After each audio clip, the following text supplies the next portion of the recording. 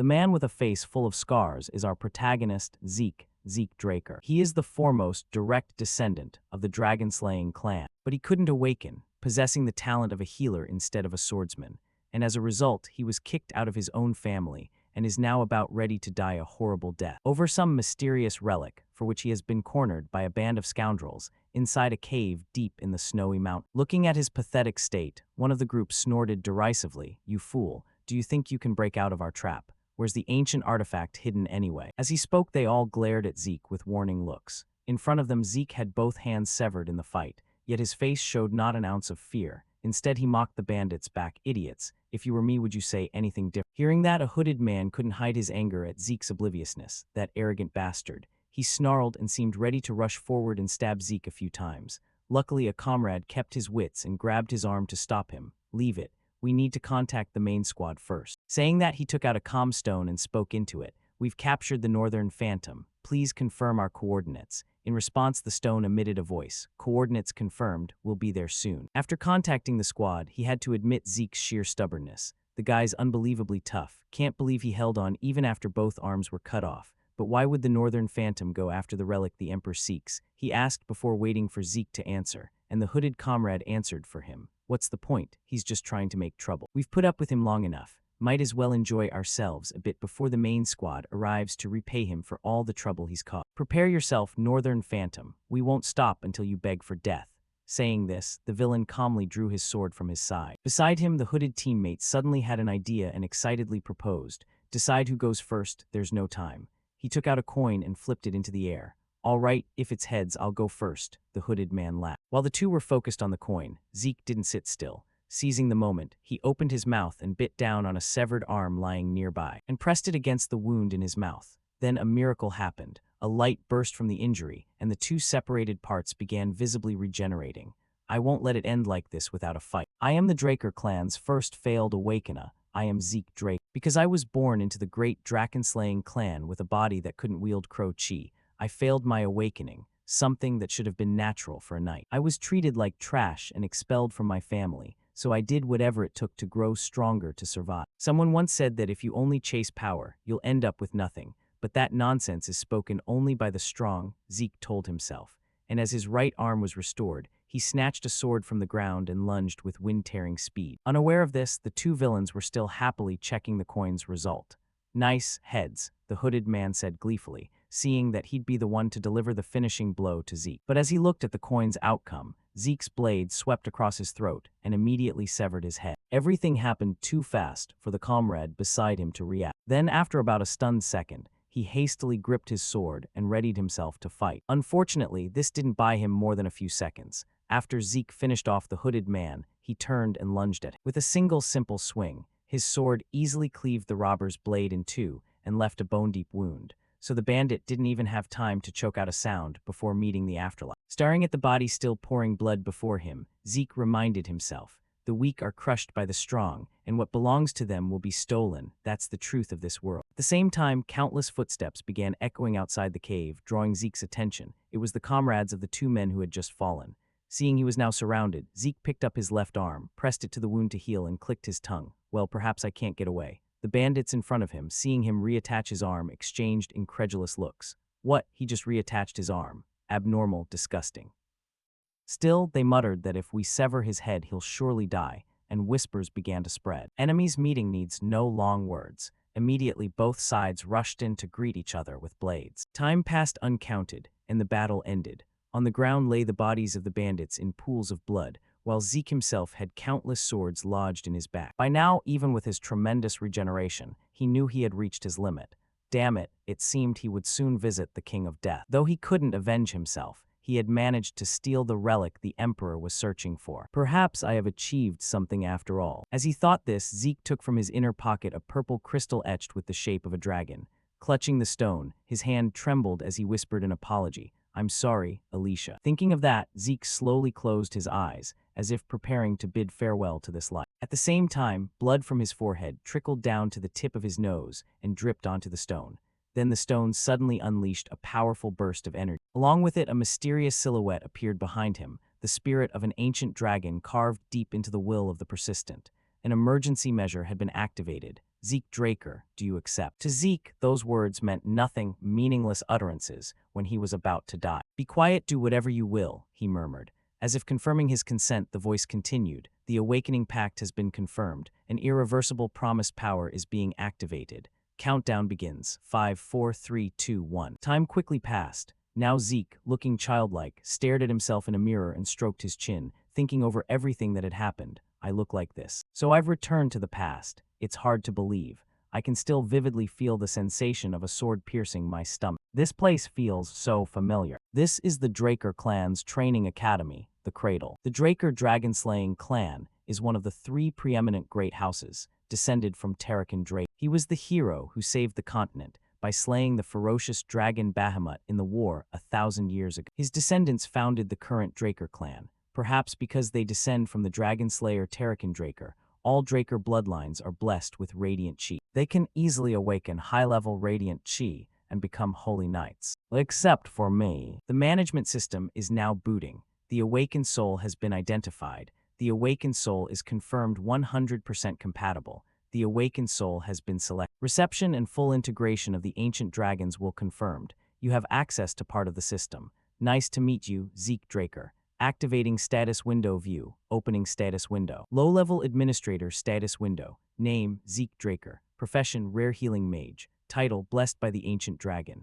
Faction skills, healing, calm, vitality restoration, sensory enhancement. Abilities, precise thrust, low E novice, /E novice, critical strike D novice. Dragon technique, unavailable, requires 10 points to unlock. Causality points current, none. Back to Zeke, the sudden screen made him curious and he watched a moment. There were many things like magical videos. An artifact has been activated. You can peer through this like a magic video and navigate it similarly. Also, professions and skills. Dragon tongue is no longer used in the modern era. Master had also said that ancient people classified themselves by profession, depending on what they were good at. Each profession trains a specialized technique called a skill. Since your profession is healing mage, you can use a skill called healing. Recalling his master's words, Zeke involuntarily shivered, remembering the training with his master in his previous life.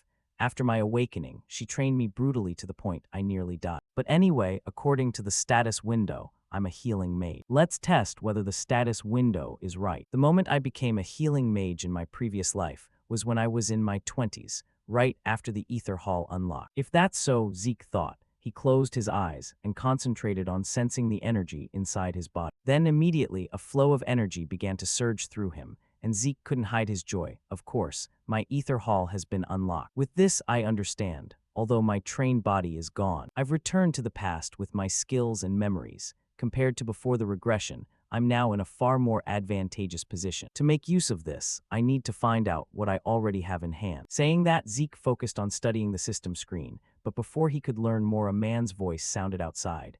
Young Master Zeke, I'm coming in. Pretending I'm not here is useless. The familiar voice made Zeke startle and panic as he fumbled to close the system screen. Oh no, I haven't finished reading. How do I shut this off? Outside, the unfamiliar man didn't wait to be invited and barged in.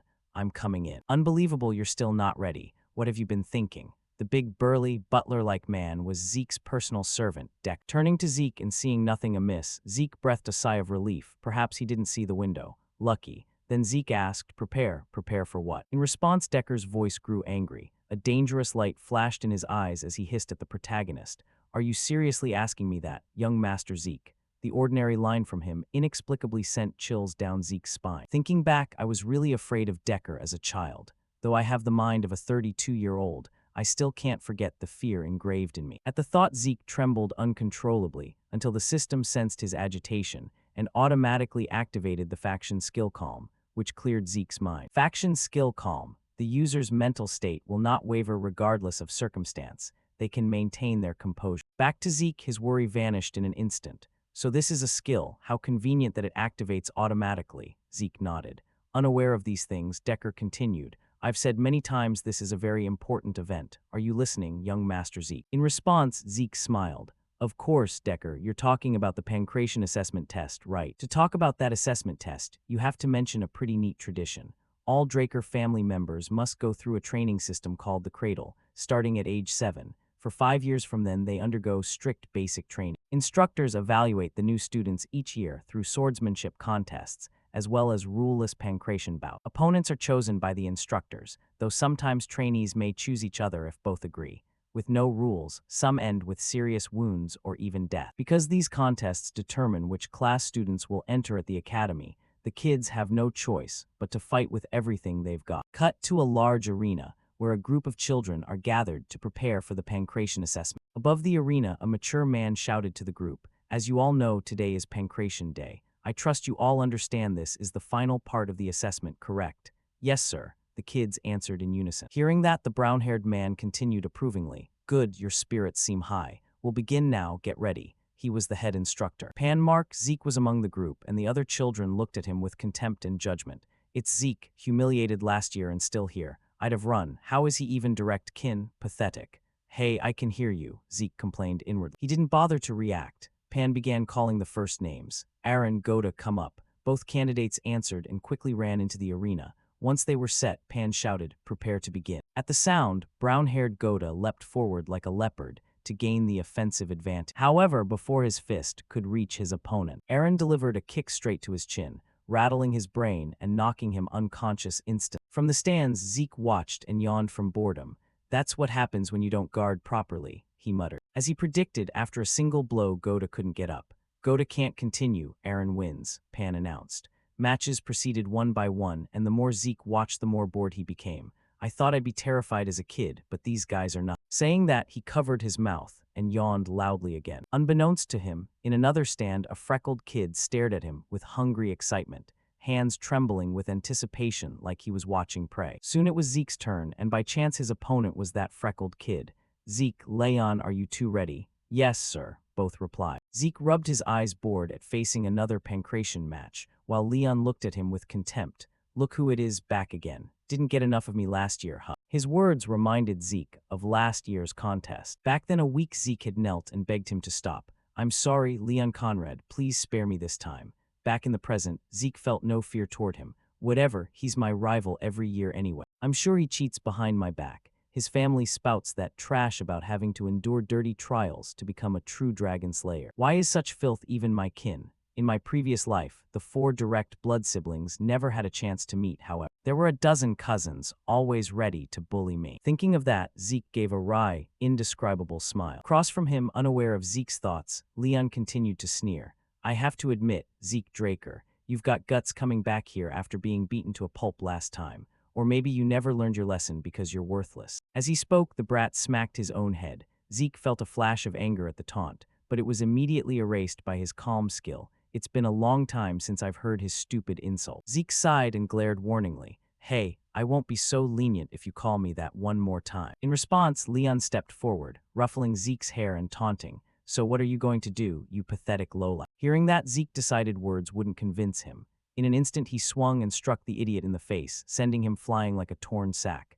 At the same time, the system notified. Critical strike skill activated. Critical strike, rank D, deals critical damage to an enemy and may be countered if the attack failed. Up front, Leon clutched his face and howled in pain like a whining puppy. "My face," he stammered. Zeke himself was a little surprised by the power of his punch. "I only meant to knock him out, but my skill triggered on a normal strike. I'm really not controlling this ability well." Pan, the head instructor, saw Zeke act and called out, "What are you doing, Zeke Draker? You attacked before I declared the start."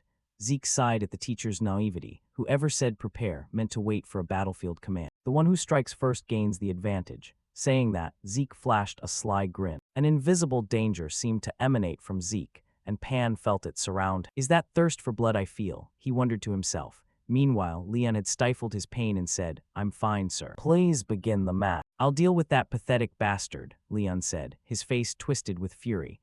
Zeke wore a mocking smile. "Looks like you're the one too stupid to learn a lesson." Standing aside, Pan saw them ready to lunge at each other and felt no reason to stop them. "Then begin." No sooner had he spoken than Leon drove off, pushing with both legs and launching forward like a shot arrow. However, looking at Zeke's calm face, he inexplicably felt a flicker of fear. What, did I really get scared by that punch? But that punch didn't deal enough damage. If I'm alert, it's nothing. What I need to watch for is his left hand counterattack. It's so obvious, he thought. Leon smirked inwardly and immediately lowered his stance to dodge Zeke's punch. At the same time, he reached out with one hand to grab Zeke's thigh, while the other seized his waist, pushing him forward to throw him off balance. "Die, you pathetic bastard," Leon shouted triumphantly, as if he'd already tasted victory. But a second later, he suddenly found his body unable to stand. Looking back, he saw Zeke sitting several meters away. What just happened? Leon wondered aloud before he could process it. Unlike him, head instructor Pan, observing from the side, had witnessed everything. Because of that, Pan was left stunned. You're joking. This is the combat sense of a 12-year-old. The moment Leon dodged Zeke's counter and tried to pin him down, I thought Leon had the win locked, however. Zeke punched Leon's chin and slipped out of his grip. It was Leon's mistake for letting his guard down, thinking he'd already caught Zeke. But Zeke was too calm. Despite the failed counter, the focus and precision needed to deal such an effective, accurate blow. Is this really the Zeke Draker I know? Pan wondered inwardly as he watched the familiar yet strangely different figure before him. Back to Leon, a dizzy haze still clouded his mind, leaving him unable to act steadily. Damn, I can't do anything like this. I need to create distance first, he thought. Before Leon could step back, Zeke had already moved in quickly and launched a powerful roundhouse kick straight into his thigh. It made him buckle slightly. Shit, he's so small, how can he be this strong? Leon cursed inwardly, then recovered his stance and threw a punch aimed at Zeke's face. You pathetic bastard, how dare you? As he spoke, he reassured himself confidently. Okay, this time I can control my strength. Opposite him, Zeke activated his sensory enhancement skill, temporarily boosting all his senses.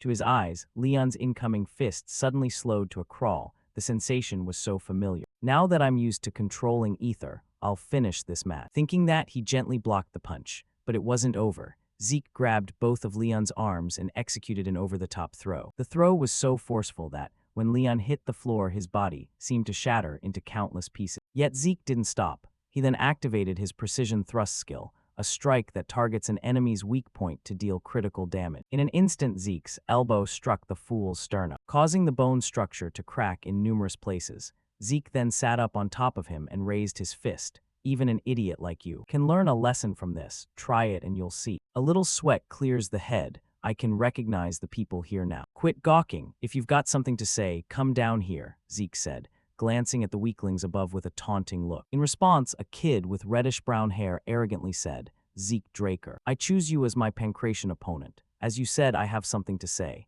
Hearing this, Zeke paid attention and recognized him as Jaken Vardek, another cousin. Thinking that, Zeke casually accepted. Fine, but it's boring with just you. Liam Stone, you join in too, Zeke added, staring at the big man standing right behind Jaken's servant. I think that'll make the match fair, he said. Saying that, Zeke sneered, which made Jaken grit his teeth. You just insulted me, he ground out. Zeke replied in an almost adorable tone. Yeah, you idiot. He said it playfully, which only made Liam angrier. Zeke Draker, I'll kill you for this. Jaken muttered inwardly. The two of them then stepped down into the arena, and before the match began, head instructor Pan warned Zeke anxiously, don't do anything before I signal Zeke Draker.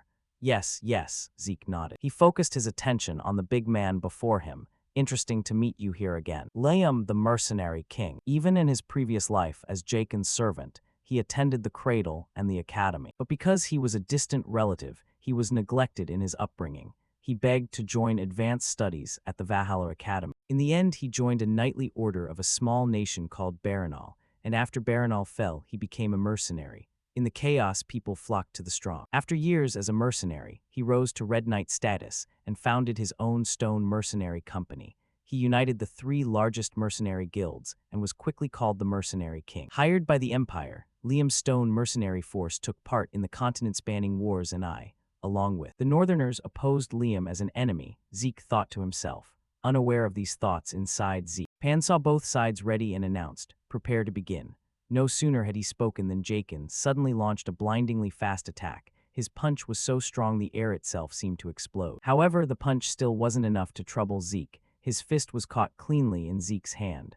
I told you to charge together, Zeke said with an icy face, exuding a dangerous aura that made Jaken sweat with worry. You think I'll fall for your cheap trick? As he spoke, Jaken swung his leg in a high kick aimed straight at Zeke's head. But immediately after, he felt a sharp pain shoot straight into his brain. Because his kick had slammed into Zeke's elbow, look properly before you kick. Zeke teased, and because of that injury, Jaken was temporarily unable to launch another attack. Taking advantage of Jaken's focus on his leg, Zeke rushed in to check on him. Where are you looking? As he spoke, he curled his fist, preparing to strike. Seeing that, Jaken immediately raised both hands to defend. But that was only Zeke's feint. Seems like you're a bit too scared. You can't even spot a fake attack. That's why I said charge together. You're not enough alone. With that, Zeke kicked straight into his knee, throwing him off balance. Seeing that, Zeke spun to the other side and delivered a punch to his ribs, making Jaken vomit blood from the pain. Out of options, realizing his own weakness had no effect on Zeke, he immediately called for his subordinate behind him. Liam, kill this bastard. The brat shouted, and this time, facing the future mercenary king, Zeke withdrew his contempt. He's only 12 like us, right? The worst thing about fighting him is his enormous reach. If he strikes first, I can't do anything. I must seize the initiative, he thought. Just as Liam prepared to swing, Zeke darted forward and threw a straight punch, stopping Liam's attack before it could be launched. Then Zeke activated his slash skill, slash rank D, a move that unleashes a flurry of attacks to assault the opponent and obscure their vision. At once, Zeke's body split into numerous purple afterimages, consecutively striking Liam from all directions, forcing him to curl up and defend. Watching this, the expressions of the observing students gradually changed. Crazy, what is that? They said in bewilderment. And among the whole crowd, only Instructor Pan recognized the skill. That's right, you all must be very surprised, because this is something you've never seen before. The northern hand-to-hand technique in the central lands. But in a place dominated by swordsmanship like this, how would Zeke know it? Back to the protagonist, continuously throwing attacks was putting considerable strain on his body. He'd started cursing his useless body. Damn it, my body was trash as a kid. It's only been a short while and it's already aching all over. But setting that aside, that guy's monstrous constitution was the real problem.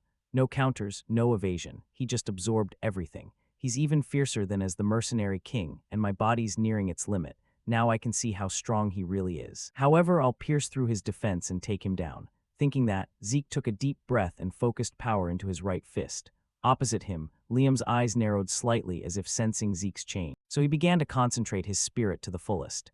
Then, with no warning, Zeke flashed and appeared right in front of him. At the same time, Zeke threw his punch, but with terrifying reflexes, Liam tilted his head to one side. He slapped his hand onto Zeke's forearm to redirect the blow. The failed attack left Zeke bitter. He avoided it. He couldn't even see ether with the naked eye. Everyone here possessed terrifying senses. He thought inwardly. While Zeke was still dazed, Liam used his left hand to seize Zeke's right wrist. Then the big guy used his brute strength to hurl Zeke like a chair. However, the protagonist wasn't weak. Just as his body was thrown forward, Zeke tucked his leg in, used the throwing force, and drove his knee into Liam's head. Then he activated his sensory enhancement skill to boost perception speed and clamped his legs tightly around Liam's neck. No matter how strong a body is, if the brain lacks oxygen, it can't do anything, Zeke thought, increasing the pressure of his legs. However, Liam refused to sit still. He began raking his left arm into Zeke's ribs repeatedly, forcing Zeke to cough up blood, this madman. All right, then let's see who wins. He gritted his teeth and endured. Thus they began a test of endurance, and in the end, the one who lost was Liam, who collapsed unconscious from lack of oxygen. Up in the stands, another kid, seeing Zeke's victory, smiled with delight.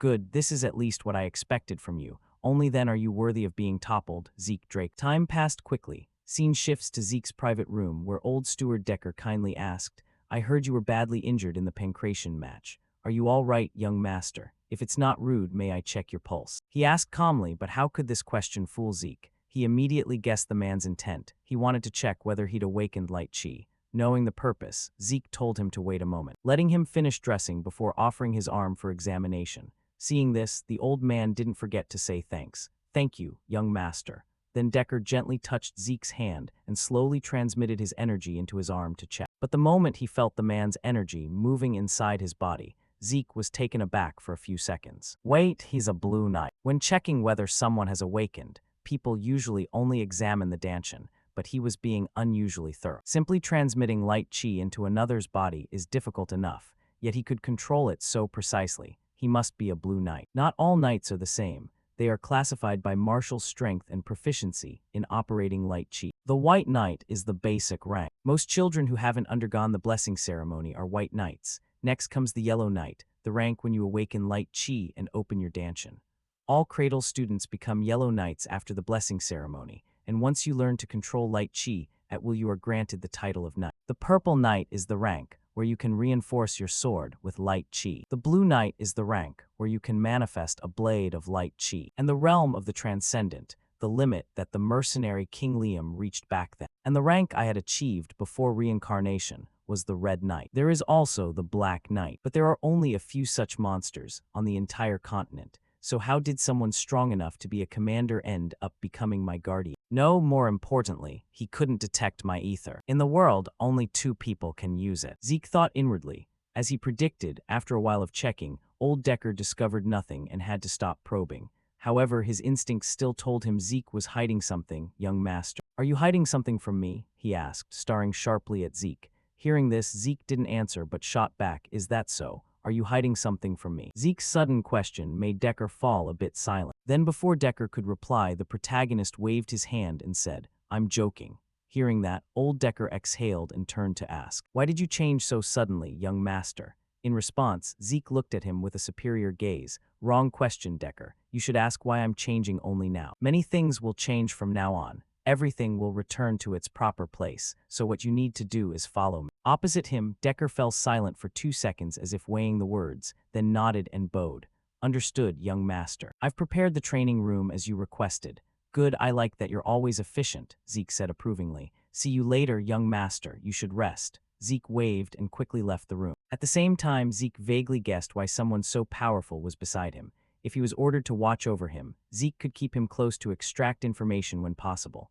The question was who ordered him to watch. He didn't think it was from his mother's side. It must be one of the siblings, Zeke surmised inwardly. Scene shifts to the training room. It seemed this was Zeke's first time here, so he was a little surprised by its size. Oh wow, is this a private training hall? This family truly lives up to its reputation, he remarked. He muttered and quickly opened his status panel to check. Next, Zeke rapidly noticed changes within his status. His slash skill had become proficient. It levels up the more he uses it, Skills activate naturally based on actions, so that means I already had it. If I learn something new, will it be added here as a skill? What's the difference between a skill and a class skill? They activate in the same way. And this one too, Dragon Human Technique. I can't view it now. It requires 10 points to unlock. Thinking that, he clicked the Karma Points button to check, and the system quickly displayed an explanation. Karma Points, you can earn Karma Points by killing monsters. Current Karma Points, none. After reading the description, Zeke's face showed a few pensive lines. Monsters, there are tons of them in the dungeon, but I need to at least become a Purple Knight to go there. Moreover, I'm even more curious about why I reincarnated into the past, and what this system is. These skills and professions tell me it's definitely related to that ancient treasure. But I currently have too little information. The more I think, the more curious Zeke becomes. Yet right now he can't figure anything out, so Zeke pushed the matter to the back of his mind and decided to investigate it later. Sigh, whatever. As long as it helps me get stronger, I'll use it. Whether it's the system I'm using or someone from the Draker family, he muttered, forcing himself to lift the sword in front of him. But his whole body trembled uncontrollably from its weight. While lifting the sword, Zeke reviewed his training knowledge from his previous life. There are 2 known powers in this world: the Knight's Light Chi and the Mage's Spirit Chi. The Knight augments light Chi within the Danshan. Mages channel Spirit Chi through magic circles. These 2 powers sit at opposite ends, so if you awaken one, you cannot awaken the other. However, I was unlucky enough to awaken neither Danshan nor magic circle, so my family rejected me, and I met my master during those wandering years. He taught me many things, but the most useful were healing skills and the ether cavity. Through the ether cavity, which my master developed, I learned to use the energy of nature, ether. My master and I were the only top users of it in the world. Thinking that, he swung his sword wildly to train. Time flew. 2 hours later. Zeke was exhausted, panting. Only 2 hours of training and I feel like I'm about to faint. But it should be fine, right? He said as he struggled to keep his body from collapsing against the sword, and to deal with his fatigue. Zeke activated his healing skill and restored his vitality, making his tired body instantly feel fresh again.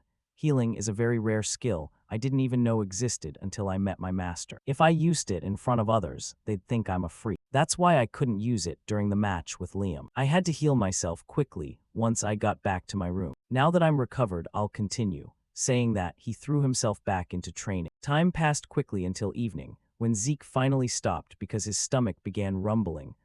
Dinner time already. Zeke exhaled softly, looked at the floor scuffed with countless sword marks, and wondered how to bring this up with Deck. Time passed like that. A week later, the scene shifted to the Cradle's dining hall, where people had begun gossiping about Zeke's change. Hey, have you heard about Zeke? He's completely different now. Someone's remark made the person next to them a bit shocked. That failure, could he have touched dark magic? I hope he can straighten out those stronger guys. Yeah, another agreed. Scene cuts to some upscale dining room where four young masters were eating together. Rian was devouring his food like a starving demon. At another seat, a handsome boy spoke up to admonish Leon. You may not feel like eating, but please eat. You need energy for sword duels. That handsome boy's name was Owen Zimmett. In reply to the kind words, Leon clenched his fist and sneered. Are you trying to provoke me? I'm just being friendly, but your inferiority complex is off. Owen's cold reply made Leon lose his temper. He slammed the table and shouted, What? His slam sent Rian's steak flying off the plate, and Leon began receiving a look of deep displeasure from him. The icy glare made Leon not even dare to meet his eyes. Putting that aside, Jaken also spoke up about Zeke. So what are you all going to do? Zeke Draker. At this, Owen's expression changed immediately. I'm not sure. The Pancration match was brutal but impressive. However, he'd be pathetic once it switches to swordsmanship. What can he do when he can't even hold a sword? Hearing that, Leon on the opposite side seized on it like he'd found an excuse. Right, he's so weak he needs a special sword because a normal one is too heavy for him. There's no reason I should lose to that inferior guy. I trust you all saw it. He only beat me in Pancration by luck. Speaking of Rian, tired of hearing these weaklings make excuses for their losses, he stood up from his seat.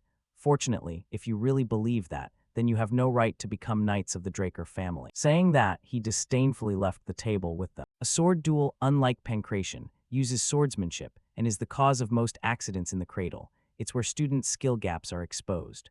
1 month after the current exam, the blessing ceremony will take place, the event where Draker family members awaken their light chi. Scene shifts to the arena. Head instructor Pan spoke up. Zeke stepped forward. Hearing this, Zeke brought forward an absurdly long sword, which made people uneasy. What's with that oversized blade? Does he think a bigger sword makes him stronger? Murmurs began through the stands. Opposite him stood his opponent, the girl Rian. Zeke Draker, I choose you as my opponent, she said with blazing fighting intent. Zeke wasn't afraid of anyone, so he accepted immediately. Sound good, I accept your challenge. Then he pointed his sword at her face. Rian calmly drew her sword and assessed Zeke's strength.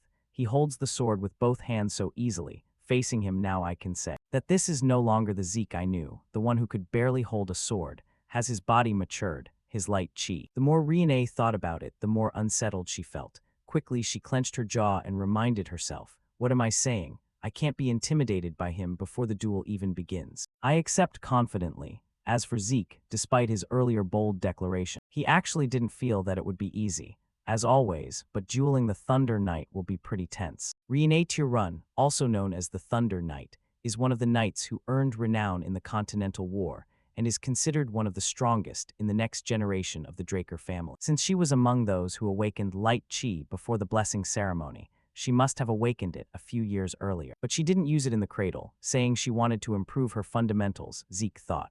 Then head instructor Pan, seeing both steady, loudly announced, begin. No sooner had the words fallen than Rian flashed like lightning and thrust her sword at Zeke.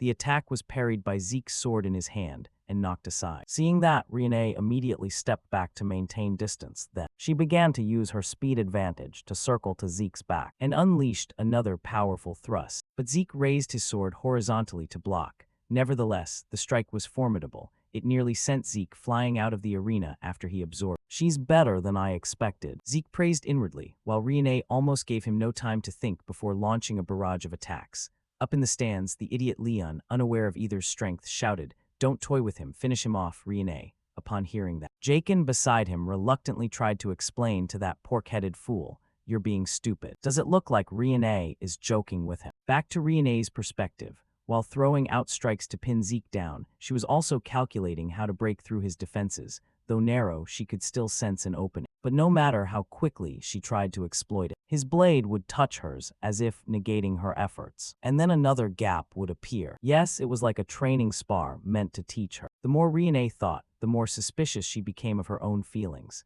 Then, after another clash of blades, Rian's body was pushed back, and both sides temporarily paused their attacks. Her face was drenched in sweat from the continuous assault. Meanwhile, our protagonist hadn't broken a sweat. He even felt a bit bored. So this is how the Thunder Knight fights in the cradle. Her swordsmanship was blunt and straightforward, exactly what you'd expect from someone obsessed with fundamentals, but that was what was holding her back. Let's see, why not try to help her break out of that shell, Zeke thought, lowering his stance like a hunting leopard about to spring. Opposite him, the swordswoman grew instantly wary at Zeke's posture, an extremely low attack stance. He intends to close the distance in one strike. His speed isn't ordinary. Come on, Zeke Draker, Rian murmured. Then Zeke launched his attack. His body flashed, and he was suddenly standing before her. But as long as there was distance between them, reacting to his move wasn't impossible, Rian thought, and she hurriedly dodged the downward slash from the protagonist. However, she couldn't predict Zeke's next action. He began swinging his sword diagonally, cutting across the floor toward Rian. His strike sent countless chips of stone scattering along with, and it successfully struck her face, leaving Rian's face covered in blood. However, there was no time to tend to that, as Rian hurriedly regained her stance. But Zeke seized the moment of her lost momentum and surged forward. He swung his sword straight at the throat of the female swordsman. I've got you, Rian thought. Yet then, miraculously, her speed and strength skyrocketed, and she immediately knocked the sword from Zeke's hand. Around them, those watching went wild at her victory. Zeke lost. Rian truly is something. She didn't use light chi like before. Unlike them, Instructor Pan, who had been observing from the side, thought entirely differently. No, the students don't realize. But when Zeke's attack reached Rian, she used the smallest possible amount of light chi, so little it was almost undetectable. Rian, who had vowed never to use light chi until formally entering the academy. He had forced her to do it, he said, staring blankly at Rian from the side. Meanwhile, Zeke took advantage of her momentary lapse in vigilance and rushed to attack without hesitation. What are you doing? The fight isn't over yet. Saying that, Zeke launched a strike aimed straight at Rian's throat. It made her blade instantly and dropped to her knees before him. Up in the stands, people saw his action and began to jeer. This is proper sword dueling. We won't tolerate such a cowardly strike. Exactly a knight who discards his sword. This is Rian's victory. You have no quality to be a knight. How shameful, insults rang out, however. Zeke paid little mind to the taunts. For him, a win was enough. Across from him, after a few seconds' rest, Rian forced herself to stand. Seeing that, Zeke asked, do you want to continue? Hearing this, she felt a struggle inside. I haven't lost yet. He only landed the hit because I was careless. Careless. If he'd had a dagger instead of bare hands, I wouldn't even be standing here. Thinking that, despite some reluctance, Rian admitted aloud, I lost. At her admission, the entire audience fell silent. Pan, acting as referee, quickly announced the result. The winner today is Zeke Draker, who just days ago was called humanity's trash, has defeated one of the most talented children of the prestigious family. Scene shifts elsewhere. At a ruined castle, countless soldiers' corpses lie scattered. It looks like it just suffered a monster attack. While others were cleaning up, inside a room, two men sat drinking tea. The black-haired man looked at his companion with a face full of grief. Abel, can you still drink tea in a place like this? Zeke, that bastard beat Rian, he said, glancing at a letter on the table. To that question, Abel gently shook his head. William, you're always so serious. How long until the blessing ceremony? We have time until the next full moon. William answered, then it seems now is a good time to visit home. Abel said calmly as he headed for the door, which startled William a bit. What, you plan to go in person? It piqued my curiosity. I'm interested to see what kind of awakening my youngest went through, he said, staring coldly out the window. Back to Zeke, although his victory shocked the entire cradle, he simply returned to the base and continued training. Time passed quickly. 1 month later, on the day of the blessing ceremony, Zeke was still buried in training. The more he trained, the more puzzled he felt. He truly couldn't understand how in his past life he became a Scarlet Rank Knight with this body. He opened his status window and muttered. An information screen appeared before him. After a month of relentless training, Zeke's skills had improved significantly. Precision thrust rose to proficient, critical strike to veteran, agile footwork to veteran. Seeing the descriptions, Zeke was fairly satisfied. As expected, one of his skill proficiencies had surpassed the proficient level. Skill ranks and proficiencies were reset. I even increased the proficiency of agile footwork, the skill I gained in combat. As he thought this, a knock sounded at the door. Without turning, Zeke recognized who stood outside. Decker, what do you want? He asked. The old man had come to remind him about the blessing ceremony. We depart in 2 hours, Decker said calmly. All right, I'll join shortly. Prepare everything. Zeke nodded. After finishing preparations, he climbed into a carriage and headed to the main manor where the blessing ceremony would take place, sitting inside the vehicle. Zeke stared blankly ahead and thought, it's been a long time since I've been at the main manor. It belongs to the Draker family within the territory of Duke Sutre. Although the main estate is located at the Four Seasons Fortress in Central Land, the blessing ceremony must be held at the main manor, the origin of the Dragon Slayer legend. Scene shifts to the Draker family's main manor. the dragon's lair. Inside the great hall, all the children of age had been gathered to prepare for the ritual, and while the whole crowd stood solemnly, Zeke glanced left and right, observing and assessing the situation, something he had never noticed before. But all the guests were notable figures known only by name from the continental papers. I'm sure the family sent people to monitor me. Whatever their intentions, once they see I failed to awaken, I'm certain they'll ignore me, he thought. Suddenly Zeke felt a gaze focused on him. He turned to look. When he saw who owned the look, his face immediately filled with fury. Why was that bastard here? In another corner of the hall, two men clasped hands in greeting. Long time no see, one laughed. Indeed, Abel replied. The man opposite asked curiously, so why are you at the blessing ceremony? Has someone in this class caught your eye? Abel immediately waved him off.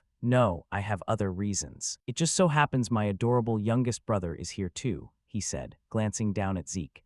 This is the Draker family's second son, the Lion Sword, Abel Drake. Back with Zeke, though furious to see him, he reminded himself to stay calm. Butcher Knight, Abel, calm down. I can't do anything right now. In his previous life, Abel would never have come to watch me at the blessing ceremony. Has my action changed the future? If so, this could be my chance. Thinking that, Zeke's hand clenched so tight it trembled. Unaware of his thoughts, the ritual master's voice rang out.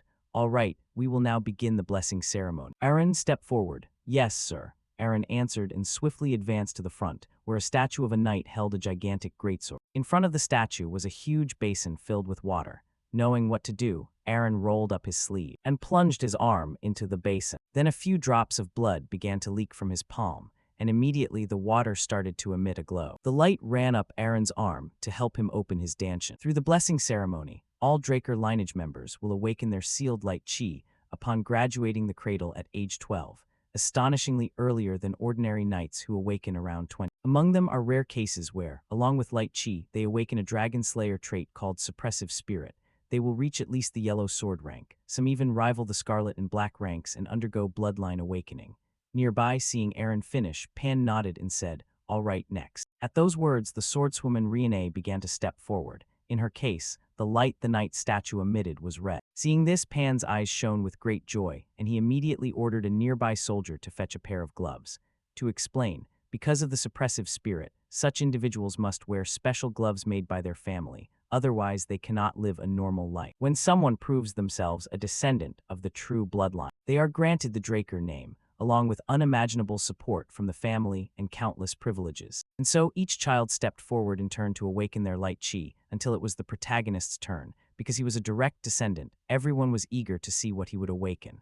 Oh, finally the main event. What will he awaken? Someone murmured, and another immediately offered an opinion. Of course he'll awaken the true bloodline, he beat Rian. Turning toward Zeke, hearing the ongoing whispers around him, he smiled bitterly inwardly. Never did I think I'd stand before this damned statue again. Last time was horrific. Although the blessing ceremony was the only thing that pushed me through the cradle, I bore a title of shame. However, this time things were different. Not only could I heal, I could use ether. Above all, I did not give up or surrender. I stood up by my own will, so please help me. Thinking of the damned statue, he dipped his hand into the cool water. Next, the knight statue trembled continuously, but after a few seconds it suddenly stopped without warning. The observing guests around them stared at one another in confusion. It stopped. This has never happened before. In another corner, Abel looked at his younger brother with a stunned, bewildered expression. Back with Zeke, although he had expected the result, experiencing it again made his face betray uncontrollable anger. Told you I shouldn't have expected things to change. That bastard made me overconfident. With that thought, he withdrew his hand from the huge basin and took a cloth to dry his arm. Around him, the guests began to regard Zeke with skeptical looks. What he failed to awaken. Could that happen? But why? Seems the Lord's blood isn't enough to suppress the cursed blood, someone sneered, but was immediately cut off by the person beside them. Hey, shut up, then how could he have beaten Rian? He must have used some trick. What a disgrace to the family. On Zeke's side, hearing the taunts, he was not surprised. He was too used to it. These people never change. It doesn't matter. There are many ways to grow stronger besides awakening. Zeke told himself this, but at that moment the system sent him a notification. Apologies, Zeke Draker. Due to a processing error, a message was hidden. Required information was found missing from the identification engine during professional identification. Occupation data was input using administrative system privileges. The required information was discovered missing, and the occupation input has been completed. The engine has identified the user's talent as Healing Mage. Confirmation: your occupation has been unlocked. The received occupation has been classified as a rare profession. A series of notifications began to appear, leaving Zeke somewhat bewildered. Something was different from his previous life. Missing required information discovered. Impossible. Thinking this, he immediately turned toward the statue, which was now emitting a red light identical to before. Just like when Rian awakened, this caused the observing guests to exchange wide-eyed glances once more. It's red. This is a true bloodline awakening. He started red. The system then issued further notifications. A connection has been established. The ancient dragon blessing sealed in the user's soul has been activated. The power of the fighter bloodline has awakened. Your awakened talents have combined. The fusion of rare talents has formed a new occupation, a unique, immortal profession. As for the observing guests, watching the statue that had been red suddenly switch to golden light, their minds were thrown into chaos. Golden light. What is this? Is this really a true bloodline awakening? It was red a moment ago, so that must be it, right? Someone said in an uncertain voice. On the side, hearing the whispers, Zeke wasn't too surprised. Doubt was natural. But if I speak up here, it'll backfire, he told himself. While the guests continued to mutter, there was nothing from the spirit light lamp. Was the sword statue malfunctioning? Without a suppressive spirit, it couldn't be a true bloodline awakening. In response to these questions, for some reason, Abel suddenly pretended to be magnanimous and began clapping to draw everyone's attention. Why so serious? We already have 2 true bloodline awakenings in this cohort. Isn't that something to celebrate? He added. Hearing him, those in the Great Hall began to look at one another probingly, and soon they understood his intent. It would be a national embarrassment if a Draker couldn't awaken light chi, so in this unclear situation it was best to let Zeke be seen as having succeeded to preserve the family's honor. The surrounding guests caught on and applauded in agreement. Yes, 2 true bloodline awakenings. What a blessing, they exclaimed excited. Seeing this, Abel nodded contentedly and turned to head Instructor Pan. What are you waiting for? Bring gloves for the newest member. Yes, sir. Pan bowed and quickly had a pair of gloves brought and tossed them to Zeke. Looking at the gloves, the protagonist felt them and muttered, "These are a bit heavy." With that, he stepped away to make room for the others to awaken their light chi. And although he had Abel's assistance, Zeke only felt discomfort surrounding him. Abel's intention was obvious, and accepting his help felt like stepping in filth. Time passed quickly. After all the family's children completed the awakening ritual, Pan announced, "This ends the blessing ceremony. We will soon hold a celebratory feast for everyone, please enjoy." Around him, the children laughed with joy at the feast. Life at the cradle would finally be a little easier. Only Zeke paid it no mind and turned to leave the hall. Stupid feast, there must be a training room somewhere, he thought. Zeke moved quickly to find a training room, but before he had gone a few steps, Abel's voice called out, "Hey Zeke, the feast just started. Where are you wandering off to?" he said with a very gentle expression, though the protagonist felt like a venomous snake was staring at him. I didn't expect him to approach so quickly, he thought. He murmured this, and Abel, acting the exemplary elder brother, reached out and congratulated Zeke. Congratulations on awakening the true bloodline. In response, Zeke forced a smile and extended his hand because he knew refusing now would reveal his hostility, so he played along for the moment. As their hands were about to meet, Zeke recalled a sad image from the past, and the atmosphere around him began to change. Abel immediately noticed. "Haha, how awkward," he said. Opposite him, Zeke gritted his teeth, thinking even for appearances he couldn't shake this bastard's hand. Back to Abel, he seemed oblivious to Zeke's anger and waved it off. "Fine, I'll settle for seeing your face." "Well then, see you later, Zeke." With that, he gave a pat on Zeke's shoulder and immediately left. Meanwhile, after Abel left, Zeke hurriedly wiped his shoulder clean, as if afraid the other had dirtied it. "All right, see you," he ground out inwardly. At the feast, people continued to talk about Zeke. 2 true bloodlines appeared. Yes, Zeke's golden light was surprising. "This is the first time, right? I thought he had failed to awake." "Where did he go?" someone asked. At the same time, our protagonist was in his private room, wearily stripping off his party clothes. "Phew, I thought I'd suffocate in there." Putting that aside, why am I unharmed? All true bloodline awakenings should carry a suppressive spirit. It's the ability that proves you are an enemy of the dragon, the source of spirit energy. However, since most machines use spirit energy as fuel, true bloodlines are required to wear the family's glove. If I truly were a bloodline, there should have been a problem the moment I removed the gloves. Thinking that, he opened his status window to check his info. Sure enough, it had changed noticeably. His occupation had switched from healing mage to immortal. New skills appeared, Novice Spirit Reversal A and Novice Overall Buff A, and his karma points were now 100. Seeing this, curiosity rose in Zeke. This is different from before. It's not a suppressive spirit, but spirit reversal. But I need to read it carefully. He focused on the spirit reversal skill, and the system quickly explained. Spirit reversal creates a distortion field to nullify nearby spirit energy. After reading, Zeke gradually understood. Spirit reversal is classified as a skill, so the spirit lamp was unaffected because it's not a passive skill. Before the ceremony, I was a rare healing mage, but now I've become a unique immortal. Wait, every graduating student awakened ordinary light chi in green. Only Rian awakened a red true bloodline. Mine started red too, but then it changed to golden. The system said the identification engine lost essential information. Identification engine. Does it mean that bronze statue? As soon as the system input the data, the stalled statue emitted a red light. Damn, really? So that's how it is. That bronze statue doesn't determine whether you awakened. It determines the user's attributes and occupation, red for rare occupations and golden for unique ones. The bronze statue is an ancient relic used even before Terrakin, the founder of the Draker family. In that era, there was no concept of occupations, so it was only used to determine whether someone awakened. They may have mistaken red light, the sign of a rare occupation, for proof of a true bloodline. Honestly, no lord ever noticed this. Now I have karma points. Did I receive them back then? Let's try using them, he thought. To satisfy his curiosity, Zeke quickly pressed confirm to spend his dragon skill points. His points dropped from 100 to 90, and a series of system messages appeared. Your dragon skills are now viewable. Opening dragon skills, Tier 1, Dragon Sight allows viewing detailed information of a target after careful observation. Locked requires 20 points to unlock. Tier 1, Dragon Awe allows the user to force enemies to surrender with light chi. Locked requires 30 points.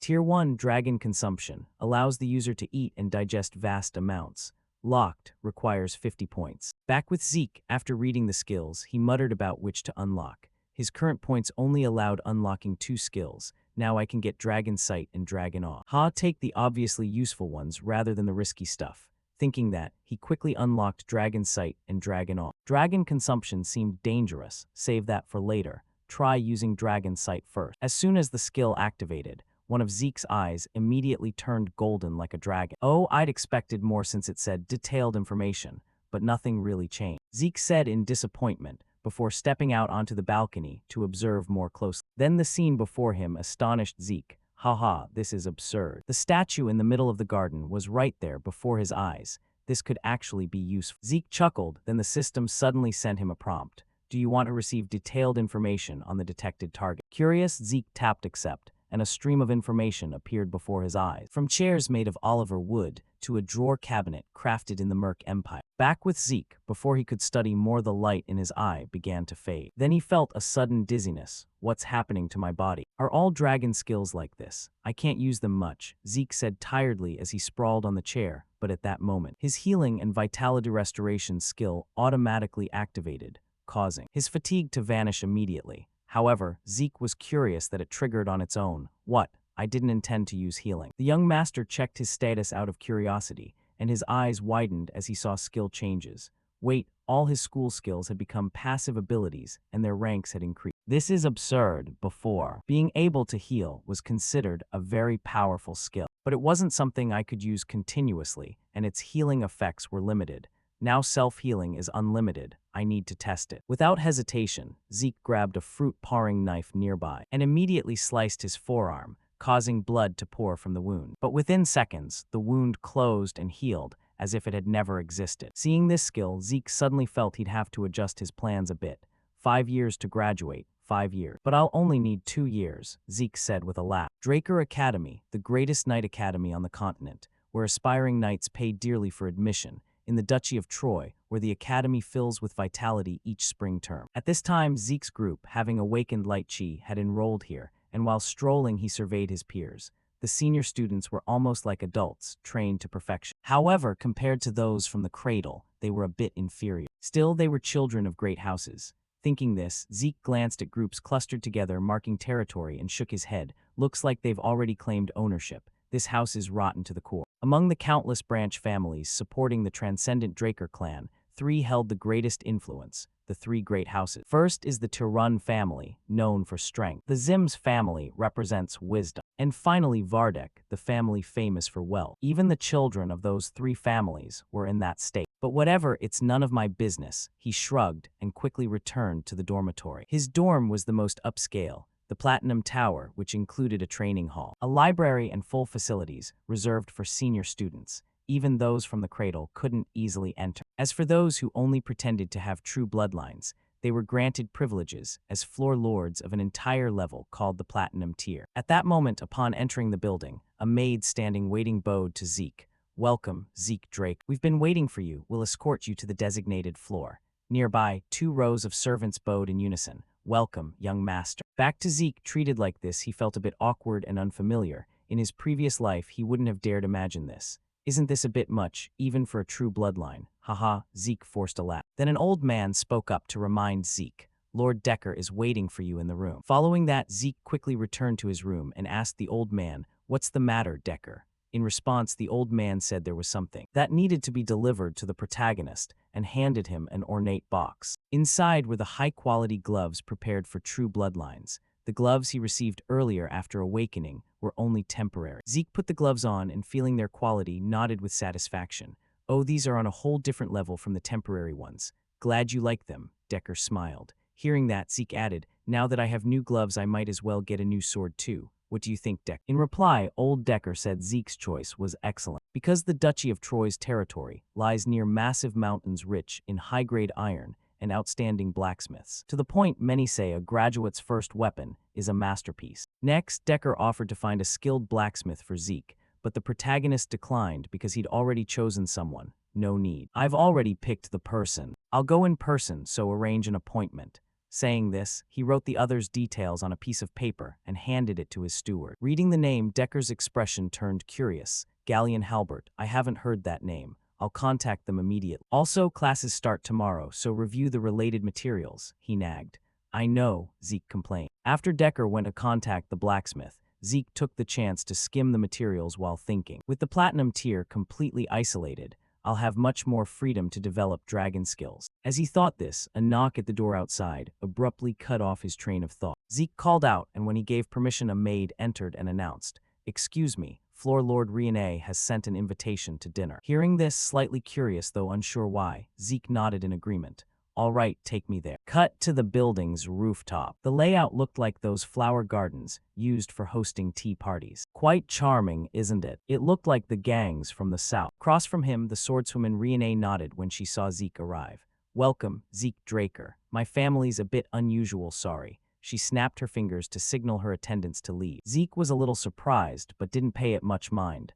"Thanks for the consideration. We'll discuss matters after we eat," she said. Rian added. Watching her order, Zeke furrowed his brow, observing her. A Thunder Knight. She's optimizing her Danshin to control light chi and already eyeing the Deathblade Knight position. So why is her swordsmanship stuck? What a waste of potential. Zeke sighed inwardly. They calmly ate together, and after seeing Rian's stack of plates 3 times her size, Zeke felt existentially doubtful. "Haha. I'm a big eater myself, but her appetite really exceeds expectations," Zeke thought, looking at Rian with a strange expression.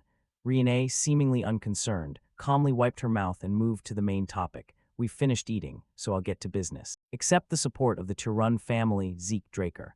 Across from him, the protagonist's expression changed immediately upon hearing this. He then reminded Rian to be aware. "She seemed to have forgotten that we are both pseudo-true blood awakeners." Rian nearly laughed at Zeke's naivety. "It seems you've misunderstood pseudo-true blood awakener. It's true we receive many privileges. The Platinum Tier alone proves that. But we gain no developmental benefits when it comes to advancement. Centuries of accumulated academic and practical knowledge at the Academy, a personal instructor to effectively improve strength. Without these, no matter how wealthy you are, you'll fall behind. That's why support from a family is necessary." Rian paused, then gave a concrete example. "Even Abel Draker, a pseudo-true blood like us and the youngest to earn White Knight and current Black Knight titles, receives support from his mother's family, the Zim. Although the Tirun Patriarch didn't tell me why, he did say you won't receive support from your mother's side. I'll say it again, accept the Tirun family support, Zeke Draker," the swordswoman said with a serious look. However, despite listing all the benefits, Zeke waved her off and refused. "No." Hearing his reply, Rian's face went blank, and then, unable to contain her curiosity, she asked why accepting Tirun's support isn't a disadvantage. Zeke stood and replied gently, "It's not that. I don't need anything beyond what I've already received as a pseudo-true blood awakening. It's not much." but it's enough to pay for this meal. I'll give you one piece of advice now. There's too much raw power behind your sword. I guess you're overly focused on that person. Listen carefully, Rian. Your greatest strength is the flexibility from a lithe body. Don't take direct hits and try to crush your opponent with brute force. Instead, nimbly deflect their attacks to the side. Then deliver a precise, elegant strike. If you can do that, you'll develop far beyond your current self. As he spoke, Zeke lightly swept his hand through the air, causing the surrounding leaves to whirl around him like a vortex. Zeke waved goodbye to the swordswoman. There, thanks for the meal. Turning to Rian, after hearing Zeke's words, she unconsciously clenched her hand. The Turun family is a symbol of strength. I'm simply following tradition. It's not because I care about others. But he's right, I was obsessed with becoming someone worthy of the Turun name. As a result, that unconsciousness leaked into my swordsmanship. He simply saw through it. When I was young, everyone praised me as a genius, and no one gave me real advice. Zeke Draker, who exactly are you? She asked curiously. Back at Zeke's location, he had left the dormitory and was wandering the schoolyard. All his faction skills had changed. Their performance was insane. How am I okay after staying up all night training? Zeke sighed. This was thanks to his infinite vitality faction skill, which quickly replenishes fatigue with an unlimited amount of vitality, an upgraded version of abundant vitality. Returning to the story, while strolling, Zeke watched other students training around him and thought, in my previous life, I thought this place was hell. But now, officially a pseudo-true blood awakener, this place is heaven. Money and power aren't everything. Yet nothing compares to this, he marveled to himself. At that moment, Owen suddenly called after him from behind. Zeke Draker, so you're in the special class too. Hearing someone call, the protagonist glanced back and quickly recognized the other, Owen Zimmons, the third young master of the Zimmons family, one of the three great houses. Due to the Zimmons' talent for intrigue, he uses others to bully and cunningly maintain a flawless image. But why was he acting friendly now? Owen pretended benevolence and said, I invited you to dinner last night, but you didn't reply. Did you not receive the letter? Zeke smirked, remembering the letter on his desk, and asked, oh, that thing on my table. Seeing Zeke recognize it, Owen pressed on, then why didn't you answer? Hearing that, Zeke snorted and cold-faced said, ha, you're a riot. Why should I answer? Seeing Zeke's attitude, before Owen could order, a hound-like thug stepped forward from behind to make his posture clear. You're rude, even though the young master was so kind. Zeke Draker, the voice's owner, was a big, arrogant-looking bodyguard, but perhaps because he was insignificant, Zeke didn't recognize him and muttered, who is this? Hearing that, the big guy clapped his hands over his face and laughed like an idiot. Haha, how do you not know me? It seemed those from worthless cradles. Back to Zeke. He didn't need the thug to finish speaking to understand his purpose, but he had no time to play along, so he turned to leave. I get you want to show off for your young master, but remember who you're talking to. From behind, the big guy, unwilling to waste words, struck sneakily as soon as he saw Zeke turn. He unleashed a lightning punch straight at Zeke. Fortunately, Zeke reacted enough that his body was pushed back but not injured. From that hit, Zeke also gained a relative sense of the attacker's ability. It seemed senior students could manipulate basic light chi. As for the big guy, seeing Zeke unharmed, he loudly introduced himself. My name is Durbin Roswell. Here they call me Durbin the Mighty. On behalf of young Master Owen, I'll teach you a lesson. He proclaimed this grandly, unaware danger surrounded him.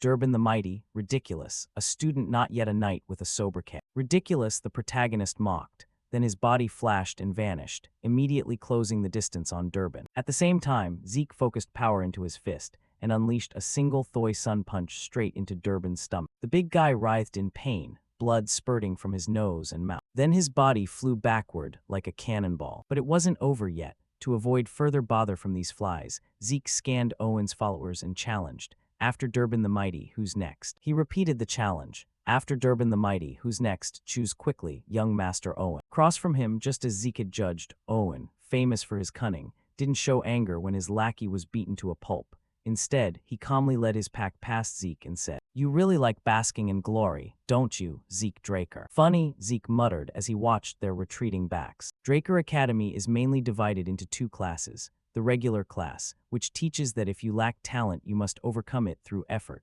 following a strict regimen from dawn to dusk. And the special class, where you can freely choose subjects beyond the basics. Even within the academy, the greatest elites gather in this special class. So I had some expectations, but most people here are just former Cradle students. What special class? It's the Cradle class. Zeke mocked inwardly. Scanning around, all the faces were the same familiar ones he'd grown sick of. Then, while the class was still noisy, a professor's loud voice called for order. to encourage the new special class students, someone very special has come today. Not only the commander in the Eastern Empire War 20 years ago, but he is also the hero who halted the Empire's invasion with his own skill. Please welcome General Howard Draker. At the professor's call, a pot-bellied old man entered the classroom and waved to the students. Good to meet you all. Back with Zeke. With his knowledge, he recognized who this was. The Academy principal, Howard Draker. War hero Howard Draker. They revere him as a war hero and tactical genius. But in truth, he leaked information to the enemy to save his own life, inadvertently throwing the enemy into chaos. He's just a lucky traitor. That rat isn't any hero. He's the mastermind who got me expelled from the academy. I lost the only place I could return to and ended up wandering across the Troy Duchy until I was captured by slavers and sold to a cartel in the south. I'll make him pay, Zeke vowed inwardly as he glared at the fat old man's unpleasant face. After Howard greeted the students briefly, he quickly left the classroom and the professor resumed the lesson. I trust you've remembered the principal's words. Now we'll begin basic class immediately, so take up your swords and go to the arena. Yes, sir, the group replied in unison. Cut to the indoor arena of the special class. Although indoors, it was vast. Meanwhile, Zeke wore an expression of utter boredom at the instructor's lecture. Who would have thought even the special class had to learn basic dragon-slaying knowledge? In my previous life, because I couldn't use light chi, I spent 2 years learning what someone else could learn in 3 months. Please be easy on us, Zeke thought as he rubbed his face in agony. At that moment, a young knight stepped forward and addressed them.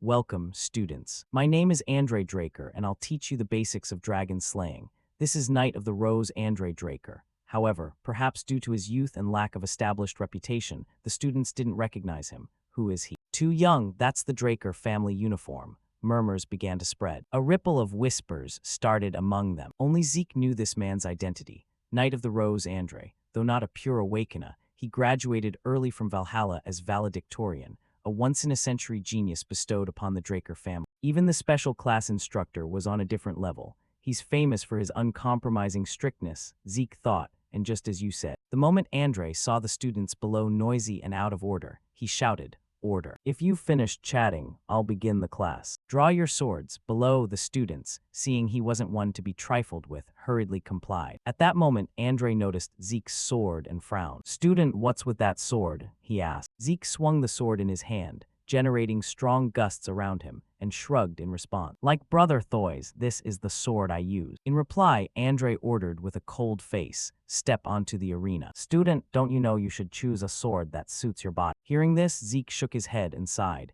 He had anticipated this, so he deliberately tried to impress by drawing his sword, but it hadn't helped. Better to show him skill, he thought calmly and said, I can defeat you with this sword, sir. His calm statement immediately changed the atmosphere around Andre. Next, Andre began to emit a mental pressure onto Zeke, but unfortunately it was blocked by Zeke's unyielding mental defense skill. Seeing his mental assault was useless, Andre calmly touched the sword at his hip and said, I see, student. If you want to learn by using your body, if your blade even grazes me a little, you won't just be excused for your rudeness. Don't worry, I don't intend to use light chi on a student, he added to prevent Zeke from panic. Unknown to him, this offer made Zeke giddy inside. Oh ho, exempt from study suite. I can beat Andre because I know his weak point. But with Abel watching, it'd be dangerous to draw attention like back at the cradle. I'll just graze his outfit and concede, he thought, gripping his sword and saying, fine. Then his body lunged forward like a flash, and as he closed in on Andre, he swung his sword with all his strength at the man's throat, the strike slicing the air. However, it wasn't enough to trouble Andre. With a simple parry, he easily knocked Zeke's blade aside. Seeing that, the protagonist wasn't too disappointed. No wonder he's a blue knight. This won't be easy. With that, Zeke began moving constantly, attacking from all sides. Yet no matter the angle, he couldn't break the Rose Knight's defense. As time passed, the students below had been sitting and watching them fight for 30 minutes. A true Draker Knight is on another level. Indeed, 30 minutes and he still hasn't even grazed his outfit. Someone exclaimed. However, they didn't know that after so long of continuous fighting, even Andre had begun to tremble from fatigue. He started looking at Zeke with puzzled eyes. What kind of stamina is this? It's absurd. Even if I'm suppressing my light chi and not using it, I never expected I'd lose to a student. Indeed, the existence of true blood is unfair, and the thought filled Andre with a bitter resentment. Across the way, when Zeke saw Andre's breathing grow rapid, he knew his plan was going perfectly. Haha, his stamina is still that weak. And suppressing his light chi that makes it even worse. The Draker family's light chi training method is famous for its peculiarity. You must activate light chi during practice. In daily activities, even while eating and sleeping. Basically, you maintain it like breathing. In other words, Andre is basically holding his breath. The awkward sword techniques also drain his stamina even more. But losing like this feels off. There's no choice. I have to force him to use his light chi. Creating an easily handled situation is useless. I need something that will make him use light chi unconsciously. In other words, an extreme situation. Thinking that, Zeke began to activate his agile footwork skill. His body moved like lightning, vanishing and reappearing around Andre from all four sides, leaving Andre stunned and unable to pinpoint Zeke's exact position. No way, how could a student use agile footwork like that? Andre panicked in thought, and at the moment he let his guard down, Zeke's figure immediately appeared behind him and activated his critical strike skill. Sensing danger, Andre instantly turned to face backward. With no other choice, he was forced to use his light chi and slowly retreated. Then, Andre raised his sword above his head to use his skill. Dragon Slaying Art, Chapter 1, Section 1, Skyrending Slash. Thus, Andre's earth-shattering slash came down straight at Zeke. Seeing this, the protagonist reacted quickly, lifting his sword in front of his chest to block. Then, a deafening boom echoed through the air, and after blocking the blow, a large cut appeared along the blade of Zeke's sword. He himself was also badly hurt, Zeke's eyes filled with blood. Damn, that really hurt, but now I might faint. Thinking this, Zeke dropped his sword and rolled onto his side to end the fight. Seeing that, Andre slowly sheathed his blade. And though a bit unwilling, he had to admit, this student no longer needs to audit the class. Any other student want an exemption. Below, witnessing their duel, the entire class fell silent, knowing the teacher was furious. Now if any fool dares raise a hand, he'll be dead by the old man's wrath. Above, seeing no one step up, Andre began to vent his anger on the whole group. Then I'll assume there's no one. Now raise your swords. From now on you'll get a demonstration. Time passed quickly. Cut to the infirmary. The protagonist was resting leisurely while the other students were exhausted like dogs on the training yard. All in all, it was quite a show. Although I didn't even graze his outfit, I forced Andre to use the light chi he claimed he wouldn't, and made him acknowledge my ability. In the end, Andre was taught a lesson, and I got some free time, so both of us won. But Andre's final attack was the most basic move of the dragon slaying art. Chapter 1, Section 1, Skyrending Slash. Because it was unleashed by a blue knight, its force wasn't particularly special. Still, I could defeat a blue knight thanks to my stamina and endless healing. But even so, it wasn't enough. To live freely, to be unrestricted, I need to attain an unstoppable power, the kind that makes me lose to no one. Zeke muttered inwardly. At the same time, a strong smell of alcohol hit his nose and a voice sounded, "So you're Arthur's youngest son." Lying on the bed, Zeke suddenly saw a drunken man beside him and his eyes widened. What kind of freak is this? Zeke watched the man warily, and the stranger seemed amused. You have the exact same eyes as that bastard Arthur. I couldn't detect him even with such a strong smell of alcohol. Not to mention that bastard Arthur. He dared call the current head of the Draker family that.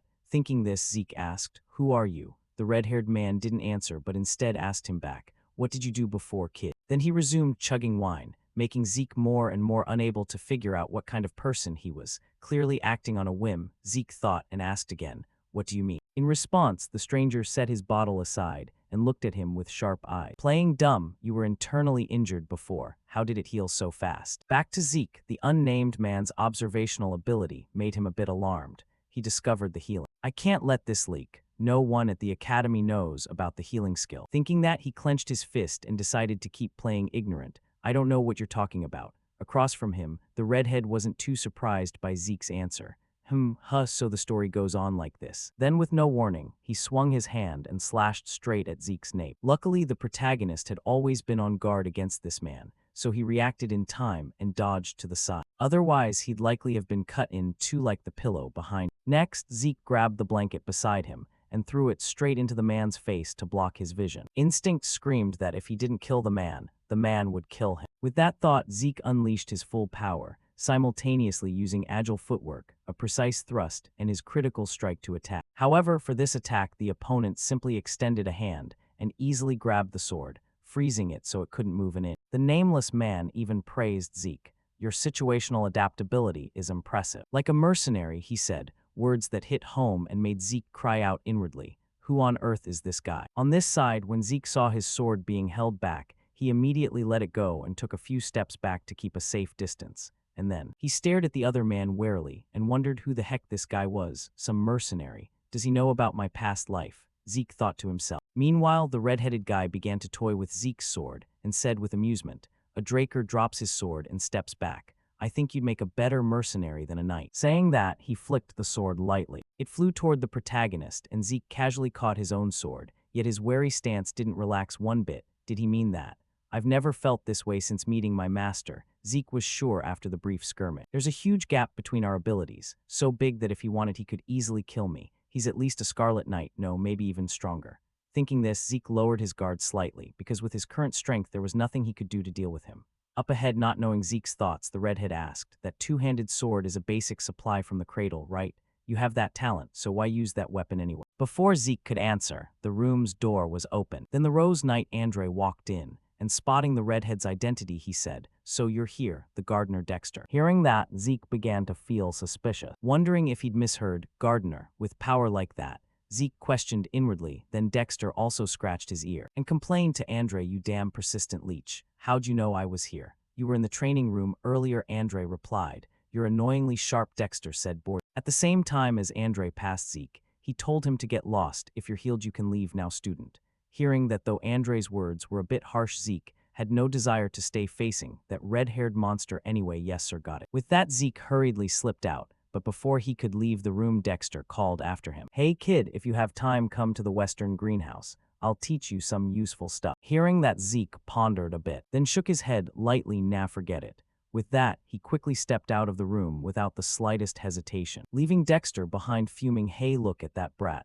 Same damn attitude as Arthur. Back to Zeke. After closing the door, he immediately started racking his brain, thinking, gardener Dexter, who are you trying to fool? If he can casually call the family head Arthur Draker by name like that, then he must be the one with only Andre as a disciple his entire life. If I'm not wrong, this is Duke Draker, the Whirlwind Knight, one of the Black Knights whose martial prowess could single-handedly stand against an entire kingdom. He was hot topic when he suddenly vanished one day, but I never imagined he'd be hiding out in the academy, probably why Andre came here too. Duke is known for his terrifying determination. There's even a rumor he got the Black Knight title just because he likes the color black, but that's probably nonsense. Right now, Duke is showing strong interest in me, but accepting ordinary lessons just for pure curiosity isn't something I'm interested in. If I'm going to learn anything, it has to at least be his secret techniques. I'll turn that curiosity into determination. Thinking that, Zeke broke into a sly smile and silently began plotting against Duke in his mind. Time passed quickly. Cut to the magic theory class. At this moment, the Academy's magic theory professor Fanon was trying to lecture in a situation like this. Do you know what happens?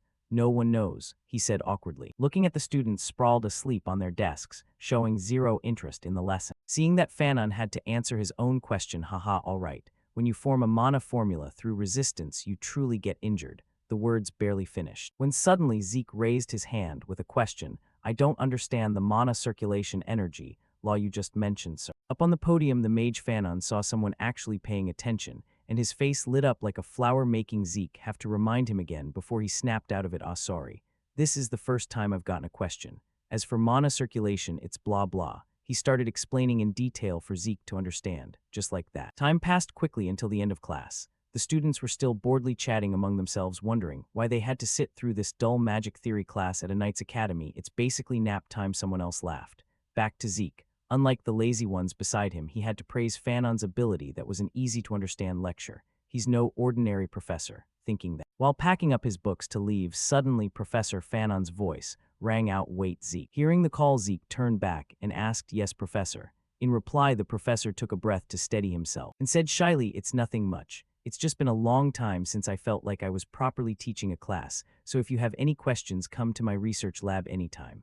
I'm a former scholarship student from Delphoa Magic University, so I know a lot. Hearing that, Zeke couldn't help but rate him even higher. I thought he wasn't an ordinary mage, but I didn't expect him to be a Delphoa Magic University alumnus, the birthplace of magic. Thinking that since Fanon had offered, Zeke saw no reason to refuse. Got it, professor. He smiled and inwardly thanked his luck. Getting close to a mage can't be bad. Mages are good at math and usually think flexibly. They make better allies than knights. Fanon, let's see if he's useful, Zeke muttered inwardly, and while still thinking how to best utilize this connection. He noticed Uncle Duke already lounging on a bench, as if waiting for him. He's less patient than I thought.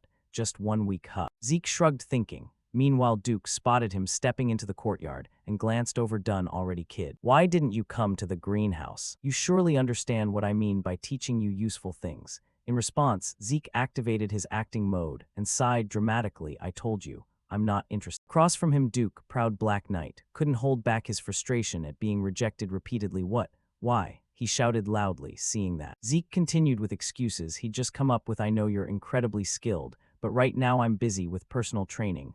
So that's it. Of course, personal training can't be neglected. You think I'd say that? The words barely finished when Duke's large body suddenly appeared right behind Zeke, making the protagonist's eyes widen. However, before he could react, Duke swung his hand, chopping straight at Zeke's nape, knocking the young man out cold with his eyes rolling back. Time passed quickly. Cut to the flower garden Duke was tending. At this moment, Zeke slowly woke from his daze, rubbing his still aching nape. Didn't expect him to actually knock me out.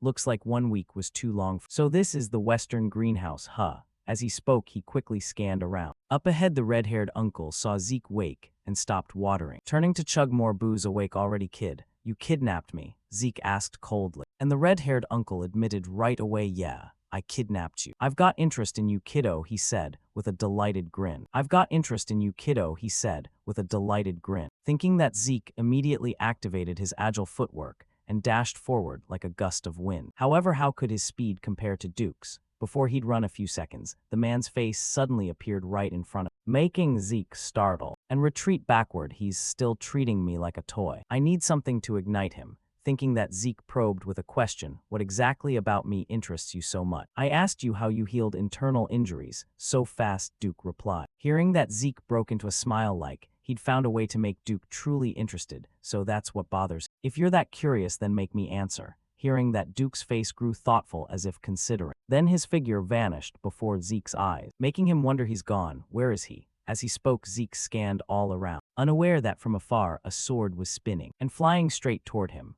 Luckily, at the critical moment, Zeke sensed the sword's existence and hurriedly leaned aside to dodge. Then grabbed the sword, turned back, and asked Duke, what are you doing? In reply, the uncle gave the protagonist a proposal. You told me to make you answer, but that'd be too easy. How about a bet? If you can graze my clothes even once, I'll grant you 1 wish. But if you give up during this fight, you'll tell me everything you're hiding. With that, Duke showed a mad grin. Just like that, the two sealed the deal. Time passed quickly until late afternoon. By now, the flower garden scene had turned dusty from their battle. And after fighting for a while, even Duke had to sigh inwardly. What the hell is this kid doing? 3 hours already. He not only has insane stamina and endurance, but his wounds recover without limit.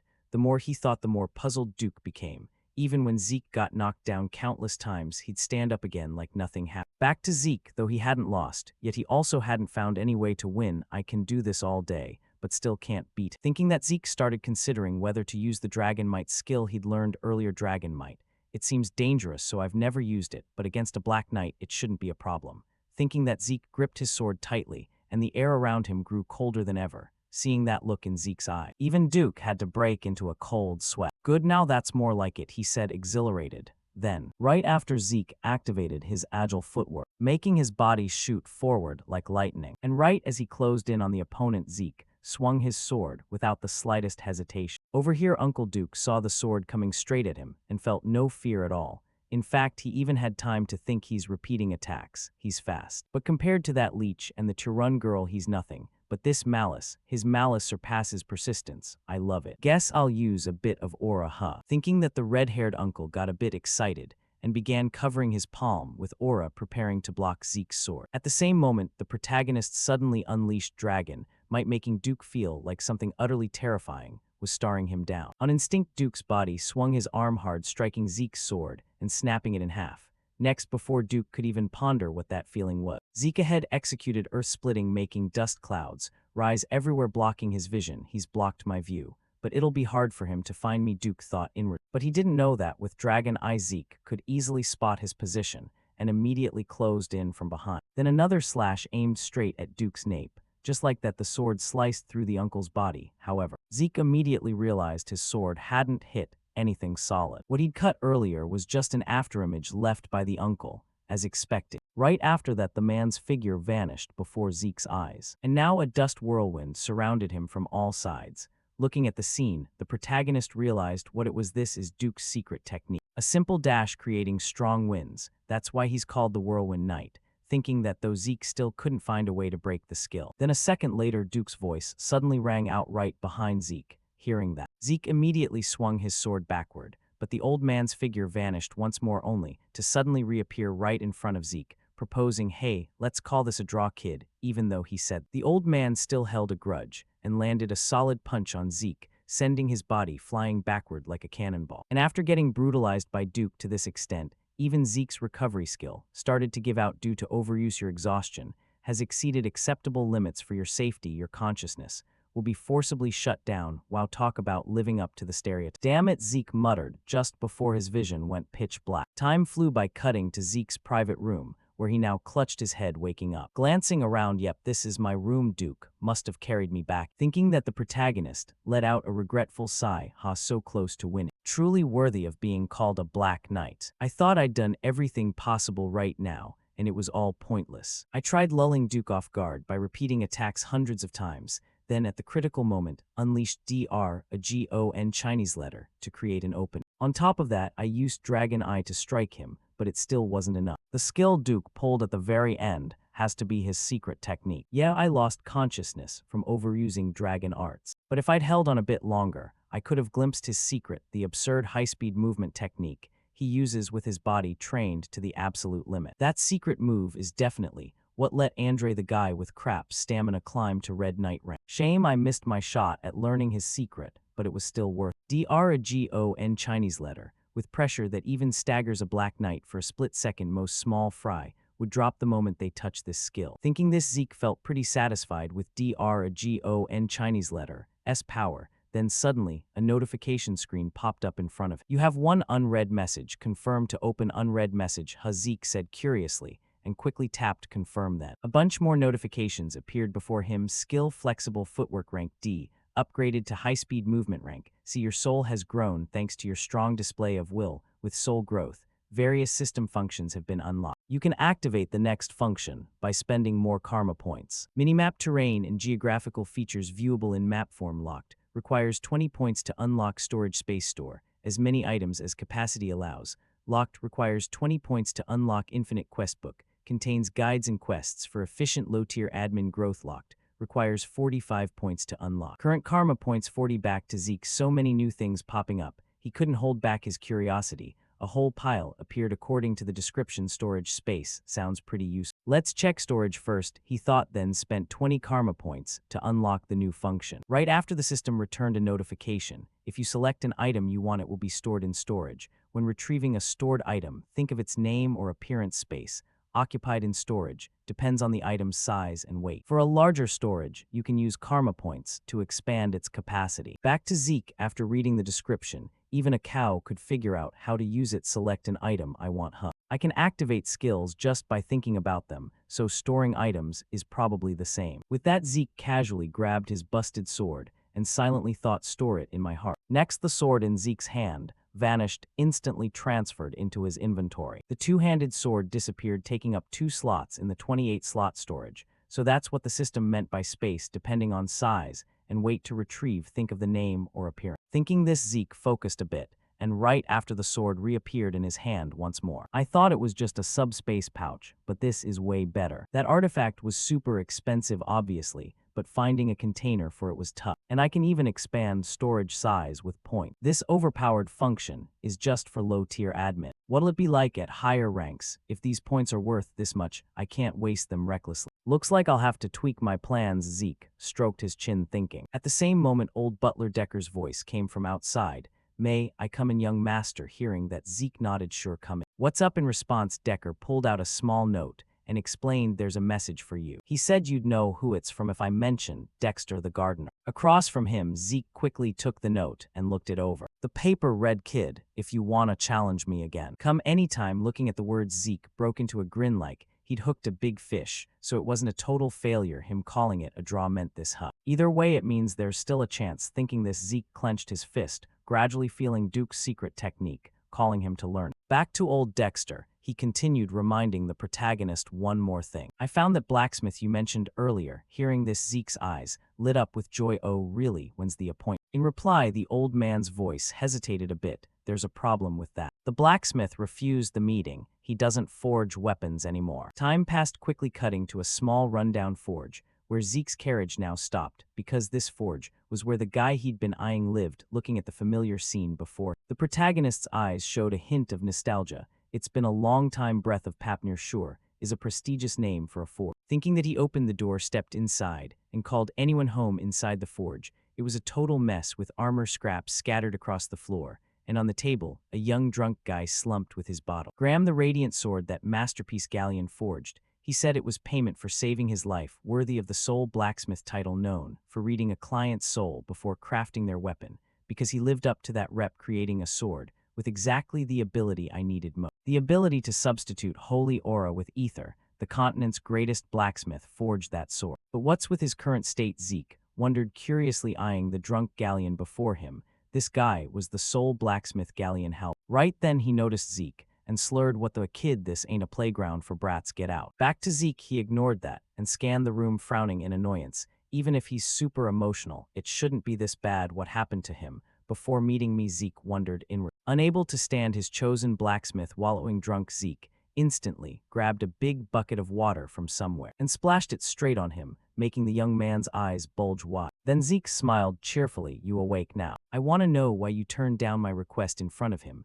the young blacksmith sobered up a bit after the splash. Then he spotted the dragon crest gloves on Zeke and instantly recognized. Hurriedly bowing his head in apology, "Draker family, I'm sorry for my disrespect. Please forgive my rudeness, but right now I can't accept any requests. How can a worthless piece of shit like me make what someone wants when I can't even make what I want?" Saying this, the young blacksmith trembled helplessly all over. Looking at his current state, Zeke felt like he was seeing his past self. So even Galleon went through a phase like, thinking back when I met him, he was already the continent's greatest blacksmith, and Galleon never told me about his earlier life, probably didn't want to share this embarrassing past. But I can't wait another 10 years for him to snap out of it, Zeke thought inwardly. Meanwhile, Galleon kept scratching his head, self-blaming. Why am I so useless? Can I even make weapons anymore? A blacksmith who can't forge weapons. The more he thought, the fuzzier his mind got, until Zeke's loud shout snapped him back. "Sorry for my disgraceful behavior earlier," Galleon hurriedly said, but Zeke shook his head. "Don't worry, I want to see some of your failed product." Hearing this, though, Galleon was puzzled why Zeke asked that. He quickly led him. "Sure, follow me to the back to Zeke, of course." He asked this to gauge Galleon's current level. No choice, I gotta guide him onto the right path himself, he thought inward. Next, cutting to the forge's backyard, an open lot stuck full of identical swords in the ground. Seeing the messy sight, Galleon looked embarrassed and told the protagonist, "Sorry, I shouldn't have let it get this cluttered. Haha, it's fine actually, kinda." Captivating, Zeke nodded back. Then Zeke stepped into this sword garden, casually yanked one sword out, and examined it carefully behind him. Galleon worriedly warned, "Sir, please be careful, even failed products, they're still razor sharp." Back to Zeke, of course Galleon's warning was pointless to him. How could these swords possibly hurt? After checking several swords, Zeke got a general sense of the weapon's quality. This one, and this two, none are failures. Their quality matches what he forged when hailed as the continent's greatest. Thinking this, Zeke started wondering why Galleon called them failure. To check deeper, the protagonist activated Dragon Eye and re-examined the sword in hand, quickly spotting odd points, as expected. "Just like I thought. Your forge has an issue, right?" Zeke spoke, making Galleon's eyes widen in shock for a second. He hurriedly asked, "How'd you know?" In reply, Zeke skipped details and continued on the sword issue. "Let me ask, you've optimized your own smithing style, right? Looks like you mixed in other metals for lighter, finer material, but durability's trapped." With that, Zeke swung the sword hard, then abruptly stopped his arm. The sword rebounded and shattered into countless fragments. As for why it broke, Zeke guessed and muttered, "In cases like this, it's impurities not properly removed during heat treatment." From Galleon's view, hearing the protagonist say this, his face went blank because he hadn't said a single wrong word. Incredibly accurate. He not only figured out my smithing method, but pinpointed the critical flaw and cause. If it's this guy, maybe he can help me. Thinking this, instinct urged the young blacksmith. Then he clenched his fist and spoke with a nervous voice, "Sir, this is a bit, no, very sudden, but I have a favor to ask." "What is it?" Zeke frowned, ask. To explain, the two returned to Galleon's private workshop. There the blacksmith pulled a drawing from a drawer, spread it on the table for Zeke to see, and the moment he looked with future knowledge, Zeke instantly recognized it. This was Galleon's secret, the thing he revealed years later, a magical furnace blueprint. Thinking this, he recalled the past life moment, when the blacksmith shared this with him. Haha, why hide it from the guy who saved my life? This is a magic-adjustable temperature furnace, my Zeke, he said, smiling back to reality, since he already knew what it was. Zeke nodded in praise. With this, your smithing method would work perfectly. Hearing Zeke's words, Galleon's eyes lit up with joy. I knew you'd get it. Then Zeke asked why, with a complete blueprint, he hadn't built it. Hearing the question, the smile vanished from Galleon's face. Bitterly, he explained the most crucial part. The spirit energy law is there, but building the magic tower costs 10,000 gold. Across from him, Zeke's face stiffened at the sky-high number. To grasp the value, a normal 4-person family lived on 10 gold a month, so the furnace cost 1,000 times that monthly expense. So it took him 10 years to scrape that together. Thinking this, Zeke let out a heavy sigh and said, that's ridiculous. Back to the blacksmith, of course. He knew with this tiny forge's income, who knows how many eras of saving it'd take to afford that furnace. So he pinned all hope on Zeke. I have a request, your Draker clan, and a true blood awakener. So if you build this furnace for me, I'll fulfill any request you have free and unconditionally, till my last breath, Galleon said, eyes dead serious. As for Zeke, hearing the offer, he fell into thought. Even as a Draker, and one of this generation's 2 true blood awakeners, it didn't mean he could drop that kind of cash. This is tough. It'd be doable if I were the family's guardian knight, but impossible even as true blood to get 10,000 gold support. But I can't give up Graham. That radiant sword, his problems, the spirit energy law. Thinking this, suddenly, a light bulb went off in Zeke's head, and he broke into a light smile, then gently rolled up the blueprint, stuffed it in his pocket, and agreed, all right, I'll accept. I can ask a mage acquaintance. If there's a solution, I'll let you know. Oh, and quit drinking. Zeke waved before his steps halted, because Galleon had latched onto his legs, sobbing like a kid. Thank you, truly thank you. Galleon will serve you for life as my life savior, he said, snot and tears smearing all over Zeke's pants. Geez, I get it. Stop. When it's done, I'll tell you, Zeke yelled. Time flew by quickly, shifting the scene to the research building area for professors inside Draker Academy. Right now, Zeke was heading over here to seek help from that mage guy Fanon, and as he walked, he was inwardly grumbling about the magic tower mages. Why the hell do those damn tower bastards charge such insane fees? The structure looks pretty simple anyway. Fanon's specialty is in mana energy design laws. Let's see, where's his lab again? Zeke muttered to himself in his heart, just before his body came to a stop, when he heard the sound of beating coming from not far away, the noise from inside that alley over there, right? That sound made Zeke recall some really unpleasant memories from his previous life. Back when he had to kneel and beg that guy Leon, I'm sorry. It's all my fault, please, I apologize, young Master Leon. This lowly scum dared to touch your body, Zeke said while forcing out a smile, and in response to his word, that Leon guy didn't hesitate to stomp his foot down hard, saying, nice one, Zeke. As a reward, I'll give you the chance to clean up the ground you dirtied.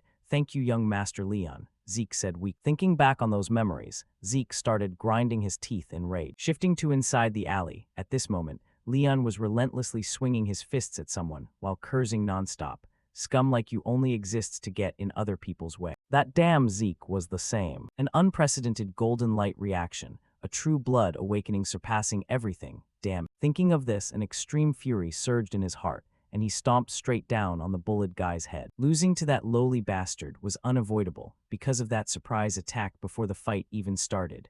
But why the hell did that lucky piece of trash, who humiliated me, end up becoming a true blood awaken? Thinking about it, Leon bit his lips so hard it bled from sheer rage, however. Right at that moment, Zeke's voice rang out from the alley entrance. Wow, Pockface, already found someone to take my place, huh? Zeke said with a grin, but after seeing the face of the person being bullied, Zeke's expression flipped 180 degrees. I give you all 3 seconds. If you're smart, you'll bury your heads in the ground right now. On the opposite side, Leon saw Zeke appear and broke into a cold sweat. However, he still gritted his teeth and said, what's this? Your arrogance has gone through the roof ever since you awakened true blood, huh, Zeke Draker?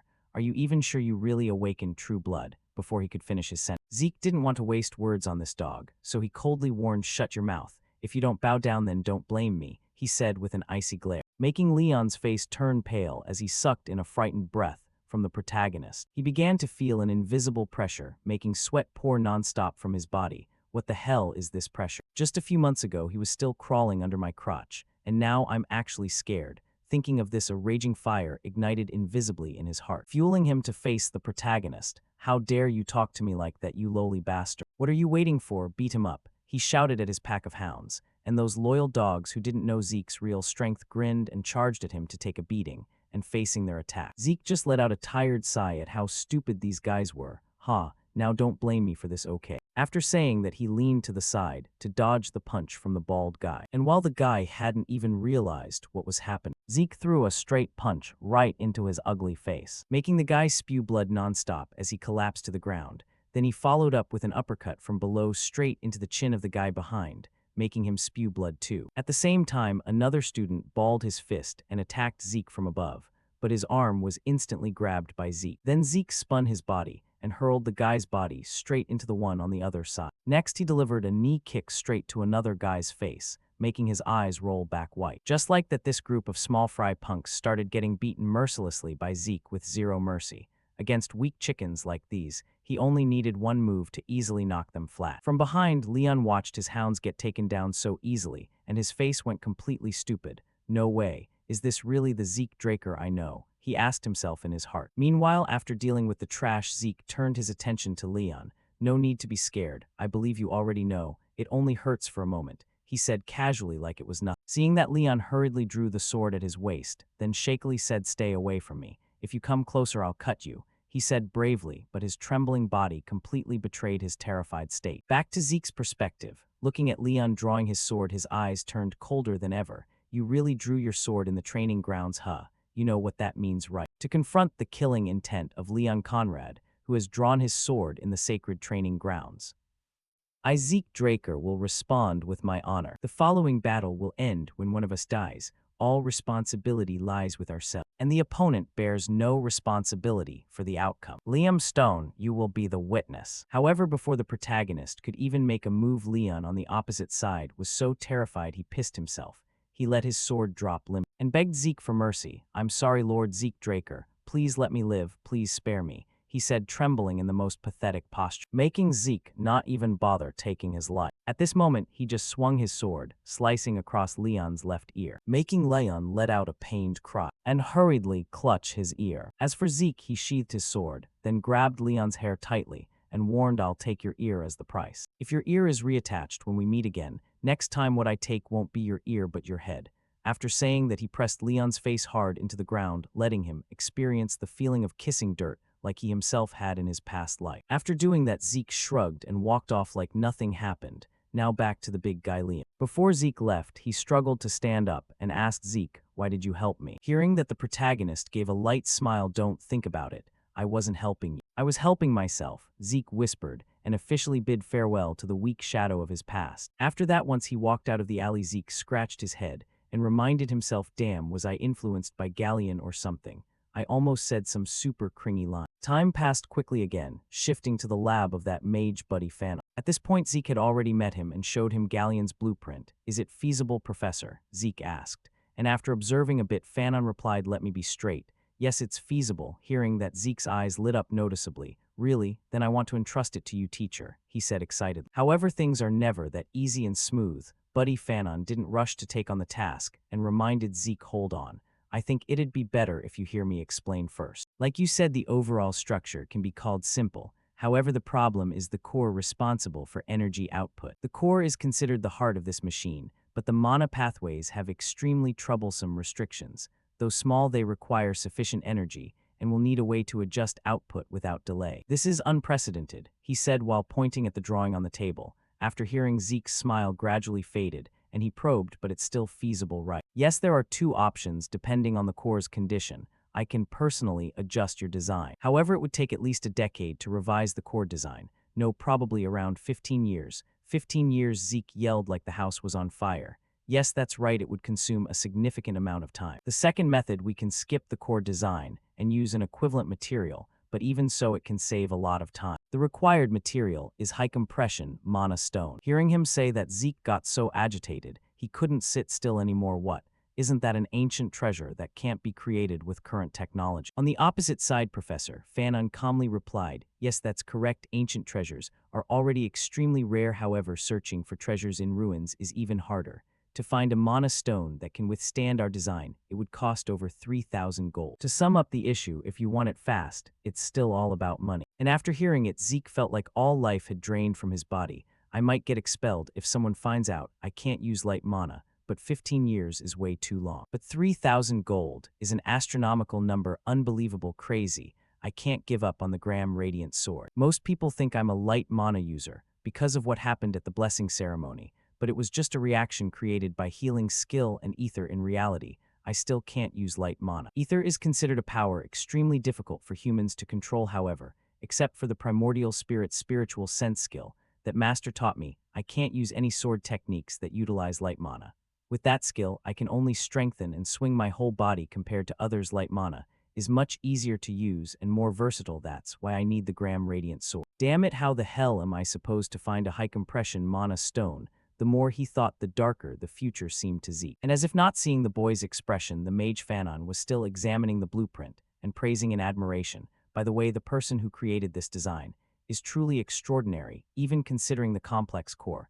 It's still a superior design. It would be hard to replicate even among Golden Age treasures. Turning to Zeke, Fanon's words made his body suddenly tremble. His eyes began to light up noticeably. Golden Age treasures, right? Why didn't I think of that earlier? Zeke broke into a smile like he'd just thought of something. And not wasting time, he immediately stood up and asked the professor, please keep the design safe until I return. Professor, hearing this, Professor Fanon turned to look at Zeke like he was an idiot. What do you mean? Are you telling me to spend 15 years perfecting it? In response, Zeke, of course, wasn't dumb enough to choose the super time-consuming method. Haha, of course not. I'll bring one. I mean, a high-compression mana stone, Zeke declared confidently, as if he already knew exactly where to find it. The Golden Age, that was the era of the Liberation War, fighting to escape dragon domination. And that era ended with the defeat of the evil dragon Bahamut. The one who defeated him was Terrakin Draker, the first head of the Draker family.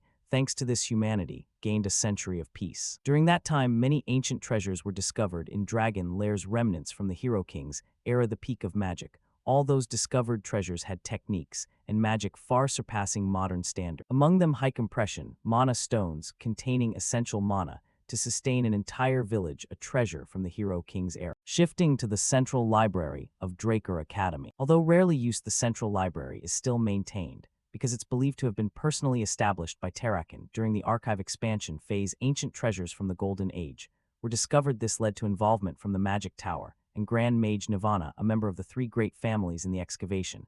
During those days, countless Golden Age treasures were found, and the news spread through continental newspapers, or at least that's what will happen in another 10 years. But currently no one has discovered any treasures, or even realized they exist. Thinking this, Zeke started wandering around the archive. However, after packing back and forth for a while, he could only sigh, how I could search all day and still not find it. Out of options, he had no choice but to activate his Dragon Eye skill to search for more clues. And sure enough, Dragon Eye didn't disappoint him. After using the skill and observing around a bit, Zeke discovered a tile with a strange red glow. So the protagonist immediately ran over and tapped it to check. Here it is. It makes a hollow sound when tapped. Exactly, this is it. Thinking this, without waiting another second, Zeke used his power primordial spirit's spiritual sense, the only way to apply ether in spiritual sense skill that he learned from his master. Since ether materializes the users while applying certain attributes like cutting and using it in various situations is possible. However, it has limitations. The user must consume ether for any action. At this moment, the energy blade in Zeke's hand easily sliced through the tile floor. However, after doing that, his whole body was drenched in sweat from exhaustion. Looks like using it is still too much for me right now, Zeke whispered. Next, he gently lifted the tile, crawled underneath, and placed the tile back in position so no one would notice. Below was a pitch-black underground palace, forcing Zeke to use a torch to light the way. As he walked, he grumbled. The newspaper didn't say it was this deep. The words had just left his mouth. Suddenly, he heard someone's footsteps, making Zeke startle, and hurriedly extinguished the torch in his hand. Next, he carefully listened to the sound, gradually approaching, and silently thought, at least another decade before anyone discovers these ruins. Could someone have found it before me? Zeke muttered as he slowly poked his head out to take a look. And what hit his eyes were two skeletons holding pickaxes and shovels. Skeletons, huh? They're holding pickaxes and shovels, all right.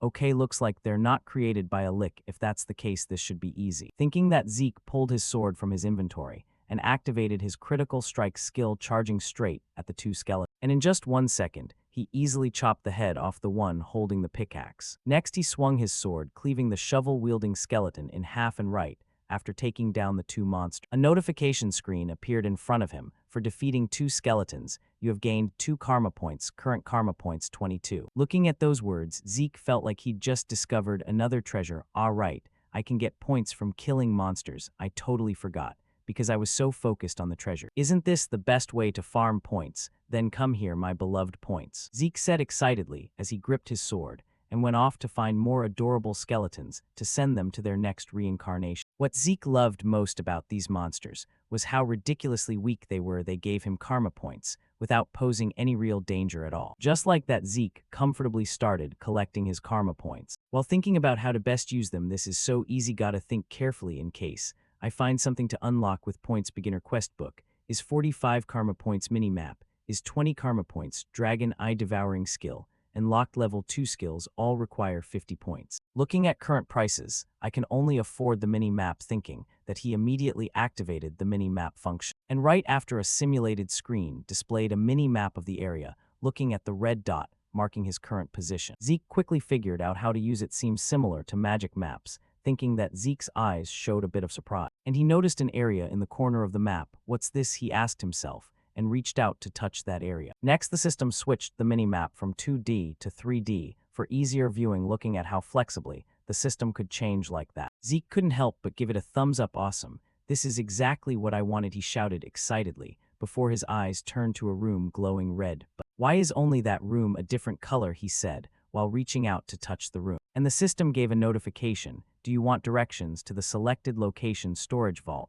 Looking at this, Zeke's eyes widened. Storage vault. In the past, the exploration team took many days to find this place, and now I can locate it so easily. Thinking that, Zeke didn't hesitate and pressed confirm. Next, the system replied, we will now provide the fastest route to your designated location. As soon as the notification appeared, the 3D map in front of Zeke automatically drew a path leading to the room, making Zeke unable to hold back a thrilled shout. Haha, unbelievable. With this, how could I ever get lost just like that? Following the map's guidance, Zeke arrived in front of a massive door. Guess I'm here, but how do I get inside? Looks like just waiting won't open it, he frowned and reached out to touch the giant door. And the moment his hand touched it, some kind of magic on the door suddenly activated, knocking his hand away. Seeing this, Zeke realized what it was, a security spell. That's probably why the Magic Tower and Grand Mage Nirvana got involved, because of this door. If it weren't for these gloves, I might have lost my hand. Haha. I can't get past this spell system. Can't you open it for me? Zeke asked casually,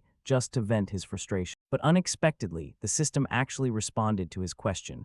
We have received the administrator's request. Accordingly, we will connect to the security device. The security spell has been disabled. Automatic device activation failed. Now switching to manual activation. Not having time to worry about the door, Zeke quickly asked back, wait, you're responding to what I just said? Yes. Do you have any further requests? Administrator Zeke Drake. The confirmation notification made Zeke freeze for a moment. He never expected he could actually talk to the system. Then, after a few seconds to calm down, Zeke asked the question he was most curious about. If that's the case, then why force me to reincarnate? I cannot answer that question, the system replied. Hearing that, Zeke asked another, so what is this? Administrator system. I cannot answer that question. Then who created you? I cannot answer that question. Do you have any further requests? Administrator Zeke Draker, turning back to Zeke. The system's constant no's were giving him a headache. Damn it, I didn't get answers to any of the important questions. Zeke sighed and requested the system to open the door. We have confirmed the administrator's request. The Dragon Slayer's tomb storage vault has been opened. As the notification appeared, the massive door rumbled and slowly opened. Behind the door was a huge room filled with countless wooden chests, neatly arranged on wooden shelves. Looking at those wooden chests, Zeke's eyes widened like he'd struck gold. Treasure chests, treasure chests. As the name suggests, these are chests full of valuable treasures and artifacts. Finding even one treasure would already be a miracle. Thinking that, to verify, Zeke opened the nearest chest, and sure enough, it didn't disappoint. Inside were various jewels and gems, shining brilliantly, almost blinding Zeke. Haha, so there are hundreds of treasure chests like this, he shouted excitedly, and started rushing to open all the remaining chests, quickly gathering all the valuables. I want this one. Oh, this looks pretty good too. I'll give this to Fana. Finally found them, top-grade high-compression mana stones, and there are 4 even better. I'll use 1 point to expand 4 more slots in storage, but I still don't have enough space. Looks like I'll have to come back here often, until graduation, Zeke muttered, and began stashing all the precious treasures into his inventory. After finishing, he stood up relaxed, ready to leave today. Should be enough, Zeke muttered. But right at that moment, he sensed an unusual aura appear in the room, making him spin around startled. What is this creepy feeling? Zeke frowned, thinking, while reaching out to touch the wall to check. Immediately, an anomaly occurred. A complex magic circle suddenly appeared under his feet, and just 1 second later, the formation activated, teleporting him somewhere. Then, when he reappeared, Zeke found himself inside another kind of storage room. Seeing he'd been suddenly teleported, Zeke warily scanned around and asked the system, "Where is this?" In response, the system quickly answered, "The administrator is currently inside the Dragon Slayer's sanctuary." Back to Zeke, since the room seemed to have nothing dangerous, he lowered his guard and thought back to knowledge from his previous life. The Dragon Slayer's sanctuary. According to my past life, the newspapers never mentioned a room full of chests. Saying that, he opened the mini-map to check his position again, and silently calculated, as expected, it's not too far from the old spot, but there's no path leading to the Dragon Slayer's sanctuary. If so, this must be a location undiscovered in my previous life. I can't miss this, Zeke thought excitedly. Next, he pushed aside the lid of a stone coffin in the room, revealing inside a full-body armor. At the same time, the system gave a reminder: exclusive equipment of the Dragon Slayer has been discovered. Looking at the notification, Zeke curiously lifted the armor and examined it from all angles. Exclusive equipment of the Dragon Slayer.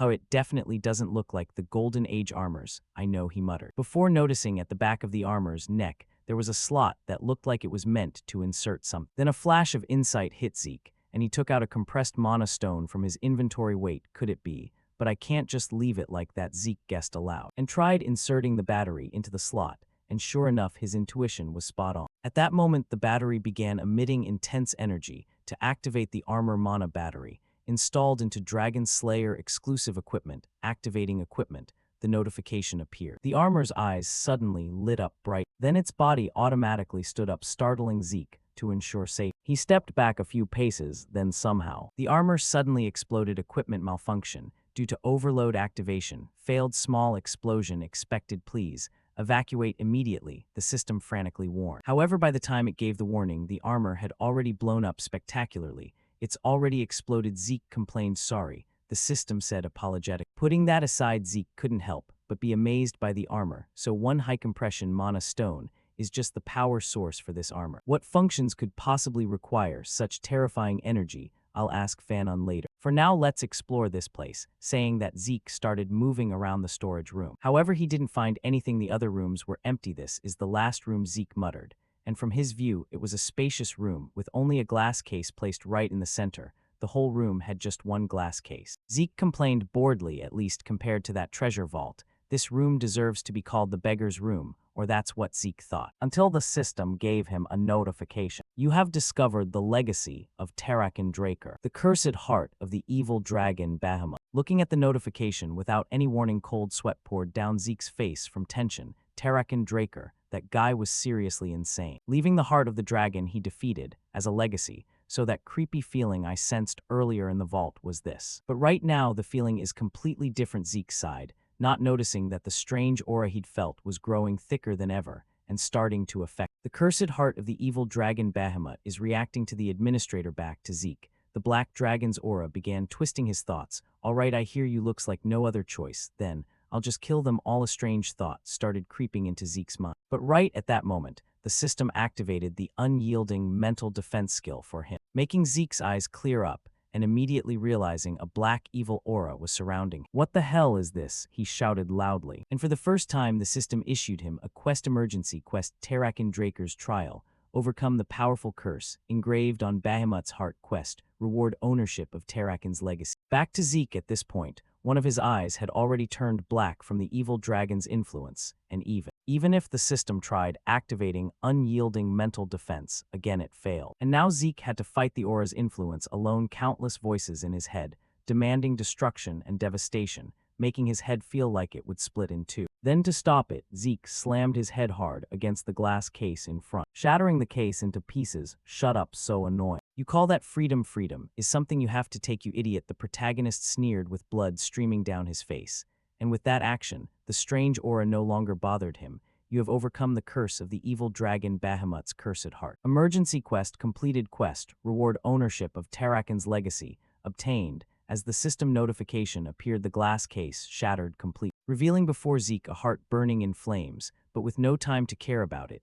Zeke collapsed to his knees, gasping for breath. Damn it, I almost died. No way, my skill failed just now. What was that? Zeke wondered to himself, and while he was lost in thought, the system automatically handled some things. Unyielding self-healing skill activated. Infinite stamina skill activated. Beginning absorption of the cursed heart of the evil dragon Bahamut. In front, the evil dragon's heart suddenly trembled and shot a beam of light straight into Zeke's chest, causing him excruciating pain, like his body was being torn apart. What is this? Pure condensed mana is pouring straight into me, but I don't have mana meridians to receive it. This vast mana has nowhere to go and is destroying my body. I have to do something. Zeke reminded himself, then gritted his teeth, enduring the pain to handle its soul-body ultimate sealing technique. Envelop the mana in ether, then seal it in the ether compartment. Zeke gritted his teeth, thinking, and poured all his body's ether energy to seal the massive mana. Then at the spot where he stood, a terrifying explosion occurred, sending smoke and dust billowing up. Inside the smoke, Zeke's body remained unharmed. However, the violent energy was still relentlessly ravaging his body. Then after a few seconds, the intense energy finally quieted down, and only now could the protagonist breathe a sigh of relief. Few guess I'm alive now. Saying that, he looked at the devastated surroundings and thought the heart is gone. So that pile of mana was Bahamut's, the protagonist judged and right at that moment. From the reflection in a broken glass shard, Zeke saw a tattoo of the evil dragon right in the center of his chest, making him unable to resist reaching out to touch the tattoo and mutter, "Is this because I sealed Bahamut's mana?" As soon as the words left his mouth, countless system notifications flooded in. Mana absorption has refined the administrator's body. The administrator's physique has changed to heavenly bone body, detected power beyond administrator's capacity, compressing and sealing 95% of power. As the successor, you have gained access to Takeover Draker's secure vault, activating beginner-level quest, providing guidance for low-level administrator. Back to Zeke, too much new info coming in, he couldn't process it all. Heavenly bone body, Takeover Draker's secure vault quest guidance, another bunch of weird stuff.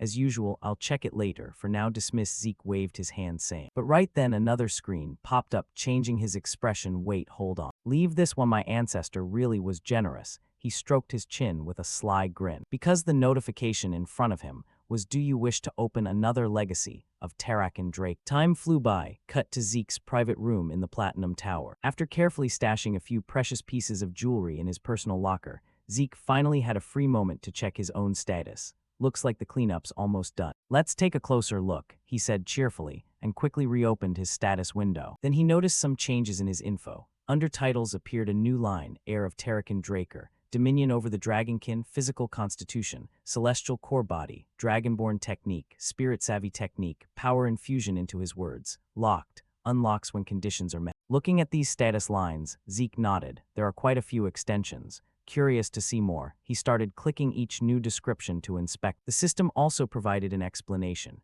Dominion over the Dragonkin allows summoning and commanding tamed Dragonkin. Celestial Core Body optimizes physical abilities, speeds up martial learning, and enhances ether conduction. Reading those descriptions, Zeke's eyes narrowed a bit. Just descriptions don't say much, and earlier he'd glimpsed not only Takeover's second legacy, but a system window related to Takeover himself. System, show me the notifications related to Takeover, he said softly. In response, the system immediately returned a notice. To access Takeover's secure archive, data synchronization is required. Please move to a synchronization location. Would you like the sync coordinates displayed on the minimap? Takeover's secure archive, what's that? So I have to go to a designated place to access it. Show me the location, Zeke complained. Instantly, a minimap popped up before him, and the designated location made Zeke's jaw drop in surprise. This is Valhalla. Valhalla is the premier knight training academy. Only authorized personnel can get near it, let alone enter. Even I couldn't sneak into Valhalla. Going to Valhalla wasn't part of my plan, but if Takeover's legacy is there, then it's worth changing my plans. Looks like I'll be stuck with this damn family a while longer. Thinking that, he clicked another description to check. This time it was about the Novice Questbook. Novice Questbook begins guidance for low-level administrators. After guidance tasks become available to support admin development, completing tasks grants rewards. After reading the system's explanation, even a brick could understand that, so I can accept quests and get rewards when I finish, similar to an adventurer's guild or mercenary contracts. But what does this guidance actually mean? He wondered inwardly, and as if answering Zeke, the system automatically activated the guidance. beginning instruction for low-level administrators. The notification had just appeared when the space around Zeke suddenly changed. It turned into a simulated arena like in games. The sudden scene made our hero curious as he looked around. What the where am I? Am I being teleported again like last time? No, this feels different. As if the whole space had changed, Zeke muttered nervously before fierce growls sounded from behind him. He turned at the sounds and saw a group of huge, ferocious orcs slowly materializing, spawned by the system. Alongside, a tutorial notice appeared. Tutorial: defeat monsters within the time limit using at least 2 skills. Reward: store access points. Time limit: 60 minutes. Seeing the notice, Zeke's mind immediately jumped to conclusions. Orcs appear out of nowhere, and a matching quest is set up with this tutorial. It's about creating situations where I can actively use the system. This should have been available earlier, he grumbled, and while he was still dazed in thought, the orcs had already surrounded him. At the same time, they swung their massive spiked maces straight at him. The blow was so powerful the floor exploded, and dust flew everywhere. Luckily, even though his head was on the system quest, Zeke didn't drop his guard when he realized he was surrounded by monsters. So the moment they attacked, he activated a high-speed movement skill and a flurry of slashes to dodge and counter immediately. His sword was lightning fast. Before the orcs could react, their bodies were cleaved into countless pieces. That he could do this so easily was partly thanks to the celestial core body, which optimizes physical ability, speeds up martial learning, and boosts ether conduction. The sword in his hand felt as light as a feather, so that's the celestial core effect. At this level, I can easily take down commander-tier enemies, he thought to himself. After gutting the orcs, the system announced, tutorial quest complete, and the simulated space around him slowly dissolved as if it had never appeared. Oh, I'm back. So it was all an illusion. The realism was no joke. The protagonist nodded and stowed his sword in his store. Then the system granted rewards for completing the quest. Extra critical hit bonus added, extra time reward added, quest reward, 40 points, and the shop category unlocked. Back to Zeke, he excitedly checked his new function. Can I buy items through the system now? What is this? So convenient, Zeke thought as he opened the shop and saw useful items.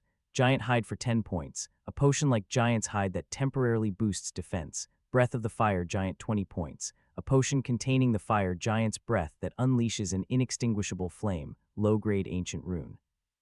Speed 7 points, a magic stone engraved with an ancient rune that slightly increases movement speed.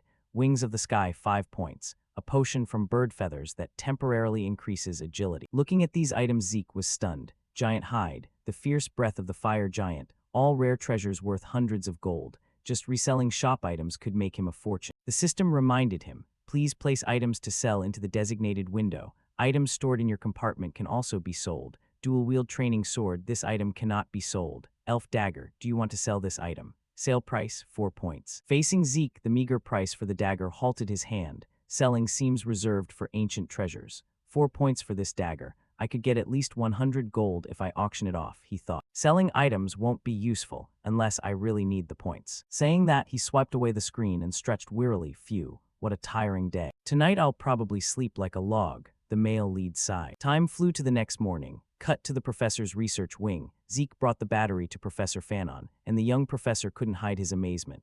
You actually retrieved a high-compression spirit stone in 1 day. How did you manage that?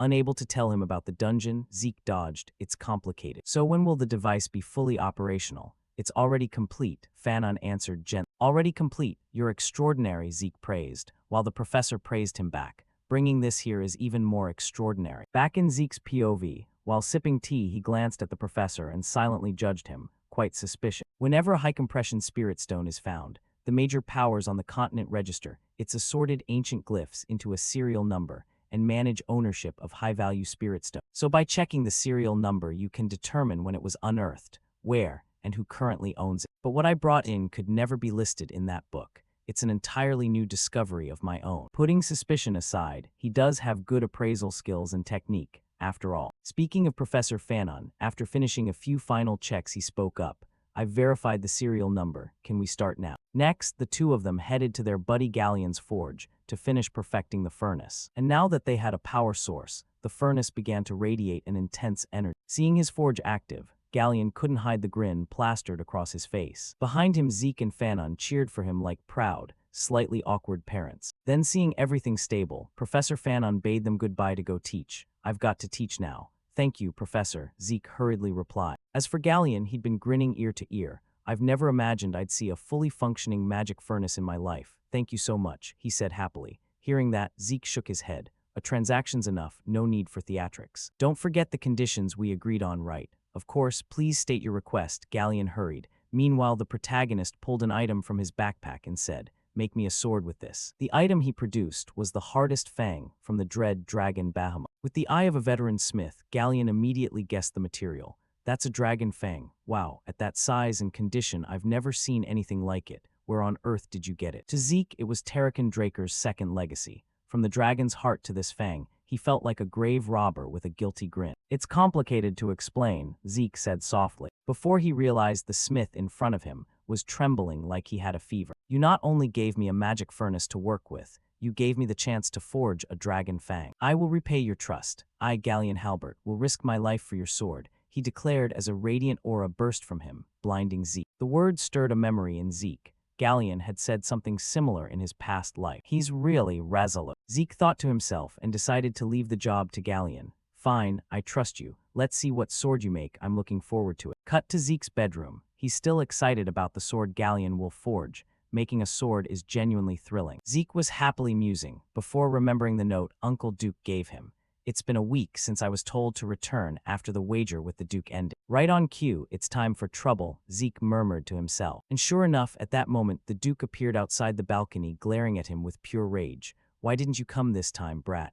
Answer me honestly. Looking at the red-haired Duke's face, Zeke began trembling uncontrollably. He looks like he wants to kill me. Thinking that, he tried to regain his composure and answered, well, you said to come back if I wanted a challenge. Naturally, I had no intention of going, so I didn't go. Up close, the Duke couldn't accept that answer. He lunged forward, grabbed his collar and demanded, I told you to be honest, didn't I? Then, without giving Zeke a chance to react, he hurled him straight out the window. The hero's face went a little blank as he dangled there. Too high, at this height, I'll die before I get a chance to heal. Thinking that to save his own skin, he twisted in midair and reached out to grab the balcony railing. However, before his hand could catch the rail, the Duke's arm shot out, seized his throat, and said coldly, you better not challenge me again. I don't think you're stupid enough not to get my meaning. Whatever the case, it's the opposite. You didn't come after you lost, not even to the infirmary, as if you were purposely trying to provoke me. I'll give you 5 seconds, this time answer truthfully, his words dripping with intent to kill, making Zeke realize he'd taken the joke too far. What he knew and still let it go. With that thought, he looked at the man with a teasing glare. Ridiculous. He doesn't even reveal his true identity. Am I wrong, Gardener Dexter? Hearing that, the Duke suddenly broke into a smile and promptly tossed his body back inside like it was a chair, sending the room's furniture to smithereens. All right, you're right, kid. I was once a Black Knight of the Draker clan. My name is Duke Draker, he said as he reached toward Zeke. And when he introduced himself, Zeke placed a hand over his chest and bowed, honorable elder of the clan and former member of the Black Knights. I sincerely apologize for the discourtesy I showed as a knight, he said calmly. And Zeke's completely unsurprised expression made the Duke suspicious. This is an expression that already knew how it would go. What is that? Hearing this, Zeke hurriedly switched to a dumbfounded look. It's nothing, ah ha ha. He forced a laugh before curiously asking, but Duke, what do you mean you used to be a Black Knight? Responding, the Duke shrugged. Simple. Used to be black, now I'm scarlet. From behind, Zeke heard this and felt his head spin a bit. Can that even happen? A knight's rank can rise, but I've never heard of it falling back to the Duke. Like someone who doesn't want to dwell on it, he cut the topic off. Kid, don't talk about that anymore. As he said that, his hands trembled as if holding back something. Seeing that, Zeke quickly realized this might be the Duke's taboo, so he wasn't foolish enough to bring it up. All right, since you were honest with me, Duke, I'll be honest back. Then Zeke explained his reason for deliberately not showing up to meet. And after hearing it, the Duke's eyes grew even more interested. So from the start, you guessed my identity and purposely provoked me to become my official disciple. You've got some nerve, I'll give you that. Very well. I will take you as my disciple, the Duke said, patting his dark thigh. Zeke's eyes widened. That's it. So before he changes his mind, I have to act. Thinking and doing. Zeke immediately dropped to one knee and launched into a rapid-fire speech. I, Zeke Draker, hereby offer my disciple's oath to you, the great Duke Draker, knight among knights. I vow to follow my master's teachings, diligently cultivate virtue, learn and strive to uphold and elevate my master's honor. He rattled it off like a machine, making the Duke wince at the sudden flip. You even know the disciple's oath. That's hardly used these days, the Duke said in surprise. Zeke calmly replied, cultural knowledge is a knightly virtue, isn't it? You sly brat, I'll take that as a compliment. Zeke said smugly before remembering something and asking, But master, may I ask one question? Across from him the Duke sighed, calling me master so fast, huh? Fine, ask. Seizing the chance, Zeke quickly asked, what did you see in me that made you decide to take me as a disciple? Saying this, Zeke recalled memories about the Duke from his past life. Duke was famous for not taking disciples. Even the century prodigy Andre begged for years to become his sole pupil, so why was he accepting me so easily? I have a theory. He must have seen potential in that wager, something beyond Andre's talent. The man certainly has sharp eyes, thinking that made Zeke. Meanwhile, the Duke didn't answer immediately, but tossed the question back at the protagonist. What do you think? Guess, my disciple. Zeke bluntly said his thought, of course, because I'm the ultimate prodigy, right? Hearing that, the Duke laughed so hard he shook. Your confidence is something else. Haha, if that were the reason I'd have taken Rian as my disciple. It's because you have determination. Not every so-called prodigy can reach the level of a Scarlet or Black Knight. Those who grow up without hardship will crumble at the smallest challenge. Zeke fully agreed with his master's words. He's right. Many hyped prodigies reach at least Scarlet, only to stall at Scarlet or Blue. Back to the Duke, after explaining this to his disciple, he was eager to start teaching. Enough chatter like that. Follow me, the first lesson starts now. Yes, master, Zeke replied excitedly, clearly looking forward to learning the Duke's secret techniques. They hurried to the training ground in the west greenhouse. Seeing the spacious arena, Zeke was surprised. Who would have guessed there'd be a place like this under a greenhouse? What's he going to make me do? He told me to run, so I ran. But it's been 3 hours, Zeke frowned and guessed. At the same time, the Duke's face grew thoughtful, and he suddenly told him to stop. Hearing that, Zeke jogged in place and asked, so I can stop running now? Yes, but I want to ask this. The Duke nodded. Yes, master. What do you want to know? Zeke continued. It's nothing much, the Duke said as he suddenly materialized behind Zeke. Then he reached out and grabbed Zeke's hand. Instinctively, Zeke swung his arm hard, knocking the Duke's hand aside and stepping straight back to keep distance. Looking at his palm, now slightly pinkened, the Duke sighed. Checking your energy isn't going to be easy, huh? All right, something's been off from the start. At the infirmary, during the test, even in the greenhouse during the wager. And now, after 500 laps around the training ground, I felt no radiant chi from you. When I tried to check your meridians, you avoided it. Kid, don't tell me you can't use radiant chi, he guessed, a remark that made Zeke's heart skip a beat. Then before Zeke could react or explain, the Duke continued. The bronze statue reacted, didn't it? That unprecedented golden light caused the commotion and led you here. So why did you stop me from checking your meridians? He said, eyeing Zeke with keen interest. Zeke looked uneasy and avoided his gaze. After a few seconds, Zeke calmed slightly and glanced to gauge his master's expression. It's curiosity, not suspicion. A Draker who can't use radiant chi is serious, but his curiosity seemed greater. Luckily, I'm dealing with the Duke. Once I have the Gram sword, I won't be suspected of lacking radiant chi anymore. Until then, I must be cautious. No need for a long lie like in my past life, when I was the clan's first failed awake. Thinking that, Zeke made up his mind and slowly took off his glove. At the same time, he activated his spirit traversal skill, red sparks flickering around them. This would mask his cover. An apt excuse for the situation, Zeke thought and began to explain. As you said, master, I can even affect spirit chi, a milestone of true blood, but for some reason I can't use radiant. I'm sorry I was so terrified earlier. If it got out that a Draker couldn't use radiant chi, I'd be expelled, he said, tears welling up. His pitiful expression would fool anyone into thinking he was an act. But of course the Duke wouldn't trust that so easily. He pushed his radiant chi into Zeke's body to test him, and withdrew only when he found nothing. Seeing that, Zeke asked, so what do you think, master? Without answering, the Duke's brows knitted tightly. Huh, a kid with that kind of resolve at such an age. Yet why can't I sense any radiant chi, even after his awakening? The Duke stroked his chin in thought, while Zeke anxiously held his breath inside. Even checking his meridians wouldn't guarantee certainty. Blessing rites are crucial to the Draker clan. Even if he truly can't awaken radiant chi, he'd likely find some reason to rationalize the truth himself. Zeke guessed silently, and sure enough, as he'd expected, the Duke concluded that he was an abnormality. Hearing that, Zeke wasn't too surprised. An abnormality, huh? Of course, that fits the narrative. If he doesn't get vocation concepts, that conclusion makes sense. To play his part, Zeke asked, Master, what is an abnormality? In response, the Duke began to enlighten him. An abnormality refers to those with unusual abilities. For example, someone who uses both radiant chi and spirit chi, or someone who can see the future, things that defy the norm. Because of that, abnormalities are often treated badly, so don't go blabbing that you might be one. So why do you think I'm an abnormality, master? Zeke asked. The Duke explained it was due to his unusual stamina and recovery. Internal injuries normally need time to heal. But he healed instantly. The Duke figured a huge amount of energy must have been consumed and asked Zeke what he thought that energy was. Radiant chi.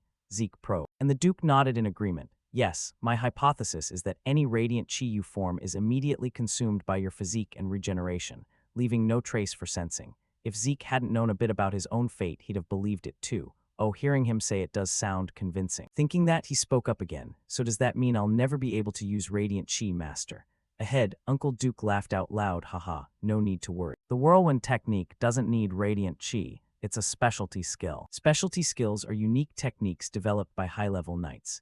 Usually they involve applying or enhancing those dragon-slaying skills that require Radiant Chi, but my whirlwind technique relies entirely on physical training. I'll demonstrate once, so watch closely. As he spoke, he tapped the tip of his foot on the floor. Then suddenly a deafening snort rang out, and Duke's figure vanished from Zeke's sight.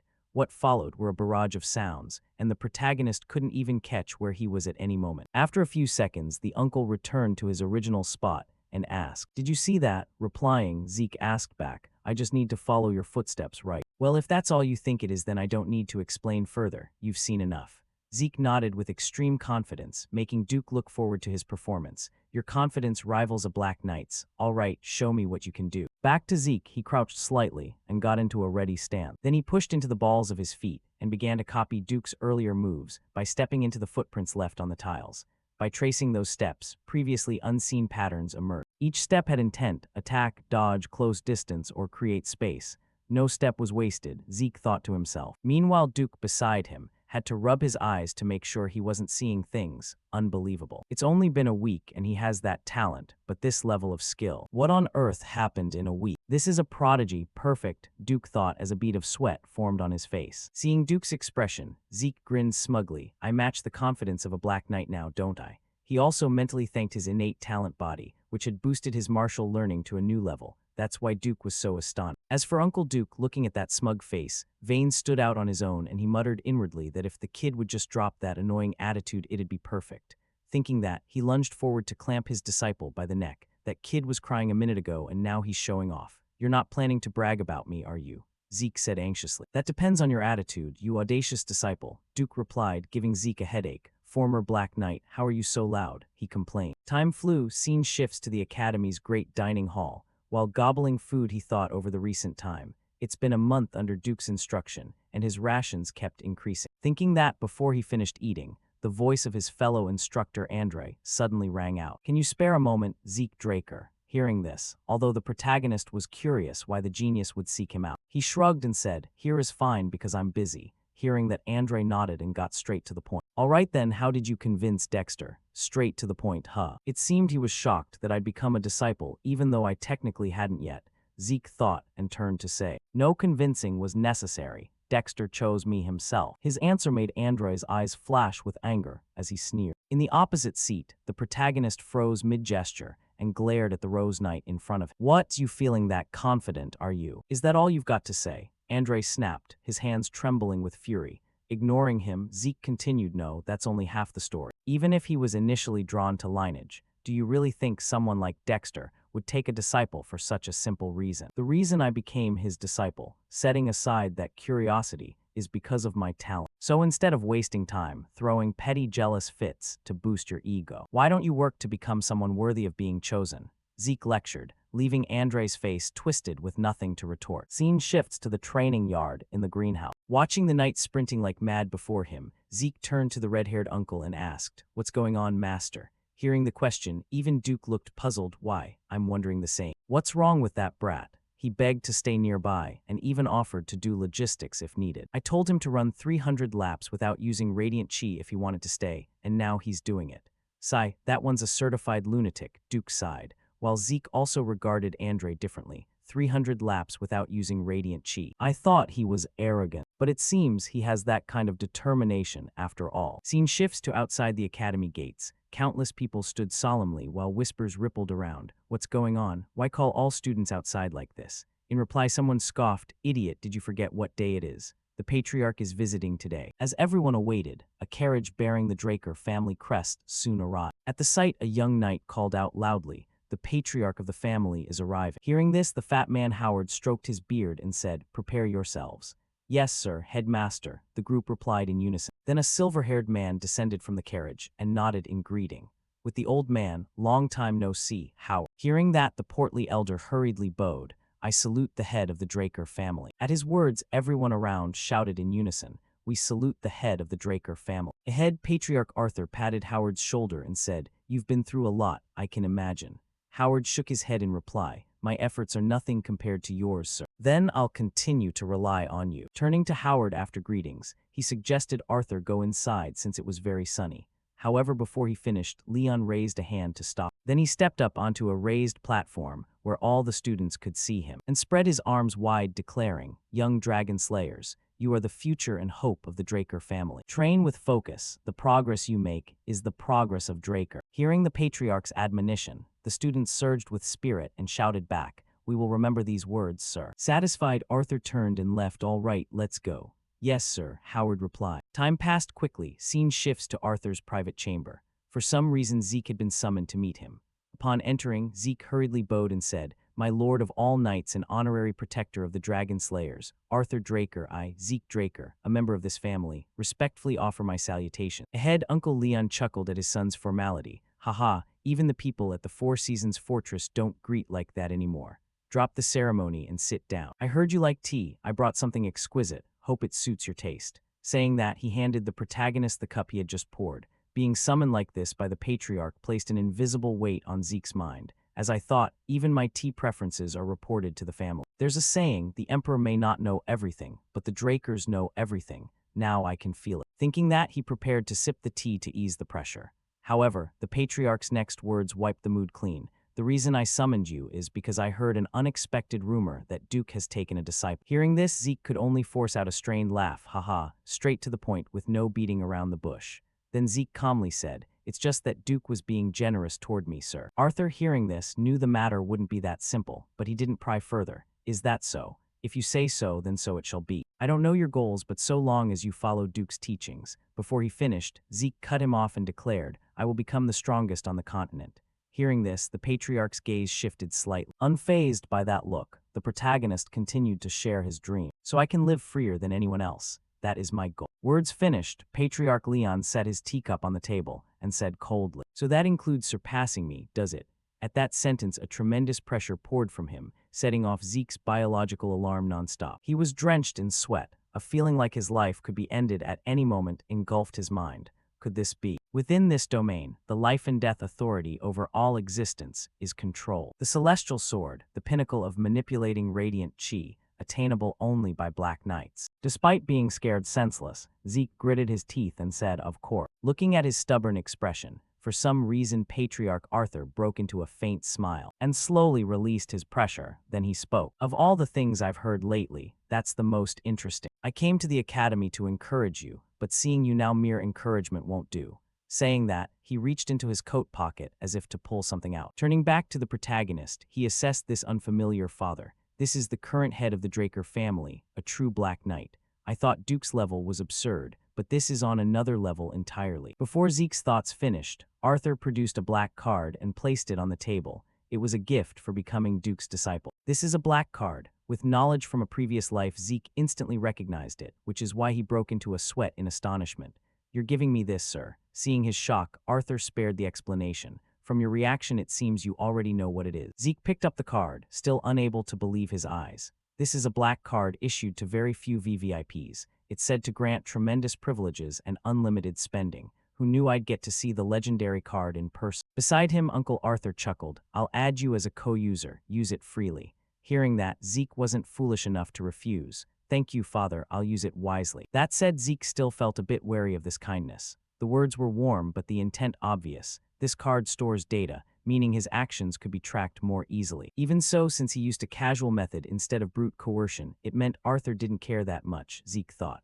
Meanwhile, Arthur's tone shifted. All right, off you go. I can't waste any more of your precious time, Zeke, future strongest man. You may leave now. Understood, my lord. Zeke bowed, and quickly exited the room. No sooner had he gone than his master, Duke, appeared in the room complaining. What an annoying brat. Hearing the familiar voice, Arthur replied calmly, Why are you so worked up, Duke? Do I even need to ask? The kid was abandoned in a cradle, and now you come playing the doting father." His tone dripping with sarcasm, yet used to his friend's personality, Arthur wasn't angry. "As family head I have no choice, you know that, and what you just said slanders the head of the family." Hearing that, Duke sank into a chair, waved his hand and sighed, "Ha, fine, drag me along then." Turning to Arthur, Duke's loose attitude made him chuckle, "Haha, that's why only you are someone I can relax and talk. So let's drink and talk, shall we?" Saying that, Arthur produced a fine bottle, and at the label Duke's eyes lit up like car headlights. "It's dragon's breath and red to boot. See, you do have taste after all." Then as they sipped, Arthur's voice turned serious.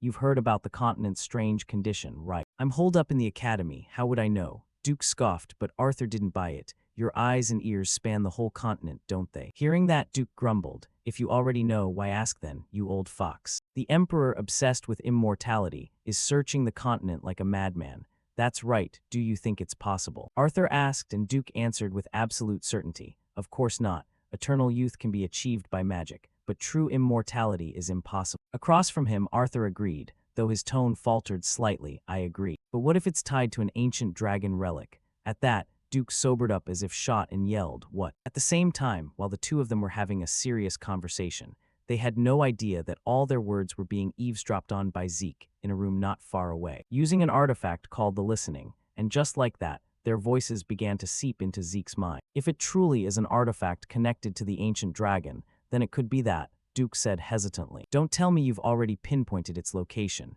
the uncle probed, and the householder Arthur nodded slightly in confirmation. Exactly according to reports from Blackmane, it's most likely located on the northern continent." Hearing this, Duke's expression grew thoughtful, and he asked on, "This is information the Empire hasn't acquired yet, right?" "Yes, that's right. But it's only a matter of time before they learn it. It reminds me of the old days, that mad emperor who started a war right after ascending the throne hopping to unite the continent. I thought he'd given up that ridiculous dream as he grew old, but apparently not, if that artifact really can grant immortality." Before Duke could finish, Uncle Arthur cut in, "Well then the continent will be drowned in a sea of fire once more. Since this is a serious matter, I decided I'll go north myself." Hearing this, Duke panicked and hurriedly warned, "What?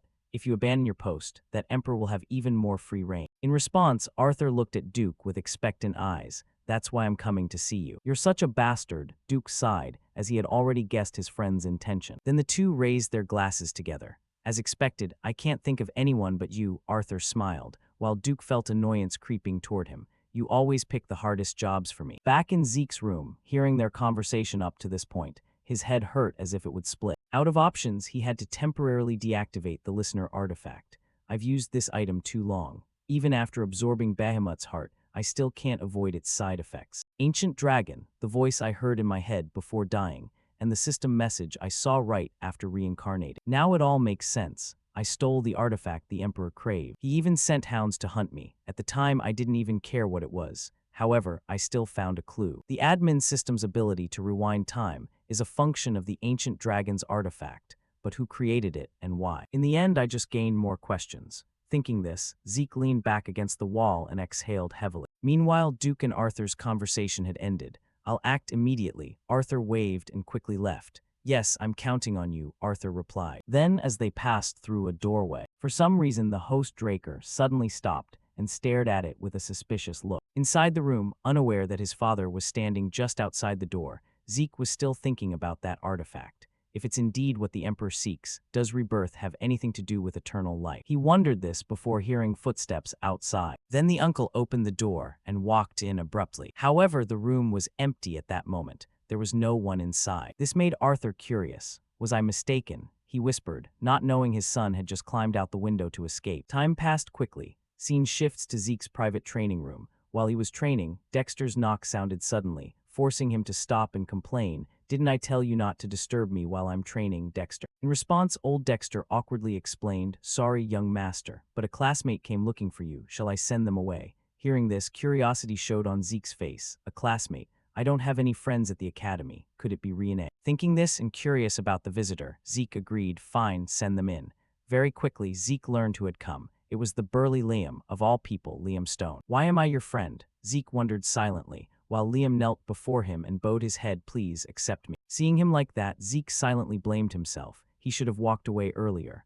"All right," he sighed and asked again, "accept you as what?" "Like a subordinate." Yes, young master, I swear my loyalty to you, Liam hurriedly said. What about Jaken? Zeke asked. Thinking of what that guy did to him, Liam clenched his hands in anger. I've given up on him. I need to get into Valhalla, he said with a pale face, as if Zeke were his last hope. This made Zeke even more puzzled, same as in his previous life. Why is he so obsessed with Valhalla? Please accept me, Liam begged again. In reply, Zeke waved his hand. Are you stupid? You should have chosen Zimin or Tiran instead. I have no family backing, which means I'm useless for getting you into Valhalla. And why should I trust you, to be frank? You could be a spy sent by Jaken. Zeke's words drained the color from Liam's face. Then suddenly, he drew the dagger at his hip and lifted it up, cutting off one of his own ears. Of course you doubt me. I'll prove it by any means. If you ask me to be silent, I'll cut out my tongue. If you ask me to maim myself, I'll cut my heel. I will give you my life, young master. Please accept me, Liam said with a voice full of resolve. These words made the protagonist recall his previous life,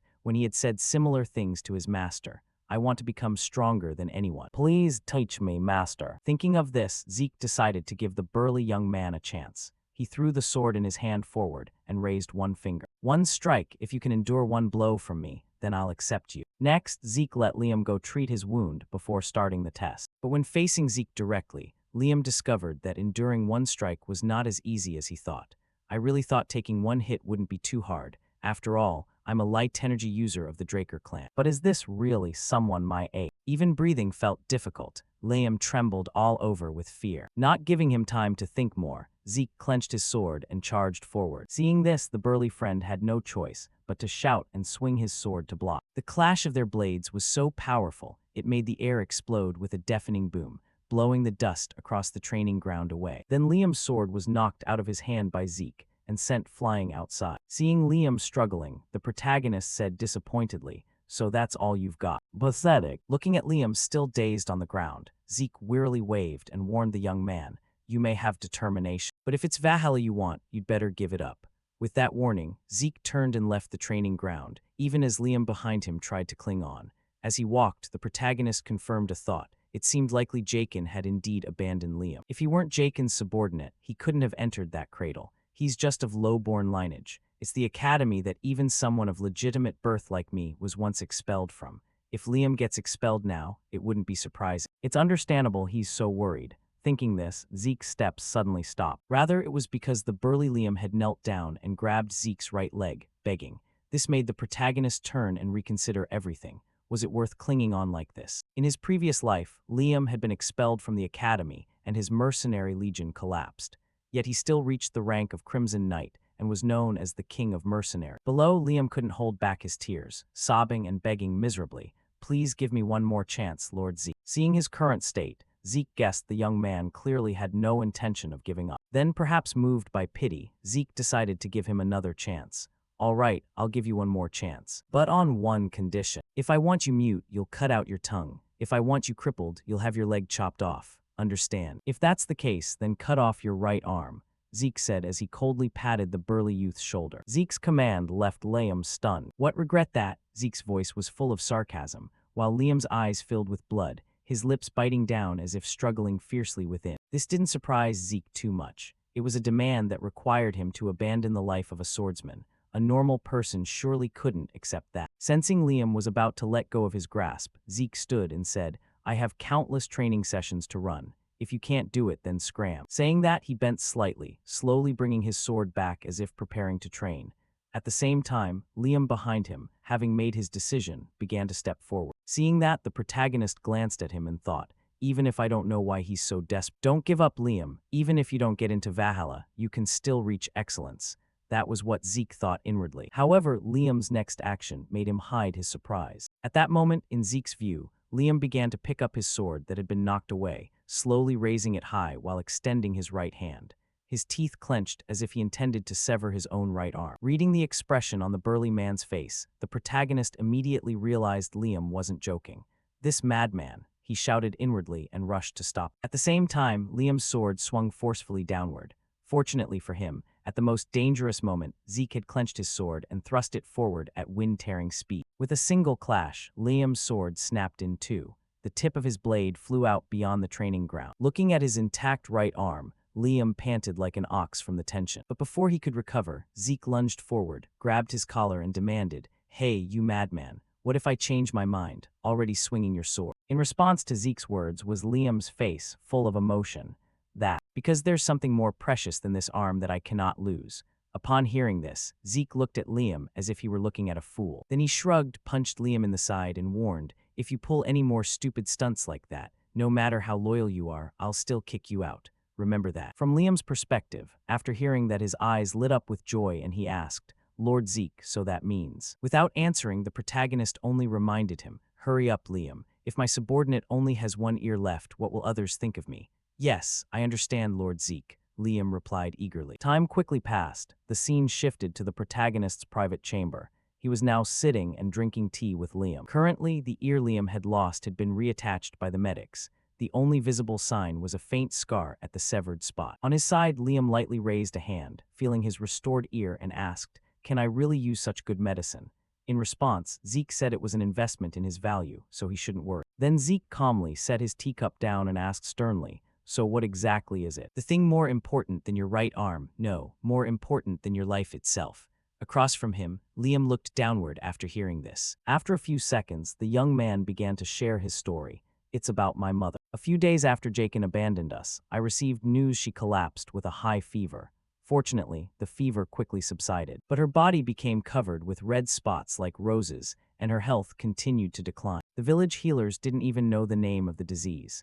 As he spoke, his body trembled with agitation, while Zeke asked, "So that's why you want to go to Valhalla?" "Yes, exactly, because the medical benefits for students and families at Valhalla are the best on the continent," Liam exclaimed. Across from him, Zeke sighed. Next, the protagonist called for a servant to bring paper and pen, then slowly wrote something on the sheet. "Red spots like roses, periodic high fevers. These are the symptoms of a disease that will sweep Middle Earth in 5 years. It's also called the rose sickness, a disease with high contagion and an extremely high mortality rate, which has claimed many lives, but a timely cure was developed and helped contain it." Thinking this, Zeke handed the paper he'd just written to Liam and explained, "This is the recipe for the medicine that treats your mother's illness. It's not too difficult, so the village healers can make it easily." In response, Liam hurriedly took the paper, choking, and asked, "Thank you, sir.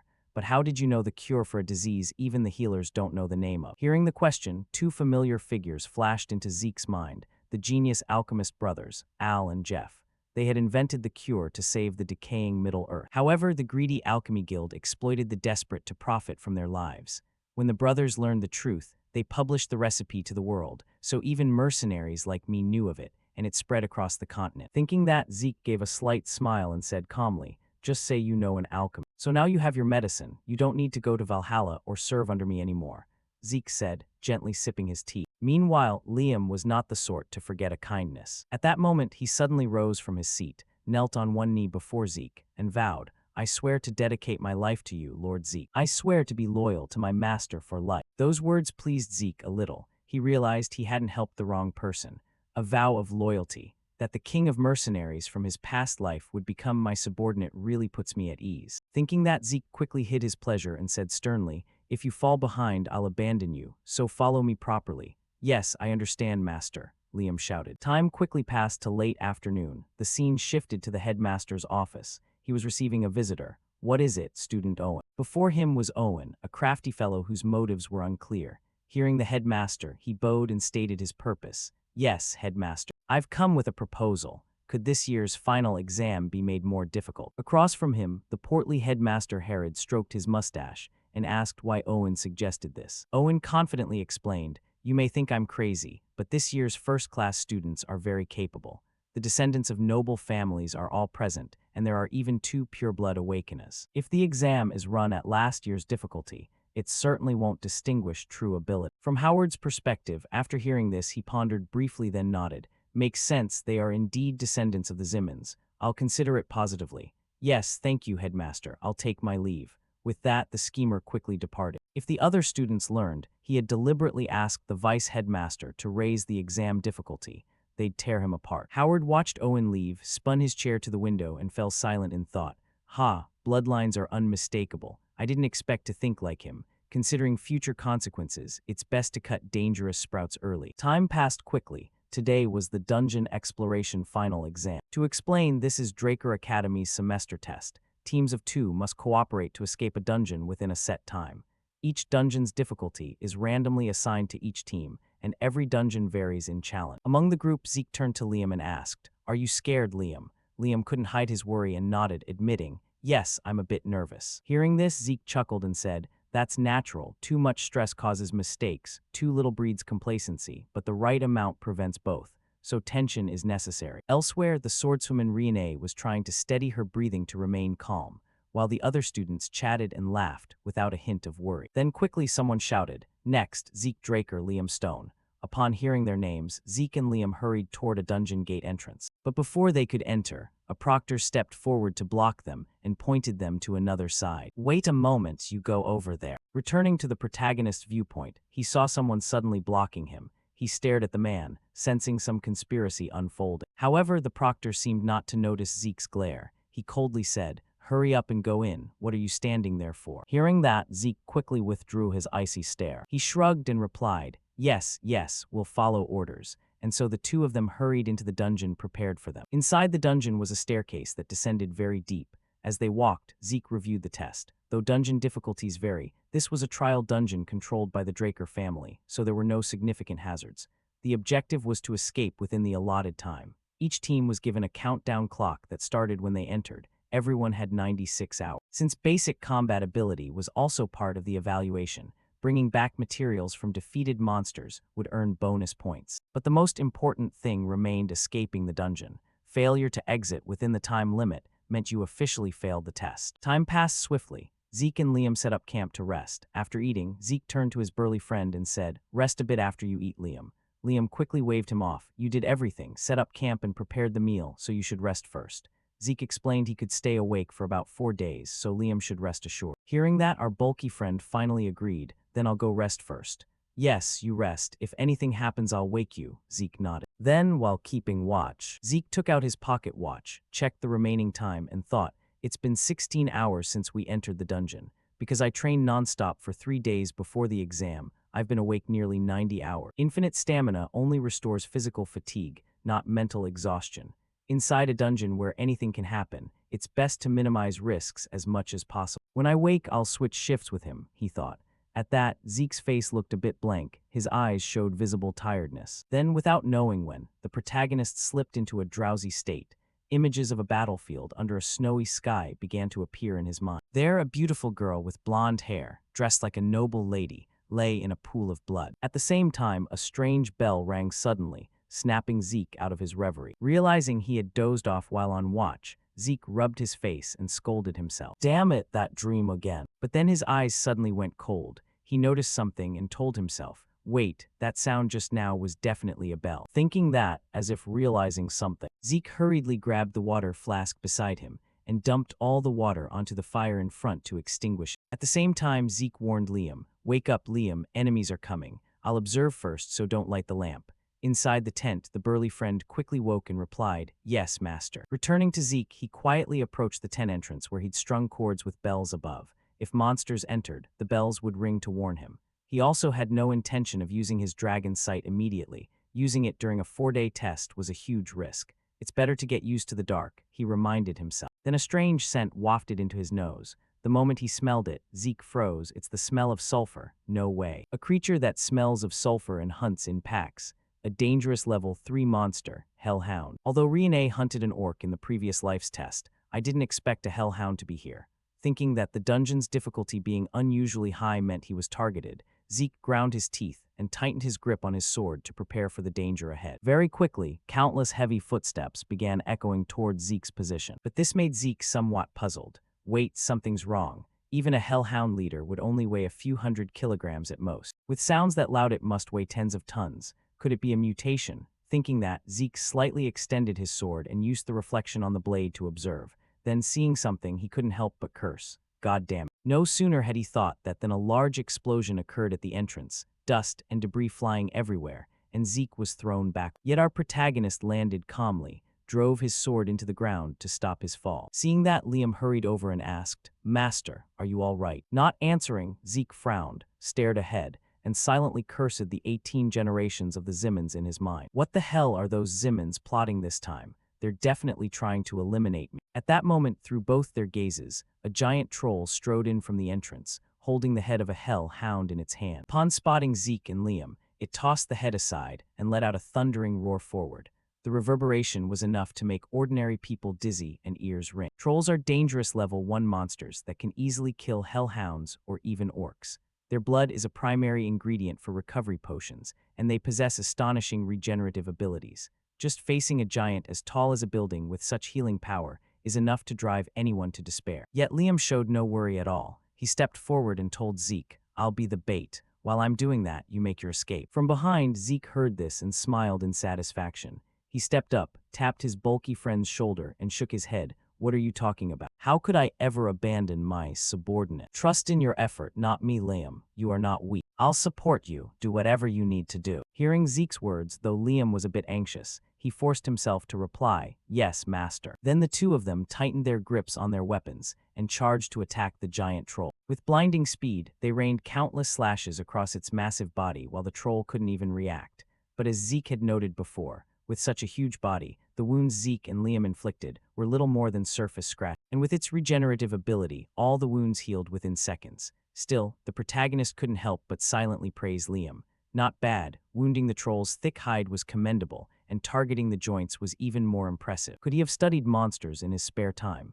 Immediately after, the troll's massive body sagged slightly. At the same moment, it swung its giant spiked club straight at Liam, catching him off guard. But at that instant, Zeke lunged forward toward him, and from above used his sword to knock the club aside. Seeing that, Liam apologetically said, "Sorry, master." Zeke replied reassuringly, "It's fine. For your first real fight, that wasn't bad at all. Targeting weaker joints is a good choice, but you underestimated the troll's regeneration. Remember this, small wounds on a troll heal instantly. With normal attacks, you won't be able to outpace its regeneration."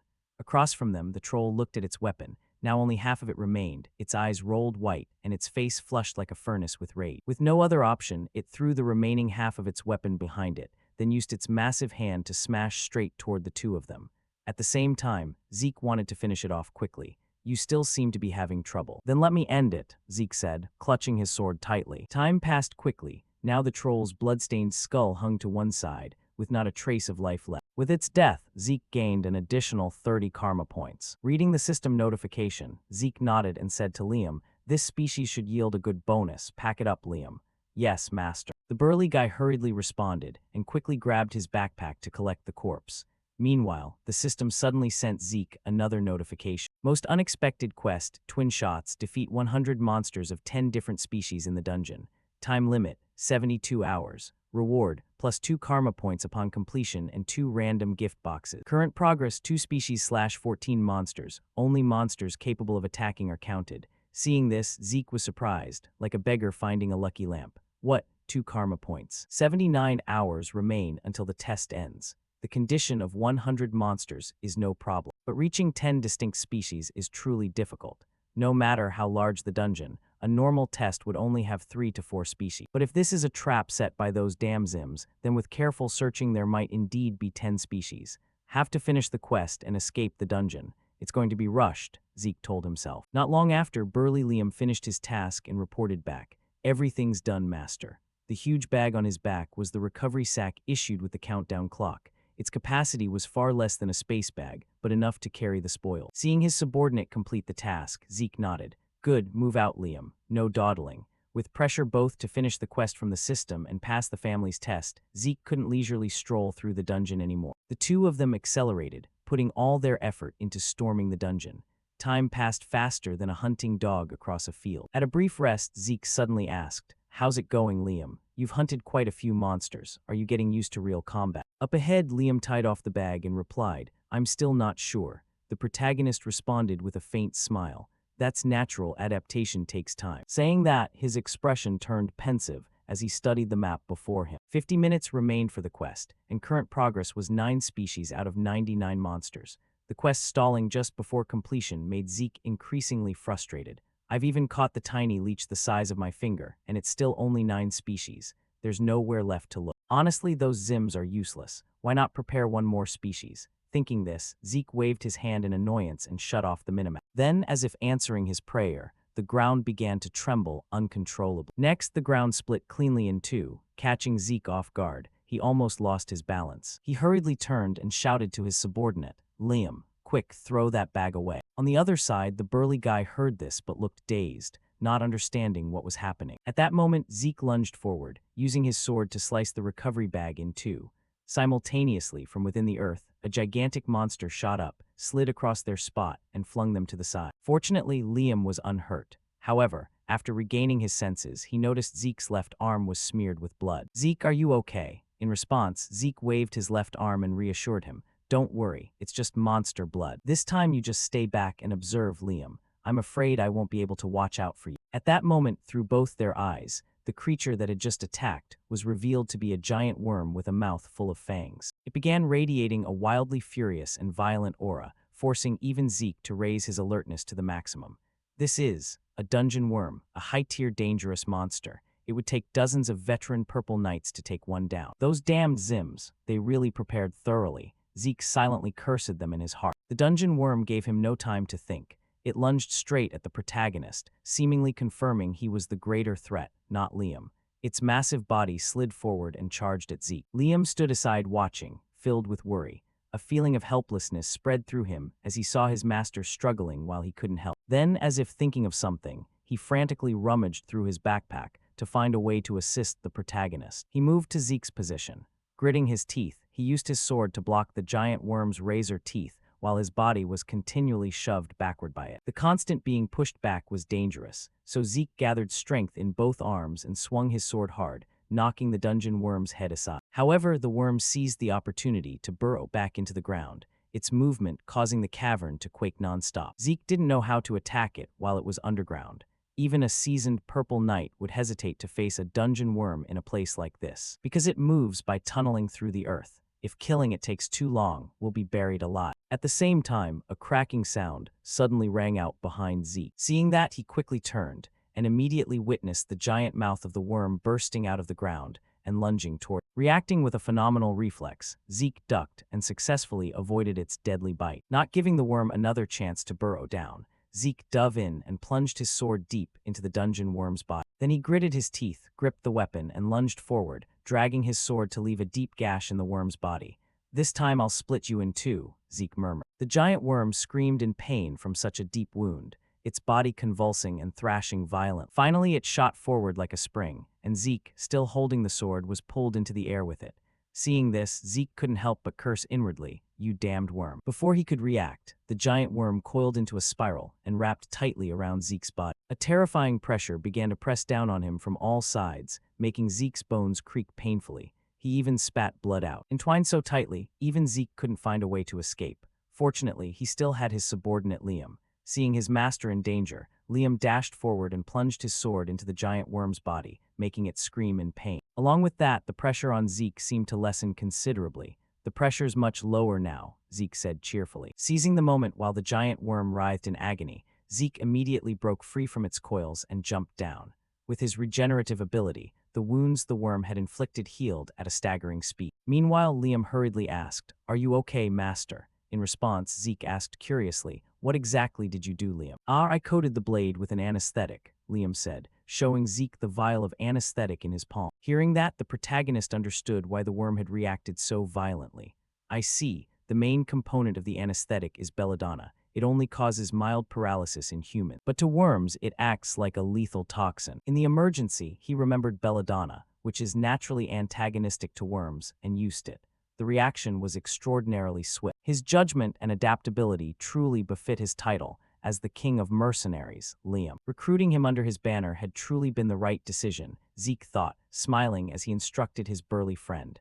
"Liam, when I signal you, plunge the sword into the worm again." Having said that, the protagonist pushed off with both feet and sprinted up along the worm's body. When he reached its head, he let out a loud shout as a signal. Below, Liam understood the cue, gritted his teeth, and drove his sword into the dungeon worm's body. It screamed as if the place were on fire, and a purple liquid resembling blood began spurting from its mouth. But suddenly the worm paused, sensing a danger greater than the pain it had just felt. In front of it, Zeke concentrated energy into his sword, and activated the soul-body skill. Slash, creating a colossal blade of energy that struck the dungeon worm head-on. The death blade cleaved its body in two in an instant. At the same time, to reward the protagonist's effort, the system announced, "Surprise quest completed. Karma points earned from the quest reward have been doubled. 2 random gift boxes have been awarded as quest rewards. Current karma points, 780. Time quickly passed as the scene shifted to the training grounds outside. Countless trainees returned after escaping their dungeons, and wooden tables had been set up to display and verify the monster kill evidence they brought back. Trainees who have emerged, come here to receive your scores. Those finished may leave, a teacher called out. At the same time, the swordswoman Rian brought her monster evidence forward for inspection. The teacher glanced at the items on the table and said, "I'll begin grading now. Base completion score, 30 points. Goblin 20, Hobgoblin 2 Orc, 1 total score, 180. Hearing her score, the surrounding trainees broke into a sweat and whispered to each other, "She's almost matched Sir Abel's record high of 200. Purebloods are different. Their level is on another plane." Not only the students but even the teacher couldn't hide his delight and praised, as expected of Rian, "You've exceeded the standard by 130 points." In response, Rian's group placed hands over their chests and replied, "You flatter us, sir." Next up, the sly Owen brought his evidence forward for grading. "All right, I'll begin scoring. Total score 120, exceeding the standard by 70 points. Excellent," the teacher nodded. Hearing this, a brown-haired teammate in Owen's party rejoiced as if he'd struck gold, while Owen alone felt irritated. The result left his face as dark as a pot spot. Because compared to Rian, he trailed by a full 60 points. That was almost half his total. He glanced at Rian with an icy expression. "Rian, to run. You can't keep acting so arrogant all the time. Never mind if anything happens. Just handle it the way Zeke did." Thinking this, he broke into a sinister smile. Perhaps by now Zeke was dead and chopped up somewhere inside that dangerous dungeon. It sounded like the weak could only think of dirty tricks to trip others up. However, one thing Owen never expected was Zeke's voice suddenly ringing behind him. "Oh my, how long has it been since I've seen sunlight?" Hearing the familiar voice, Owen's face instantly went pale with panic. He turned around and sure enough, his fears came true. Zeke and Liam had returned safely to the gathering area with not a scratch between them. In fact, burly Liam was even carrying the giant worm's head outside, since their recovery bag had been cut in two by Zeke early. Seeing the head Liam dragged, all the students gaped. "Am I lagging or is that real? Hey, don't tell me that's a dungeon worm. Isn't Orc supposed to be the highest value monster? Why is that showing up? Did those two hunt a dungeon ruin?" Doubting voices began to spread. Next, Liam hauled the worm's head to the teacher's inspection spot and dumped it heavily onto the ground. Meanwhile, Zeke turned to Owen and said with a tone full of mockery, "You look pretty shocked, aren't you, Owen? Seeing me again like this, doesn't that make you happy? Where's that icy face you always wear?" "Well, this might even suit you better," Zeke said, enjoying Owen's expression. Owen was so furious his face had darkened, veins bulging, teeth clenched, hands balled in anger. But before Zeke could taunt further, Owen turned and walked away. Feeling a bit regretful, Zeke continued to jeer, "Oh, leaving so early." In response, Owen silently cursed, "Damn, you damned purebloods, you'll pay for looking down on me." On another side, Owen's hounds saw their master storm off in a rage and hurriedly followed. Watching their backs, Zeke shrugged contemptuously. "Haha, so tense, huh?" At the same time, the swordsman Andre in front of Zeke called out, "Verbal sparring over trainees." Hearing that, Zeke quickly turned forward and replied, "Ah, yes, long time no see, Instructor Andre." Andre didn't want to waste time on greetings and went straight to work. "I'll begin scoring right now." Nearby, Zeke looked at the giant worm's head and explained, "Nothing else besides this. Do you need to score it separately, sir?" In reply, Andre produced a pair of gloves and asserted, "I'm the judge, so don't expect a sloppy check." His remark made Zeke curious. Didn't the recovery bag get swallowed by the worm? "Yes, that's right, so I'll inspect it thoroughly," Andre nodded. Then he began using both hands to examine it extremely carefully. Drops of blood started spraying outward, causing the observing students around to recoil in disgust and flee. From Zeke's viewpoint, seeing Andre so meticulous in his work, he silently marveled at his luck. How fortunate. Because the damned dungeon worm attacked, all the heads I'd collected over the past 3 days were gone. I couldn't afford to fail, so I had to hastily substitute the worm's head. But aside from Instructor Andre, who else would be careful enough to inspect every scrap of flesh stuck between those teeth? Time passed quickly, and before long Andre finished his inspection. He tossed his gloves aside and announced the results. The monsters currently confirmed include gremlin, goblin, hobgoblin, hellhound, orc, and finally, a troll. "What, even a troll?" the students murmured with ashen faces. The giant worm alone was terrifying, and now a troll as well. This made them panic about the dungeon Zeke had entered. Ignoring their reactions, the swordsman Andre wiped the blood from himself with a handkerchief and continued, "Judging by the amount of blood, it seems like dozens. But counting them all wouldn't be fair to others, so I'll count each monster type as one specimen." Moreover, although trolls and dungeon worms aren't in the scoring categories, information indicates their strength equals that of a group of 3 orcs and a group of 6 orcs respectively. Therefore, I'll score them as 90 points and 180 points. Total score, 368. Congratulations, you passed. Elsewhere, the other 2 instructors were stunned by the result. "Hey, how many points did we get when we were students?" the one on the left asked. The instructor taking notes confirmed, "In our day, we didn't even count hellhounds." On another side, students looked at Zeke as if he were a monster. 368 points. How is that possible? In a corner of the gathering ground, a foolish black-haired student couldn't accept the result and shouted, "Cheating. There's only the dungeon worm's corpse here." In response, another student looked at him like he was an idiot and explained, "Hey, the dungeon worm alone is worth 180 points. But what does that prove? Think about it, you people, whether it's the dungeon worm or the troll. Who would survive facing them and come back alive? Is Zeke Draker really that strong now?" the group inwardly exclaimed. Meanwhile, Zeke glanced at the weak students around and smirked, thinking, "Noisy. This feels so different from the days when they mocked me. Not bad, actually, but I've just made another splash." In this test, the Zims clan had deliberately tweaked the trial dungeon to increase its difficulty to eliminate. But was this really Owen's unilateral doing? No. Even he wouldn't dare interfere with the Academy's exam. Perhaps the problem lies with Zims itself. "It seems I'm being watched more than I thought. If I hide my strength too conspicuously, it'll backfire. I need to keep it moderate for now and observe," Zeke reminded himself. Sweat dotted his face as he felt the pressure of being targeted. Then, while he was still worrying about the future, the swordswoman Rian and her subordinates passed by him and spoke. "Zeke Draker, you won this time," she said with a frown, then hurried away. This left Zeke behind, stunned, not quite understanding. "I won, but won what the hell? What's she on about?" Time passed quickly. Scene shifts to the familiar training ground, where Zeke prepared to test a new skill he'd never used. "I guess I should start here, huh?" As he spoke, Zeke glanced at the system screen. The skill in question was Dragon Skill Level 1 Devour. This skill lets the user eat more and digest faster. It requires 50 points to unlock, and Zeke's current karma points were 708. After getting rich fast in just a few days, Zeke decided to unlock it.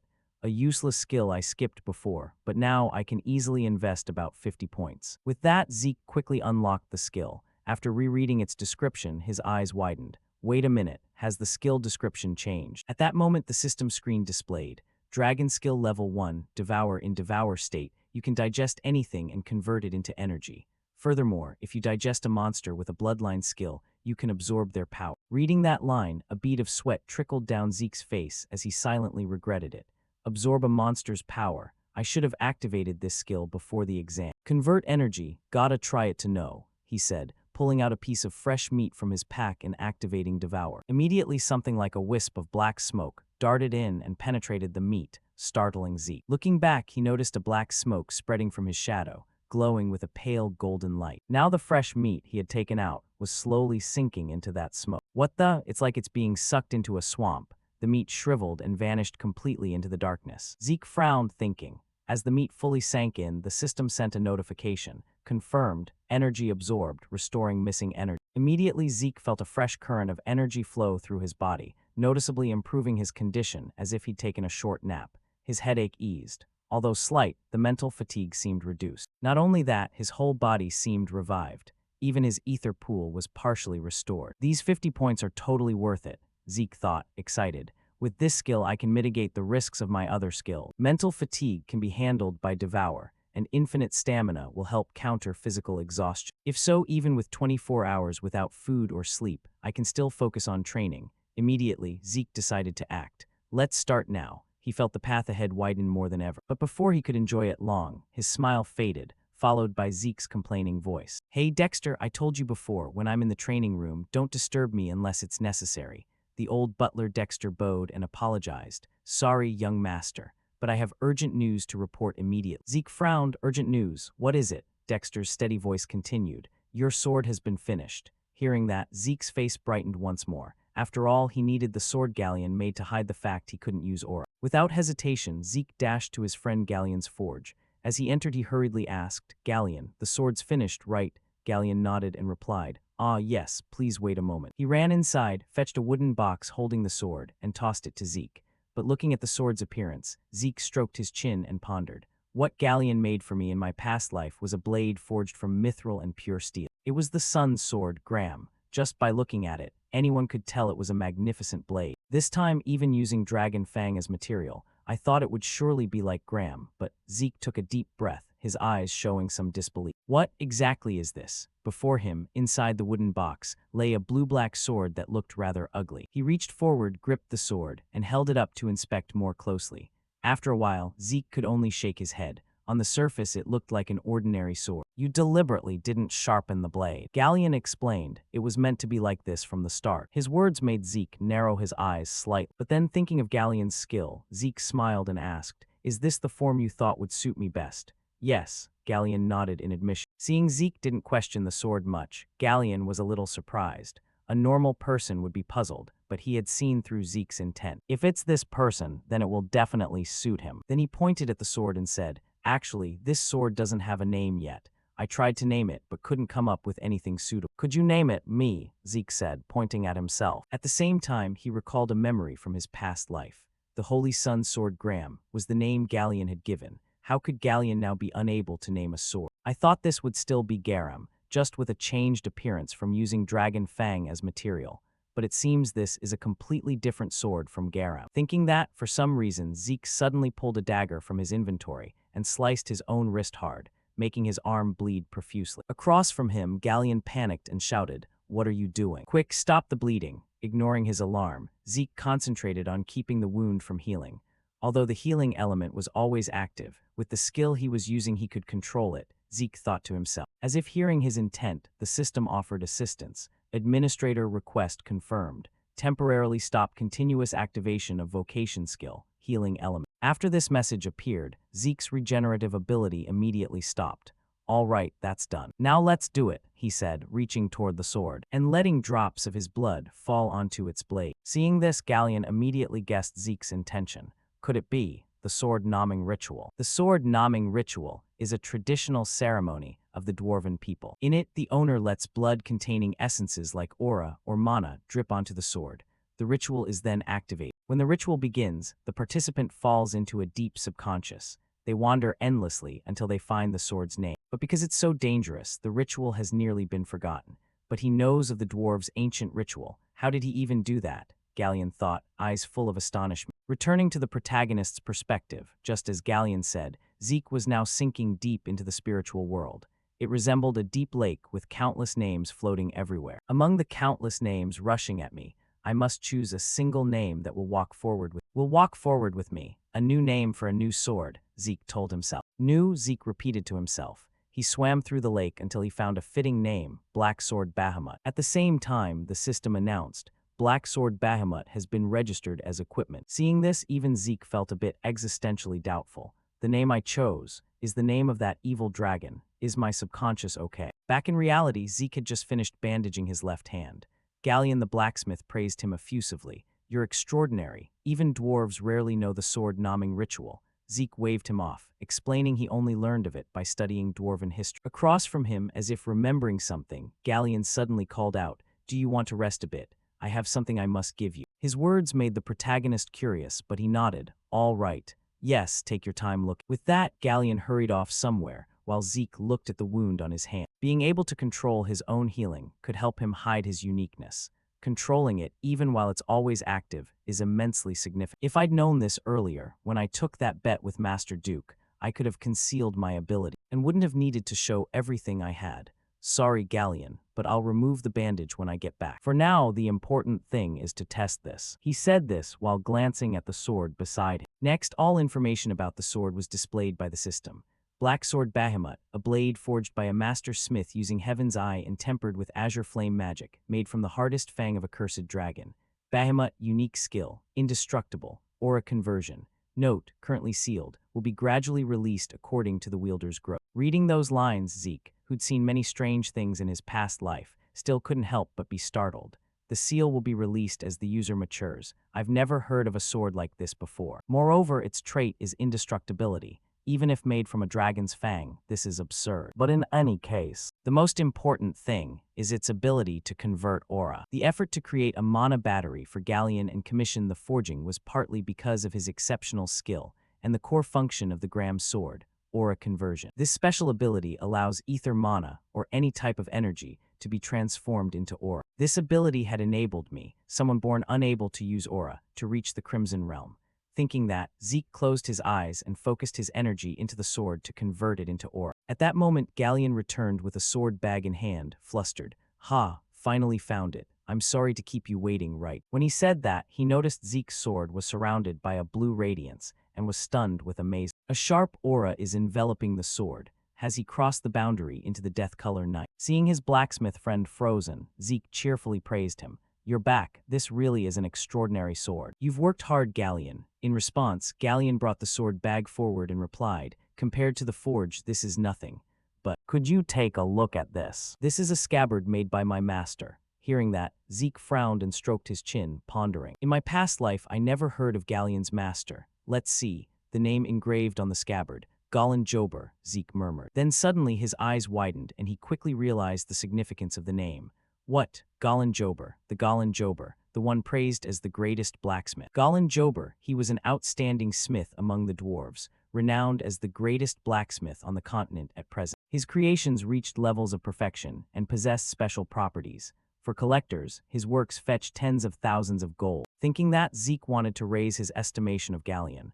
"I didn't expect you to be Gallen's disciple." Hearing this, Galleon was a bit surprised. "Indeed, so you can even read dwarf script." Putting dwarf language aside, Zeke probed. "If it's Gallen, then this scabbard isn't ordinary, is it?"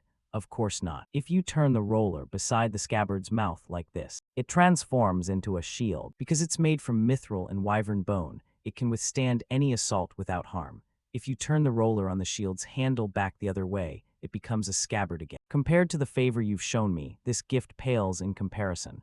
But please accept it. This is the present I want to give you," he said as he handed the scabbard forward. Seeing that, Zeke awkwardly accepted the scabbard and asked nervously, "But if you sell this, couldn't you buy a forge?" "Haha, I can't just sell my master's work to anyone," Galleon said with a smile. "But it's worth tens of thousands of gold," Zeke pressed. Hearing that, Galleon broke into a sweat, not expecting such value. "What? Are you serious? Anyway, I'll take it, thank you," Zeke said gratefully. Then he looked at the scabbard and his oversized sword. Compared to the sword, the scabbard seems a bit small, doesn't it? But if this is Gallen Jober's work, it'll certainly be different. With that thought, Zeke tried slipping the sword into the scabbard. Sure enough, the scabbard began to change shape automatically, enveloping the entire blade and forming a completely different sheath. As expected, it surpasses even my imagination. "I've received an incredibly precious gift. Thank you, Galleon," Zeke said with a bright smile, and Galleon, for some reason, looked as pleased as if he'd struck gold. "I'm glad you like." Time passed quickly. Scene shifts to the familiar training ground. Zeke was now inspecting the pair of gauntlets he had just received. Glove info: gauntlets forged from cloud iron, sturdy yet light. Special ability: none. Trait: equipping the full cloud iron set will activate a special ability. Reading it, Zeke couldn't help but admire. Cloud iron. This is an extremely rare material. It was something he got from the random gift box, an unexpected quest reward. I thought it was like a treasure chest, but inside were far more valuable things. "All right, let's check the second box." Saying that, Zeke glanced at the remaining box and slowly opened it. But what was inside made him even more curious. What Zeke pulled from the second treasure mirror was a tattered map, missing many parts, making him wonder if it was even truly a map. Before Zeke could think much more, the system issued a notification reminder. "You have found a map containing traces of the great holy sword Kaishir." Upon seeing that name, the protagonist's interest spiked to the highest level, because Kaishir was too famous. If it's Kaishir, could it be the hero King Kaishir himself? Hero King Kaishir and the Knights of the Clock Tower. This is the most famous book on the continent, recording Kaishir's journeys and those of his knights since he founded the Kingdom of Kronos, a once glorious civilization. However, because its content is so fantastical, and there is no documentary evidence to prove its authenticity, it is regarded as a work of fiction. Thinking that he had received a map related to that hero, Zeke's hands trembled with excitement. "Did hero King Kaishir really exist?" he whispered, shaking. On this side, the system began analyzing the map and issued a reminder, restoring and decoding damaged portions of the item. Decoding complete. The determined location has been marked on the minimap. At the same time, the minimap automatically appeared before Zeke. After looking at the markers, the protagonist quickly recognized the location. Is it in the giant mountains? That's the territory of the Man tribe. This might be easier than I thought. Having said that, before Zeke could think further about the marked location, the system issued another notification. Depending on the user's level, the guidance will conclude. You have found an item that can link to a quest, achievement quest, the vision of hero King Kaishir.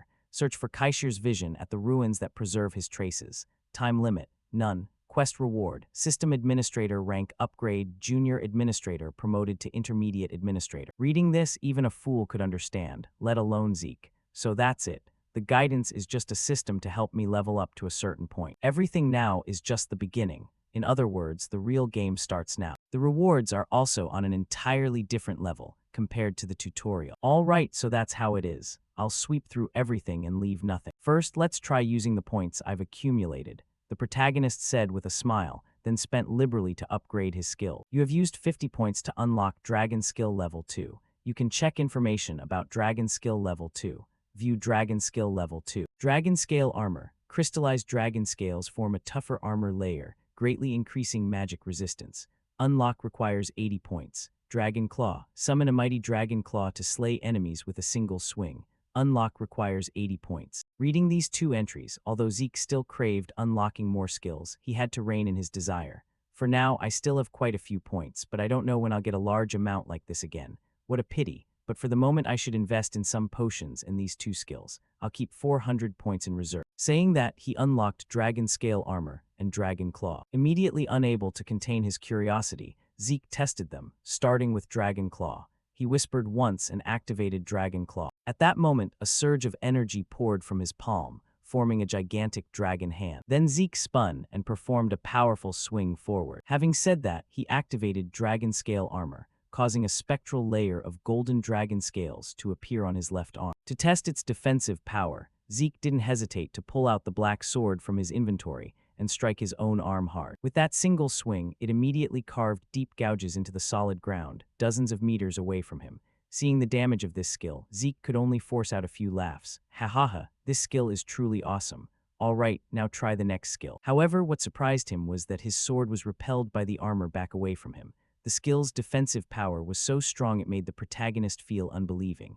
Even without using aura, my slash can tear things apart, yet the blade bounced back. Though my body is bare, it felt like wearing a heavy full suit of armor. Dragon Claw for offense, Dragon Scale Armor for defense. Simple but extremely effective. My body's fully primed. Let's continue, Zeke said with a smile, then began his usual training routine. Time passed quickly, scene shifting to the central arena of Draker Academy. Today was the day of the semester assessment. Numerous training dummies had been arranged above the practice field, while the students stood solemnly below. At that, a lecturer's voice rang out. Today we will hold the semester assessment. Before starting the test, I'll briefly explain the rules. Do you see the dummies behind me? They were specially made. If you only use normal physical strength, it's hard to leave even a scratch. But if you infuse aura into your strike, you can destroy them easily. However, if you can't even make a scratch, you will be immediately disqualified. All previous evaluations will be voided, and you'll have to start your studies from the beginning. The lecturer said with a cold expression, causing the students below to inhale sharply, then whisper nervously to one another.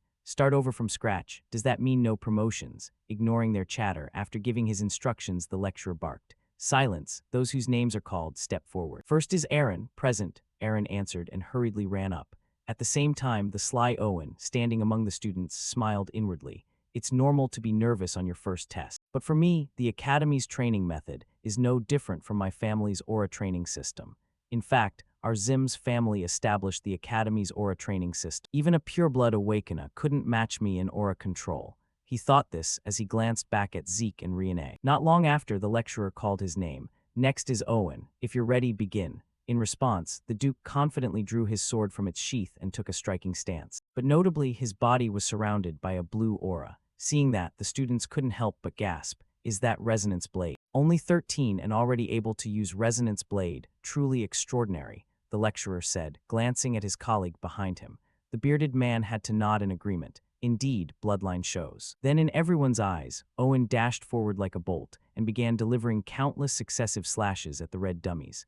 With each strike, he left large cuts on the dummy. Below, the other students went pale, their mouths agape in astonishment. After Owen completed his test, an instructor approached to inspect the dummies and praised. Truly amazing. No wonder he's a Zim. At this rate, surpassing Sir Abel is only a matter of time. He smiled, but unaware of this, Owen's face had already gone purple with anger. Owen bit his lip, swung his arm, and knocked the instructor's arm aside, irritating them somewhat. What an insolent brat, what's his problem? The two muttered, while Owen's face twisted with fury. Ignoring him, the test continued as usual, and the results were not particularly promising. After checking the dummies, the instructors shook their heads and said to one another, "It seems everyone is struggling. Looks like Owen's dominance has shaken their morale." Even so, no one has failed yet. Though only a small amount, all the students could infuse aura into their swords. Truly, the special class is different. But even in a place full of prodigies, the weak will be weeded out. It was now the swordswoman Rian's turn. She bowed to the instructors and made her request. "I humbly ask for your help." "Sir Instructor, I have a request. I want to be evaluated using the dragon-slaying technique." Her request made the instructor's eyes flicker with surprise. Then he warned aloud, "That's an evaluation standard for advanced students." "I know that." Rian nodded with a determined look. Below, Owen heard Rian's request and began to sneer inwardly. So after becoming a pure-blood awakener, they start getting arrogant, huh? Infusing aura into a sword and performing the dragon-slaying technique are two entirely different levels. Just maintaining aura on a weapon requires intense focus, but the dragon-slaying technique is different. Beyond controlling aura, it requires regulating aura consumption with each motion. At best, she'll only swing a few strikes before her aura is depleted. It seems her competitive streak has led her straight into danger. Rian to run. Thinking of Rian's impending failure, Owen grinned ear to ear. Above, the bearded instructor asked again, "If you choose the dragon-slaying technique, the fail standard is much stricter. Are you sure?" "I'm sure." Rian nodded once more. Seeing her resolute gaze, the instructor offered no further counsel. "Ha, very well, as you wish. Thank you, sir." Rian bowed slightly. Next, faced with such an over-threshold test, the entire examination ground fell completely silent. Everyone swallowed and fixed their eyes on Rian so as not to miss a single move. Under their gaze, Rian began to envelop her whole body in a radiance and slowly raised her sword above her head. Then, at lightning speed, each wind-tearing stroke of her blade was executed in a storm of slashes. The attacks were so powerful, they didn't merely mark the dummies, they cut them to pieces. After finishing her dragon-slaying technique, Rian slowly sheathed her sword, while all the dummies lay obliterated beyond recognition. Seeing this, the students could only laugh helplessly. Wow, even the competitive spirit is gone. I thought Owen was top in aura control. Turns out he's not even comparable. These whispers fed directly into Owen's ears, making the fool bite his lips so hard his eyes bulged, twitching like someone about to have a fit. But then his gaze was drawn when Rian lowered her sword. "What the hell, damn it, is she mocking me?" Owen asked himself, but then his face went blank. He quickly looked behind him and thought in panic. No, from the start, she didn't even bother with me. The direction Rian had pointed her sword at was Zeke.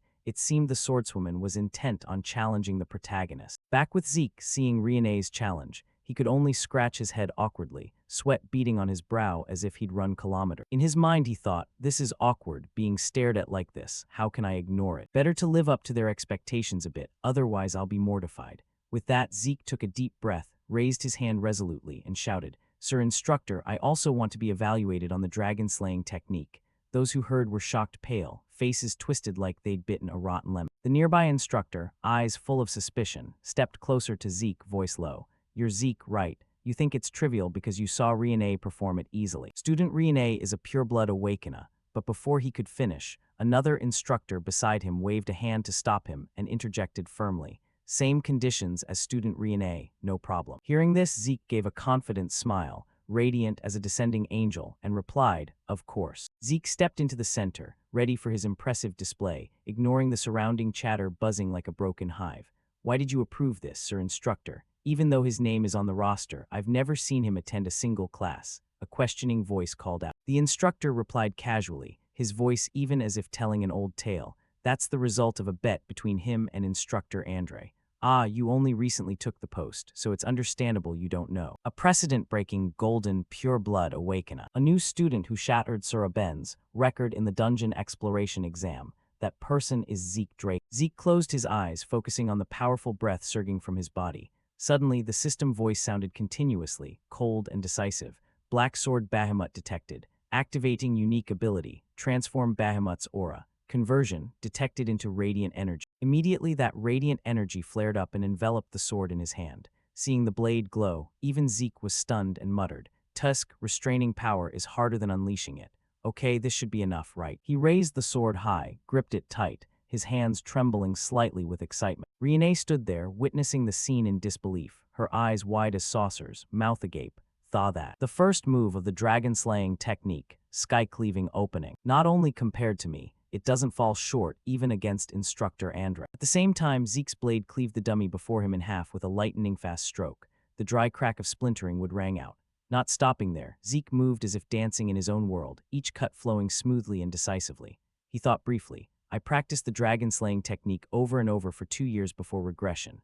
Even the blade's path, foot placement, and the flow of radiant energy, my body reacts automatically without conscious thought. A sword art that once bored me to death, but revisiting it from the fundamentals isn't so bad. After performing for a while, Zeke stopped, surveyed the surroundings, and thought to himself, this should be enough to provoke Rian, right? But the audience began to stir, whispers rippling like waves. Did he really coat the sword with radiant energy just now? Yes, I saw it too, the entire greatsword. Does that mean Zeke has reached the Death Knight rank? The protagonist overheard those words and flinched, sweat trickling down his brow. He'd been deliberately hiding his strength, but apparently a leak showed.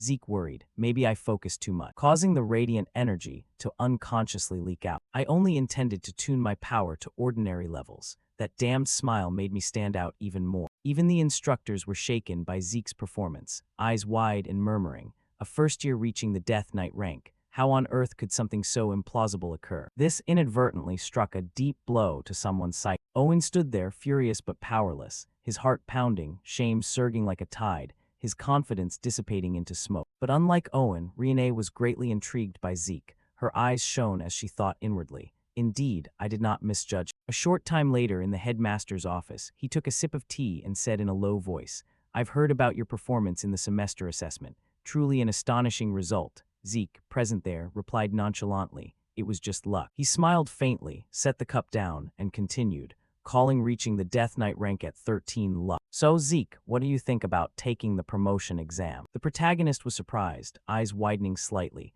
A promotion exam? You mean skipping a grade? The headmaster nodded and explained, yes, it could be 1 year or more. It's a system for exceptional students like you. Zeke said nothing, thinking to himself, faster than expected, huh? Well, no wonder. I did a lot to make myself stand out. He smiled confidently and said aloud, I'll take part. After that, Zeke quickly left, gently closed the door and stepped outside. He guessed inwardly, looks like he's plotting something. Then the protagonist flashed a sly grin. All right, I'm willing to play along. Inside, the headmaster sat dazed, feeling into his coat pocket as if searching for something. Then murmured to himself, Rian Draker and Zeke Draker.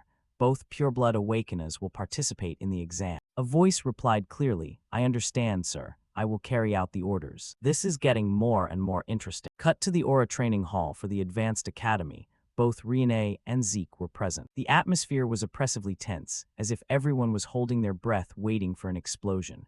Rian was mortified, her face pale as she thought, at least pretend to glance my way a little. Suddenly the front door slowly opened, and a deep, authoritative voice rang out. So you were already waiting here. The figure entered and continued the introduction. This person will supervise today's promotion exam. The family's senior knight, Lord Owl Draker. He was a handsome young man with an irresistibly cold beauty. At the sight of Owl, Zeke couldn't believe his eyes and felt a tremor in his chest. That person is M letter 1E9C, Luke I letter 1EBFM. At that moment, images from the past surged back. A gloomy day matching the mood. Owl carrying someone who seemed dead in his arms, his steps heavy and his heart sorrowful. Zeke had been there then too, and seeing the scene before him, he couldn't help but exclaim in surprise. Draker, that damned Empire dog, how is he here? But when Zeke looked more closely at the dead man's face, he was quite surprised. Owl said nothing. He simply bent down and quietly dug through the soil layer by layer. As if realizing something, Zeke also stood silently. Surrounding them were numerous cold gravestones. Suddenly Zeke grabbed a shovel, startling Owl. He said, need a hand. Without waiting for Owl to answer, Zeke took the shovel and began digging while saying, even if you refuse, I'll help anyway. At the same time, Zeke introduced himself. I am Zeke Morida of the Northern Alliance. You're from the Draker line, right? Owl replied blankly, no, I have discarded the name Drake. Zeke sympathized more and chuckled softly. Oh, so you're like me then. What should I call you?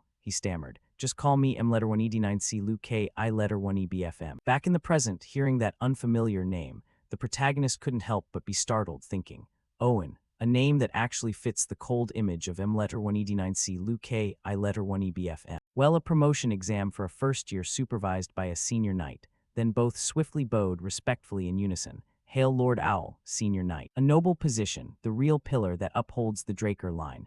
The title is reserved for those with exceptional strength, renown, and experience. The instructor announced decisively, "This is a sword duel format familiar to anyone raised in this cradle. As long as you are not unconscious or forfeit, you may continue your challenge. Give everything you've got." Hearing that, Rian stepped forward confidently and said, "Then I'll start first." But Owl replied haughtily, "No, there's no need to split up. Charge together." At that challenge, Rian immediately lost her temper, determination flashing in her eyes as she prepared to lunge forward like an enraged beast.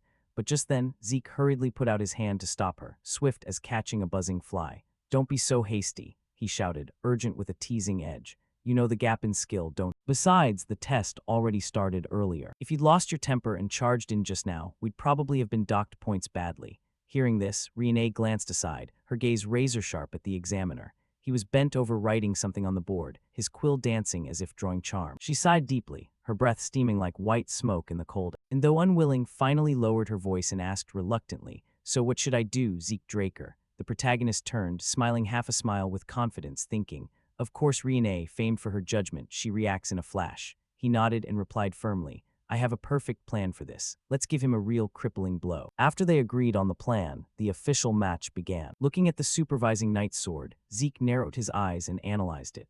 A strange blade with a cutting edge on only one side, the characteristic style of the Eastern Empire, the wand down. "He's always used it," he murmured. Rian stood beside him, tense, treating this as a matter of honor. But Zeke just smirked, thinking, what does honor and pride matter to the weak? Forget personal pride, focus on the plan. A second later, they both swung their swords and charged forward like two arrows loosed from a bow. The clash of metal rang harshly as the two blades formed two sharp intersecting arcs from different angles, wind whistling. But the knight merely tilted his body lightly, moving with the grace of a dancer in the breeze. His blade slipped through the gap between their attacks and countered like a lightning strike. In an instant, he swung down. Rian immediately retreated, narrowly avoiding a cut that brushed a few strands of hair on her brow. Zeke, still exhilarated with bright eyes, rushed in without hesitation. They continued attacking, raining blows, but the knight remained unshaken. The clang of swords echoed everywhere, deafening above the wind. Then, with a powerful strike, the knight shoved both Rian and Zeke far back. Rian glanced at Zeke, thinking, is this the power of a senior knight? Even following Zeke's instructions, constantly targeting his blind spots, we couldn't land a hit, not even a scratch. Then Rian gritted her teeth and unleashed dragon-slaying technique, Chapter 3, First Form. She told herself with relentless resolve, fight with the intent to kill, and swung her sword fiercely. The blade screamed through the air like a roaring dragon. What seemed a sure strike failed to wound as the knight gracefully tilted aside, his movement as fluid as flowing water. Momentum carrying her forward, Rian lunged and lost her balance. Before she could stop, the knight swung his arm with great force. Whack! Rian was flung away like a kite with a snapped string, spinning through the air before slamming into a stone wall. Crash! The immense force shattered the wall into fragments, dust billowing everywhere. Support staff nearby rushed over, anxiously asking, "Are you all right, Rian Drake?" Rian coughed roughly, groaning in pain, blood trickling from the corner of her mouth. Her legs trembled as she struggled to stand, but her arms were numb without any feeling. She stammered, I'm fine. It's dangerous, fall back." She thought inwardly. In an instant my consciousness was knocked loose, leaving an opening. With my strength, there's absolutely no chance. But can you really pull it off, Zeke Draker? She recalled the moment before the match. Zeke had proposed his strategy, but Rian protested fiercely. "I can't agree to such a despicable tactic. Are you going to soil an honorable duel, Drake?" But Zeke only countered, nonchalant. "Does honor put food on the table?" He continued, "This isn't a knight's duel, it's a test. It measures your ability to kill your opponent." After some thought, Rian, helpless, nodded. "Fine, I was the one who asked your opinion first anyway. But do you truly think this tactic will work? The opponent is a senior knight." While Rian remained half skeptical, Zeke was absolutely confident. "Then create a situation where it can work." He asked further, "So when you fought me at the cradle, why didn't you dodge the stone?" Rian, embarrassed, "Because I didn't expect you to use tricks like that." Zeke responded matter-of-factly, "See, a senior knight isn't much different. Just wait for my signal, it will work. All it takes is a small opening." Back in reality, the match continued. Zeke stood there, using the application of the dragon-slaying technique. His body split into multiple images, appearing in various positions surrounding the knight. Just watching made one's head spin, unable to tell real from illusory. A move never used before unleashed today. T letter 1E80 T Fong, B letter 1ED9, shadowless step. But the knight was no novice. Deeply versed, he quickly recognized it and exclaimed, "This is Duck's technique." He scanned carefully side to side. Suddenly Zeke lunged with his sword, but the knight parried instantly.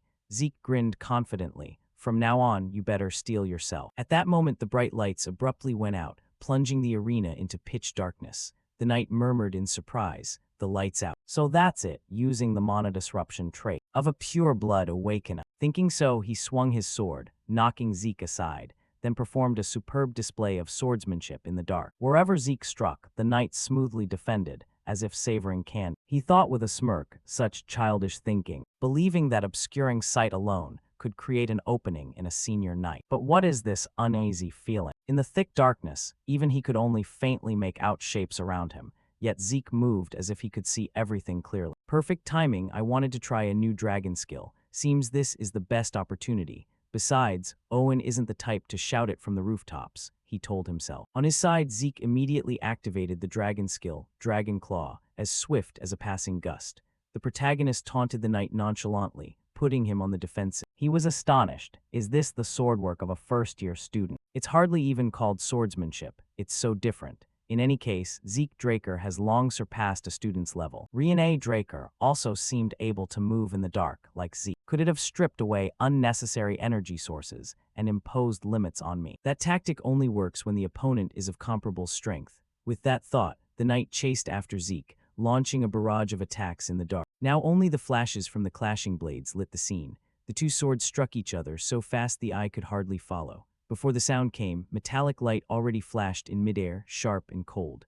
Sparks burst like fireworks in the night, then quickly died out, leaving the acrid smell of burning metal. Watching the knight's reaction, Zeke smiled, thinking, his movement is almost the same as before the lights went out. Has he adapted to the dark that quickly? Suddenly, he sensed something amiss. By instinct, he swung a heavy cut forward, but the strike didn't hit the opponent at all. The knight frowned, annoyed. He's vanished. I can only make out a vague shape. It's like fighting a shadow. He kept slashing vaguely into empty space, but every blow missed. It seemed Zeke had disappeared from his sight. At that moment, a lamp fell from above right in front of the knight.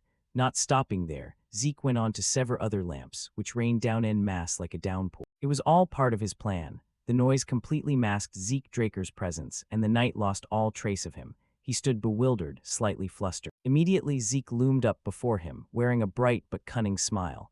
"Now's the time," he shouted, his voice ringing out. Before the knight could understand what was happening, a lamp from above plunged down onto his position. Zeke recalled Professor Fan Nong's words. The construction and materials are quite simple, but kept like that it can only be used once. What kind of magic do you intend to put inside it? Explosive magic, perhaps. Zeke didn't explain much, only smiled casually. No, just a flash of magic, and a bang will do. As Zeke expected, a loud explosion erupted. Boom! It was the perfect moment. Rian, the protagonist, calmly stood with his hands over his ears, waiting for the miracle. The knight was startled by the blast. The sharp sound tore through the air, making everything around tremble. By reflex, his body jolted back and he crouched, his heart constricting in his chest. Only then did he realize he'd been deceived. He thought to himself, it seems I was wrong to assume that was surplus energy. Seizing the opportunity, Rian and Zeke charged together. Yet a senior knight is still a senior knight. At the most dangerous moment, he unleashed dragon-slaying technique. Chapter 4, First Form, Full Moon Cleaver. The attack came in a flash, and Zeke and Rian couldn't react in time. Their bodies were struck and driven back. Following that, a terrible explosion occurred, sending smoke and dust billowing everywhere. However, forcing him to use that move was itself a tremendous success. Summing it up, Zeke and Rian still couldn't defeat Owl. The examiner beat them to the ground, their faces battered as if run over by a carriage. Soon the medical team hurried to the scene, carrying Zeke and Rian away for treatment, their hurried footsteps clattering like an urgent rescue tune. The knight still stood there unscathed, upright as if returning from a leisurely stroll. A senior official approached Owl, bowed respectfully, and said, "Thank you for your effort." Suddenly an angry, thunderous voice roared from afar. "That bastard Owl, you roughed up my disciple like this." Owl turned at the sound, his eyes narrowing as he recognized Duke. He bowed politely, his tone deep. "Hail, Gale Knight." Duke came up, draped an arm around Owl's shoulders comfortably, his teasing face as usual grinning broadly, still stiff as ever. "Huh. So how is my disciple?" he asked, slinging an excited arm over Owl's shoulder, the pat making Owl tilt slightly. He fell silent, his eyes flickering with a trace of recollection as he reviewed what had just happened. The moment Zeke Draker's sword touched him, Owl had deliberately dropped his blade, holding firm to his defense. Why didn't he counterattack when he had the chance? Was it because the goal wasn't victory but promotion, only revealing strength as necessary? Thinking that, Owl spoke evenly. Zeke Draker has already exceeded the scope of my evaluation. A while later in the conference room, a promotion review meeting for students took place. After hearing everyone's opinions, the academy head sat up straight and concluded, "So is it agreed that we approve this resolution?" All answered in unison, voices ringing, "Yes, headmaster." There were no objections. And as a result, Zeke and Rian were promoted to Year 5 and Year 3, respectively. Afterwards, Zeke tried to live as quietly as possible, like a lazy cat wanting to curl up in a corner. After inheriting all the secret techniques and style from Duke, Andre took Zeke's place. He maintained a good relationship with Professor Fanon, but they gradually drifted apart when Zeke was selected for the Royal Magic Research Institute, donned gloves, and left the academy. From then on, Zeke no longer entangled himself with the descendants of powerful families, avoiding trouble like the plague. But interestingly, Owl still came to challenge Zeke to spar each quarter, like a hunting dog unwilling to let go of its prey. Then it seemed he reached some enlightenment. His eyes lit up as if he'd found a truth. Owl requested leave and packed up to join a training dojo, leaving behind the glorious title of Senior Knight. Time passed, and 2 years later Zeke graduated from the academy. In the dormitory, the jubilant voice of the old steward Decker rang out excitedly. "Congratulations, young master, the youngest student admitted to Valhalla. The family will surely be proud." At this point, Zeke was no longer the naive 13-year-old, but had grown into a more handsome, poised 15-year-old version of himself. The headmaster personally wrote a letter of recommendation for admission, a rare and precious favor. He clicked his tongue, thinking, but this title of youngest student, does that make my 2 quiet years worthless? Having thought that, he said nonchalantly, "There are about 3 months until enrollment, right?" Decker, standing nearby, nodded. Zeke continued, "Decker, you go on to Atlas first." Startled, Decker's eyes widened as if he'd heard the sky fall, but he reluctantly agreed. "Yes, sir." "But young master," before Decker could finish, Zeke cut him off decisively. "I will take a solitary retreat to recuperate. I don't want to be disturbed by anyone, understand?" Hearing that, Decker dared not disobey and bowed. "Yes, young master." Then Zeke looked at the map before him, his mind spinning with private thoughts. The relic of Kaishir lies in the giant mountain range. Using the pretext of recuperation, I'll arrange an expedition through the Argus Kingdom Adventurers Guild. There's no reason to reveal my destination to suspicious people. Suddenly there was a knock at the door. Zeke quickly said, "Come in." Liam entered and bowed respectfully. "I pay my respects to Master Zeke Draker." Zeke turned back, wincing. "Liam, didn't I tell you that this greeting is too elaborate? A simple hello is enough." Decker caught on and hurriedly said, "Then I'll take my leave, young master." Zeke nodded. "Handle the Manhwa enrollment with the black card." After Decker left, Liam asked curiously, "Why did you summon me all the way to the Platinum Manor?" Zeke replied casually, "I heard you've been transferred into the special class this time, right? As your master, how could I stand idly by? I've compiled everything you'll need during your academy time. Predicted exam questions for semester evaluations, training curricula, and essential gear for tests." He handed Liam a stack of papers. While Liam stood stunned, Zeke continued, "Just go to Papnir's Breath, show them this list, they'll deliver everything. Also, when you hit 4th year, you'll probably need a sword that really suits you. Head to Papnir's Breath to commission one. I've already paid in full, no worries. I believe you won't let me down, Liam." Hearing that, Liam was so moved tears welled up, eyes glistening as they threatened to spill. He immediately bowed, voice choked. "I will absolutely not betray Master's expectations." Zeke sighed, muttering, "I just said not to overdo it a minute ago." Liam smiled awkwardly. "I'll fix it right away, sir." The Kingdom of Argus sat at the far north of the central continent, alongside Delpoa, Tebia, and Alentia, one of the 4 central kingdoms. The giant mountains marked the boundary between beast territory and the continent, riddled with countless large and small dungeons that drew hordes of adventurers dreaming of striking it rich. The founding king of Argus, now just a faded name in history, had linked adventurers with dungeons, turning it into the kingdom's core industry. With royal support, they divided the giant mountains into hundreds of zones, set up transport routes and relay points. That was the precursor to the Argus Adventurers Association, now spread across the entire continent. At the registration counter, a monotonous announcement rang out. "Next, number 546. Number 546. No show for 546. Moving on, number 547. Congratulations, you're now an adventurer, Zeke Murray." Submit these documents to the licensing office for your registration card. Zeke, disguised with a wig and magic glasses, had become a completely different person. He smiled gently, thanks, and walked away. A version of Zeke with fake hair and enchanted glasses looked so unfamiliar he almost didn't recognize himself in the mirror.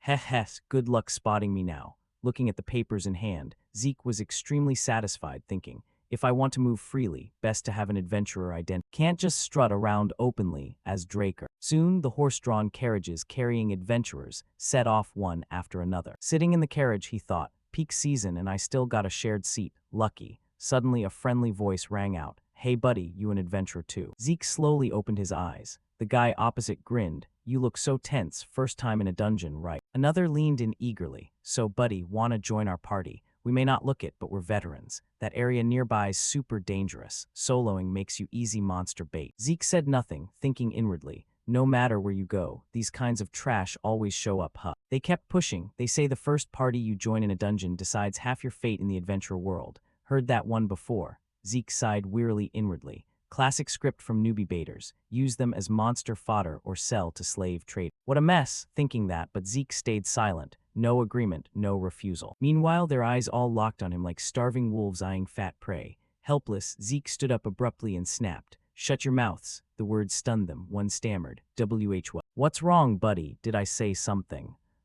But the protagonist said nothing more, just walked forward. He ducked his head through a small opening and told the coachman, there's a monster 500 meters behind to the left. Looks like orcs, so this area is a monster zone. The man, surprised, replied, What are you saying? This is a safe route. Laughter erupted around them. Ha, you're probably just nervous because you're new, buddy. Don't you know this route is controlled by the Adventurers Guild headquarters, overseen directly by the kingdom? Even wild beasts can't get in, let alone monsters. But Zeke's next words sent a chill down his spine. Then what is that right behind you? He gaped as if he couldn't believe his ears. What? In fact, behind him stood an orc with blood-red eyes and razor-sharp teeth, mouth wide open and roaring. It looked ravenous for fresh meat. Immediately the carriage was set upon. Indeed, life is full of surprises. Anything can happen. Not just one furious monster, but an entire band of them, each swinging axes relentlessly. Chaos erupted instantly. They were huge and muscular, skin rough like stone scales, eyes glowing red with a murderous thirst. They raised heavy axes and rusted hammers and smashed the carriage to pieces. The horses screamed and backed away, but it was too late. They snorted a few times and collapsed, blood pooling dark red. Now only the sounds of splintering wood and clashing weapons filled the forest. The man who tried to coax Zeke into joining his party was still clueless, sticking his head out of the carriage. But he didn't expect an orc had noticed him and was approaching. Before he could grasp what was happening, that looming shadow was right in front of him. His face went pale, drained of blood. In his final moment, he could only hope for a chance to live, begging for mercy. But life isn't that kind. Thud. One blow, his head blew apart, blood spraying the ground. A bitter end for an unlucky youth. Zeke thought quickly, leapt out, and hid behind a large tree, watching the orcs feast on their spoil. Each one gnawed and chewed, the sickening sounds of chomping echoing. Seeing that, Zeke thought, orcs running rampant in a safe zone means the stronghold isn't functioning properly anymore. How long has it been like this? The monsters, sated, quickly departed, leaving behind a gruesome battlefield. Zeke stepped out and surveyed the scene, corpses piled like refuse. I might be the only survivor, he told himself. As expected, it's an unimaginable mess. Even Argus soldiers were taken down. But with that force, ordinary monsters shouldn't have been a match for them, right? But as he looked closer, Zeke's expression tightened with displeasure. There was a long slash across their bodies, something not caused by mere monsters. He immediately envisioned the bloody scene that had just occurred. Zeke thought, not monsters. This was done by humans. Seeing this, Zeke's face suddenly darkened. He thought to himself, the bodies are heavily mutilated, clearly staged to look like a monster attack. But if a monster really did it, the cuts wouldn't be this neat. Besides, most of the victims died instantly, with no sign of resistance.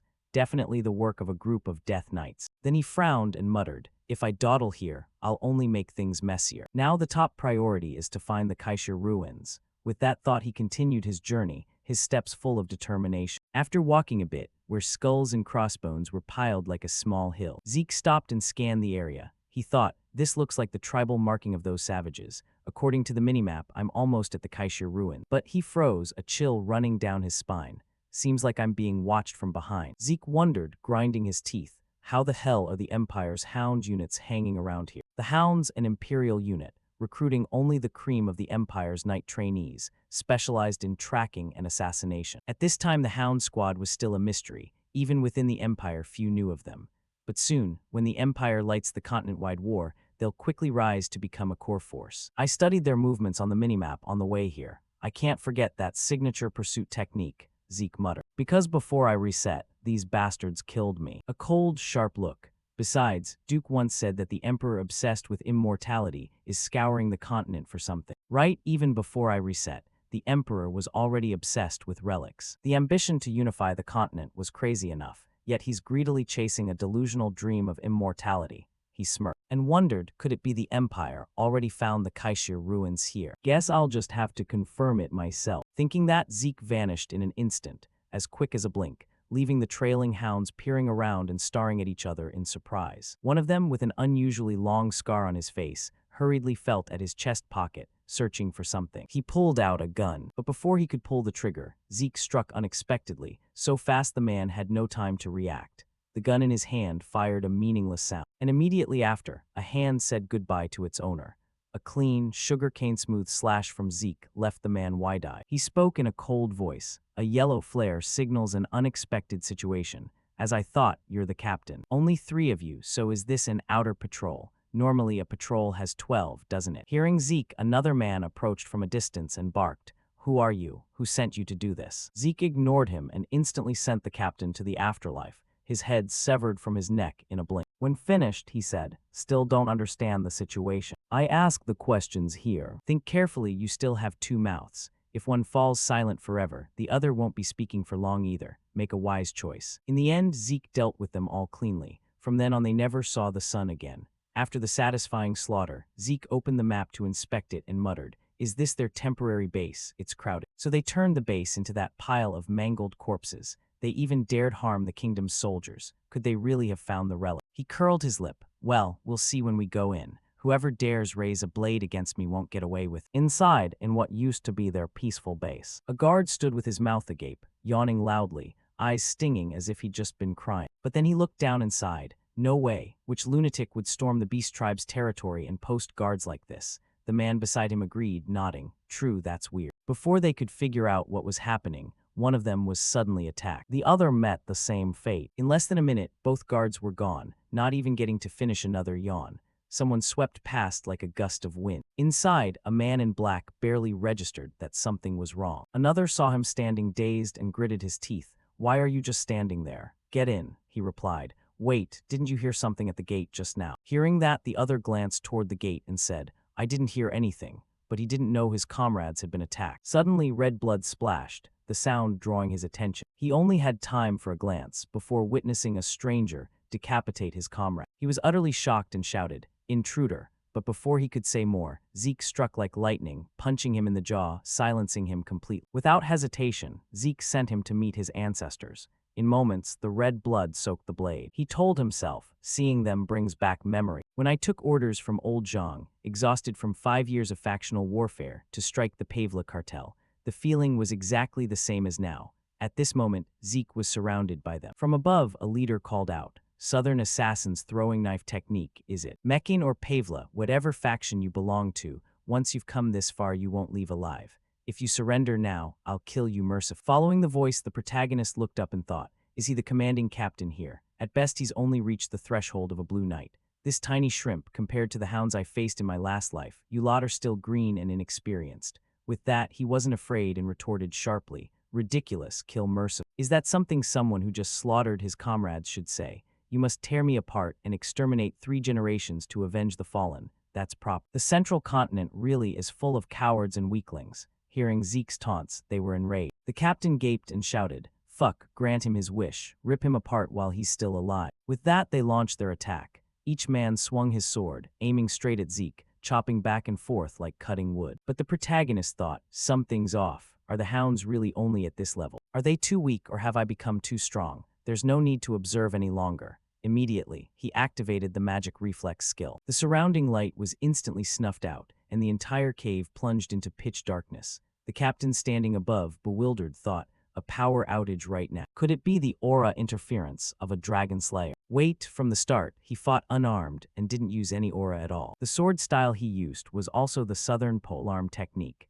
Definitely an assassin, so was it merely a technical glitch? After a moment's thought, he tried to reassure his comrades. Don't panic, it'll be back soon, so focus on defense until then. But then surprise, you dog. When the lights came back on, the horrifying scene had unfolded. In mere seconds, all the hounds below had been dealt with by Zeke. Corpses lay scattered across the cold ground, blood pooled dark red. He couldn't believe his eyes, sweat poured down like rain, utterly shocked, muttering, what the hell is this? Zeke had come up right behind him without him noticing and said, the Emperor's bold indeed, daring to target the relic of the hero King Kaishu. He trembled all over, murmuring, the relic of Kaishu. What the hell are you talking about? But as he turned his head to look back, Zeke had vanished. Only Zeke's voice echoed like a ghost. Don't worry, even if you don't confess, I'll find out myself. In the dark, a hand brimming with killing intent, Zeke quickly pressed the sharp blade to his throat. Only then did he realize death was near and panicked. Wait, we really don't know anything. Zeke sneered, don't know anything, huh? Don't know anything. Red blood spurted out. The unlucky captain's fate could not be avoided. After finishing, Zeke quietly stepped toward the cave exit, where blinding light spilled out. He left a sword there and thought, everything that happened here will be framed as Meccan's doing. Meccan Cartel, the criminal organization of the southern continent that I belonged to in my previous life. A gang willing to do anything for money. After the kingdom of Gusco in the southern continent fell to civil war, the wasteland became lawless, divided between Meccan and the Pavla cartel. I can use dragon techniques to hide my identity, but I deliberately used the southern polearm sword style, and even left Meccan's signature warning, because presenting a clear target is the safer choice. He smirked, the Empire will surely think this was the southern faction's work. Even if the Empire acts on this, they'll only help me eliminate Meccan. That benefits me even more. Based on the letter found inside, the Empire's emperor is far crazier than he seemed. The Emperor's directive was basically just to search for relics, but the shocking part was the accompanying campaign map. Not only in the central continent, but also in the eastern continent, still under a ceasefire, and even the mysterious Black Sea. He sent the hounds to any place suspected of housing relics. That means their forces have reached the scale they had in my past life, but it seems they still haven't found Kaishu's relic. I must act quickly. Suddenly, from the hound's lair, a red signal flare was fired. Zeke was already moving away. He smiled and said, a red flare. Could that be the opening signal of the heavenly net? Time passed quickly. After spotting the signal in the sky, Zeke began to move faster as he sensed the Emperor's hounds were starting to pinpoint the Kaishu relic's location. However, not far into his movement, the protagonist suddenly sensed presences appearing behind. He glanced slightly over his shoulder, then thought, already caught up so soon. The meaning of that signal splits into 5 branches. That is the heavenly net, meaning the danger must be eliminated at all costs. Using the flare as the center, they will scour the surroundings to identify the target, and then gradually tighten the encirclement. The manhunt order represents the hunters. All hunters in the area will maintain this encirclement until the issuer withdraws the order. It's essentially a death sentence. Even last time, when I stole the relic the Emperor targeted on the northern continent, I died under the heavenly net. But now I have the system. Thinking that, Zeke immediately drew 2 short swords from his pack and clenched them in his hand.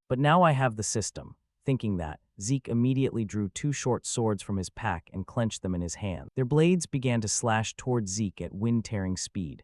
Yet instead of fear, our protagonist felt a flicker of excitement. He thought to himself, worth trying out, huh? Saying that, Zeke's hands whipped like machines, leaving afterimages in the air and deflecting every attack aimed at him. Immediately after, the protagonist leapt backward, escaping the assassin's encirclement and keeping a safe distance. Then, after observing their stance carefully, Zeke could confirm his suspicion.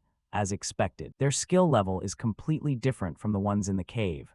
Just as he thought this, countless footsteps rang out behind Zeke. Other assassins had just arrived. In seconds, numerous figures in black cloaks surrounded Zeke. Seeing this, even Zeke felt a bit of a headache. This is getting troublesome. He sighed and checked the system map before him. It was crowded with red dots around the area, with more red dots constantly arriving. He murmured, if I use it, I could still escape. But that would be like throwing away the meching cover I've painstakingly created. Is there no other way? I never intended to use it in a situation like this. With that thought, having no choice, Zeke began to take out a small whistle. And under the curious gazes of the assassins, he took a deep breath and blew into the whistle with all his might, producing a piercing sound that echoed in all directions. Hearing it, the assassins grew wary and scanned around. What is that? Could he be calling reinforcements? Elsewhere, the scar-faced assassin saw Zeke suddenly take out several small spheres and shouted, "They're smoke grenades." The sound was just a lure. Capture him immediately. Hearing the order, the hounds lunged to intercept. Unfortunately, they were a bit late. At that moment, Zeke hurled the spheres forcefully to the ground, causing them to explode and release dense black smoke, cloaking the surroundings. Seizing the opportunity, Zeke's figure vanished immediately. Seeing this, although the assassin's captain was annoyed, he calmly ordered, "Don't panic. Once the heavenly net is set, no one can escape. Hold your positions and look for abnormal movements in the smoke and silhouettes." After saying that, he scanned the area, but all he saw were the silhouettes of his comrades. This left him puzzled. No trace at all. Does he think blocking vision will make us retreat? Or is this related to that whistle just now? The captain wondered. As if answering that question, suddenly a scream from one of the assassins echoed everywhere. His body was sent flying like a torn sack into the air, leaving the captain stunned as well. "What's going on here?" he muttered as he hurriedly scanned around, and finally spotted the cause of the sudden attack. It turned out to be a group of shirtless, massive men like bears, beginning to attack and crush all his underlings. The Man Tribe. What is happening? We didn't provoke the Man Tribe at all. If it were just one or two aggressive ones, it might be understandable, but they're attacking in a whole pack like this. The more he thought about it, the more puzzled the captain became. Elsewhere, an assassin in the group yelled in irritation, "You savage barbarians, how dare you attack us?" As he spoke, he wrapped his sword in aura and slashed straight at the waist of a man right in front of him. But when his blade struck that massive body, it was like hitting a block of steel. His sword was knocked away and trembled. Seeing this, the assassin's eyes went blank, unable to believe it. He blurted out, "What the?" Before he could think more, the bald man landed a devastating punch, smashing his head into a bloody pulp. Thus the assassins began to be literally crushed. The captain, watching from the side, felt his heart sink. "This is bad. I've never seen them this enraged. With our current forces, this is too dangerous." Stopping his thoughts, he immediately drew his gun. And to prevent the remaining underlings from being slaughtered by the Man Tribe as they rushed over, the captain pulled out a signal pistol and fired it into the sky, shouting to the others, "Withdraw the heavenly net." Meanwhile, the Man Tribe behind them kept pursuing and refused to give up. "Retreat, retreat immediately." Hearing this, the assassins rejoiced like they'd struck gold. They hurriedly scrambled away, using all their strength to flee. Only after they had completely vanished did Zeke emerge. He climbed out of a hole he'd dug to hide in, and laughed, "More effective than I expected." Then he looked at the cracked whistle in his hand. It was a Man Tribe horn, made to relay orders quickly on chaotic battlefields and serve as a tactical tool of the Man People. In my previous life, I happened to befriend the Mohican tribe of the Man People, learning how to make their horn and their signaling system. The signal I just sent with the horn meant, "An outsider has trespassed on the ancestors' sacred land." The Man People are often dismissed as crude savages, but in truth, they have their own cultural traditions and civilization. With such crude workmanship, it probably only works once, huh? With the assassins no longer a problem, Zeke quickly moved on following the map's guidance. Before long, he reached Kaishir's relic. However, upon entering, he sensed the assassins weren't the only obstacle. Something more dangerous and terrifying lay inside the relic. Now Zeke was hiding by a wall, quietly peeking forward, from one difficulty to another. What he saw was a giant nine-headed monster, constantly watching its surroundings.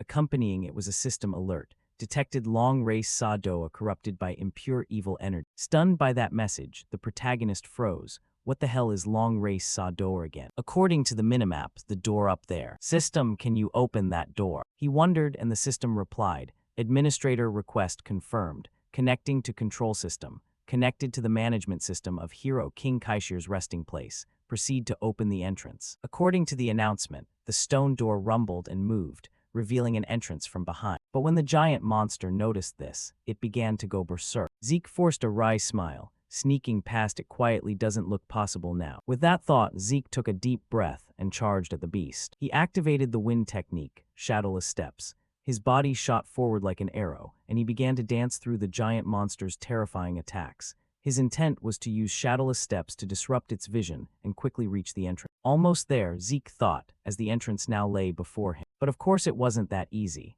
Before Zeke could reach the entrance, one of the giant snake's mouths lunged right beside him. It opened its mouth wide, then slammed to the side, sending rocks and debris flying everywhere. Fortunately, Zeke managed to dodge the attack in time. A surge of bloodlust rose in him. Time to teach this serpent a lesson. He immediately used Chapter 7, first form of the dragon-slaying technique, dragon hand severing, ripping countless slashes across the giant snake's body, causing it to howl in agony. Its blood sprayed everywhere, some landing on Zeke. Wherever the blood touched, it hissed and smoked. This made Zeke pause. He dared not attack recklessly. Its blood is acidic. A nine-headed monster with acidic blood. Even my master in my previous life only barely managed to kill it. A nine-headed hydra. All right, let's try once more, Zeke thought, tightening his grip on the sword. Across from him, the dragon's 9 heads stared at him with deadly intent. As one hydra head bared its venomous fangs and lunged at Zeke, he gritted his teeth and raised his sword to block. Kang, steel met fang, the clash ringing like a death knell. Before he could recover, another head roared. Its greenish eyes like demonic gems exhaled killing intent that made the air heavy as if mired in mud. He deftly stepped back a few paces to regain footing, muttering as if arguing with fate.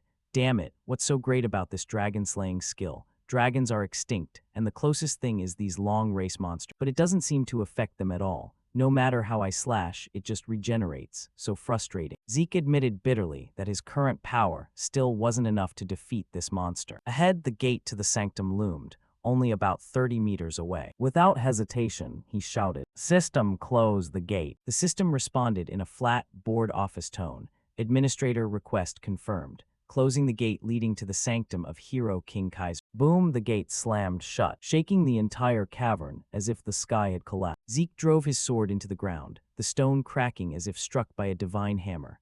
A surge of energy exploded outward like a tsunami, applying the dragon-slaying art and causing the serpent heads to freeze, their eyes flashing with panic. He roared, "Secret Marshal, strike Wind Cleaver." A brilliant blade sliced through rushing into the cluster of snake heads like a reaper's scythe. Thwack! A head flew into the sky, purple blood spraying like brilliant fireworks. The hydra's screams echoed, the whole cavern groaning in pain. Not missing the chance, Zeke shot toward the gate like a lightning bolt, thinking, "Good. It's dazed from losing a head. Get out of here, killing can wait." But the hydra was no fool. Its eyes flashed like monster headlights in a sci-fi film, and it immediately saw through Zeke's plan. One head lunged, its neck stretching like a rubber band, razor teeth snapping from every direction, as if to turn him into raw sandwich meat. Zeke was only a few steps from the gate, thinking he had escaped, when suddenly he panicked. What the? Boom! A lightning-fast swipe tore through his left arm. Red blood sprayed like a fountain, splattering the just-closed gate. He staggered and fell inside, his face contorted in pain, but he hissed through gritted teeth. "Damn you, you wretched serpent. You drove me all the way here." Rage erupted like a volcano. Zeke bellowed, eyes blazing red, pointing his sword at the hydra. "You want my hands that badly? Then take them." He leapt up, diving at the nearest head, his blade striking in rapid succession like a storm of steel. Blood gushed from the wounds, his clothes soaked as if steeped in a blood pool. But the immortal body began to regenerate. A new arm grew, joints forming like living magic. The hydra screamed madly, not only from pain but from fury. It expelled a cloud of greenish toxic gas, dense as a death fog, suffocating the space like hell. Zeke frowned, muttering, "Toxic bones. Game over yet, buddy," the system coldly announced. "You have been poisoned by the venom of the Hydra dragon." Without hesitation, Zeke poured all his strength into a killing blow. The sword flared like a blazing torch, tearing the air with a lightning strike, slashing across the Hydra's body. Swoosh! Another head flew into the sky, purple blood spraying like toxic rain. The beast's eyes widened, helpless, as if regretting daring to face the immortal. Zeke's sweat poured, his face purple, lips pale from the poison, but his hand still gripped the sword, eyes burning with indomitable will. Not finished yet. The final head roared and lunged with terrifying speed, trying to drag them both to hell. One life left, one chance. Zeke gritted his teeth, all or nothing. "I'm not falling here." At the critical moment, he activated Dragon Might. A terrible pressure exploded like a meteor strike, crushing the Hydra, shaking the air violently as if the cavern would collapse. He glared, his voice cold and low. "I'm not joking. Begone, unless you want to be chopped into pieces and brought back as sausages." The Hydra growled, but a second later it trembled violently, sweating as if showering drops the size of peas. Its whole body shrank, eyes panicked. Then with a whoosh, it fled like a dog running from a debt collector, not daring to look back. Zeke exhaled, collapsed onto the ground, panting like an old man after a long day's toil. Didn't expect Dragon Might to work on the long race. Should have used it earlier. But before he could celebrate, he felt his body heavy as if stones were tied to his legs.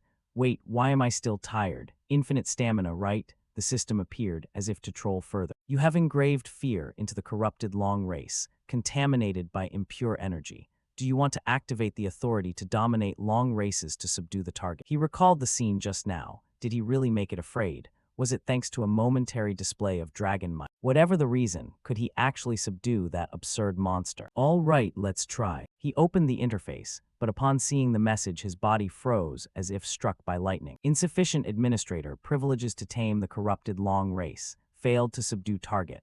He choked on the words and shouted, insufficient privilege. Seriously, I thought I'd get a premium pet for free. But then again, it's always odd when a top-tier skill has no limitation. Zeke was about to curse more, but a headache hit him like a stone dragon smashing his skull, pain so intense he wanted to scream. His face turned purple. He clutched his head, trembling like a soaked puppy. The system said coldly, warning, Hydra dragon venom has exceeded dangerous limits. Zeke hissed through his teeth, damn it, this venomous toxin. Healing doesn't work on this venom. There must be some other way. Suddenly, amid the spinning pain, an idea flashed. Right, dragon skill, devouring level 1. In devouring state, anything can be digested and converted into energy. If I swallow this monster, I'll surely absorb some venom resistance. A creature carrying such potent poison must have some hematological power related to toxin resistance. Without hesitation, Zeke activated the dragon's skill devouring. The Hydra's corpse melted, steaming like it had been thrown into a hellish, smelting furnace. The system updated continuously.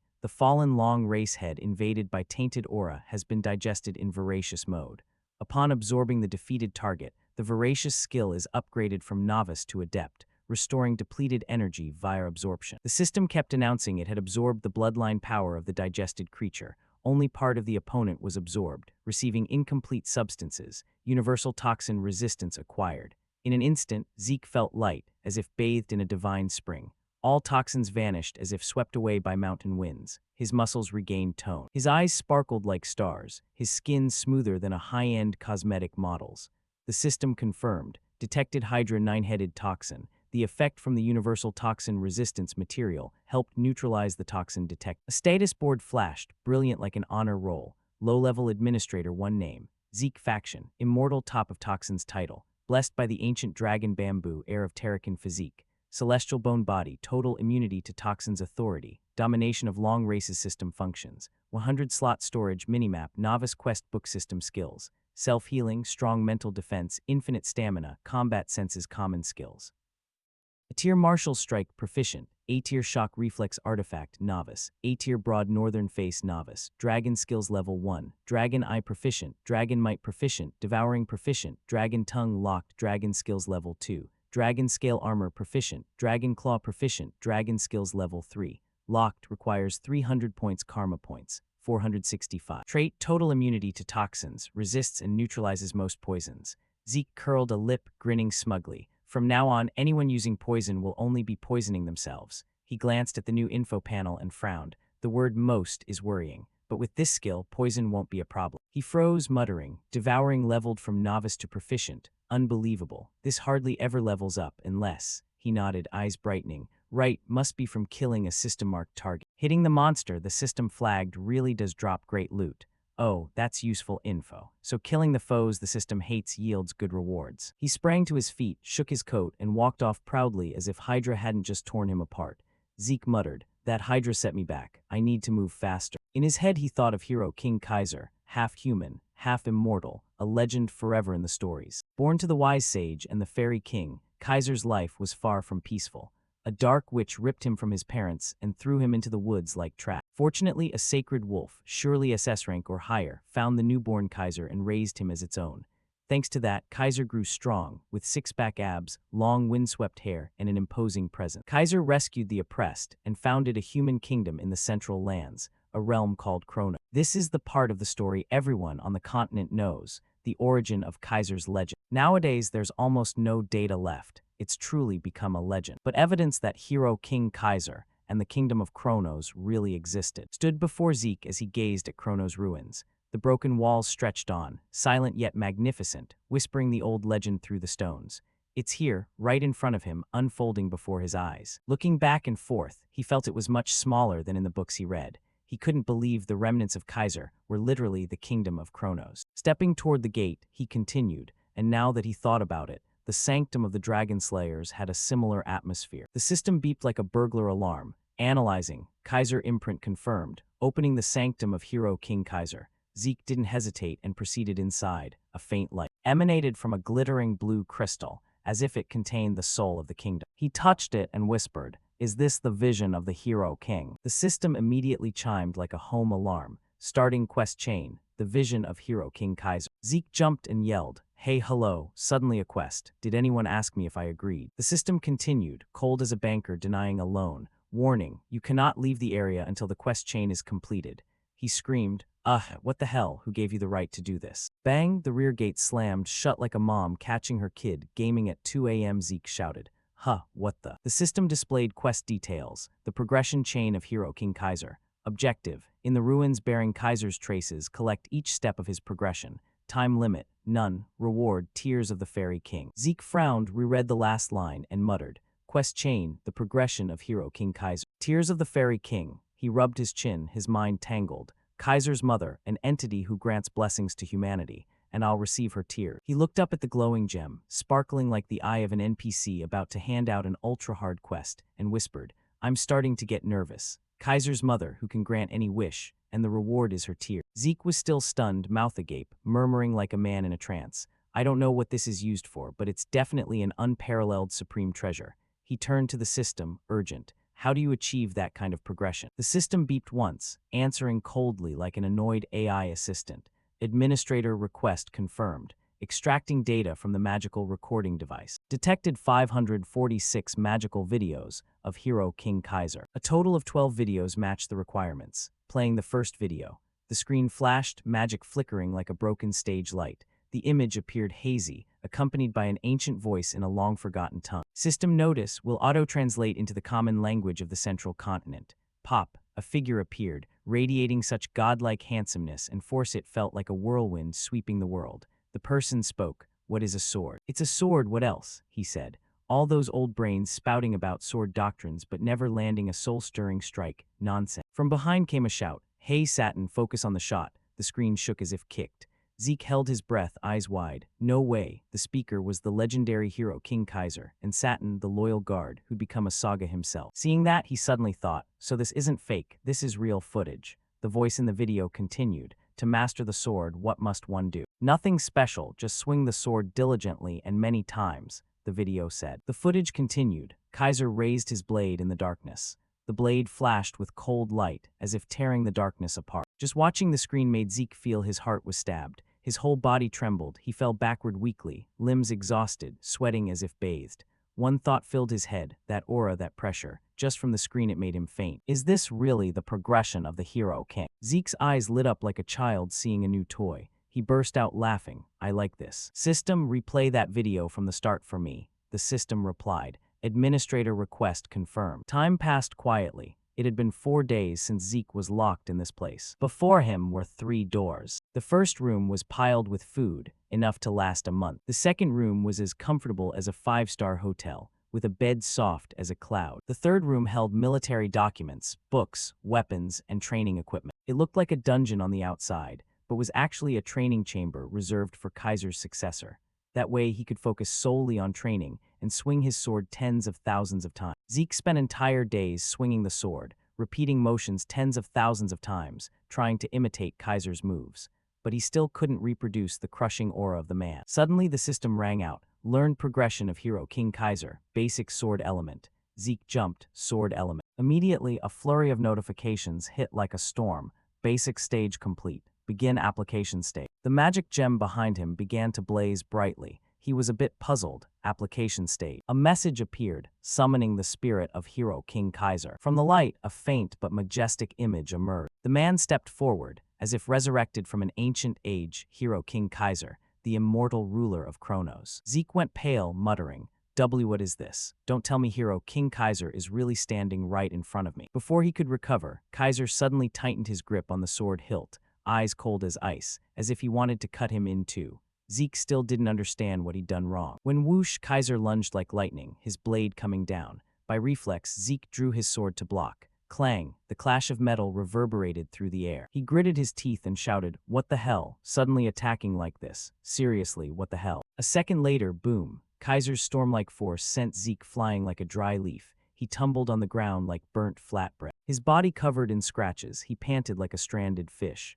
Kaiser's voice rang out majestic. "Get up, you think sword training is child's play?" Zeke hauled himself up, thinking, teaching me by beating me up. The feeling was all too familiar, like meeting his master from a past life. Kaiser strode and said, "As the old teachings told me, one must train the sword through real strength. If the knights of old saw you now, they'd have heart attacks and rise from their graves." Kaiser's pressure bore down like a mountain, but Zeke was confused. What did the man want? A test of strength or just torturing him for fun? Not giving him time to ponder, Kaiser suddenly reappeared right in front of him. Kaiser swung his sword. A powerful cut tore the ground and shot straight toward Zeke. He screamed as if chased by a buffalo. "What the hell is this? You clearly want to kill me." Sweat poured down as Zeke rolled and dodged by the skin of his teeth, thinking, "Damn it, can I block this? This guy is a monster in human disguise." Kaiser's face broke into a faint smile, his gaze like that of a weirdo. Zeke wanted to punch him but swallowed his saliva and told himself, "Don't overthink it. Just give it your all like always." Light flared like a bursting metallurgical furnace.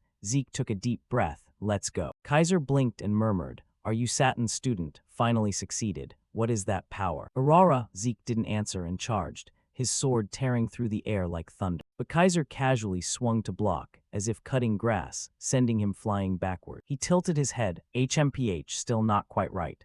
Zeke tensed, face red as a tomato, thinking, "This move leaves me exhausted, literally and figuratively." Kaiser curled a lip and launched a lightning-fast counter. "Doesn't matter. Just fight for fun. Now show me how long you can keep whining." Boom, boom, they plunged into an earth-shattering duel. Sword clashed with sword, sparks flashing like New Year fireworks. But gradually Zeke tired, sweat dripping, limbs trembling. He knew he would lose. Yet he hadn't expected to be crushed like burnt flatbread. He smiled, so this is the true power of the Hero King. But this side isn't to be underestimated either. Snap! Zeke activated a series of skills. The system blared like a fire alarm. Activate Dragon Skill, Ultimate Kill. Activate Dragon Skill, Swift March. Activate Dragon Skill, Rapid Slash. Activate Dragon Skill, Dragon Claw. In an instant, Zeke became a raging dragon tornado, his body wreathed in radiance, swordsmanship erupting like a volcano. He lunged at Kaiser, the battle's heat making the space tremble as if about to shatter. But Kaiser matched him, summoning a massive clawed hand and striking a killing blow. Boom, rocks and dust flew everywhere. Kaiser stood amid the dust, clicking his tongue. Ha, not a dragonborn yet possessing dragon skills. Intriguing. But Zeke had slipped behind him without him noticing. A flash lit Kaiser's eyes. He glanced over his shoulder, murmuring, HMPH, elemental force as well. Zeke unleashed Soul Spirit technique, his body splitting into countless afterimages, moving like a vortex as he charged Kaiser. Boom, boom, two enormous forces collided, erupting into waves of energy that shook the space. Sword chi, killing intent, dragon chi, everything blended into a chaotic symphony. But after fierce clashing, the result was still defeat. No comeback, no miracle. Zeke lay flat on the ground like an unflipped pancake. After a while, he opened his eyes wide, looking like he'd woken up on a battlefield. Who am I? Where is this? Why am I lying here among shattered rock? Beside him, Kaiser sat cross-legged, relaxed as if sipping afternoon tea. Seeing Zeke awake, he curled a lip. The weak one finally wakes. He continued leisurely. "Still, you do have talent. Satan's aptitude, the strength of the dragon clan, and elemental force. An interesting combo." Kaiser frowned as if discovering something more interesting. He stepped closer, leaned in and stared. Wait, your soul is intersecting with the spirit realm." Zeke frowned. "The spirit realm? What the hell is that?" Kaiser went on like lecturing at a university. "You've crossed the boundary between life and death more than once. For a normal body to do that, using elemental force makes sense." Zeke's eyes widened, thinking, another round of mystical logic hitting my ear. He sighed, wincing. "So far all I've heard is Saturn, spirit realm, elemental force, and I don't understand any of it. Can you explain it to me clearly?" Kaiser smiled crookedly, his gaze sharp as a blade. HMPH, are you pretending not to understand? Don't you have a greater goal than those trivial things? Making you dazed, huh? What is it? Kaiser pointed directly at him. Are you pretending not to understand the true progression of mind? He paused, eyes blazing, and cast a spell with his hand. What you are learning is the sword element. Elemental force is the purest essence of nature, the foundation that creates all things in the universe. Water, fire, earth, wind, the four supreme elements. And the sword element is the pinnacle forged from those four legendary elements. Not just talk, Hero King Kaiser explained as he unleashed a tremendous force. Like a divine whirlwind sweeping the space, cracking the ground into deep rifts. He declared, his voice booming, "This is the Gale Fury Sword, master of wind force, the wind aspect among the four great elements." His tone deepened. To manifest the sword element, the core is nothing but cosmic spirit chi that you've heard of. Zeke stood behind, as pale as death, thinking, Wait, what is this? It sounded like magic, but the execution resembled pure sword technique. Before he could ponder further, Kaiser suddenly turned. Now it's your turn. Zeke froze, his mind a hive set on fire. E is the source of elemental force, but I can't sense any E from him. Or is the secret in the method of transformation? He hesitated, then inhaled deeply and said, if so, can you show me how to transform E into elemental force? Kaiser raised an eyebrow and scratched his chin, but before he could answer, his sword flared up, flames blazing red as if to incinerate the space. He laughed, well, just cast it then. No need for long explanations. Zeke stood frozen, eyes bewildered like a lost puppy. Why are almost all my prospective masters like this? He thought to himself, it's not that I can't sense E, it's that I sense too little. Now channeling it is like catching a weak Wi-Fi signal. I have to concentrate fully just to grasp a hint. But he still nodded. Yes, I'll try. Kaiser curled his lip. Bold words. In another corner, Zeke strained his brain. Don't trust everything your eyes see. This so-called elemental force. Kaiser clearly called his spirit an elemental force. So does that mean? Holding the sword in hand, he smirked with confidence. The spirit technique is also a power that uses elemental force. At that moment, he looked at Zeke's demonstration with a hint of curiosity. Thinking it, he summoned the wind-type soul spirit technique. But in less than 3 seconds, wham! A thunderous blow from above nearly burst his brain. The culprit was none other than Kaiser, sitting with his legs crossed, glaring at him in displeasure. I told you to use elemental force. Who let you wave around those clumsy dark tricks? Zeke clutched his head, eyes watering from pain and confusion.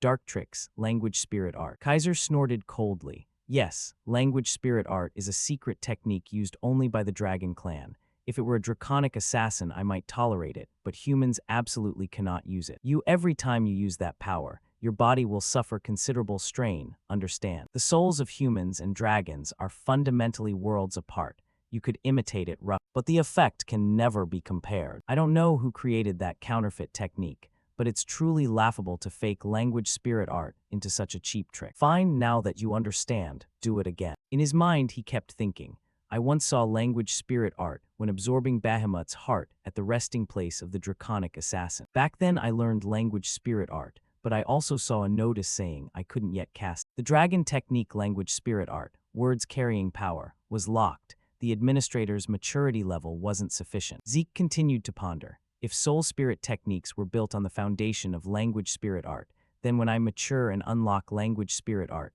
might I be able to control soul spirit techniques freely and have another reason to level up faster? While Zeke was lost in thought, Kaiser ran out of patience, raised his sword to the sky and shouted, Need another beating to wake you up. Get up. Zeke sprang up like a spring. Yes, I'm up. Practical training was indeed harsher than the basics. But thanks to the divine body he was granted, Kaiser's stunning demonstrations, and countless memorable beatings, Zeke gradually grasped the principles of the sword element. It's like magic that uses formation, arrays to channel demonic power, but the sword element uses E as a bridge to summon spirit force. Once the principle and usage were understood, manifesting the elemental sword was no longer difficult. After days of training soaked in sweat, tears, and even nosebleeds, mostly from Zeke, Kaiser finally declared, now it looks decent enough. But don't get too happy. The advanced stage will make you want to go lick rocks rather than continue. Rest today. Zeke saluted like a rookie. Understood, master. Then, as if remembering something, he scratched his head. While resting, may your disciple ask a few questions. Kaiser nodded lightly. Ask. But as he hovered in the air like a carefree immortal, Zeke paused. He noticed faint motes of light around Kaiser, dancing like they had souls, so those were elemental force too. Eyes bright, he went straight to the point. When you and I first met, you saw me use Aurora and called me Satin's disciple. What did you mean by that? Kaiser raised an eyebrow, slightly surprised, then answered slowly, his voice low and dramatic as if telling a legend. Aurora, yes, that name. I called you that because the technique you use was created by a man named Satin. He kept saying humans couldn't comprehend the sword element, yet he invented a technique founded on it. Worse, he skipped over my techniques and only spread his own. Kaiser's eyes darkened, his voice bitter. That man, Satin Draker, bastard. Zeke jolted as if electrocuted. Satin Drake. His heart felt punched. Isn't Satin the noble knight, the hero king's most trusted retainer, the founder of the Aura cultivation school known across the continent? His surname is Drake. So the Draker ancestry isn't Terracan as everyone thought, but an ancient figure named Satin. Why has no one ever mentioned this? Still dizzy, Zeke asked on. So this place called the spirit realm where the spirits reside, what exactly is it? Even though I've sensed spirit power, I can't picture the true nature of that place. Before he could finish, Kaiser snapped his fingers as if performing a street magic trick. Instantly, a howling gale swept in, twisting the air into a vortex and forming an invisible wall before. Zeke reached out to touch it, feeling like he was pressing on wind compressed into concrete. He thought, eyes shining, so wind mastery can be used like this. Kaiser's voice came from the other side of the vortex, tonal and storytelling. If you want accuracy, it's complicated, but simply put, the spirit realm is the yin plane and our world is the yang plane. When a body leaves the living world and steps into the spirit realm, it's like crossing a line of no return, a one-way trip with no return ticket. Those trapped there don't dream of coming back. Zeke froze, murmuring, but didn't you once say part of your soul still lingered in the spirit realm? So how are you standing right in front of me now, and in a spiritual state? He snapped his fingers. In a lazy voice, yes, I've also encountered someone like you for the first time, but there are loopholes to bypass the spirit realm's boundary. He stretched comfortably and replied, a prime example is me. I was lucky to have a dragon lend a hand. Zeke's eyes popped, nearly falling from their sockets. A dragon, he stammered, something's wrong here. He swallowed dryly, stammering, a dragon helping humans, are you joking? I've never heard of such a thing before. Kaiser frowned, glared at him as if ready to punch. What the hell are you talking about? Among the races, the dragon clan cherishes humans the most. Zeke stood dazed like a beached fish, his mind in knots. What's going on? Dragons cherish humans. Weren't apex monsters like Bahamut almost responsible for wiping out the world? He thought, so the relationship between humans and dragons in ancient times was entirely different.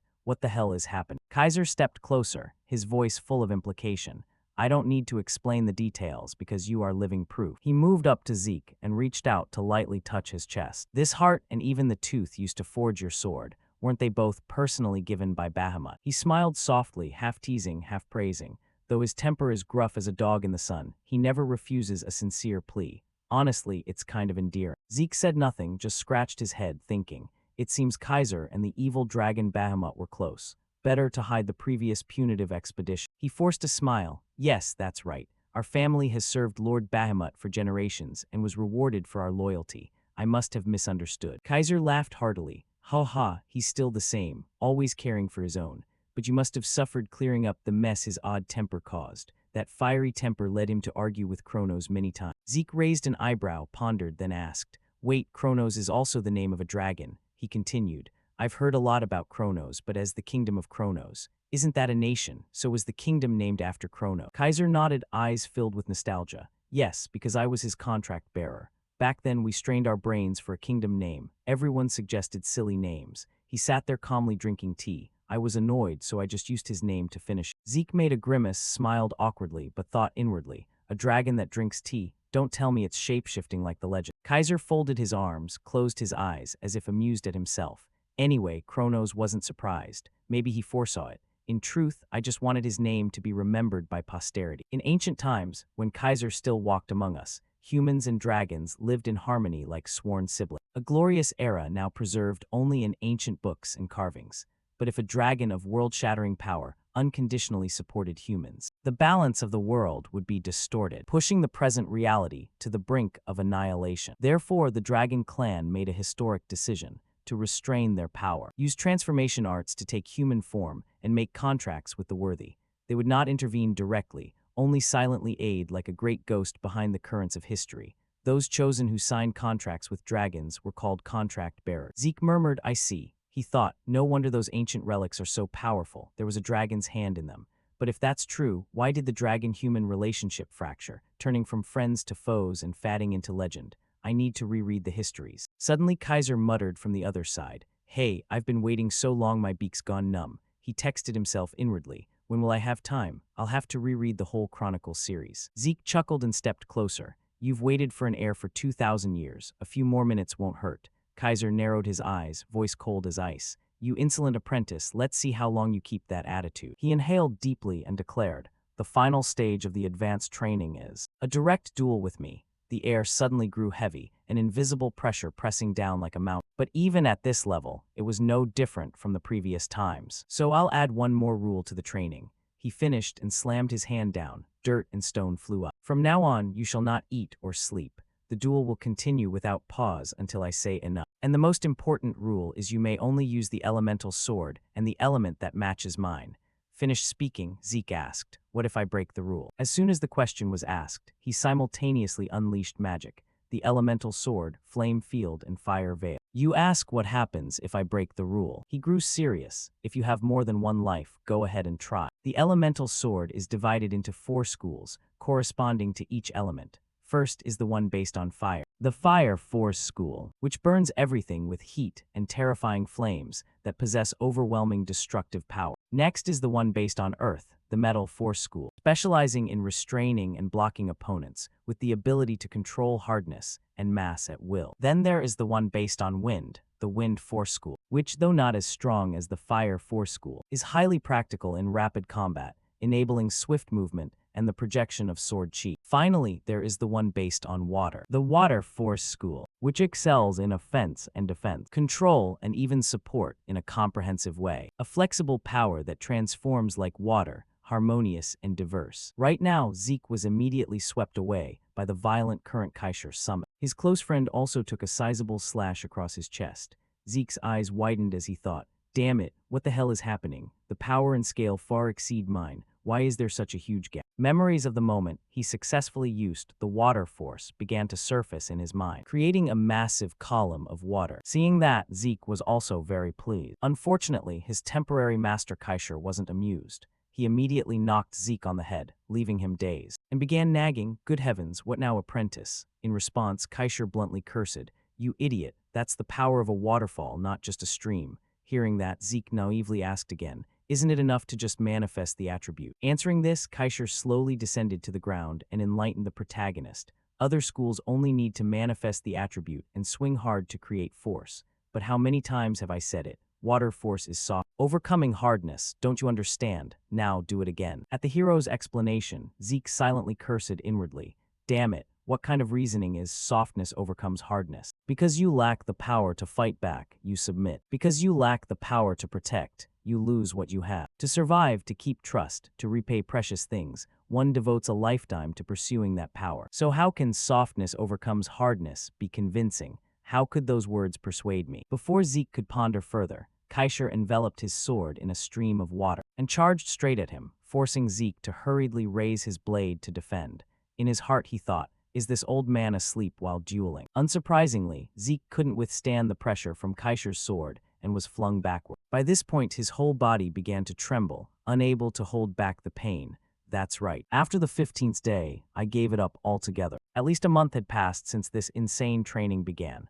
No eating, no sleeping, just endless sword fight. Because of that, I learned that infinite stamina isn't omnipotent. In front of me stood a monster of superior capability. Damn it, my hands are completely exhausted. The ground is slippery. No sooner had he thought that, almost as if to prove him right, his feet slipped from the ground, sending his body tilting backward. At the same time, a massive explosion from Kaisher's blade sent rock fragments flying everywhere. Fortunately, Zeke could still stagger on after that attack, and involuntarily, a delighted smile spread across his face. That heavy strike I slipped past. Softness overcomes hardness. Now I understand. From the strength to hold the sword to the strength to stay standing. When I let go of everything, only then did I begin to grasp Kaisher's words. By the method I learned, controlling the path of the blade and harmonizing techniques is what binds the sword's freedom. Cut the unnecessary chains. Fall from above like flowing water. Let the sword find its own path. Exactly. Clearly in my previous life I had felt this too.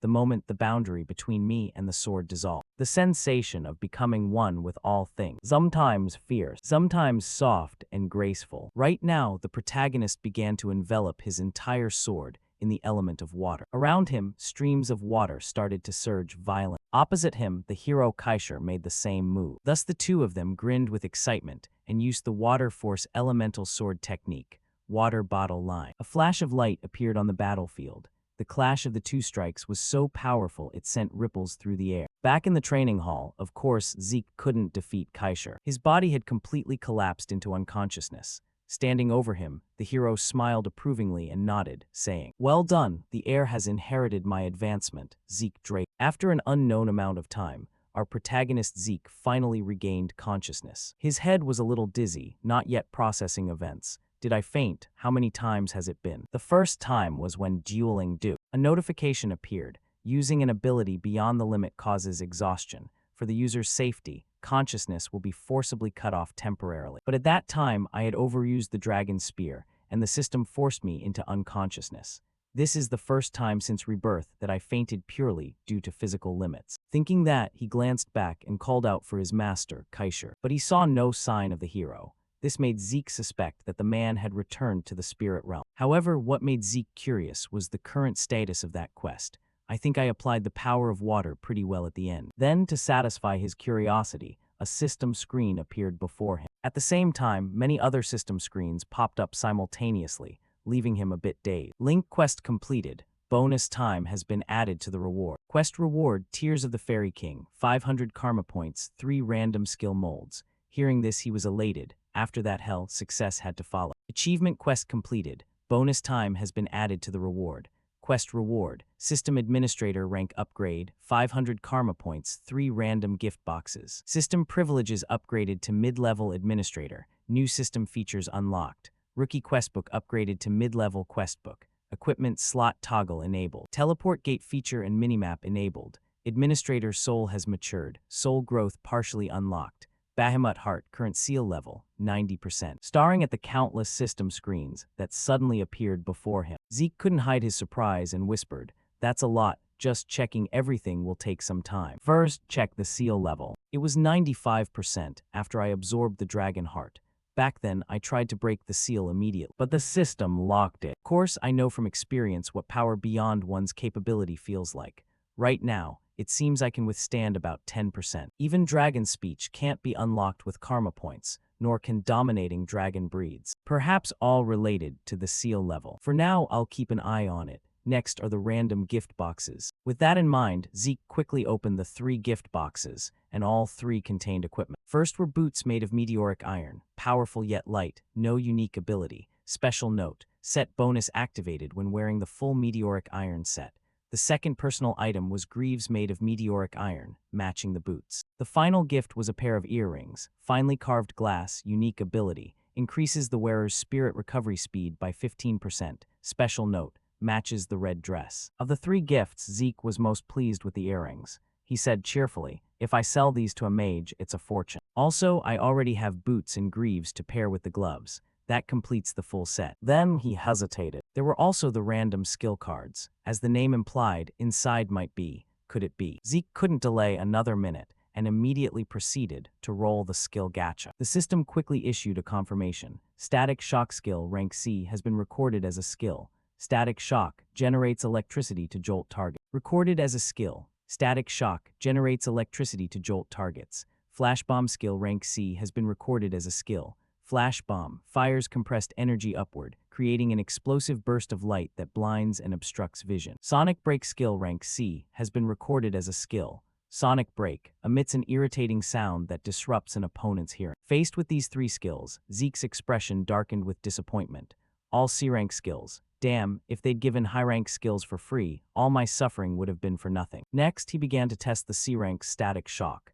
Immediately, the dagger in his hand was enveloped in currents of electricity. Seeing this, a flood of ideas suddenly sprang to Zeke's mind for applying that skill. This is a C-rank skill. Its power is pretty good for the rank, and I can use it in many ways. If I combine Flash Bomb and Sonic Break, I can counter crowd control effects even better than the relic I used in the promotion exam. Also, the privilege upgrade. It says a new system feature was unlocked. Here we go. The protagonist shouted, "The new system feature is an equip toggle slot. You can use equipment in the slot as a skill." Faced with this feature, Zeke fell into thought, considering the best applications. Using equipment as skills, this could be useful in emergency. Since I have infinite stamina and self-healing, I should reserve these slots for things other than potions. That was his reason. However, a second later his expression shifted and he shook his head. No, wait. Even a supposedly perfect ability has weaknesses. Nothing guarantees I won't encounter someone like Kaisher again, someone I couldn't handle even with endless stamina. I also don't know the true limits of self-healing. There's always a scenario where Next, to ensure his safety, Zeke bought a few life-saving items. You purchased A-rank healing elixir, remaining karma points, 1,465. Registered advanced healing elixir into the equip toggle slot. This is a masterpiece by Jabba bin Hassan. Instantly heals grievous wounds and restores vigor. Special note, Due to its exceptional potency, it will not affect the same target a second time and has undefined side effects. Zeke was reasonably satisfied with that description. Overspent unexpectedly, but at this level it's worth it. It can substitute for endless stamina or self-healing. And now, the most important reward. Tears of the Fairy King. He said this as he pulled a small blue glass vial from his pack. Tears of the Fairy King. The tear shed when hero King Kaisher was defeated in the sorcerer's scheme. It can summon the Fairy King from the spirit realm once by using this tear as a conduit. After reading the description, instead of joy, Zeke's face went pale. He had fully witnessed how powerful hero King Kaisher was. Summon the Fairy King. Legend says the Fairy King grants wishes to humankind. If all the legends about Kaisher are true, could I summon the Fairy King and receive a wish? But there's only one chance. It can't be used carelessly. At that moment, he kept staring intently at the glass vial. All right, I'll keep it for now. Surely there will be a time I need it. Saying that, he tossed the vial back into his pack and quickly left the ruins. Time passed quickly, cut to a corner of a forest. Suddenly, a red magic circle appeared on the ground. Next, Zeke's figure materialized inside the formation. Glancing at the surroundings, he quickly commented, "This is the Adventurer Outpost, so I really teleported here. The system's new teleport gate feature is really convenient. You just select a location on the minimap, and you can arrive there immediately. Aside from needing more points for long distances, there are almost no restrictions. With enough points, I could even move between continents. It's not only handy, it can help shake off pursuers. This will help the future plan." The protagonist nodded and said. He glanced around and noticed the branches were covered in vibrantly blooming flowers. This triggered a terrifying thought in Zeke's mind. Flowers in midwinter? Don't tell me. No way. Time passed quickly. Cut to the premier knight training academy of the central continent, Valhalla. Inside the headmaster's office, his voice rang out in exasperation.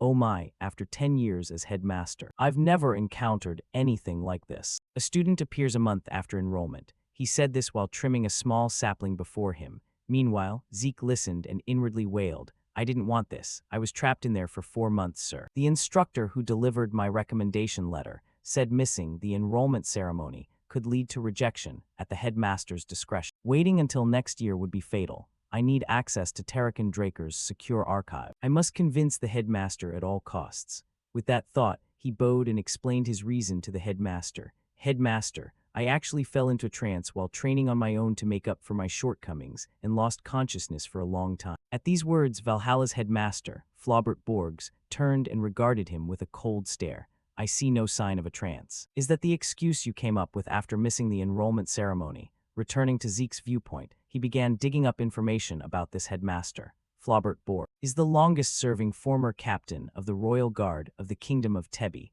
a knight respected across the continent. The tale that Arthur Draker, the current lord, personally invited him to serve as headmaster 3 times remains famous. He is a man who honors duty and principle. Showing emotion is considered unbecoming. Thinking that, he bowed deeper and continued, "I have no excuse to justify missing the enrollment, no matter how many mouths there are, but it's the truth, headmaster." Across from him, Flaubert's brows knit, as if assessing whether Zeke's words were true. After a few seconds, he continued, "Achieving a trance state is not easy. If you were any other student, I'd accuse you of lying because it's ridiculous. But you are a student recommended by the Academy's patron. I will arrange a place for you. If I judge that your training is worth more than a month at Valhalla, I will permit your enrollment." At that request, Zeke actually felt a bit uneasy inside. "Although I resent that bastard Howard for paving the way for me, now is not the time to be picky." Thinking that, he hurriedly said, "Thank you, headmaster." Then Flaubert pressed the bell on his desk. Immediately a servant ran in to receive orders. Flaubert instructed him, "Secure an empty training room at once. Notify the department professors to assemble for an immediate supplemental enrollment evaluation." The attendant nodded and quickly ran off to announce. Cut to Valhalla's private training hall. At this moment, the professors had all gathered. Just by looking at their presence, Zeke began to sweat profusely. He thought to himself, "Valhalla is on another level. All the professors here are renowned knights I've at least once seen in the continental records." Aware of this, Zeke looked toward Headmaster Flaubert. Seeing everyone assembled, he got straight to the point. "Everyone is present. Show us the results of the training you've undertaken." In front of them, Zeke began drawing the sword from his back and pondered how much of his strength he should reveal.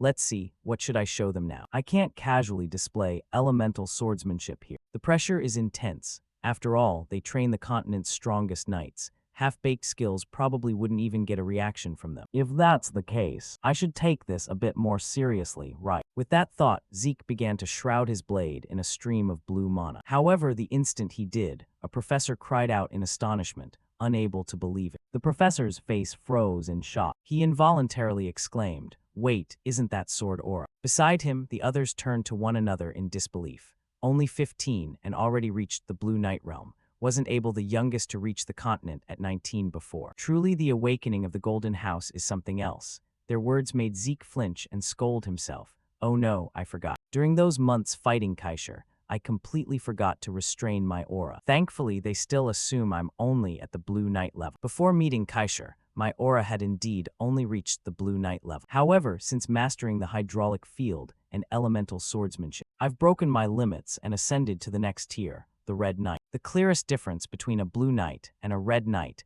is the ability to wield sword aura. Sword aura is the technique of using aura to hone the blade to its peak sharpness, thereby amplifying the power of imagination. If a Blue Knight can only maintain the original form, a Red Knight is superior, able to freely sustain and transform the blade's form according to will and visualization. Good thing I stopped at sword aura, otherwise I'd be exhausted many times over, Zeke breathed internally. Meanwhile, Headmaster Flaubert put on a smiling face and came over to congratulate him. Excellent. Compared to a month at Valhalla, this achievement is incomparable. Such a valuable enlightenment is worth it even if it's delayed months, no, years. The unexpected enthusiasm made Zeke's scalp tingle. He thought, he looks like a completely different person. Of course, Zeke didn't dare speak that aloud. He bowed and said humbly, "No, Headmaster, I owe my apologies again for missing the enrollment ceremony due to an emergency in my family." His modest demeanor only pleased the headmaster more. "Haha, I told you it's fine." And you all any objections to Zeke's enrollment? Aside from Zeke, the other professors, seeing Flaubert's smiling manner, were a bit perplexed. They thought, with such exceptional talent, he's always generous. Then the professors fully agreed with the headmaster's decision. "We have no objections. The sword aura is so sharp and distinct that even among prodigy knights it would be rare. Exactly, no further testing is necessary." Hearing this, Headmaster Flaubert smiled and nodded. "So it's decided then. Congratulations on your enrollment, Zeke Draker." Midland Atlas, a metropolis on the scale of a kingdom, sits at the center of the Midland continent. It houses Valhalla, the continent's premier knight academy, along with the Four Quarters city of the Draker family. The Four Quarters city is the residence of the family head and the clan's core pillars, serving as the true headquarters of the Draker family. Cut to Zeke's private mansion in Atlas. Just seeing this massive architectural complex left our protagonist stunned. Truly magnificent. Zeke's private mansion in Atlas. I've already been blacklisted, and now this mansion too. This is a bit over the top. He sighed awkwardly. Then, the moment he opened the door and stepped inside, countless colorful paper fireworks shot straight at him with shouts. "Congratulations. Congratulations on enrolling in Valhalla." The celebration was organized by his Master Duke and their friend Andre. Their clownish antics surprised Zeke. Master, even Headmaster Andre came. Up ahead, the shabby Uncle Duke came forward, patted Zeke on the shoulder several times and praised. "My pupil, you truly are an extraordinary child. Since the day you were born, this is the first time I've seen someone dare to miss Valhalla's enrollment ceremony." "Well then, the main character has arrived. Shall we begin?" he said, gesturing inward, which left Zeke a bit confused about what was supposed to start. In short, as soon as I set foot in the Atlas mansion, I found that Duke and Andre had prepared a surprise enrollment celebration. I wondered why people who should be at the academy were here. It turned out Duke had been summoned by the family head back to the Four Quarters city and had casually moved into my mansion, staying over a month. Andre blushed as he explained, "I've decided to join Valhalla as an assistant instructor. Sorry, but I'll be bothering you for a while." Hearing that, Zeke was certain they had planned this together. Seeing them smile and speak so casually made Zeke inwardly want to scream. "This is my house. What right do you have to decide things without me?" Time passed quickly, and by then the welcome party had ended. Duke and Andre, after polishing off more than a dozen bottles, lay snoring like dead pigs across the dining table. Meanwhile, Zeke sneaked off to some bar. He handed the bartender a gold coin and requested a dark ale. "I want to see Kay for a moment." Immediately after he spoke, the atmosphere in the tavern shifted. Then, as if on the same unspoken cue, all the men drew their weapons and silently surrounded Zeke. But faced with their move, he broke into a teasing smile and flashed the family crest on his gloves, daring them. "Well then, if you're brave enough, come at me." Seeing the crest, of course the lackeys didn't dare utter a word. They awkwardly returned to their seats, while the bartender turned pale and stammered apologetically, "I'm sorry, I should have stopped them. I'll take you to Chief Kai, he said, guiding Zeke into a hidden passage in the back. As he led him through, the protagonist observed and nodded in acknowledgement. The secret door is sealed with layered magical safeguards, typical K. Before the regression, when people mentioned the continent's strongest intelligence organizations, two names came to mind: the Black Veil Bureau of the Draker family and the Imperial Intelligence of Rome. Yet besides those two, there was another lesser-known organization, the Syndicate. At first it was just a ragtag smuggling ring, but a petty errand boy named K used that smuggling network to develop an intelligence industry. Before the regression, I had just been expelled from the academy and ended up in the meching cartel. After some time surviving, I climbed up to become an assassin for the organization. Then K, who was the branch chief back then, approached me and assigned the task of clearing key smuggling routes. Using those cleared routes, K began expanding the network and turned the Syndicate into an intelligence organization, rivaling the Black Veil Bureau or Imperial Intelligence. Through his will and talent, he completely consolidated the Syndicate into his own power base. And then, when I lost everything to the Empire, the man in the hood handed him a piece of paper and said, "This is information about the relic that the Emperor is targeting. Be careful, it's not going to be easy." Hearing this, he thought the one who had actively helped him on his path of vengeance was K. Even if that was the price to pay for helping the Syndicate grow, without K, I probably would never have laid hands on that relic, and certainly wouldn't be here now. Information is a weapon. Like when Abel attended the blessing ceremony, no one knows how the future will turn out. He's an outstandingly capable man. If this deal goes smoothly and the two sides maintain good relations, he'll surely become a powerful ally in the future. With that thought, Zeke was led into a large warehouse. He came forward, pulled out a chair, and paid attention to the burning match in his hand. Habits don't change, huh? In front of them, a girl also struck a match to light a cigarette. She looked at Zeke's face and said, "So, what does the rising prodigy of the Draker family want with me?" On our side, the protagonist didn't want to waste words and went straight to the point. "Stop beating around the bush. Get to the point. I want to do business with the Syndicate." At his words, Kay gave him an interested look and curiously asked. A promising pureblood awakener of the Draker family, noble and only 15, already reached the Blue Knight realm.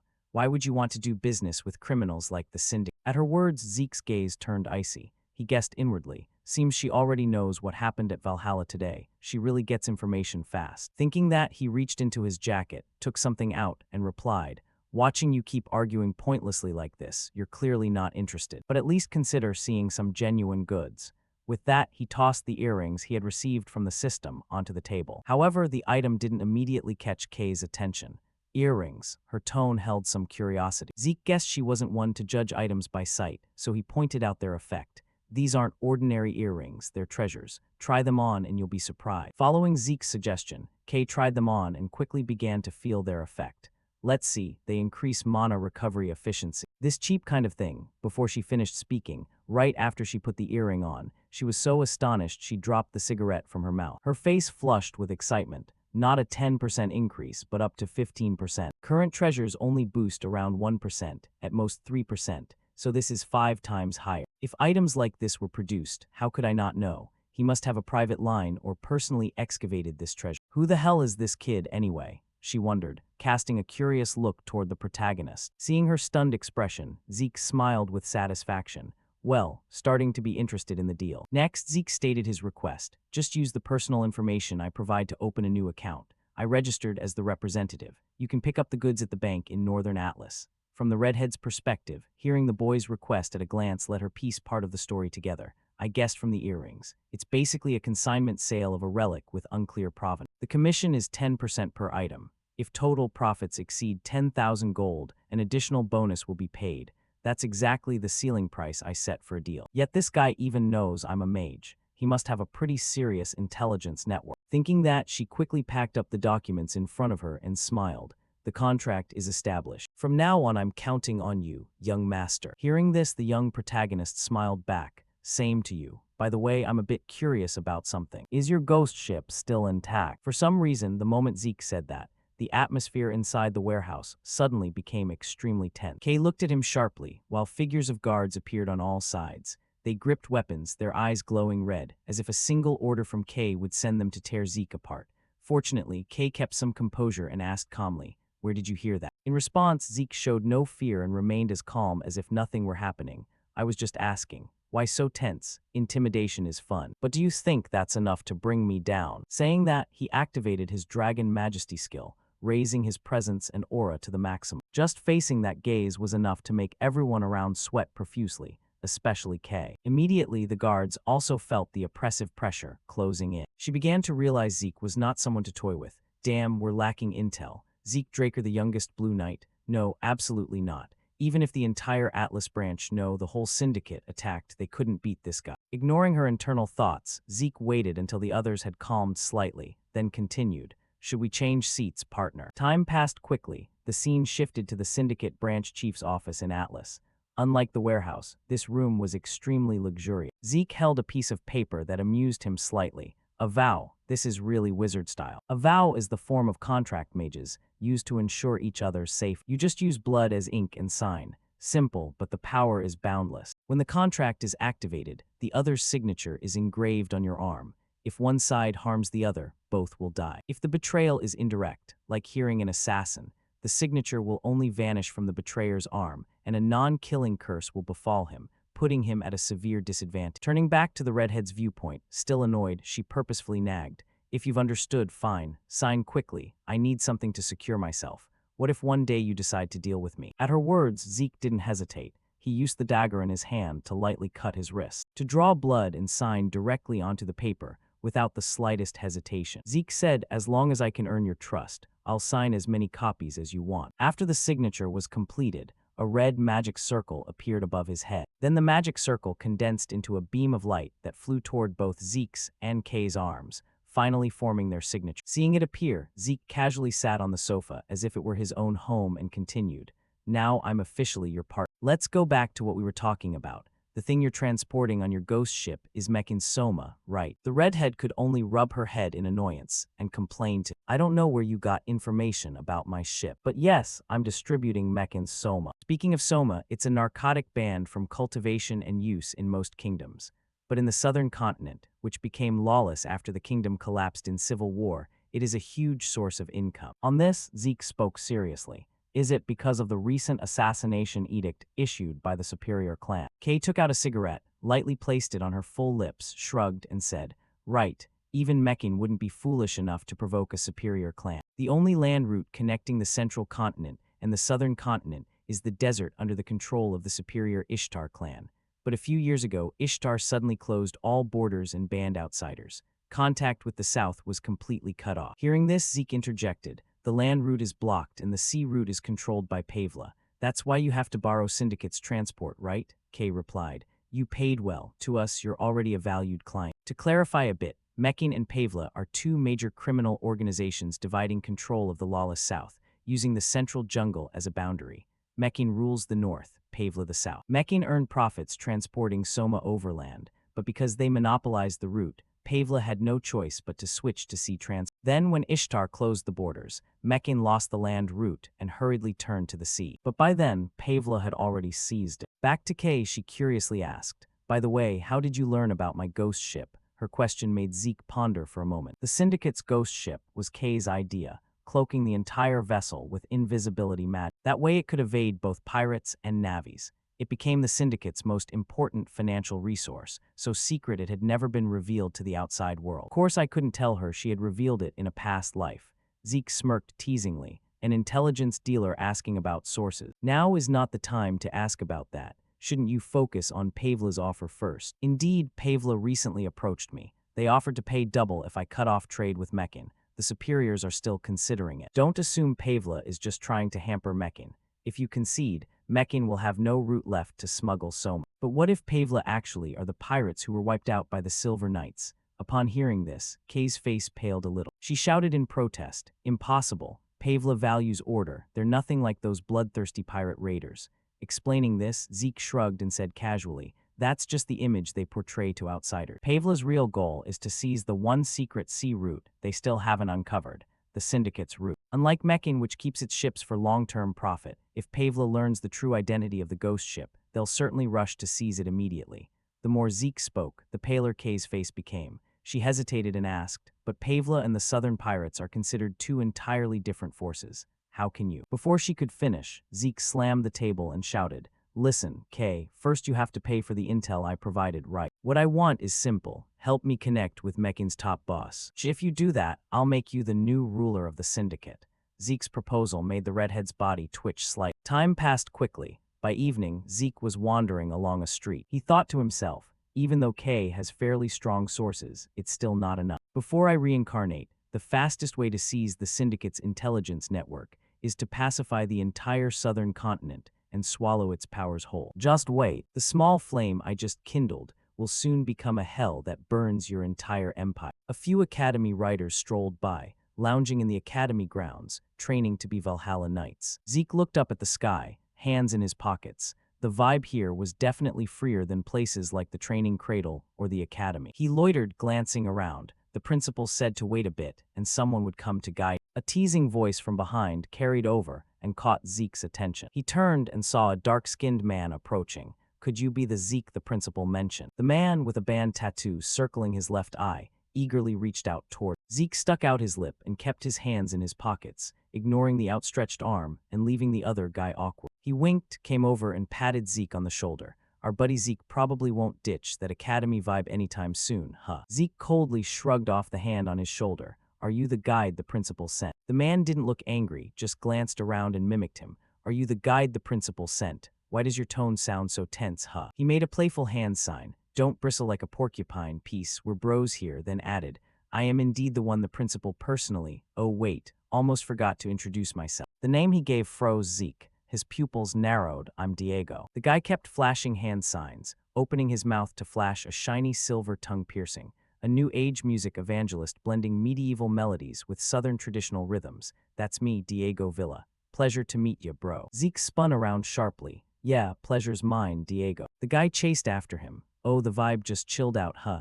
Zeke, bro, you didn't actually walk off for real. You just thought you did. Zeke rolled his eyes, glancing sideways at the nonstop chattering guy beside him, silently assessing. Rhythm Knight, Diego Villa. Never thought I'd actually run into one of the future talents, one who'd later be called one of the 5-star Knights. The 5-star Knights were the title given to the 5 knights who achieved legendary feats in the Continental War before my regression.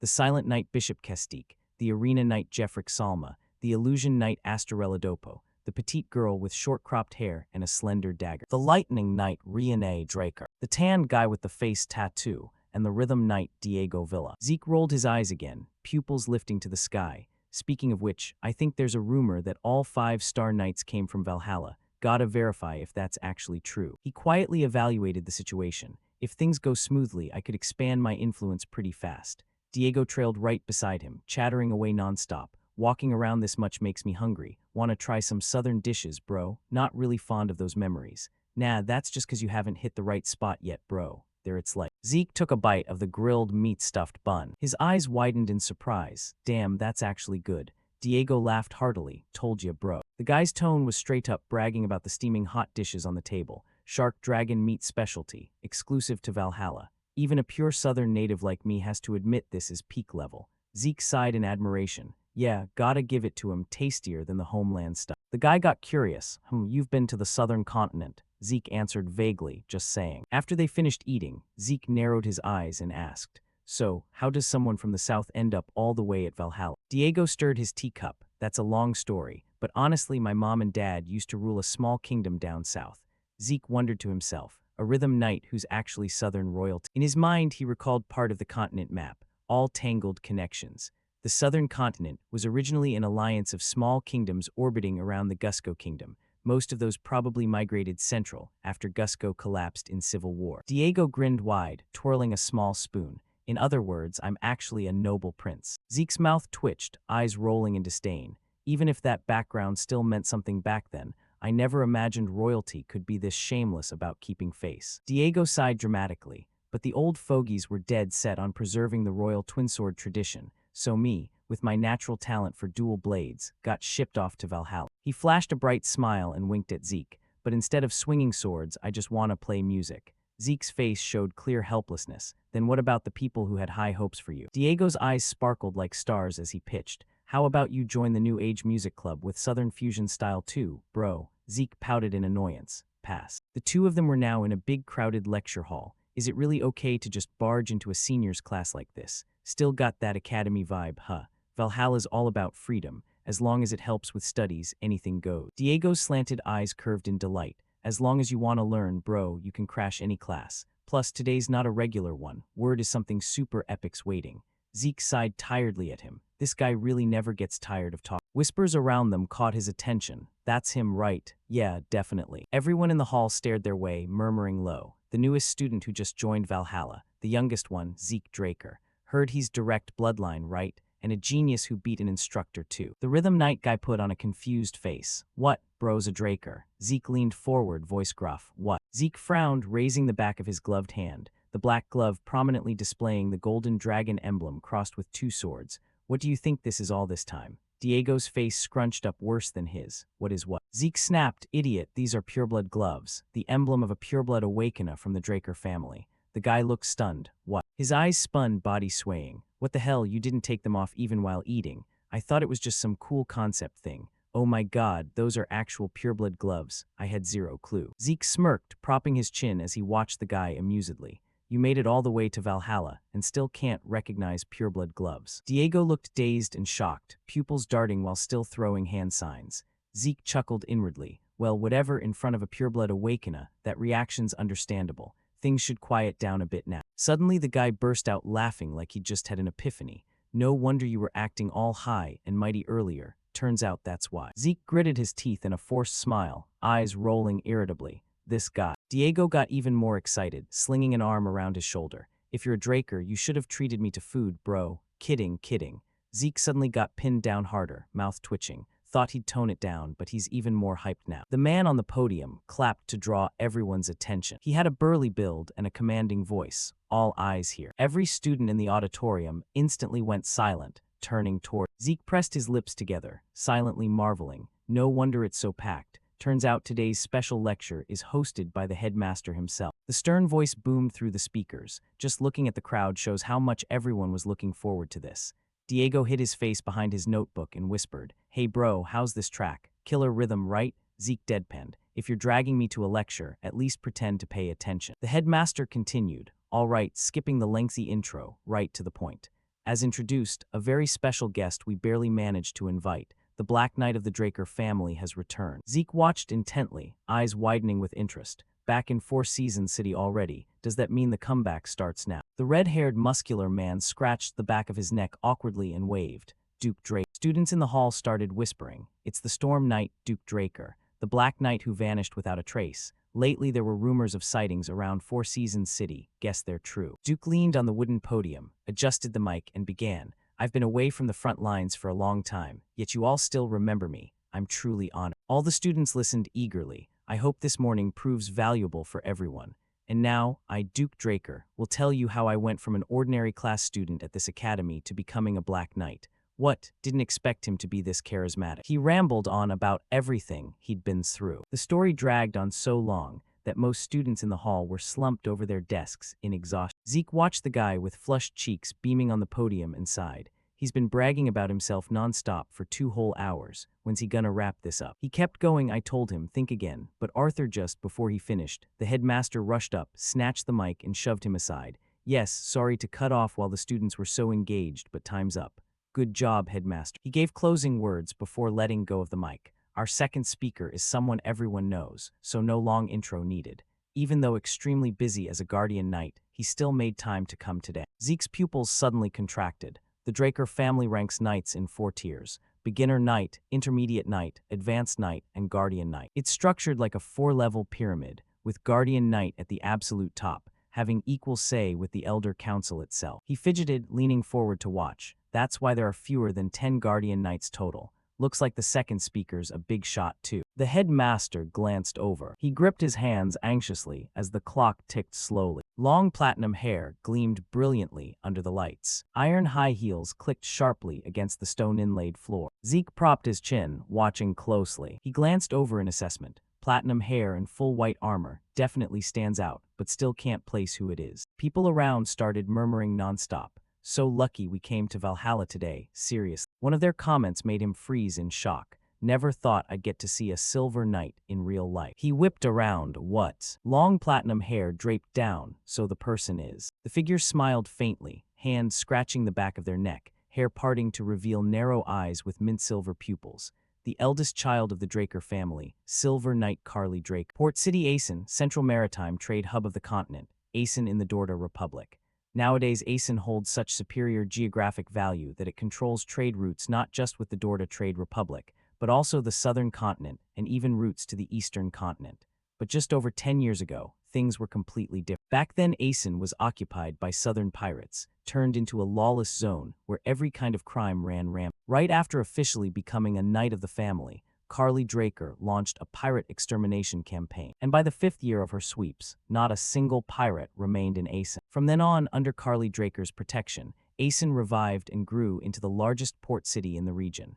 Surviving pirates were forced to retreat south of Dorda, hiding in the Dead Sea. Thanks to reclaiming Asen, Carly was awarded the title of youngest Guardian Knight in history, a monumental achievement even Abel, who held everything before regression, never accomplished. Carly stood proudly before the entire student body in the auditorium. Zeke was momentarily stunned. I figured it was someone important, but never expected it to be my own big sister. He stared intently at his sister standing at the podium. Moreover, a Direct Line member currently locked in direct confrontation with Abel Draker in the Succession War. Zeke propped his chin, muttering inwardly nonstop. It's understandable I didn't recognize her face, because before my regression, Carly Draker had already. Carly closed her eyes and took a deep breath. Her fingers tapped lightly on the wooden podium. Her powerful voice boomed, "Order." The students in the auditorium couldn't help trembling in fear. Zeke propped his chin and glanced at the shivering Diego beside him. Weren't they all hyped just a second ago? A Guardian Knight yelling like that, where's the dignity? Carly cleared her throat. Even with an instructor present, the atmosphere and attitude haven't calmed at all. Valhalla, where I graduated, was never this chaotic. If the seniors saw today's scene, they'd surely shake their heads in disappointment. Each word hit like a psychological hammer, silencing the students. You think the peace you're enjoying fell from the sky? No, it's bought with the blood and sweat of our ancestors. She spoke sternly. Understanding with just your mind means nothing. Only through action does true knowledge gain value. Zeke narrowed his eyes helplessly at his sister. Ah, so that's how it is. Carly slammed the podium irritably. Only after enduring bone-deep hardship and strict training are you worthy of being called a true knight. Zeke sighed. She's really long-winded. After leaving the auditorium, the students couldn't stop gossiping. That was terrifying. Told ya, suddenly missed Duke's lectures so much. Zeke rolled his eyes, hands in pockets as he strutted away. Honestly, her advice wasn't bad. These kids just aren't listening. He narrowed his eyes. Anyway, that Diego got. The image of the irresponsible rhythm knight flashing starry eyes and waving goodbye flashed through his mind. Sorry bro, 5 straight hours of composing lit the artistic fire in my soul. I already showed you a ton about Valhalla. I'll head out first, okay? Zeke cursed inwardly. He really just ditched like that. Zeke pursed his lips, but on second thought, maybe it was for the best. From now on he'd be busy recruiting talents and getting used to life at Valhalla, so while he still had some free time like this, he figured he might as well swing by the secure Terracan archive and take a look. He thought, screw it, just head straight there then. No time like the present. Someone calling his name made him freeze mid-step. Zeke Draker. Carly stepped forward from behind and spoke up. Do you have a moment? The two of them stood facing each other in Valhalla's shared training arena. Carly drew her sword from its sheath, slicing a clean arc through the air. Zeke's pupils dilated wide. He stared intently at her blade. Was that really the mithril sword bestowed by the Holy Kingdom? Back then, the Holy Kingdom bordered right up against Asen and had been plagued by the pirate raids. But after Carly's extermination campaign cleared them out, the kingdom got some breathing room, and in gratitude, they gifted her a pure 100% mithril sword, an armor set.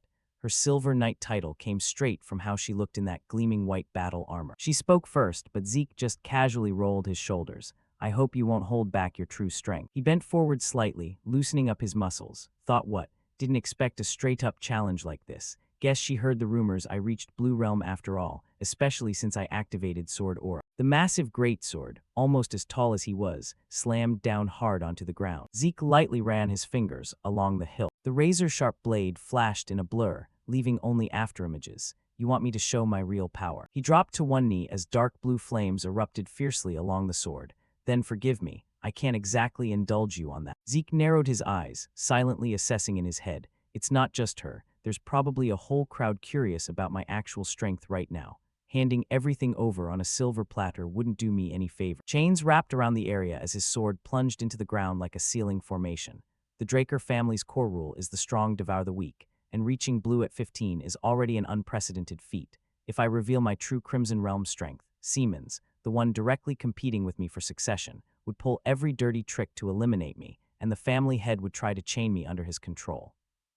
If I have to flip my cards, it'll only be after I've surpassed even the family head. A bleak, chilling atmosphere enveloped the two of them. Right now all I need is the title of Transcendent Family Descendant. Don't expect me to just sit pretty and let the clan do whatever they want. Both charged forward at the same instant. Their blades clashed, sparks flying with sharp crack. Carly powered through with a horizontal slash across his sword. She closed the distance in a flash, pinning Zeke's blade hard against the ground with one strike. Her sword whipped upward, so fast it caught him off guard. The sharp edge grazed past his eye, blood spraying outward. He'd already confirmed the admin request to temporarily disable continuous class skill activation. Healing factor. Zeke's eyes darkened with killing intent. Against a guardian knight, it's entirely possible she could detect the healing factor. He recalled the red-haired guy's gaze and his arrogant words. How the hell are you recovering that fast? Zeke's pupils widened. I won't repeat the same mistake I made with Duke. The two traded blows relentlessly, one blocking, one parrying. Zeke launched himself into the air. His eyes narrowed as he dove downward. Carly swung at the same time, the impact shockwave roaring like a tidal wave crashing around Zeke. He glanced aside, one shoulder already wounded, blood spraying back in arcs. Sure enough, holding back at blue while fighting a crimson opponent makes countering a real pain. Carly stomped down so hard the ground cracked beneath her feet. She leaped skyward, soaring straight over Zeke's head. Both hovered midair, Carly raising her sword in attack stance. A merciless, icy slash cut through the air like wind. Zeke raised his sword defensively across his chest to block the incoming holy blade. A surge of cold pressure exploded violently, triggering a massive blast. Thick black smoke and dust choked the entire arena. Their two swords still ground directly against each other. With a normal blade, it would have snapped in half by now. Carly narrowed one eye, smirking in faint praise. Your swordsmanship is impressive. Zeke sneered back, gritting his teeth as he strained to hold her blade at bay. A flash of light sparked when their swords collided again. Zeke kicked backward. The spot where they'd been fighting was already shattered and ruined. Covered in dirt and grime, he casually wiped across his face,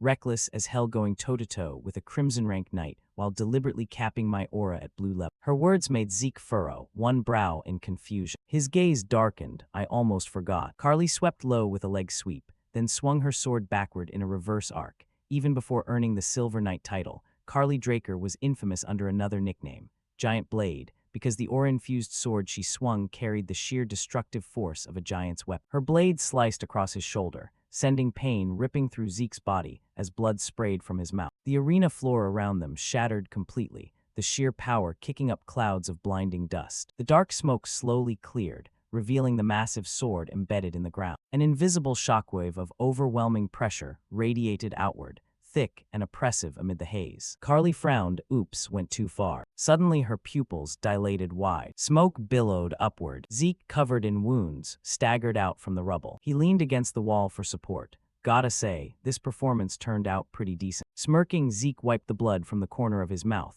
So, satisfied yet. Amid the ruins and rising plumes of dust and smoke, Carly, standing in the haze, sheathed her sword and spoke. Truly remarkable, Zeke. She looked at Zeke trembling as he rose and praised him. You actually blocked that strike, way beyond what I expected. Suddenly Carly furrowed her brows and took a deep breath. She hesitated, looking straight ahead. Zeke Draker, actually, there's something I want to discuss with you. But Zeke was already at his limit. He collapsed forward, startling her. Carly rushed over, shouting in worry, Zeke, are you okay? She supported him up, examining him while thinking. Serious internal injuries. Did he overuse his aura that bad? With that thought, Carly reached into her belt pouch. She pulled out a vial of elixir and popped the cap. Slowly pouring it into Zeke's mouth, she soothed him. This is a top-grade family recovery elixir. Drink it slowly, easy now. After swallowing it, a red glow enveloped his body, and his complexion quickly returned to healthy color. Suddenly the system chimed. Admin request confirmed, reactivating permanent healing factor class skill.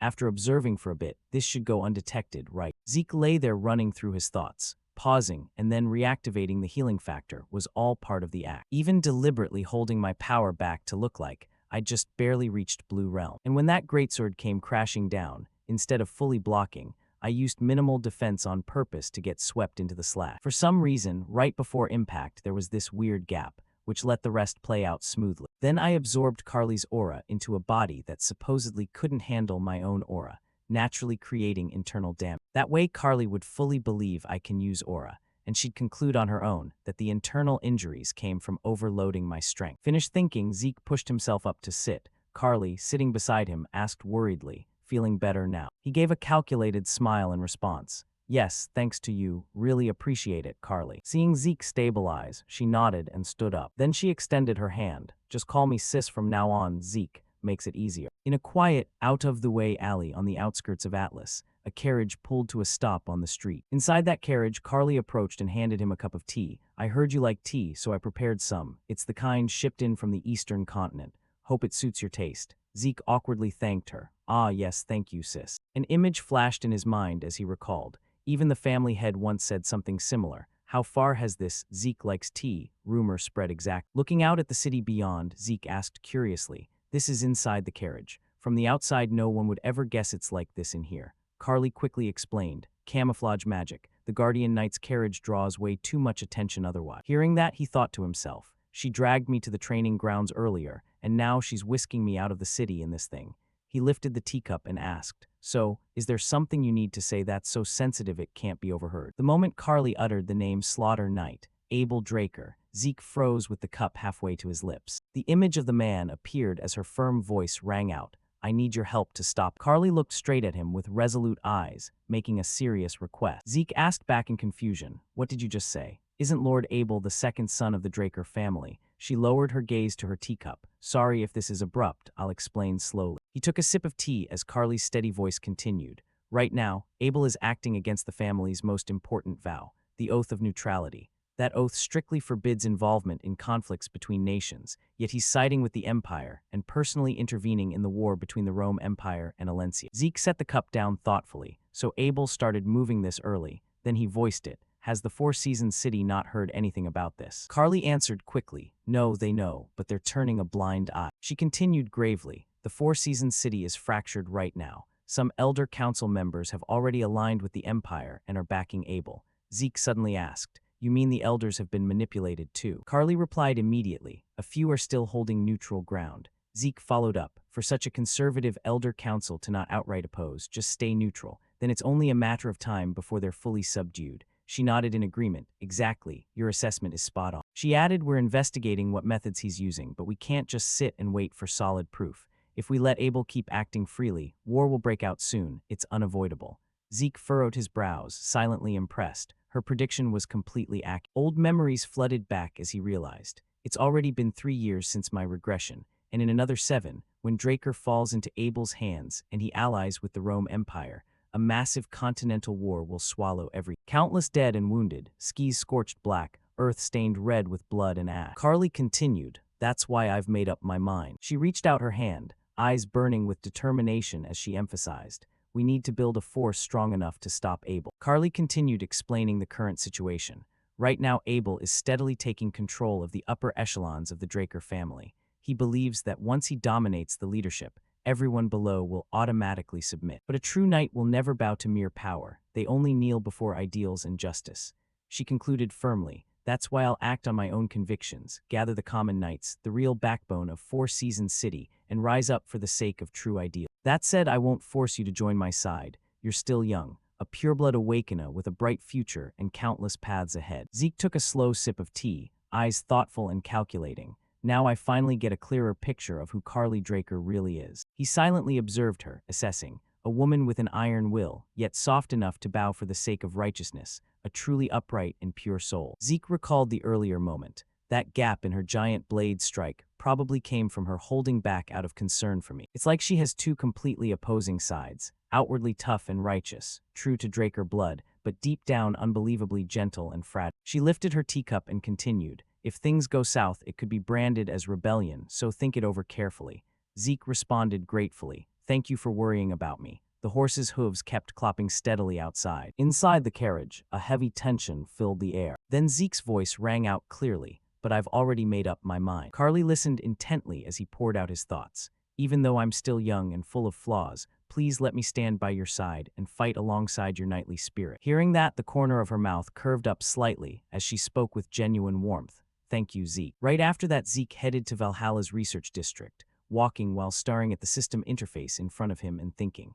Even in my previous life, I kept up with the latest family news through K, but I never imagined the rot had already started long before the Continental War even broke out. He remembered back then he'd planned early to leave the Draker family, to escape Abel's control, and quietly build his own power base in preparation for the Continental War. But now, with someone sharing the same ideals, there's no reason left to walk away. Zeke kept his steady pace, sinking deeper into thought.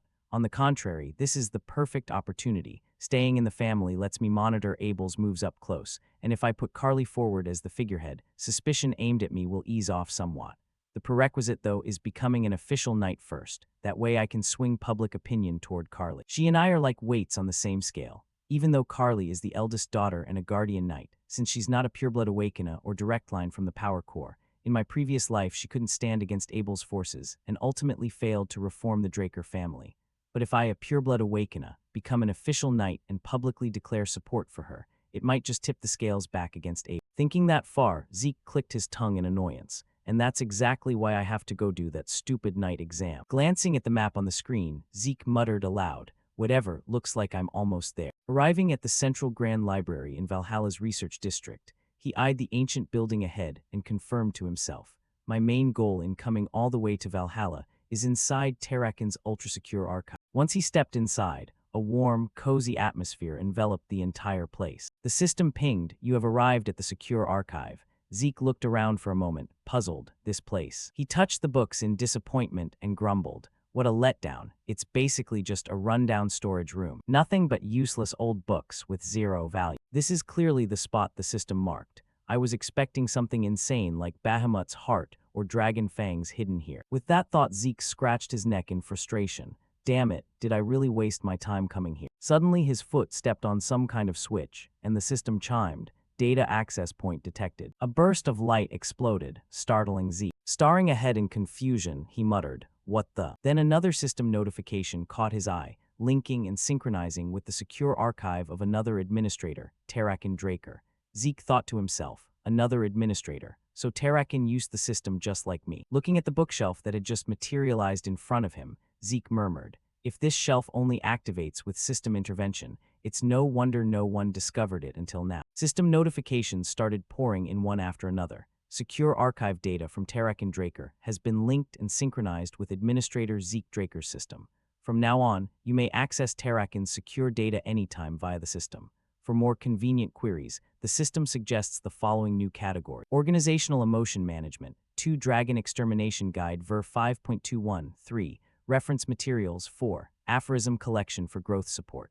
Zeke skimmed the titles and sighed. Whatever, those random categories can wait. None of them look particularly special anyway. Zeke immediately commanded, "System, find me the best brain-boosting scroll for growth right now." The system responded quickly. Administrator request confirmed. Located the most suitable document matching your query. Spotting a glowing book in the corner of the shelf, he exclaimed, "Ah, there it is." Picking up the ancient tome, Zeke read the title aloud. Secret Dragon-Slaying Sword Art. He flipped through it and commented, "Never heard of this technique before. Let's see, author is." After reading, Zeke's expression changed dramatically, eyes widening in shock. The author of this book is none other than Shatton Draker, the most trusted confidant of the hero King Kaishir. A bead of sweat dripped down Zeke's forehead as he stared in disbelief, mouth agape. Moonlight streamed through the window into an ancient room. In that room, light spilled from the crack under the door, before passing on the dragon-slaying sword art. I, Shatton Draker, wish to recount the reason I set out to create the dragon-slaying sword art. The bond between dragons and humanity began with the great hero king. Thanks to him, weak humans could form contracts with the supreme beings known as dragons. However, dragons did not aid humanity out of any noble cause. They simply pitied us, because compared to other races, humans were always frail and lacking in every way. From then on, the number of contractors exploded rapidly, and around them an independent civilization flourished across the continent, but that explosive growth filled me with unending unease. I feared the dragons. If a transcendent species like them helped humanity merely out of pity, they could just as easily turn on us and wipe out mankind in an instant whenever they chose. And if that fear ever became reality, humanity would surely face extinction overnight, with no chance to resist. That is why I began searching for a way to oppose dragons. The first thing I considered was magic. But magic was the very first gift dragons gave humanity. Human hearts originally couldn't generate mana, yet dragons engraved magic circles into them, enabling us to use it. so fighting dragons with magic would just be using their own power against them, which is utterly absurd. Next, I thought of the Hero King's elemental sword, the power even dragons feared, but that strength was only granted to those with royal fairy bloodline. Therefore, I poured everything into seeking an entirely new power belonging solely to humans. I tried every method to surpass human limits, from primitive northern swordsmanship to the mystical abilities of the East. Ironically, the one who assisted me most eagerly in this research was Kronos, the Hero King's contracted dragon. When asked why, Kronos simply said for fun, but in his eyes I saw it wasn't mere amusement. It was profound determination. The research dragged on, and finally Kronos and I discovered a new power called aura, not an element, not mana, but a strength only humans could awaken and wield. With that lead, after the Hero King departed this world, I devoted myself fully to studying aura. Soon the work bore fruit, and I systematized all knowledge of aura from its concept and application to sword techniques that utilize it. Then I compiled it into the secret dragon-slaying sword art and distributed it to kingdoms across the land. Yet in a world where one can grow strong easily, using dragon-granted artifacts, the dragon-slaying sword art, which demands grueling self-training, went completely ignored. Fortunately, up to the moment I write these words, my fear of dragons betraying humanity has not come to pass. But I am certain that one day, this sword art will become necessary. Standing before the massive bookshelf, Zeke continued reading aloud from the book. If anyone has found this secret tome, I hope that day you will understand my wish and devote yourself fully to mastering. Right then, a system panel popped up, catching his attention. Achievement quest unlocked: Heir of Shatten. Master the dragon-slaying sword art of Sword Saint Shatten Draker. Time limit: 3 months. Reward: coordinates to the treasure vault of the Kronos Kingdom. Zeke muttered after reading. It popped up right after I finished reading. He smiled with genuine excitement, tucking the book away as he said, "The treasure vault of the Kronos Kingdom. It's bound to be packed with artifacts far beyond anything I've seen so far." Zeke rubbed his chin thoughtfully. "The problem is the 3-month deadline. Does that mean it's even harder to learn than the elemental sword? Looks like for the foreseeable future, I'll have to focus entirely on mastering the dragon-slaying sword art." He propped his hand up and spoke. "Gotta say though, in the end Shatten was right." Recalling that historic moment, Zeke thought to himself, no idea how much time has passed since the Hero King's era, but everything unfolded exactly as he feared, and the result was the Liberation War. With that, he looked up and asked, "System, is there any other useful info in this ultra-secure library, like Terrakin's diary, for example?" The system immediately replied, "Administrator request confirmed. Suitable material detected." Playing back magical image record, Terrakin's diary. The notification vanished, and the surrounding space suddenly shifted, leaving Zeke stunned. Zeke scanned everything warily and realized, the space around me is changing with me. Just like when the beginner tutorial started, everything warped abruptly. A burst of light exploded right after. Zeke found himself transported to a vast, barren desert wasteland. He wondered aloud, where the hell is this? He activated his ability, eyes flashing with sparks as he thought, looks like a system-constructed space. Suddenly a beam of light struck down below, reflecting Zeke's own silhouette. He lightly lifted his foot. Releasing a surge of energy, he assumed a defensive stance against a monster that abruptly erupted from the ground. The system chimed, activating class skill Tenacious Will.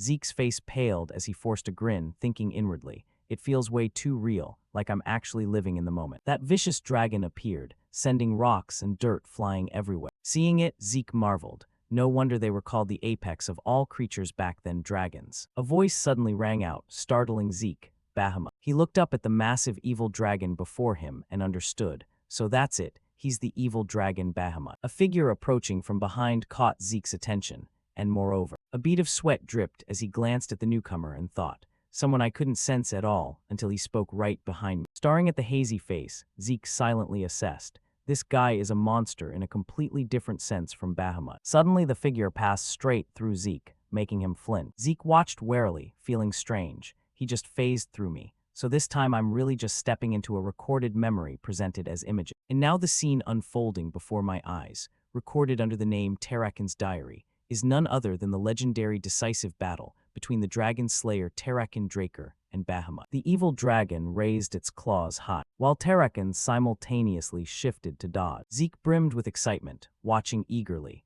It's starting. The fabled showdown passed down only in legends is happening right in front of me. In the blink of an eye, the evil dragon stomped its foot down hard, sending earth and stone exploding out. But Terrakin didn't budge an inch. he stared forward emotionlessly. The evil dragon closed in, its voice dripping with mockery. "What are you still hesitating for, Tarak?" Yet he gave no reply, simply lowering his head in silence before the dragon. It continued, "How disappointing, the one I once chose to become my contractor."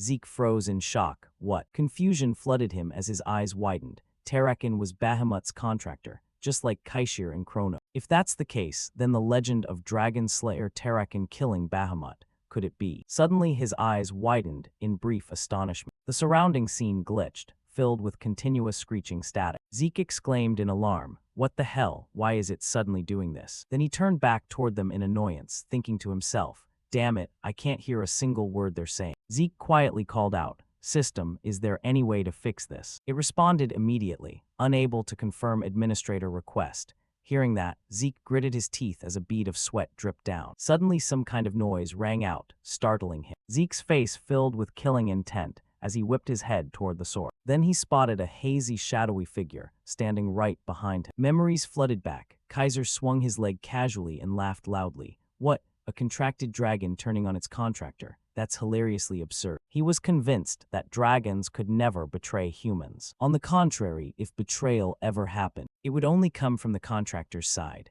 With those words, the evil dragon erupted in wild purple aura, eyes bulging in disbelief. Right after, the evil dragon turned into purple dust and gradually vanished. Watching it, Zeke's face paled as he stared in disbelief. Bahamut's corpse is turning to ash and dissipating. The dust rose, leaving only Tarakin's silhouette behind. Something appeared that made him flinch. That thing. A dark purple heart and black claws floated amid a surge of red energy. Zeke instantly recognized them. The heart and claws of Bahamut that I obtained from the Dragon Slayer Sanctuary. He felt strange and wondered. But when a dragon dies, normally it only leaves behind a bit of residue before turning to ash and vanishing completely. Zeke raised his own hand to examine it, thinking, so if pureblood armor is made from dragon hide, Bahamut might just be a special case. Suddenly, the surrounding space vanished, leaving only pitch blackness that left him puzzled. The scene turned pure white, with fleeting black streaks drifting away. Back in the room, Zeke asked in surprise, "The video ends here." He sat down on the floor, head bowed as he sighed heavily.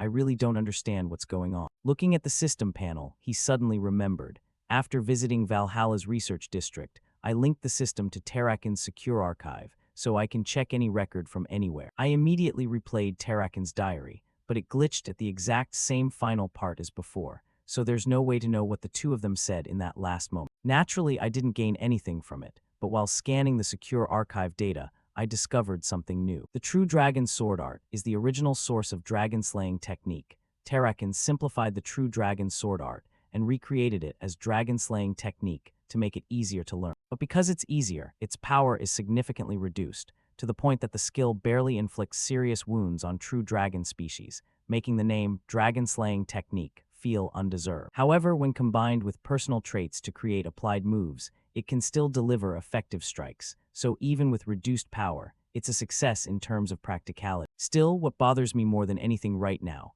is that the contents of Tarakin's diary are completely different from the Dragon Slayer legend passed down today. The legend people know now is this: Tarakin defeated Bahamut and ushered in an era of peace and prosperity, a classic heroic tale you see in any age. On the surface, it's not much different from Tarakin's diary, but the fact that Tarakin and Bahamut were actually contract partners doesn't appear anywhere, not even a hint. No, this can't just be an oversight. Snapping out of his thoughts, Zeke carefully examined the paper in his hand. The magical script on it glowed as the contents read, "Long time no see, old colleague. I don't understand why you're suddenly interested in ancient matters, but as requested, I've investigated every legend about the Dragon Slayer across and beyond the continent, even the raw versions never translated into common tongue. And just as expected, stories of humans forming contracts with dragonkind, and legendary figures like Kaishir or Tarakin signing pacts with dragons, not a single book mentions it. But strangely, when I dug deeper, I realized all sources seemed to speak in the exact same tone,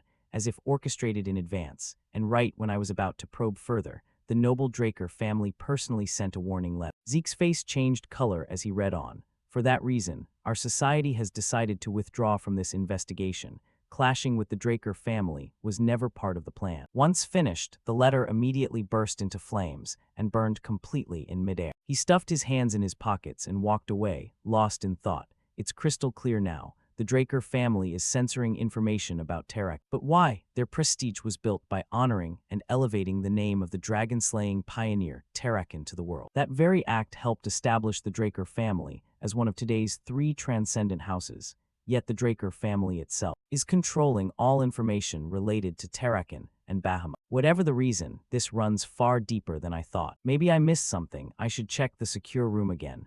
With that thought, Zeke pushed open the door and stepped inside. He glanced to one side and called out, "System." Suddenly, Zeke's eyes filled with killing intent. He scanned the surroundings carefully, waiting to see what was happening. But everywhere was empty, nothing at all. He snapped alert. Zeke strode down the hallway, deep in thought. Today is clearly Decker's day off, and all staff are absent. Duke and Andre reported they'd be late due to a mission. So who the hell was that? Thinking that, he silently commanded, "System, pull up the minimap for me." The system chimed, "Administrator request confirmed." A map appeared before Zeke. He studied it carefully, 1 inside, 1 outside, 2 targets detected for now. An image flashed in Zeke's mind. Could it be? A bead of sweat dripped as he wondered, did the hunters from the Great Mountains track me here? No, that time I didn't even use the greatsword, let alone dragon-slaying technique. Even if they're hounds, they couldn't have traced me from there. Hands in pockets, Zeke climbed the stairs. So the key issue now isn't them, it's who ordered the hit on me. After thinking it over, the most likely culprit is, he pushed open the room door. On the wall side, a masked figure lay in ambush. Zeke acted like he noticed nothing and slammed the door shut. The masked man slowly revealed himself to observe. Suddenly, the window behind him burst open, moonlight casting Zeke's shadow as he asked calmly, "Abel sent you?" Not expecting to be discovered, the masked man jerked around toward the window. Zeke dropped to the floor, hands in pockets as he approached, thinking, he figured out my alliance with Carly and sent assassins. If that's the case, the timing lines up perfectly. He pulled a dagger from his coat and said, "Not gonna answer. Fine." Then a sharp cry echoed through the room. The masked man startled and drew his blade to block Zeke's sudden attack. His long-scarred eyes widened in shock as Zeke faced him, eyes blazing with killing intent. But when it comes to extracting information, I've got plenty of ways. From outside the house, the continuous clash of metal rang out. The two traded blows, each contact sparking bright flashes. Zeke twisted and weaved fluidly, attacking relentlessly until the other could only defend. When Zeke struck down, the man blocked. Each clash sent sparks flying from grinding metal. The masked man swung hard to knock Zeke back. He spun midair, kicked off the wall for momentum, and landed gracefully. Zeke stood up straight, arms loose at his sides, exhaling slowly. His eyes burned with killing intent as he thought inwardly. After crossing blades directly, I've figured out his identity. Sweat poured down the masked man's forehead as he eyed Zeke warily. Zeke silently assessed. Appearance can be hidden, but fighting style is hard to fake. His gaze dropped to the dagger at the man's hip. That's the signature short curved blade of the northern continent's Gorma kingdom. Gorma's assassins are the elite among northern escorts, renowned for wielding kukri-curved daggers in combat. With superior skills, they're often hired at high prices in the central continent for special missions. Zeke turned his back to the masked man, sword flicking behind him as he tilted his head in thought.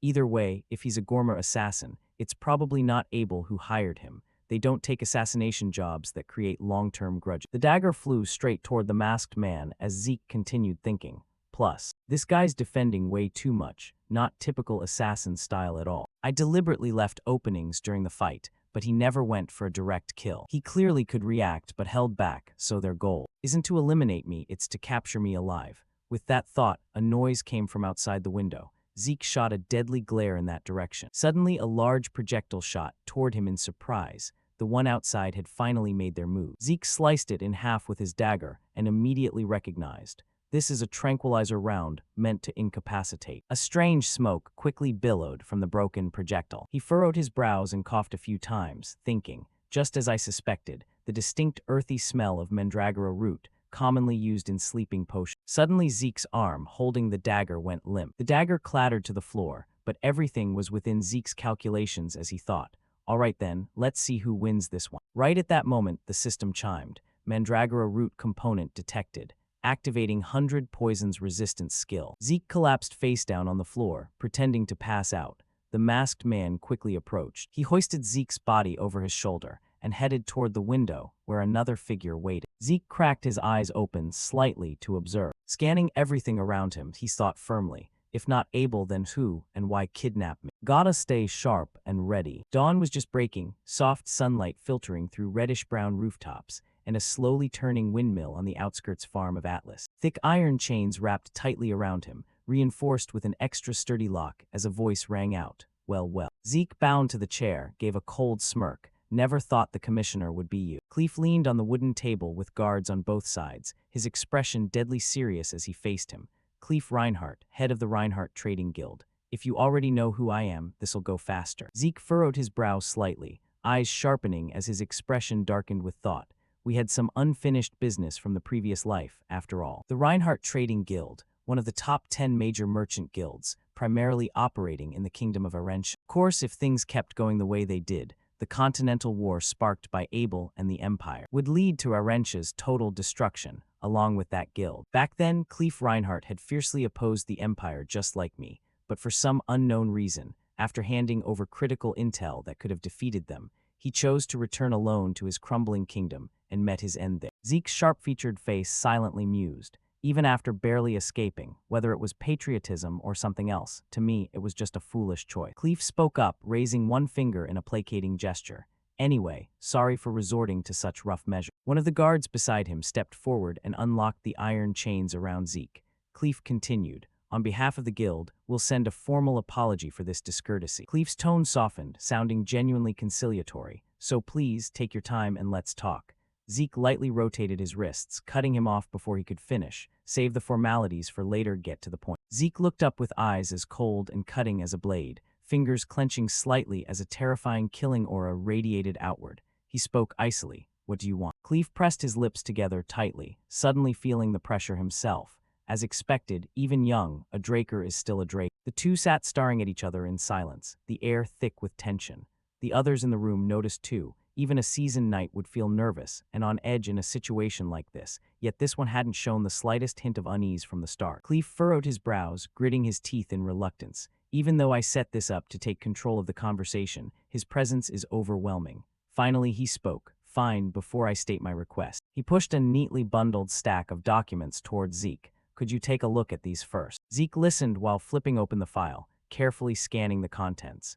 "This is a list of people infected with the new infectious disease spreading in the southern continent recently." As he turned page after page, Zeke asked, "And why show this to me?" His eyes widened slightly, a glint of surprise flashing through his sharp gaze. Cleef quickly noticed the brief change in Zeke's expression. Zeke gripped the documents tighter, staring at the familiar photo, Elena Stone. Zeke recalled the very first close aide who had once followed him, Liam Stone's mother, his first personal guard. She'd once suffered from the scarlet bloom disease, but thanks to the cure formula he'd given her, she recovered completely. Zeke tossed the file onto the table with a loud thud and questioned Cleef. "So what exactly are you getting at?" Cleef interlaced his fingers and answered gravely. "In that region, this disease is infamous as scarlet bloom, a painful, horrific illness with a 100% fatality rate." Then Cleef placed two fingers on her photo and continued. "Yet Elena Stone is the only known survivor, and she even fully recovered." When asked, the attending doctor just stayed silent. Cleef's voice suddenly turned cold and low as he countered. "Do you happen to know anything about this?" Zeke gave a calm, crooked smile, so he sniffed something off from the start and pretended to probe me, typical merchant move. He felt a bit puzzled and wondered, if that's the case, is the goal to monopolize the scarlet bloom cure? Given the disease's perfect fatality rate, it's worth considering. The value alone could rake in mountains of gold across the continent. Zeke closed his eyes, silently calculating. "But from what I know, this guy isn't the type to go mad over money. He wouldn't be reckless enough to kidnap a pureblood family member just for profit." Zeke opened his eyes again, his gaze cold yet powerful, enough to make anyone shudder, then spoke confidently. "Of course I know." He stated it with such certainty that Cleef broke into a delighted, yet uneasy smile. "Right from the beginning, I was the one who provided that cure formula." The chair clattered loudly as it toppled to the floor. Cleef slammed his hand on the table, face lit with excitement like he'd struck gold. I want to buy it. Name your price, anything." Zeke suddenly raised his hand to block right in front of Cleef's face, exuding overwhelming pressure. On this side, Zeke smirked inwardly, pleased that the man had fallen right into the trap. Zeke leaned back casually in his chair with a mocking grin. "Why so worked up? Doesn't seem very merchant-like at all." Cleef gritted his teeth in anger, quickly realizing Zeke's goal wasn't money. This guy's aim is something else entirely. Zeke's face twisted into a satisfied smile as he spoke. "Then let's make a deal like proper merchants." Inwardly he thought, after all, it's to save a life. The two sat back down and got serious. Cleef spoke first. You want me to accept 3 conditions in exchange for the cure formula. Zeke nodded lightly from across the table. Exactly, it's simpler than you think. They talked and negotiated there for a long time. Cleef asked, can you tell me specifically what those conditions are? Zeke replied casually, not yet, I'll use them when the timing's right. Cleef rubbed his chin in silence, listening to Zeke's persuasion. Don't worry, I won't ask for anything beyond what your guild can handle. Zeke slightly lowered his head to hide a wicked grin, pleased with Cleef's response. As long as it's within acceptable limits, mutually agreed, and clearly documented, we're good. After that, Cleef focused on watching Zeke jot something down. Then Zeke held up the paper and handed it over. Here, just follow exactly what's written. Cleef eagerly reached for it. Oh, this is it. Suddenly Zeke snatched it back, making Cleef miss. Before that, there's one thing I want to ask privately. Zeke smiled nonchalantly and continued. Who is the person who truly needs this medicine? That made Cleef freeze, stunned. Cleef stammered, sweat pouring down his face, eyes filled with panic. What do you mean? The guild is just trying to secure a highly valuable commodity. Zeke laid it all out calmly without missing a detail. You mobilized Northern Rangers to kidnap someone from a pureblood family, and your reaction was extremely agitated. No trace of composure left. That's not the Reinhardt Trading Guild I know. Cleef braced himself on the table and buried his face, falling into heavy silence. Then he slumped back into his chair. His fists clenched tightly on the table as he gritted out, it's the royal family of the Kingdom of Arentia. Zeke feigned surprise with an "oh" and asked, specifically, who among them? Cleef hesitated a moment before answering, I can't tell you that. Zeke pouted into satisfaction.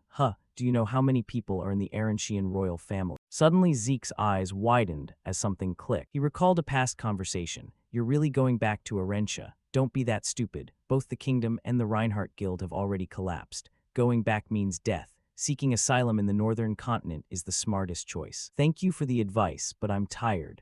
I want to spend whatever time I have left in Arentia. The image of Cleef from his previous life flashed through Zeke's mind. So different from the man now. Sorry, I can't say anything more. Zeke furrowed his brows seriously, thinking. The look in his eyes now is completely different from that hollow, lifeless gaze back then. This person must be extremely important to him. He continued recalling what Carly had said during their earlier talk. Anyway, the Kingdom of Arentia is currently clashing with the Empire. The conflict between the Rome Empire and Arentia is escalating, and the Empire is actively intervening. Not to mention the power struggle over the joined tribe settlement area has made things even more chaotic. Arentia, a kingdom with a weak monarchy, is surely in turmoil from internal power struggle. Zeke gave a faint smile and slid the paper back forward. There's still some time before the Continental War erupts. If I can build a connection with the Arentian royal family now, it'll definitely pay off later. Cleef took the paper as Zeke spoke casually. Fine, if you don't want to say, then don't. Zeke said calmly, surprising the man across from him into silence. Good, contract established. Cleef's hand trembled as he gripped the paper tightly. He clutched it to his chest and let out a relieved breath. Suddenly Zeke's voice cut in, making Cleef's eyes widen in shock. Sorry to interrupt this touching moment, but can I make my first request right now? Cleef hurriedly tucked the paper into his coat and stammered. Oh, of course, anything within the guild's power. Zeke clenched his fist with a delighted grin. Excellent. Then first off, let me join your trading guild and work there. A peaceful village scene unfolded under soft sunlight as a familiar voice rang out. Looking for a job or planning to do some trading?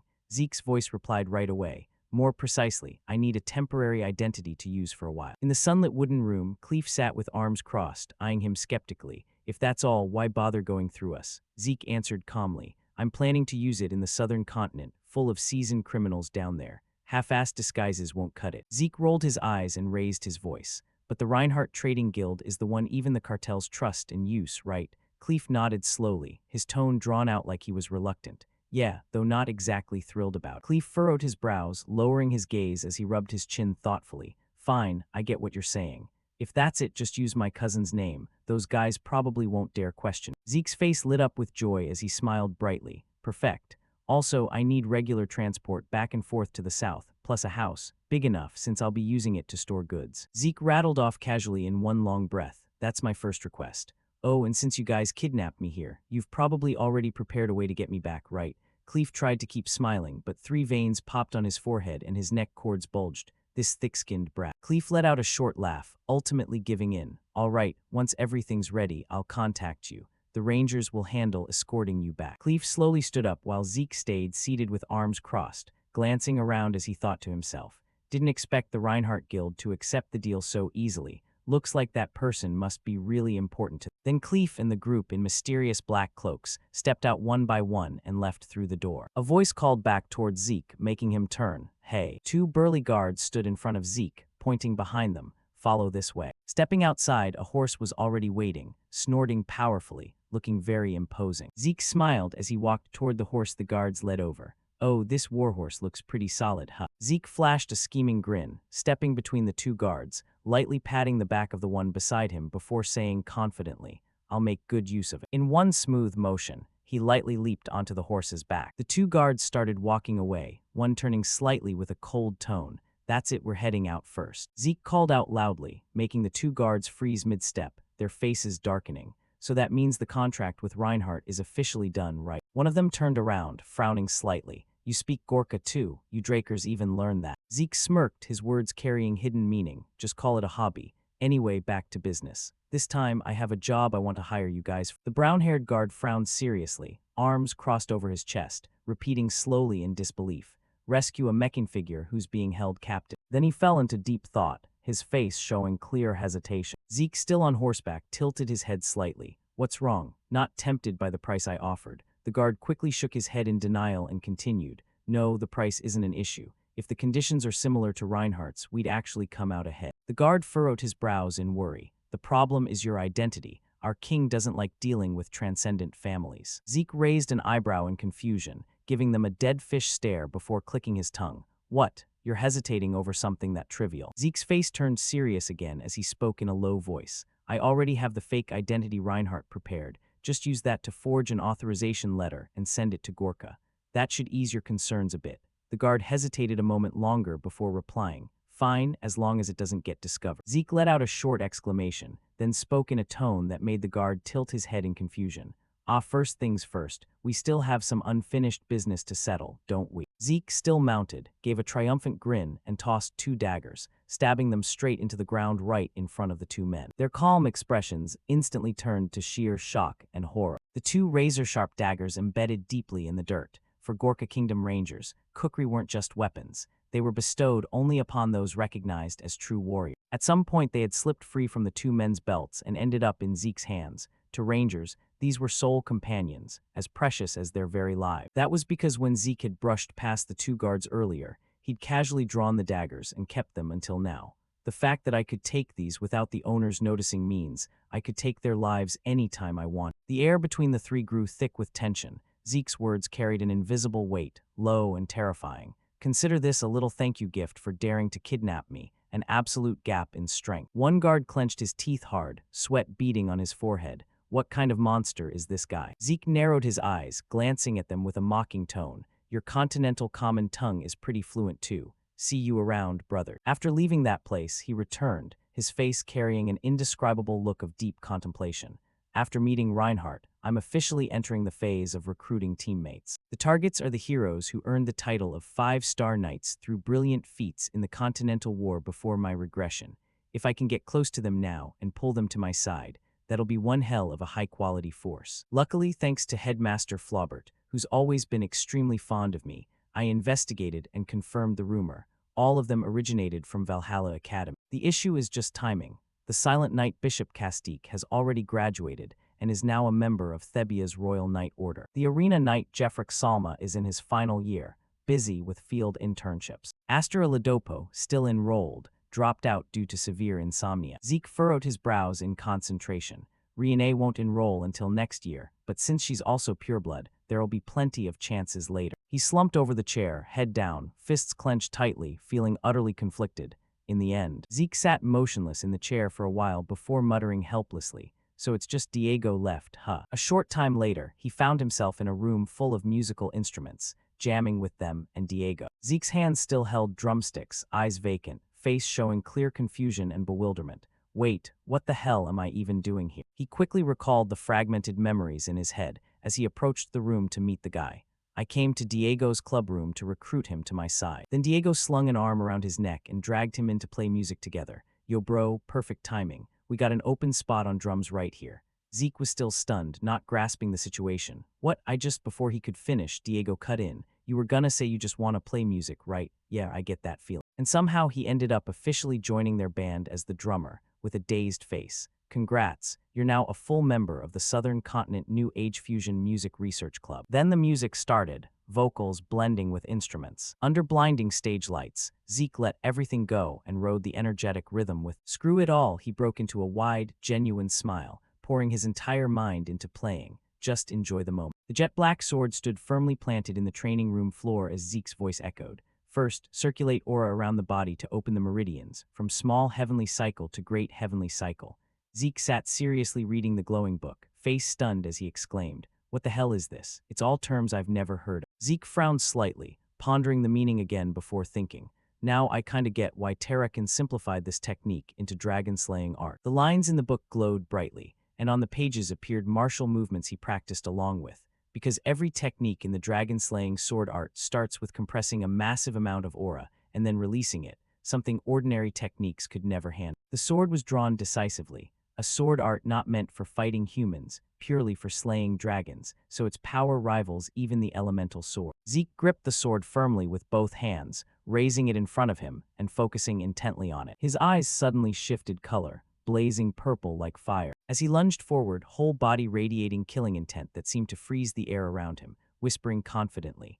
In the dragon-slaying sword arts forms, every movement is amplified to the extreme. One strike alone is enough to cleave a giant dragon in half. Compress an enormous amount of aura to its limit, then swing the sword down. A quiet footstep approached, undisturbed by the light wind stirring the surrounding air. The butler silently observed Zeke's training session. After images of him lingered everywhere across the arena floor, countless powerful sword strikes Zeke unleashed, creating chaotic scenes. He laughed inwardly. Haha, this heaven-blessed body really isn't ordinary. Heaven-blessed physique optimizes physical capabilities, accelerates technique mastery speed, and greatly enhances ether conduction through the body. The corner of his mouth curled into a wide grin. Zeke wildly unleashed even more sword strikes, thinking, "It's like a map appeared right in front of me, showing the exact path to perfect the skill. I can feel it. The more I repeat, the faster it goes." He furrowed his brows, the sword in his hand blazing with blue flames, finally delivering one last powerful, forceful downward slash. "I'm mastering it even quicker." A shift in perception made him stare wide-eyed in shock. What? I clearly just broke through the red wall. In front of Zeke stood a massive stone wall. He'd stepped into a new realm, yet now he'd already reached the black wall. He clenched his arm muscles, readying his stance. They say rushing training only makes the next wall higher, but Bahamut's heart embedded in my ether core is resonating intensely with the dragon-slaying sword art, pouring out power nonstop. Then came a barrage of even more sword strikes from Zeke. Before I lose this feeling, I have to swing once more. A red sigil suddenly appeared on his chest. Zeke clutched his face, eyes turning pitch black, heart pounding fiercely and continuously. Bahamut's heart is reacting to Shatten Draker's dragon-slaying sword art. Deeply engraved memories within Bahamut's heart are being replayed. He glanced around in surprise. Bahamut's memories. A pitch-black void enveloped Zeke's entire body. Too dark, nothing visible. He suddenly sensed something unusual approaching. A man in a black cloak, hood completely covering his face in mystery, spoke. "Ruler of Twilight, Bahamut, I have a request for you." A massive, pitch-black creature stood majestically, silently listening. The man reached into the pocket on his chest, then pulled out an ancient book, speaking in a low, grave voice. "I wish to entrust you with the dragon-slaying sword art secret technique I personally created to safeguard it." The majestic black dragon straightened its back and finally spoke in a deep, rumbling tone. "I know you're detestable, but I never expected you'd be this insane, Shatten Drake." Zeke, watching everything from the side, thought to himself, "As expected, that's Shatten." The man put the book away again, silently listening to the dragon's terrifying, mocking growl. Truly the pinnacle of dragon-slaying skill for a dragon. Only then did the mysterious cloaked man respond. "Yes, even Kronos has agreed. You know the reason better than anyone, Bahamut." The ground cracked open with a violent roar, sand and stone flying wildly from the dragon's powerful stomp. Black killing intent swirled everywhere in the surrounding air. It lowered its head and roared furiously, spears aimed straight downward. Kronos has been bewitched by humans and lost his qualification as the balancer. The man shifted his stance, lowering his center of gravity, ready for combat. He was an incredibly small human compared to the massive dragon ahead, standing alone under countless spears pointed at him. The nonsense prophecy of someone like that. It opened its maw and bellowed, "I don't believe it." Then countless spears above activated at once, all thrusting downward toward where he stood. A sharp sword suddenly flashed at the side of the black-cloaked man. He drew it. He tensed his body, spinning his small sword to block the dragon's enormous spear blazing with purple lightning. Then with force he deflected it aside, sending earth and stone scattering everywhere. After that, a barrage of more spears came straight at him. The man flickered in and out, blocking each one. Every clash between weapons sent sparks flying. The mysterious cloaked man gripped his sword tightly, showing no fear at all facing his opponent's deadly weapon. A massive impact rang out from the collision, thick smoke and dust billowing everywhere, nothing visible.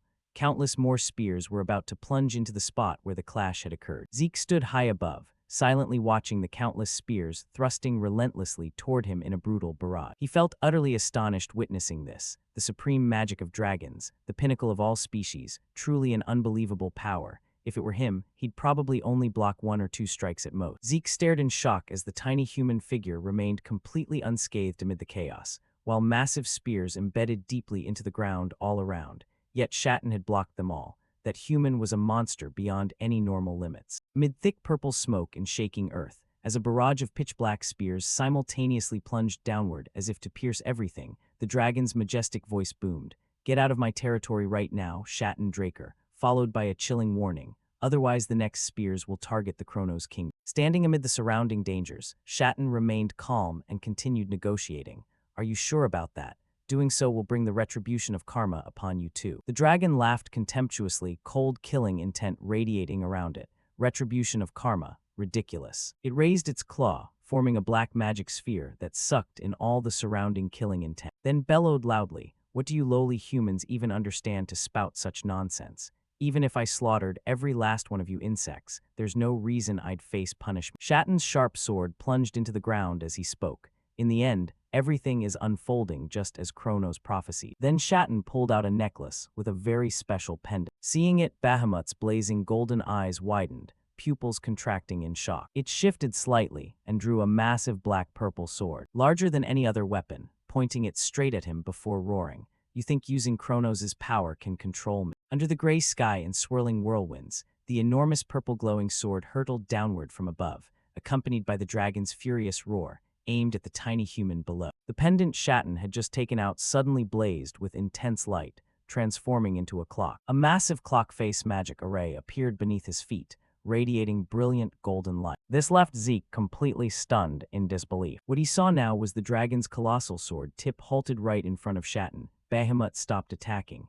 "No, this is." The dragon now stood frozen amid blinding beams of light, its red eyes flashing with killing intent, yet turned into a rigid statue, enveloped by an enormous golden barrier. Shatton had used magic to halt Bahamut completely. Zeke's brows furrowed tightly, his face filled with shock and incredulity at the scene before him. The necklace he'd just pulled out was actually a clock. Now it had frozen time. That extraordinary magic must come from the clock itself. "You think Chronos' power can do anything to me?" Zeke hovered in the sky watching it operate in Shatton's hand, thinking, judging from Bahamut's reaction just now, that clock is definitely an ancient artifact containing Chronos' power. Suddenly, the dragon rose up behind Zeke, creating a massive roar. Zeke gritted his teeth, clamping both hands over his ears against the deafening noise all around. The magic's been broken. Zeke forced his eyes open to peek. The dragon's foot stomped hard on the ground, sending light tremors through it as cracks spread beneath its claw. The magic array under the dragon now faded gradually, and its body was about to move again. The dragon's claws dragged across the ground, carving long furrows. It lowered its head, drool dripping from its jaws as it growled. "Shatton Draker, that illusion just now, could it be?" Shatton tucked the necklace away and spoke in a low voice. "Exactly, that was Chronos' prophecy. Now you understand why I entrusted the dragon-slaying sword art to you, right?" The dragon stomped furiously again, cursing. "Damn it, the mistake was dragons ever forming contracts with humans in the first place. Fine, I agree. Humans should stand on their own strength." It bared its razor-sharp fangs, exhaling killing intent-filled breath in guttural snarls. "Fine, hand it over. Let me see this so-called dragon-slaying sword art, your dragon-killing technique." The ancient book floated midair, emitting faint light as red magical runes swirled endlessly around. Then the book slammed shut. Bahamut's blazing golden eyes stared down at the book hovering beside Shatton in astonishment. "You actually created something like this," Shatton replied coldly, "to protect the world." It lowered its head close to Shatton, golden eyes glaring as it roared. "Nonsense, not the world, but your pathetic human race." Then it swept the ancient book aside and took it. "Anyway, I'll keep it. But once the prophecy becomes reality, this thing will never see the outside world." Shatton replied coldly, That's fine. Even without the dragon-slaying sword art, humans will eventually awaken aura on their own. The dragon straightened its back with a cold snort. HMPH. When that time comes, I'll personally wipe out you foolish humans myself, because that's a power lowly creatures like you don't deserve. Seeing this, Shatton gave a cold, sinister smile. It's strange. I'm the one who fears dragons most, yet I created the dragon-slaying sword art, and I trust you and Kronos more than anyone. He turned to walk away, leaving one last remark. Kronos once said this as a casual line, that one day you two would find a contractor worthy of sharing your heart. In a dark, damp cave, the dragon paced in circles before curling up, pondering, finding a contractor who can share your heart. Its golden eyes narrowed sleepily. Nonsense, that'll never happen. At this moment, Zeke leaned back, thinking to himself. From start to finish, it was all confusing, but one thing is certain. He recalled when the black dragon in the cave unleashed its massive sword toward Shatton. That was Bahamut's profound distrust of humans. Having absorbed Bahamut's heart, he'd somewhat felt those emotions. Zeke's eyes filled with contemplation and bewilderment. But that's exactly why. Why did it ever contract with Terrakin? I really can't understand. After that, he began searching the library for books recording related matters. After viewing Bahamut's memories, I started checking to resolve my doubts. But all records about Terrakin have been falsified by the Drakers. In this era, Bahamut, who contracted with Terrakin, is called the Evil Dragon. There's no valuable material left. While Zeke had just finished bathing, he noticed a letter had arrived. And while continuing to train in the dragon-slaying sword art and hunt for new clues, I received a message from Reinhardt saying the first request has been prepared. In that room, a familiar voice rang out, even though I specifically requested an inconspicuous identity. Zeke smirked mockingly at the card in his hand. Vice Branch Manager of the Southern Continent branch of the Reinhardt Trading Guild. Isn't that a bit over the top? A loud noise drew his attention as he glanced over. Zeke smiled, looking out the window. A carrier pigeon perched on the windowsill. Looks like Kato has finally made his decision, huh? In a towering building glowing with dazzling golden light, mysterious and ethereal. The secret garden under the Atlas Branch's management, Syndicate organization. Kay sat on a luxurious sofa, smiling in greeting. Welcome, partner, to the VIP bar room in the Secret Garden Hotel. He stepped forward with a light smile and sat opposite. Now you're really calling me partner. Feels kind of fresh. Then he turned to gaze at the brilliantly lit city through the glass beside him. Kay watched his action, feeling somewhat puzzled. The two sat in the room overlooking the radiant night city. Even though he'd been in Atlas for a while, seeing it like this up close still felt strangely unfamiliar. The city suddenly blazed as flames erupted everywhere, engulfing it all. Makes sense. The scene I'm more familiar with is the ruined wasteland from the Continental War, so feeling strange is only natural. After that, he turned back and lightly shook his head. The glass on the table was quickly refilled. I didn't expect Atlas to have a place like this. What, enchanted by the view. Kay poured wine for him while speaking. Impressive, right? This hotel is one of our Syndicate's side businesses. Those operating in the shadows always need discreet places to talk. He reached for the glass and replied, yeah, wait, actually, I'll pass on the wine. Next time prepare tea instead, that'd be better. She covered her mouth with a playful smile. What? Don't tell me you're refusing because you're still underage. Didn't expect you to have such a cute side. He rolled his eyes helplessly. Come on, it's just that drinking doesn't do anything special for me, so I skip it. Zeke recalled the last time he got drunk and felt uneasy. Last time during the welcome party when I became a new student, I got caught up in the mood and drank a bit. But as expected, 100 Poisons Immunity treated alcohol as poison and detoxed it automatically. Then the system notification appeared. Before regression, I often drank to get drunk, detected alcohol. Activating 100 Poisons Immunity, poison detected, expelling it. Now I can't get drunk anymore, so might as well stick to tea I actually like. The red-haired woman smiled and turned away. All right, so you just don't like alcohol, huh? Anyway, enough small talk. I have something to show you. Seeing this, he gave her a dead fish stare helplessly. You really don't listen to a word I say, do you? Then the red-haired woman took out a stack of documents and placed them on the table along with several photos. That guy you're backing, Pavla, actually originated as pirates. Kay reached forward, their reflections appeared on the glass beside them. I looked into it, and the evidence is overwhelming. Strangely, no one has noticed it until now. The red-haired woman leaned forward, pointing at the photos on the table. More importantly, the timing when the Silver Knights swept the pirates and they vanished perfectly matches when Pavla began its rapid growth. Not only that, I uncovered something beyond expectations. Zeke's brows furrowed slightly, his expression turning grave. Then Kay pointed straight at one photo and continued. Joaquin Fernandez, alias Almencho. He's the #2 figure in the Meccan organization. yet he's secretly dealing with Pavla, his supposed rival. The moment the red-haired woman lifted her hand, he reached out and snatched the photo to examine again. This is pretty shocking, so I haven't reported it to higher-ups yet. It would definitely cause chaos in Syndicate. Sometimes ignorance is better. Kay lowered her head slightly, glancing up at Zeke with a hesitant tone. Ah, and about that artifact you asked me to sell on consignment. A low, slightly mocking voice rang out, making the red-haired woman's face fill with horror. You've done a great job, Kay. Now with a different face, he flashed a sinister, chilling smile and continued. From now on, I'll explain the plan to make you the new leader of Syndicate. In heavy pouring rain, steam locomotive heads successively puffed smoke and let out heavy whistle. In a narrow alley where raindrops pattered down, Zeke held an umbrella while looking at the system notification. Activate teleport gate at designated position. Preparations complete. He strode through the small, rain-soaked alley. Though using the minimap teleport function consumes quite a few karma points, it completely avoids putting me under suspicion, even if it's the smallest chance. Among the three great transcendent families skilled in magic, very few can use teleportation magic, and traveling between cities requires at least the large gates of the magic towers.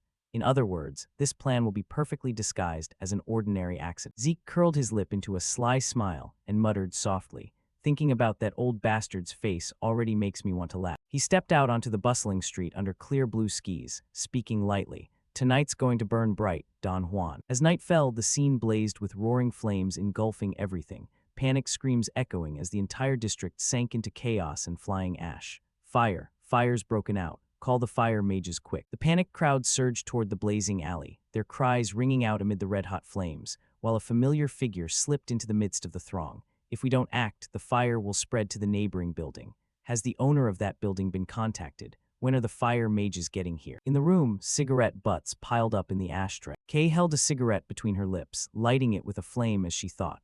That guy, well, true to Draker blood, bold as hell, not your average kid. She recalled the vortex of fire that erupted fiercely before blazing out of control. Not just bold. The red-haired woman narrowed her eyes coldly, sweat trailing down her cheek as she took a drag and frowned gravely. He's completely insane. Kay recalled their conversation earlier that night, when she'd slammed the table and shouted, What? You're planning to burn down all of Meccan's Soma warehouses in the central continent. Compared to Kay's agitation then, Zeke had remained calm. Exactly, so give me the locations of those warehouses. The red-haired woman's face filled with worry and unease. That's top-secret info. Only Meccan higher-ups, certain Syndicate executives, and I know it.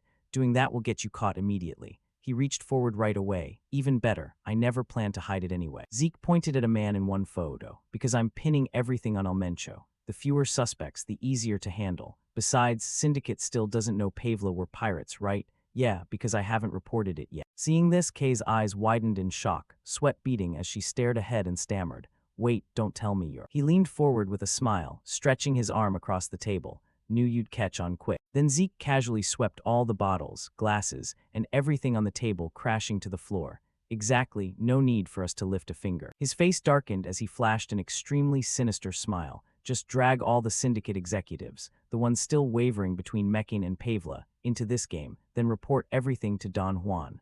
Done. Hearing that, Kay's body suddenly went dizzy, her vision blurring as everything around her grew hazy and unclear. She gritted her teeth hard, sweat pouring down her face as she stammered. You do realize what you're saying, right?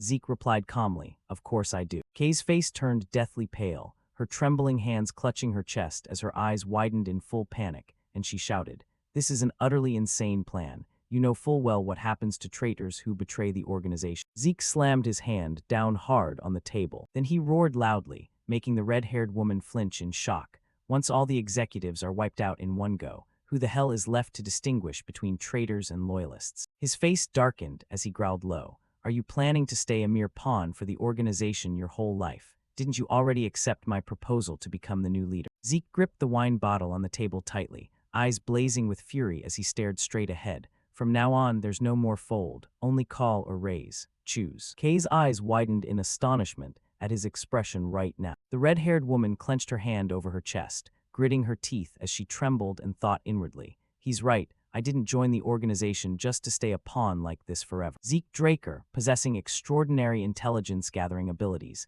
that uncovered Pavla's true origins without anyone noticing. And it didn't stop there. With that same intelligence network, he even located ancient ruins that had never been publicly revealed and claimed large quantities of high-quality artifacts completely intact.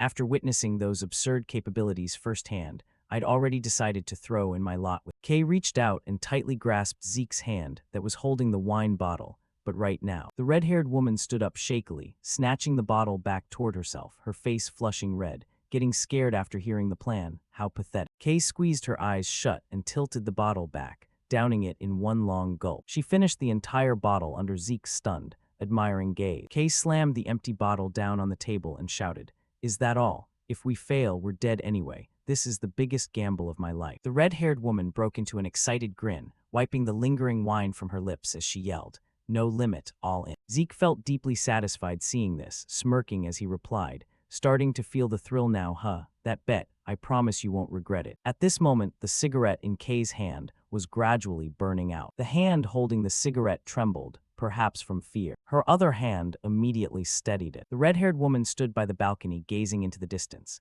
"Zeke Draker, I'm betting everything on you." On the table in the room lay a newspaper, a series of arson incidents in the central continent, coincidence or deliberate crime. Last night, multiple fires broke out simultaneously across various locations in the central continent. Local investigation agencies unanimously concluded that due to the geographical distances involved, it's unlikely to be an organized crime. Since the buildings were completely incinerated with no traces left behind, the incidents were ultimately ruled as accidents caused by human negligence. Meanwhile, inside a vast and luxurious mansion, a man sat silently in a pitch-dark room without a single light, muttering, "No matter who the bastard is, I swear." He leaned back, a newspaper appearing on his desk. Don Juan held his wine glass, face darkened as he stared out the window and spoke in a low voice. "I won't let you die peacefully, leader of the Meccan cartel, Don Juan." At the Grand Academy, the setting sun cast an even more magnificent and imposing glow. The steady tapping of fingers on the wooden table betrayed clear boredom. Zeke propped his chin on his hand, face showing obvious disinterest as he lazily glanced aside. "Another semester's almost over. It's been half a year since everyone learned about my blue realm. I figured it was about time." Looking at the luxurious wooden box on the table, lined with red velvet and containing an invitation inside, he changed his mind. But actually receiving the invitation to the promotion banquet still makes me nervous as hell. The promotion banquet was the ceremony celebrating young Draker family members who had surpassed the gold swordsman realm and stepped into the knight realm.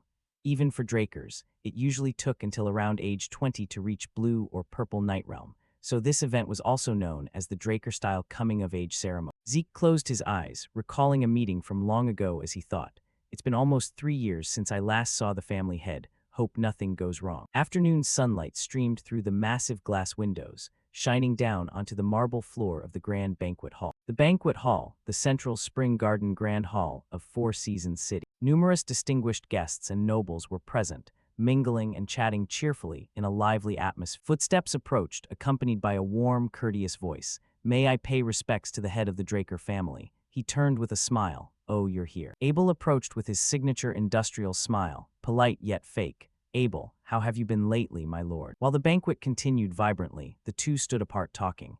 Abel spoke first. "By the way, this is the first time I've seen a promotion banquet attended by so many important figures." The head nodded, indeed. The family head glanced around the joyful banquet and continued, "Well, after all, he's the youngest Blue Knight on the continent, so it's only natural all eyes are on him." Abel narrowed his eyes slightly, a flash of rage appearing, even though he knew full well that before Zeke, the youngest Blue Knight was himself, yet he deliberately mentioned. Then the family head turned back and extended his hand politely. "Well, it seems Zeke is about to arrive. I need to prepare for the ceremony. It's been a while since we last met, and we haven't talked much. My apologies." Abel bowed deeply in respect. "Please don't concern yourself, my lord." As he walked away, the family head turned slightly with a smile and added a reminder. "Enjoy this precious banquet while you can, Abel." Abel maintained his bowed posture and replied, "Understood, my lord." Only after the family head had walked far away did he slowly raise his head. His blue eyes flashed, his face now darkened into an utterly foul expression. On this side, Zeke tugged lightly at his collar, grumbling uncomfortably. "Damn, it's stifling." He walked down the luxurious corridor alongside Duke, tugging at his gloves as he complained. "Lately it's been impossible to meet Master, huh?" The lazy uncle walking ahead replied, "Don't even start. I'm supposed to be retired, yet they dragged me back to work like a damn ox. I can't even go home properly." Duke frowned as he walked, his face full of irritation. "And on top of that, I've been run ragged dealing with that damn Arthur. Now today they make me play tour guide for you, and then he has the nerve to say, a master guiding his disciple is only natural. What a shameless block. Zeke glanced at him and thought with a wry smile, no wonder his complexion looks so bad. He's been overworked. He continued following Duke and asked, so now we're heading to Spring Garden. Duke stuffed his hands in his pockets, looking stylish as he walked ahead. Yeah, in Four Seasons City, that's the only place outsiders are allowed. Duke furrowed his brows, still grumbling. Zeke followed silently behind, glancing around attentively as he thought. The main facilities of Four Seasons City are divided into 4 districts total. According to Duke, Spring Garden is the only area open to outsiders, so most events are held there. Summer Rock handles all Draker family-related affairs, and also houses the family head's office. Autumn Fell is where internal ceremonies like night induction rituals for the family order take place. Finally, Winter Cup stores the rare artifacts the family has collected over thousands of years. Zeke pursed his lips, looking around as he thought inwardly, I've only ever heard about it. This is my first time actually setting foot here. Before regression, around this time I'd already been expelled from the academy. Finally, the two reached a massive, ornate door. Duke spoke, well, we're here. He looked at the door ahead seriously. From here, you go in alone. This door is reserved only for the guest of honor at the banquet. Duke gently placed a hand on Zeke's shoulder with advice. I have another assignment, so I can't attend the banquet. He smiled with trust and pride, looking down at him. Don't lose your nerve, just walk in confidently. Zeke closed his eyes slightly,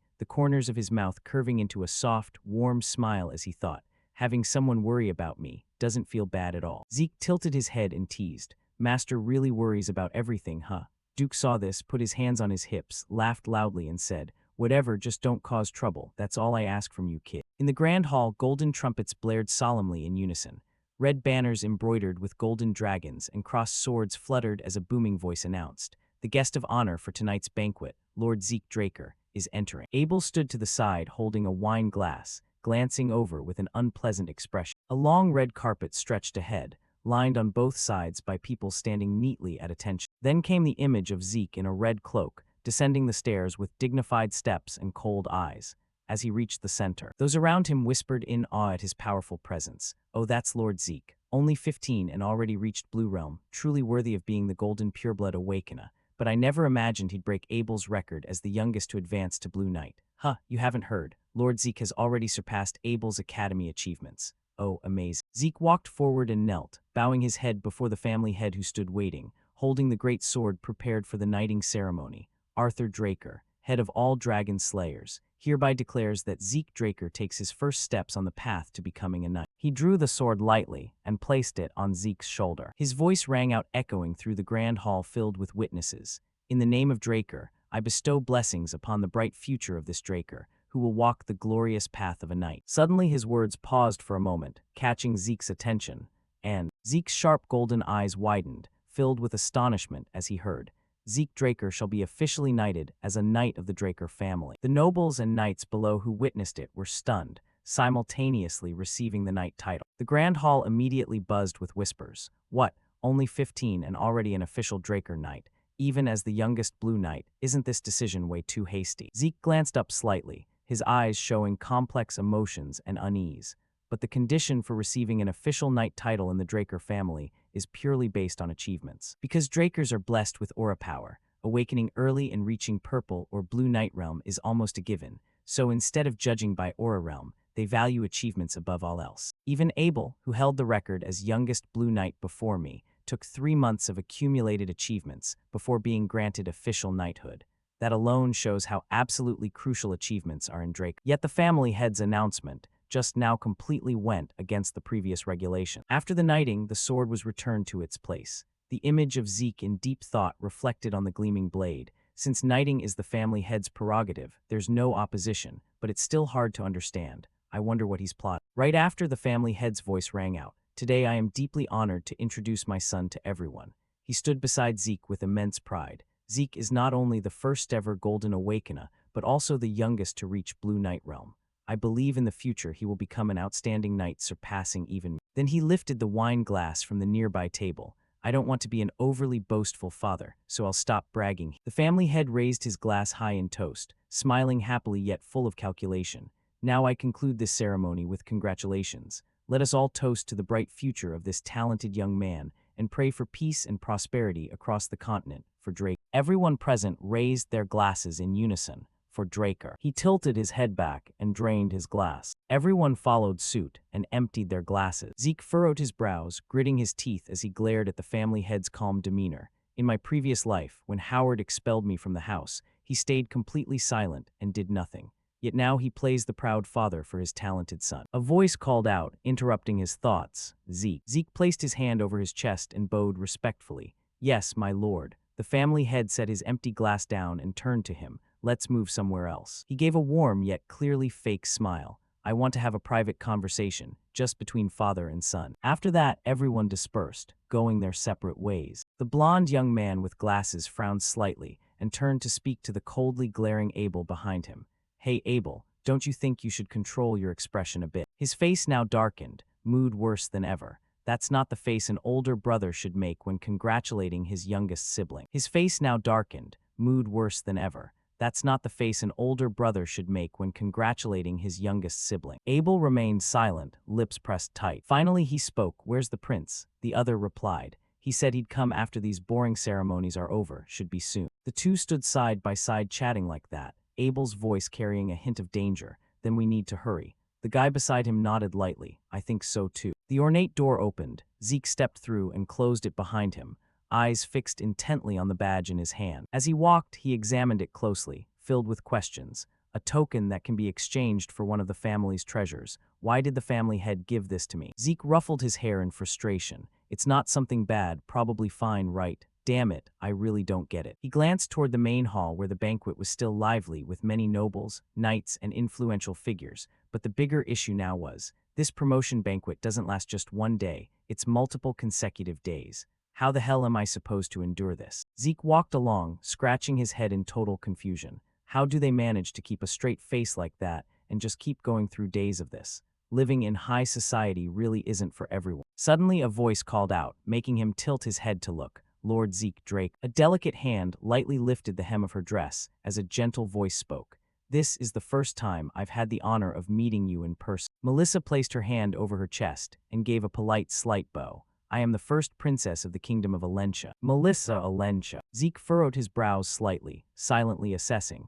Isn't she the prime candidate for the next throne in Alentia? Right now she's acting in place of their frail and incompetent king, implementing bold policies aimed at the common people. And because of that, she's gained overwhelming support from the citizens. That's also why she constantly clashes with the Alentian nobility. But if she officially ascends the throne, sooner or later, those nobles will scramble to curry favor with her. Yet before my regression, that highly promising princess, when tensions with the empire escalated, ceased all external activities and then vanished mysteriously. Rumors spread across the continent that the empire had assassinated her, but after Alentia fell in the war, the truth was buried forever. He pressed his lips together, glancing at her carefully as if probing. In this life, she's been pretty quiet so far, but if she's appearing at an official event like this, maybe things are still okay. His sharp eyes narrowed slightly, as if something had just clicked. Wait a second. Zeke recalled Cleef's words from their earlier conversation. The royal family of the kingdom of Alentia, huh? Then he looked again at the blue-haired princess, smiling so warmly in front of him. Could it be? Zeke placed his hand over his chest and bowed in return. It's an honor to meet you, Princess Melissa. He smiled and extended his hand in welcome, stepping toward her. I've heard of your reputation for a long time. It's truly an honor that you've come to my promotion banquet. Melissa let out a surprised "Oh, you know of me." Zeke replied warmly, suddenly making her fall silent for a moment. Of course, I've long admired your people-focused policies. His calm voice continued while distinguished guests around them chatted lively. Many might think they're just flashy handouts, simply giving away what you have. Zeke tilted his head with a professional yet understanding smile. But in reality, from budget allocation down to the tiniest detail, everything has to be calculated meticulously, right? His extremely accurate words left Melissa momentarily speechless, unsure how to respond. The blue-haired princess covered her mouth with a smile, thinking to herself, as rumored, he really is different from other knights. Zeke looked puzzled and quickly waved his hands in explanation. Did I commit some faux pas toward your highness? She smiled pleasantly, still chuckling softly. No, I'm just surprised someone actually understands the difficulties I face. Honestly, I'm a little moved. After that, Melissa politely bowed and excused herself. Then I'll take my leave. It was a pleasure meeting you, Lord Zeke. He blinked in surprise and asked hastily, leaving so soon? The blue-haired princess gave a refined smile. I'd love to talk more with you, Lord Zeke, but I can't monopolize the guest of honor.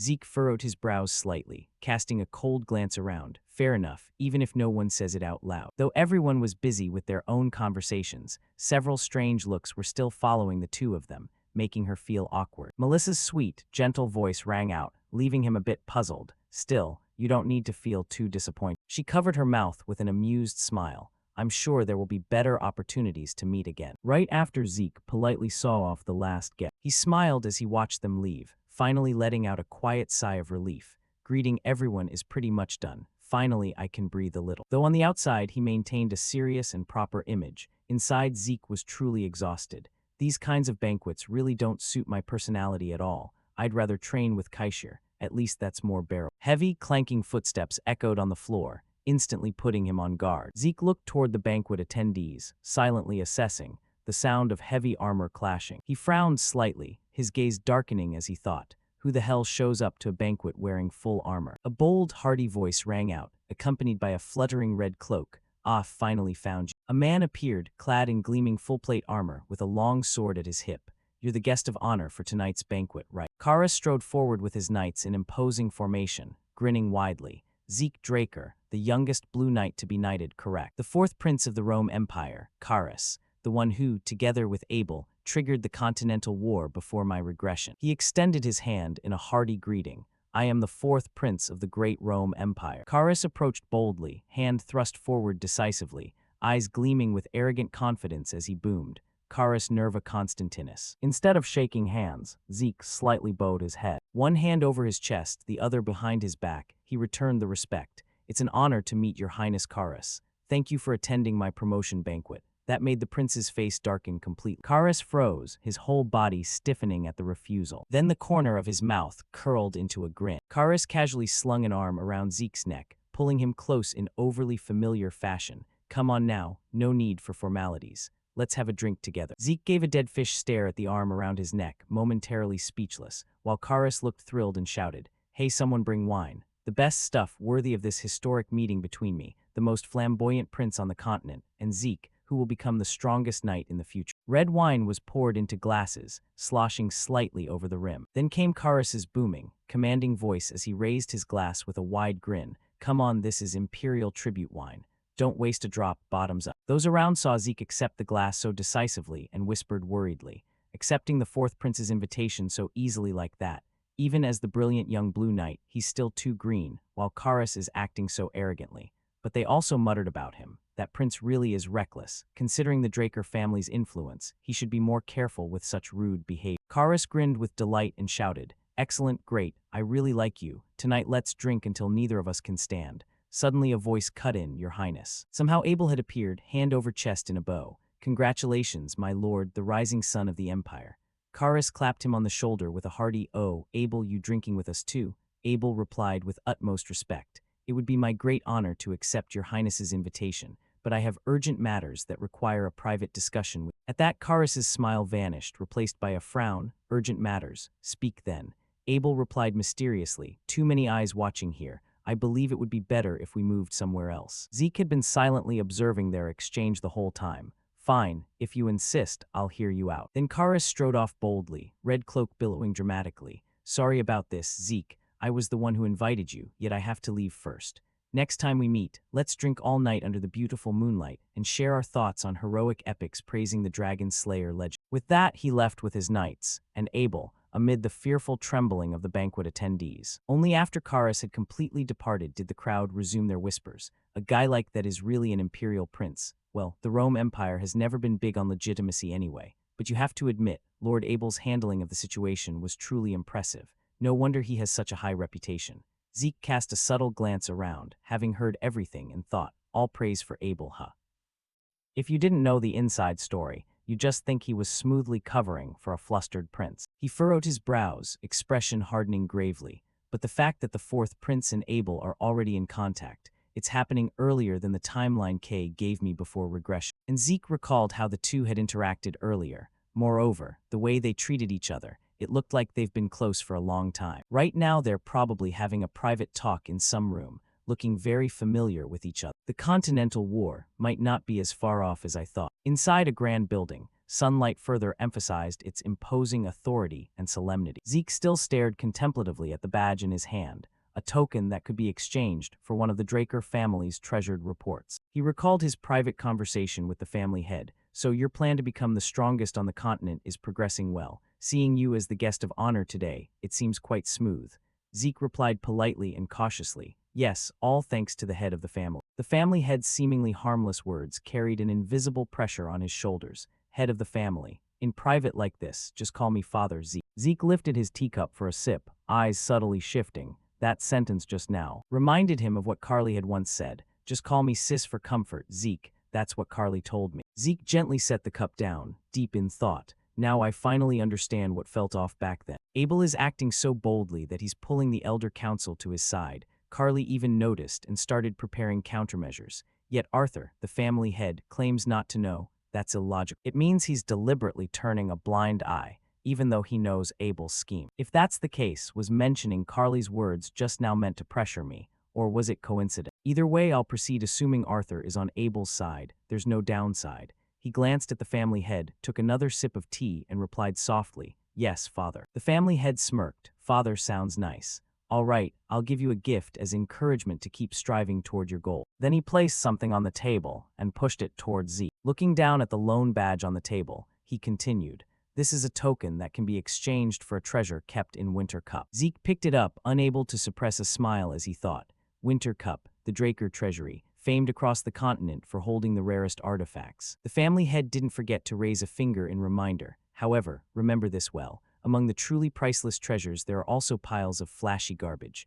Zeke obediently replied, I'll keep that in mind, Father. His footsteps halted. Zeke stood in a dimly lit room. I don't know what he's plotting by giving me this, but the Dragon Slayer report in Winter Cup, Four Seasons City. He gripped it tightly, breaking into an extremely excited grin. Whatever can be exploited, I'll exploit it to the fullest. Before a massive gate of girls spotted him appearing and spoke softly, I've been waiting for you, Lord Jack. Before you enter, allow me to briefly explain this archive. Could you follow this path, please? According to Draker, reports this place stores approximately 17,000 rare artifacts and items can be exchanged based on quantity. There's no time limit for selection, but once you leave you cannot return, so please keep that in mind. Zeke, noticing someone standing outside, wondered a vault for priceless artifacts with no visible guards around. The girl replied nonchalantly, because it's unnecessary, leaving him stunned. She continued explaining the security magic here rivals even the family head's office. Moreover, all artifacts inside are strictly inventoried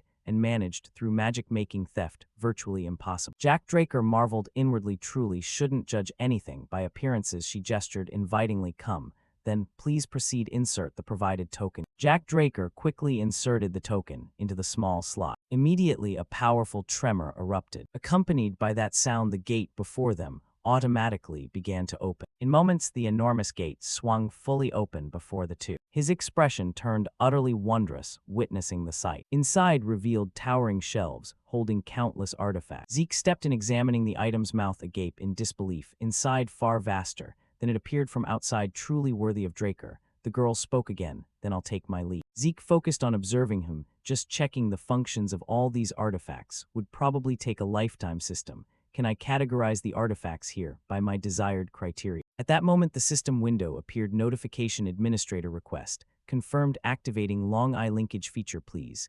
Use long eye to record items for categorization. Jack Draker, full of question marks, record with long eye. After realizing, he smirked. Ah, got it. He got so excited his eyes sparked with fire, cracking his neck. All right, let's warm up a bit. The window reappeared. Long eye enables detailed observation and inspection of targets, displaying information on detected objects per administrator request. Jack Draker stomped hard on the floor. Instantly, a surge of power burst from him. He simultaneously activated wind/technique and phantom step. After finishing, Jack Draker landed. This field should be sufficient, right? The system displayed recorded items on the minimap. Items recorded 17,138. Jack Draker checked the screen, sighing. More than I expected. Exclude common items and single-use non-artifact system. Responding, classifying detected items per request, remaining after filtering 9,832. Jack Draker read it, looking dejected. Still, way too many. Eliminate all swords with performance lower than black sword.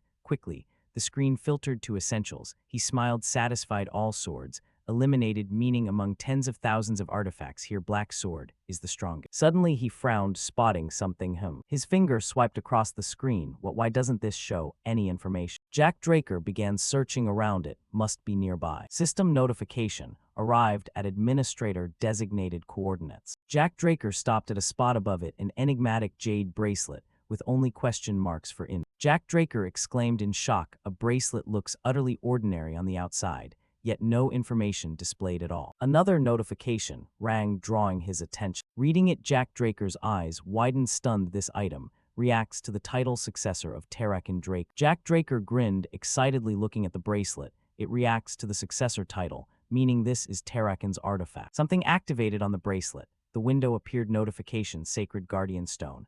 A bracelet embedded with Guardian Stone, capable of summoning spirit beasts. Inherent ability, summon spirit beast compatible with user's soul. Special note, contains Blessing of the Fairy King within the Guardian Stone. Sacred Guardian Stone, now linked to administrator. You may use Sacred Guardian Stone to summon guardian beast fitting your soul. Then the bracelet instantly fastened itself onto Zeke's wrist, startling him. Hey, wait, what do you mean linked? Who authorized this? Can't unlink. System notification continued, confirmed administrator request. This item linked to Takeover Draker's successor title. Linkage cannot be removed. Jack Draker stared bewildered at the bracelet. Damn, I haven't finished checking all artifacts, yet this messes up the whole plan. He tried thinking positively. Gotta stay positive. If it's Takeover's artifact, it must be stronger than most others. Zeke could only sigh helplessly. System activate the bracelet's inherent ability. System responding, confirmed request, activating Sacred Guardian Stone, searching for spirit beast compatible with user's soul. Immediately, a surge of power emanated from the bracelet. Jack Draker felt pulled into a floating space, shimmering lights below a magic circle activating. System notification, thanks to Fairy King Blessing, search range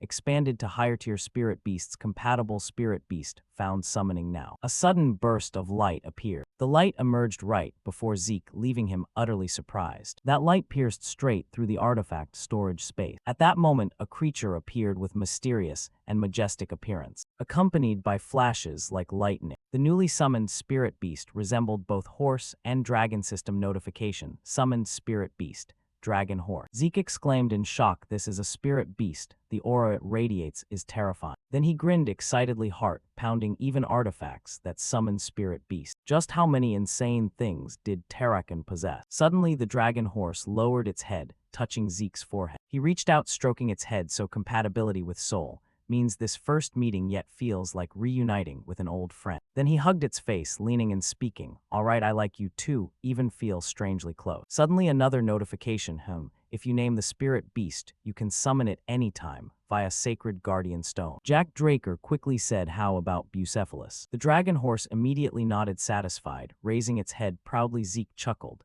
Seems it likes the name too. System notification, Bucephalus dragon horse bearing auspicious spirit inherent ability, can unleash lightning power from both Monet's notes. Supreme Spirit Beast King of Dragon Horses. Jack Draker read it, pondering. King of Dragon Horses sounds impressive, but first time seeing a real dragon horse, how strong could it? Suddenly Bucephalus moved, grabbing Zeke's hair. It left him flustered. Hey, Bucephalus, what's wrong? Suddenly some power shifted his body. Jack Draker stunned, realizing he'd been placed on Bucephalus's back. He happily hugged its neck. You want me to ride, huh? Truly supreme spirit beast, it reads my thoughts, knows I want to test its power, and lowered itself for me to mount. Then Jack Draker joyfully shouted, all right, Bucephalus, let's go full speed. Bucephalus immediately strode forward. Bolts of power like lightning crackled through the space. Bucephalus shot forward like an arrow. Jack Draker thrilled, so fast, yet no hoofbeats at all. What an absurd creature I've tamed. Then Zeke's eyes widened. Bucephalus's hooves stomped on a magic circle. He laughed wildly before this power. Ha, absolutely insane. Scene change outside. A horse-drawn carriage rolled along the road. Recalling earlier when he chose the bracelet, the gatekeeper girl was utterly shocked. You really want this one? Jack Draker sat by the carriage window, thinking the guide's attitude when I said I wanted this bracelet was completely unenthusiastic. Then he recalled Alentia Draker's reminder, in this archive are priceless treasures, but also piles of trash, flashy on the outside, so be careful. In other words, this bracelet was one of the trash Alentia mentioned. Makes sense. Before reacting to the title, Even the system showed no info, no wonder people overlooked its true value. Zeke thought inwardly, I thought Terrakin's artifacts only obtainable from system-guided ruins, never expected to snag this so easily. Talk about luck. Zeke leaned back, relaxed. Anyway, this is definitely a massive windfall, feels great. After all the exhaustion from the banquet party today, I'll head back and rest properly upon arriving. He heard congratulations, congratulations, on officially becoming a Draker Knight. Lord Jack Zeke looked utterly bored suddenly, so formal he pocketed his hands, stepping in. The newcomer was Clift Reinhardt. He beamed naturally. Since you've become an official Draker Knight, changing how I address you is only prop. Jack Draker sat down, scratching his head helplessly. Fine, but from now on don't just pop up like that. If someone discovers our connection, the whole future plan could collapse. Clift Reinhardt. Regarding that, Clift sincerely apologized, but truly someone insisted on meeting Lord Zeke at all costs, so I had no choice. At that moment, the hooded seated figure removed the hood, revealing familiar long blue hair. She spoke, we meet again, Zeke. Allow me to greet you once more. I am the head of Reinheart, Chinese letter, Melissa Alentia, first princess of the kingdom of Alentia. Zeke furrowed his brow, exclaiming, first princess of Alentia, Melissa Alentia.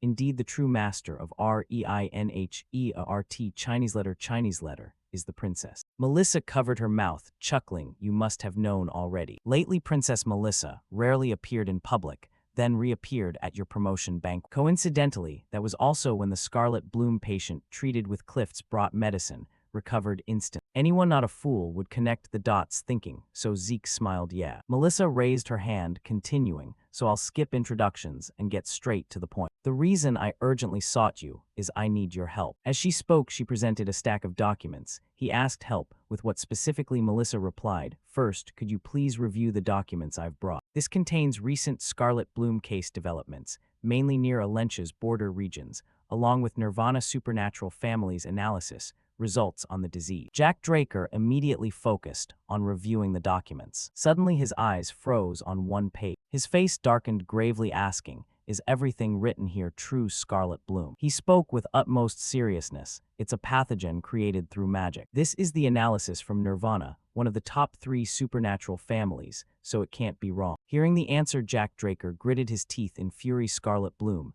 is man-made and spreads even faster than previous rare outbreaks. Could my regression have somehow altered this? While he was still seething, Melissa continued, there's more. As you can see in the document, Scarlet Bloom first erupted in villages near the border between Rome Empire and Alentia Kingdom, but it never spread toward the Rome Empire. As she spoke, she pointed at the map. Melissa picked up the chalk and drew a line across a spot on it, but the spread is only heading in the direction of the Alentia Kingdom, and it's only spreading toward the Alentia Kingdom. Jack Draker couldn't believe it and blurted out, wait a second, are you saying? Draker, his sharp eyes narrowing, confirmed, exactly, I'm thinking the same thing as you. It's very possible that the Rome Empire created the Scarlet Blossom disease and deliberately spread it toward Alentia. By now, the map was covered with all sorts of marked symbols. Zeke's face was full of confusion and alarm. This is really serious. The reason the Alentia Kingdom fell so easily to the Rome Empire before my regression was also because of the Scarlet Blossom disease. So that's why the princess needed his help. Having thought it through, he set the stack of documents down.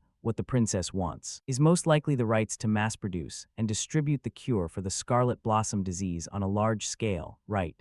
His expression turned cold as he questioned her. Melissa replied calmly, yes, exactly. Zeke immediately analyzed. In the previous contract, our guild only obtained the manufacturing principle. To distribute the medicine nationwide, we'd need a new supplementary contract. Moreover, the princess added a very interesting clause. That said, I have absolutely no intention of breaking the contract. Melissa cheerfully confirmed, of course, I'd do the same. As merchants, whoever reveals their intentions first loses the advantage, but now that I have the chance to work with you, I can't really call it a disadvantage. The corner of Draker's mouth couldn't help but curl up, followed by an excited toothy grin as he openly admired.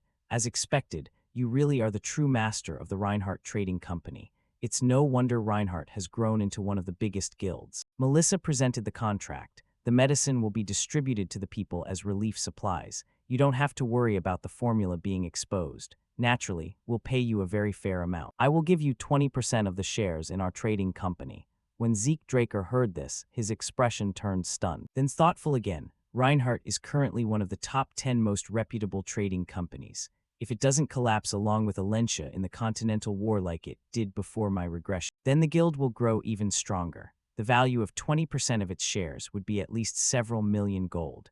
If we can prevent the war and let the guild develop further, that value could easily climb to tens of millions of gold. At this point, Jack Draker fell silent in deep thought for a while, then looked seriously at the other party. This really is an attractive offer, but first, I have a few questions I'd like to ask the princess. Who knows, maybe I'm actually someone from the Empire side, so I find it hard to understand why the princess would so openly share this information and offer 20% of the guild's shares just for relief supply. Melissa gave a faint smile at the doubt. I'll answer your questions one by one. I'm already certain that you, Zeke, are not someone from the Empire. To put it bluntly, aside from her title, what the princess has going for her is the sharp intuition forged through repeated painful experiences. She continued, actually, after we parted at the party, I didn't leave right away. I watched from a distance. Though it was very subtle and hard to notice, you treated anyone connected to the Rome Empire with coldness. Most importantly, you refused to shake hands with the fourth prince of the Rome Empire, Carus. Others might think you were just politely choosing a different greeting instead of a handshake, but to me, it looked like instinctive rejection, a visceral disgust at even touching. That's why I'm certain you're not with the Empire. After listening for a while, Zeke's mouth twitched. The princess's observation skills are truly godlike. Suddenly, Melissa's expression turned serious. As for the second question, there's no need for a long explanation. With just 20% of the guild's share. If it means saving the people, then this is definitely a profitable deal. Hearing that declaration, Zeke was momentarily speechless. Memories from his previous life flooded back, loud voices shouting, Alencia, please stop trying, we have to retreat. Even if we stop the Empire right now, what's the point if the king dies? That's right, Zeke, this is your responsibility. For the sake of the future, retreating now is probably the right choice. Zeke tried to explain, you know that too, but the girl cut him off, continuing, if trading my life buys enough time for the people to escape. In his previous life, that same girl had turned away with confident words. Then that would definitely be a profitable deal. Now Jack Draker clutched his head in utter helplessness, not knowing what to do. Damn it, I tried so hard to prevent this from happening again. And yet she said the exact same thing Alencia did back then. Making the decision was incredibly difficult for him. Finally, Jack Draker spoke up. All right, it's a deal. Melissa clapped her hands in delight. Really, that's the right choice. He added a reminder, but be careful, don't let my identity get exposed, okay? She immediately promised. Don't worry, I guarantee it on that part. Very quickly, 2 weeks passed. In the basement training room of the mansion, sword auras sliced through the air. The training ground constantly being torn up by powerful strikes. Jack Draker diligently practiced his swordsmanship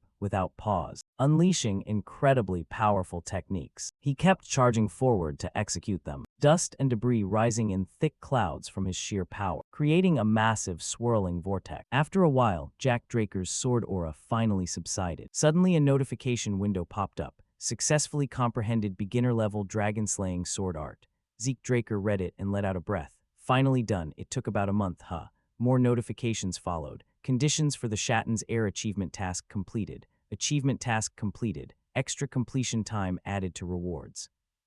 Task rewards include coordinates to the Chronos Kingdom Treasury, title Sword Art Successor, 500 karma points, and 2 random reward boxes. Intermediate Administrator status, name, Zeke class, one and only immortal titles, blessed by the dragon, descendant of Terrakin Draker, Sword Saint Successor. Abilities, Dragon Shield. Constitution, holy body, immune to all poisons.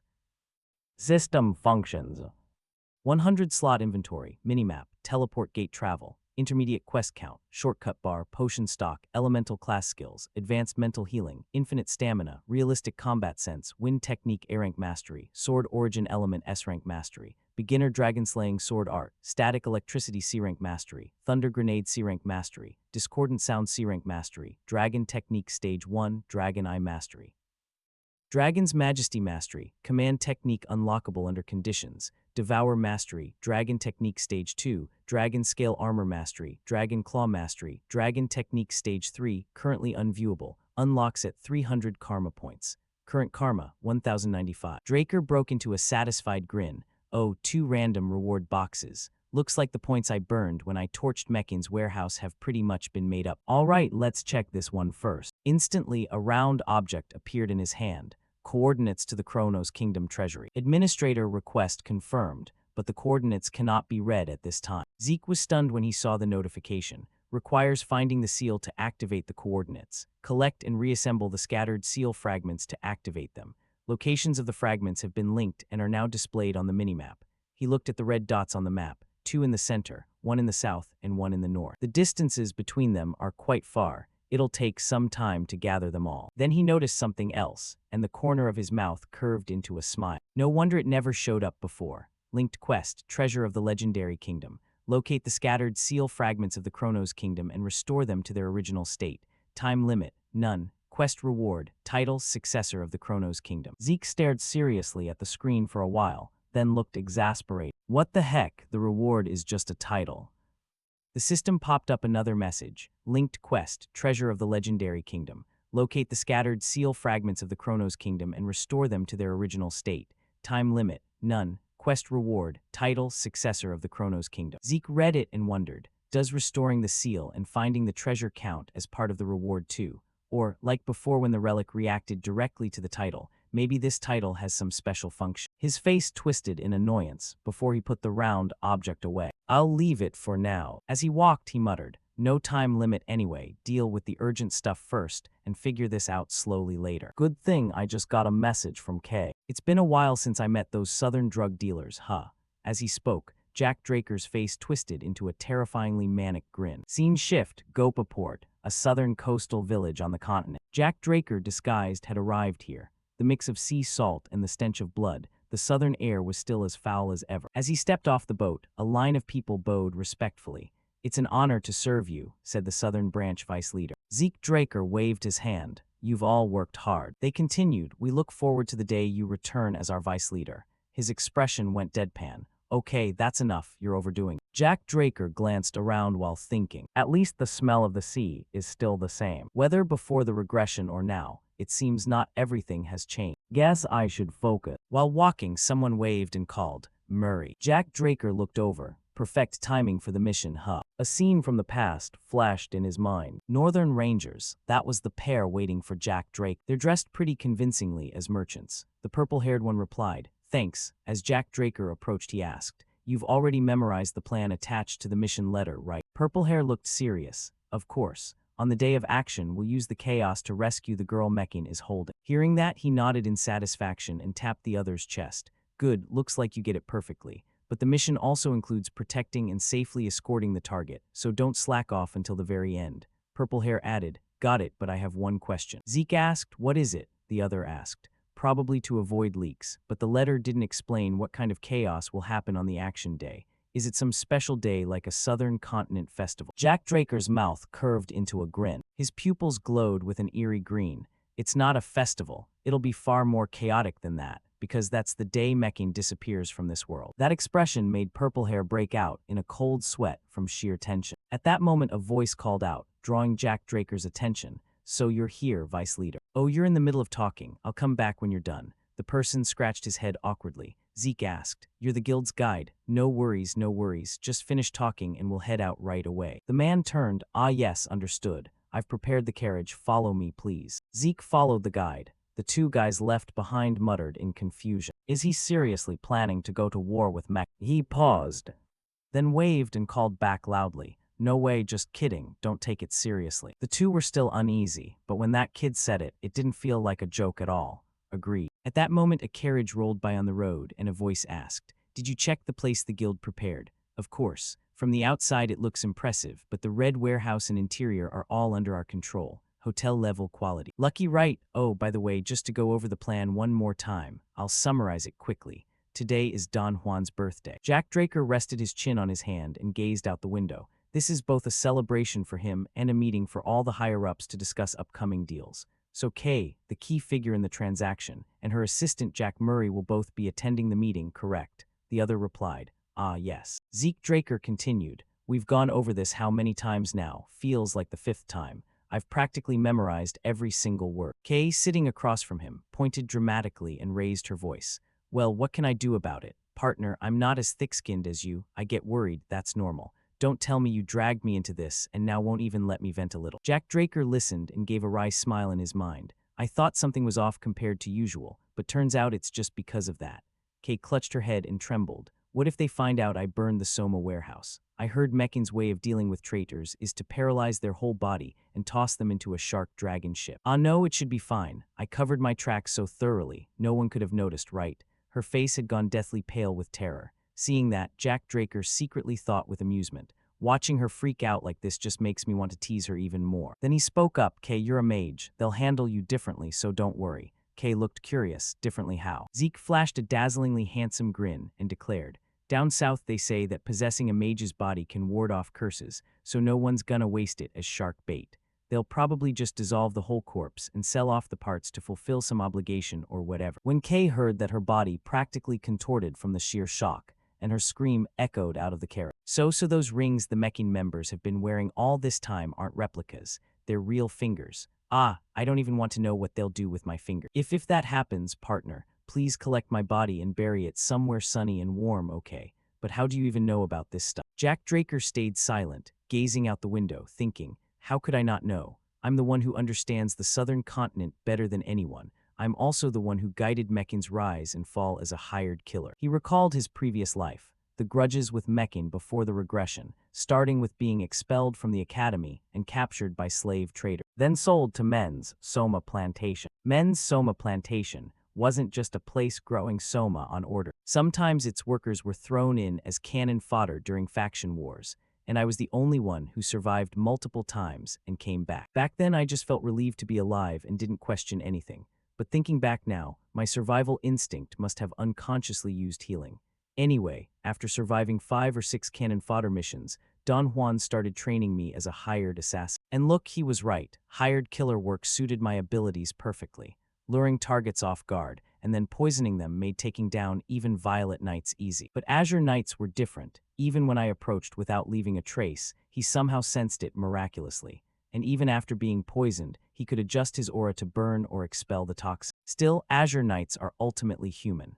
I learned to exploit those subtle human weaknesses in refined ways, and from there, I became capable of taking them down. When the number of Azure Knights I'd killed reached double digits, I solidified my position as a top hired killer in the Mechan organization. After that, I kept expanding my influence through major achievements in wars and wiping out the Pavla organization, eventually becoming Don Juan's adopted son, with the promise of officially inheriting everything. But on the night, they gathered all the top leaders to announce the successor. I killed everyone present, including Don Juan, and left the Mechan organization. And that's it, all ancient history now. While Jack Draker was lost in memories of his past life, Kay was waving her hands to snap him out of it.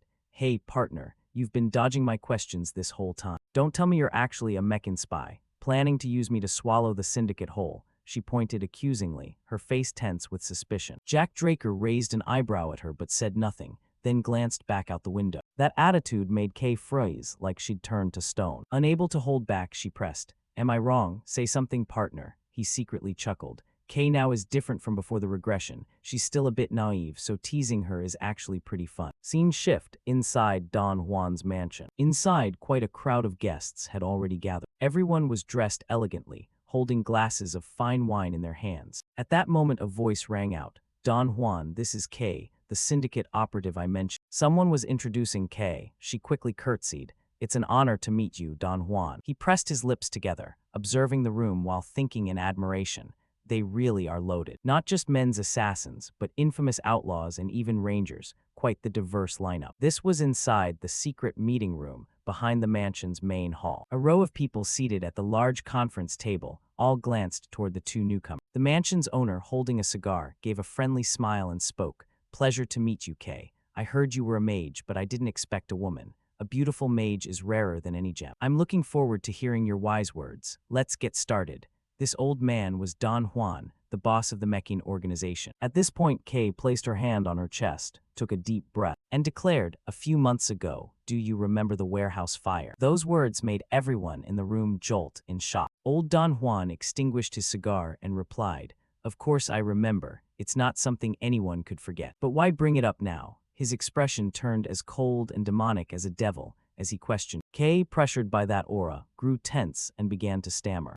That's because there's a traitor among us who colluded with Pavla to burn the Soma warehouse. Her words caused countless people to roar in fury. What the hell is this crazy bitch saying? drag her out. Old Don Juan slammed his fist on the table, and the noisy ones quickly shut up. He radiated thick killing intent as he questioned, "Those words you just said, do you dare take responsibility for them, K?" K nodded without hesitation. Don Juan extended his hand and continued, "Fine, then tell me, who's the one bold enough to betray Mech?" The people there grew extremely anxious, terrified their own name would be called. Suddenly Zeke Draker grabbed one of them, pressed a knife to his throat to hold him hostage, and only then spoke. "A pleasure to meet you, Don Juan." He introduced himself calmly. "I'm Zeke Murray. Regarding the part you just mentioned, I believe I can help." Old Don Juan remained composed and replied, "Zeke Murray, pleasure to meet you. It's my birthday, you come empty-handed but bring a knife." As he asked, he lit another cigar. Zeke Draker looked at the man in his grip and said,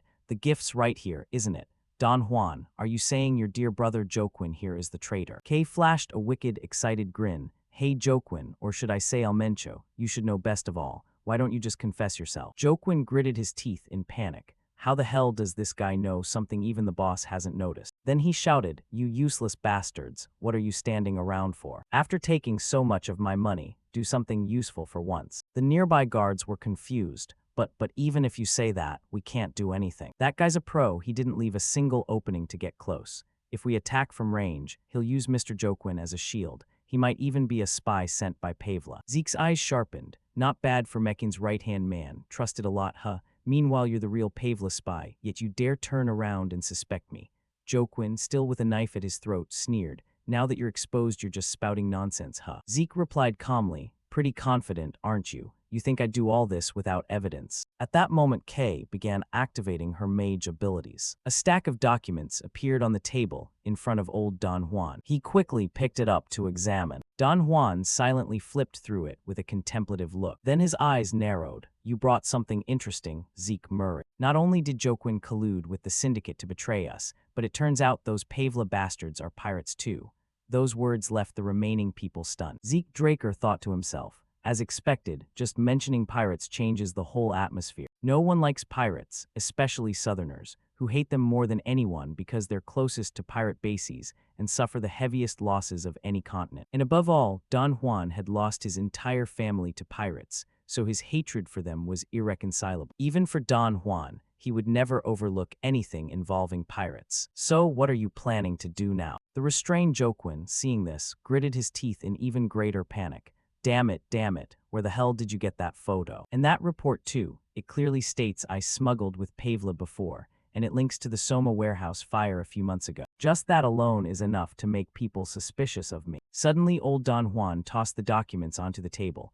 "I've looked through it carefully, Zeke Murray, but if it's just this little bit of evidence, you think I'd suspect Joaquin, my own flesh and blood brother?" Zeke Draker furrowed his brow in thought. "Looks like this alone isn't enough. I didn't want to resort to this method, but it seems there's no other choice." Then he whispered something into Joaquin Mencho's ear, making the man's body freeze rigid like stone. Old Don Juan stayed calm and continued, "If that's really all there is, then you've insulted my brother unforgivably." At that point, Joaquin gritted his teeth and declared, "Boss, Zeke Murray is right. The one who secretly colluded with Pavla is me."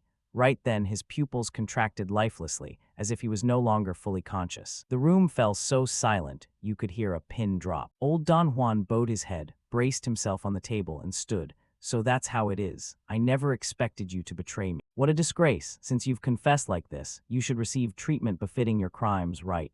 As he spoke, he stepped forward. Suddenly, Zeke's eyes widened, and the old man hurled an axe toward Joaquin. Blood sprayed everywhere, splattering even onto Zeke Draker. Just like that, a mangled corpse with a massive head wound and a pool of blood appeared in the meeting room. Zeke Draker swallowed hard, staring at the axe embedded in Joaquin's forehead, thinking, to think the right-hand man of Mekin would turn out to be such a pathetic mess. These Southerners really are something else. He recalled what he'd just whispered into Joaquin Almencho's ear. "Confess that you're the traitor. If you do exactly as I say, I swear before God I won't touch your hidden family." Zeke took out a handkerchief to wipe the blood from his face. "A vow before God is absolutely trustworthy. Truth is, from the start, I never intended to go after your family anyway." No surprise, he truly lived up to being the infamous crime syndicate boss. Don Juan probably never truly believed Almencho was the traitor, so he only dealt with him because the situation forced his hand. Because a few months ago, the one who caused the fire at the Soma warehouse,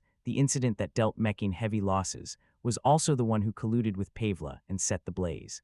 while Kay had insisted that the traitor colluding with Pavla and the arsonist were one and the same person. At the same time, I acted in the most extreme way possible, pointing straight at Almencho's face and declaring him a traitor before immediately subduing him. On top of that came the bombshell revelation that the Pavla organization was actually a bunch of pirates all along. In the midst of such utter chaos, Don Juan somehow managed to stay calm, coldly analyzing the situation. But his subordinates sure as hell couldn't, and right in the middle of that madness, El Mencho himself admitted out loud that he was the traitor. Even if El Mencho wasn't actually a traitor, letting it slide would probably cause the organization's discipline to completely collapse. Sure enough, Don Juan stayed as coldly rational as ever, not changing a thing. He pressed his lips together and stared hard at the other side. The old Don Juan now pulled his axe out of the corpse, dragging along a horrifying trail of fresh blood. A bizarre, demonic aura surrounded him, his eyes ice cold like he was staring at prey. Then he spoke again, but if Kay's report is correct, and Joaquin really was the traitor, then all those close associates of mine who went to cozy up to him must be traitors too. Those words made the remaining subordinates flinch in panic. The old Don Juan slammed his axe down hard onto the stack of documents. The report spells it out clearly. The burning of the Soma warehouse was just a stepping stone, so you could prepare to switch sides to Pavla along with Joaquin. If you confess, just like my brother Joaquin did, I'll send you off without making you suffer any pain. Someone tried to defend themselves. This is completely slander. The old man's sharp eyes scanned the room. One guy sweating buckets pointed at Kay. We never had any plan like that. This has to be some filthy trick from that damn witch, if you interrogate that sorceress. He didn't even finish the sentence before a blow struck him instantly, cutting him off for good. A spray of fresh blood splattered across Kay. Her expression turned to stunned shock at the scene, her body trembling as she looked down at the corpse at her feet. A questioning voice rang out. What the hell are you doing, Zeke Murray? The one who had just struck was Zeke Draker. He answered calmly, I'm just helping the boss deal with a traitor, that's all. Joaquin already confessed himself, and you personally executed him. The rest of these guys who went to cozy up were in on it with him anyway, so we've got every right and reason to kill them now, don't we? The old Don Juan glanced at him, thinking to himself, I kept wondering what this kid was really scheming, and it turns out his ultimate goal was to use my hand to wipe out the Syndicate. The old man kept his head lowered, thinking, reputation, sounds nice, but Zeke Murray. His cold gaze fixed on Zeke. So in the end, are you a messenger from the gods sent to help me, or just a pawn of the devil here to destroy me? The corner of Zeke Draker's mouth curled up like everything was going exactly according to plan. He placed his hand on his own chest and declared confidently, I'm neither a messenger of the gods nor a servant of demons. I'm just a business partner coming to propose a new deal. Don Juan looked puzzled. A business partner. He confirmed, exactly. I figured you'd see it that way too. Boss, you want to wipe out the current corporate order and restore proper command, right? But with Ishtar's expulsion order and Pavla's control over the sea routes, the only remaining distribution network for Soma that Meccan has is through the organization right now. You're sharp enough to see all of this clearly, boss. That's exactly why you hesitated to punish them even after learning they'd betrayed you. The old man listened and thought in astonishment. You talk like you've known me for years. Zeke Draker went on, don't worry, by now the Syndicate's Soma distribution has been completely taken over by Kay. Kay, still trembling, forced a nervous laugh when her name came up. Ha ha ha. Zeke Draker continued confidently. From here on out, Kay and I will take over from the Syndicate and handle Meccan's Soma distribution ourselves. Don Juan sat back down in his chair in silence, feeling somewhat at ease, and replied, that's actually a damn good offer, Zeke Murray. If everything you've said is true, business deals have to be built on trust. But without trust, how can I possibly hand over distribution to you when this is our very first meeting? Zeke agreed, you're absolutely right. The old man asked, so how about this? Suddenly he threw the axe to one side, then tossed the stack of documents into the air, drew his own sword, and finally drove it straight down through the photo on top of the documents. After that whole sequence of moves, he turned back with an arrogant grin.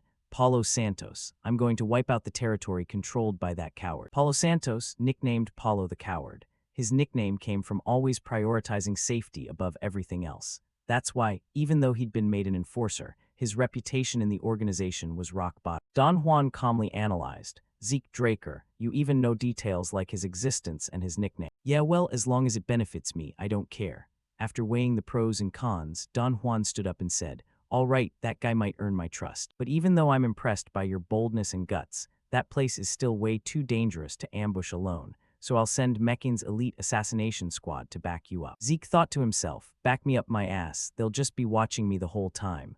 The old man continued, and while you're proving your courage just as a precaution, the young lady here will be under my protection. He turned toward Kay with a sleazy expression. She was incredibly tense and terrified, her body still shaking. Zeke Draker's eyes sharpened as he thought, that's just a longer way of saying she's being taken hostage. Then he replied, understood, please take good care of Kay, boss. The Soma port is massive, so I'll send Mekin's elite assassination squad to support you. By now it was night, one arm raised, Kay led the assassination team as they arrived, and he immediately signaled, stop. At that moment Manuel, the squad leader, glanced at him and thought in admiration. Even as the team leader, I stopped at his command without even realizing it. Well, after seeing his skills, only an idiot wouldn't follow his order. He has more endurance than assassins like us, moves faster and more precisely, like he knows this northern forest by heart. But above all, he's insanely skilled in combat, even against powerful beasts that could easily take down the highest-paid mercenaries from the wolf tribe. The guy's a straight-up monster. Manuel just kept marveling at Zeke Draker's strength for a while. Zeke Draker suddenly spoke. All of you wait here. Manuel got flustered, but we're here as overseers. We're not supposed to help directly. Zeke Draker looked back with icy eyes. This is the only spot where the factory can be clearly seen. Stop saying things you don't actually mean and just focus on observing. With that, he vanished forward in an instant. Manuel called after him in panic, Murray. Manuel felt helpless dealing with this guy. One team member asked, what should we do, boss? Manuel answered right away, we'll do exactly what he said and keep observing from here. Like he told us, we're only here to supervise, no need to follow him into the fight. From now on, stay sharp, make sure our camouflage is perfect so we don't get spotted. While he was talking, a fire suddenly erupted below. Manuel broke into a cold sweat at the speed. He's already charging in. Down below, a massive blaze was spreading. People were lying everywhere gasping from the fire, looking absolutely horrifying. Then a swirling pillar of flame began twisting through the air. Shouts rang out, there's a mage among the attack. We can't handle this alone. Request immediate backup from the magic weapon team right now. Zeke Draker held a small sword glowing with fire. Those reactions were only natural since it was their first time seeing an elemental sword. Someone spotted him and yelled, intruder sighted. Zeke closed his eyes and sighed. But against an organization facing off with Mekin in the north, I already expected this. Their response is damn quick. A group armed with weapons rushed in to attack. Waves of power shot out simultaneously, met with fireballs in return. This was the elemental sword's attack. Will-o-wisp field, radiant flame. Zeke Draker dashed through, setting those people ablaze. After finishing, Zeke Draker landed back on the ground. Looking at the burning corpses, Zeke Draker muttered, but this still isn't enough to even warm up. Suddenly, he glanced to one side, frowned and exclaimed, that coward Paulo really is a crazy bastard. Right then Zeke was being targeted by tank barrels aimed straight at him.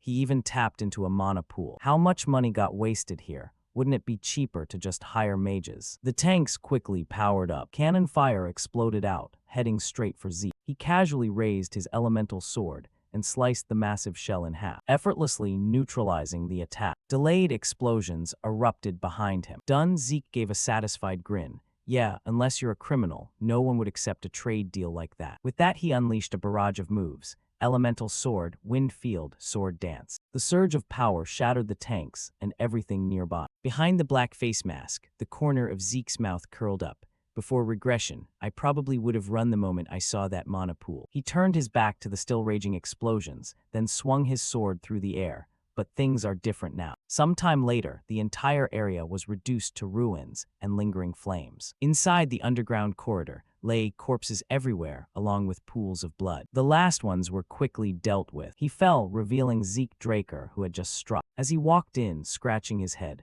after taking care of all these, it's about time for him to show up. Suddenly, an arrow shot toward him. Zeke casually caught it. Abruptly, the arrow exploded into some kind of powder. The system immediately displayed, Black Mamba poison detected. Immunity to all poisons negates the effect of the poison. Administrator command confirmed. Continuous activation of class recovery skill has been temporarily suspended.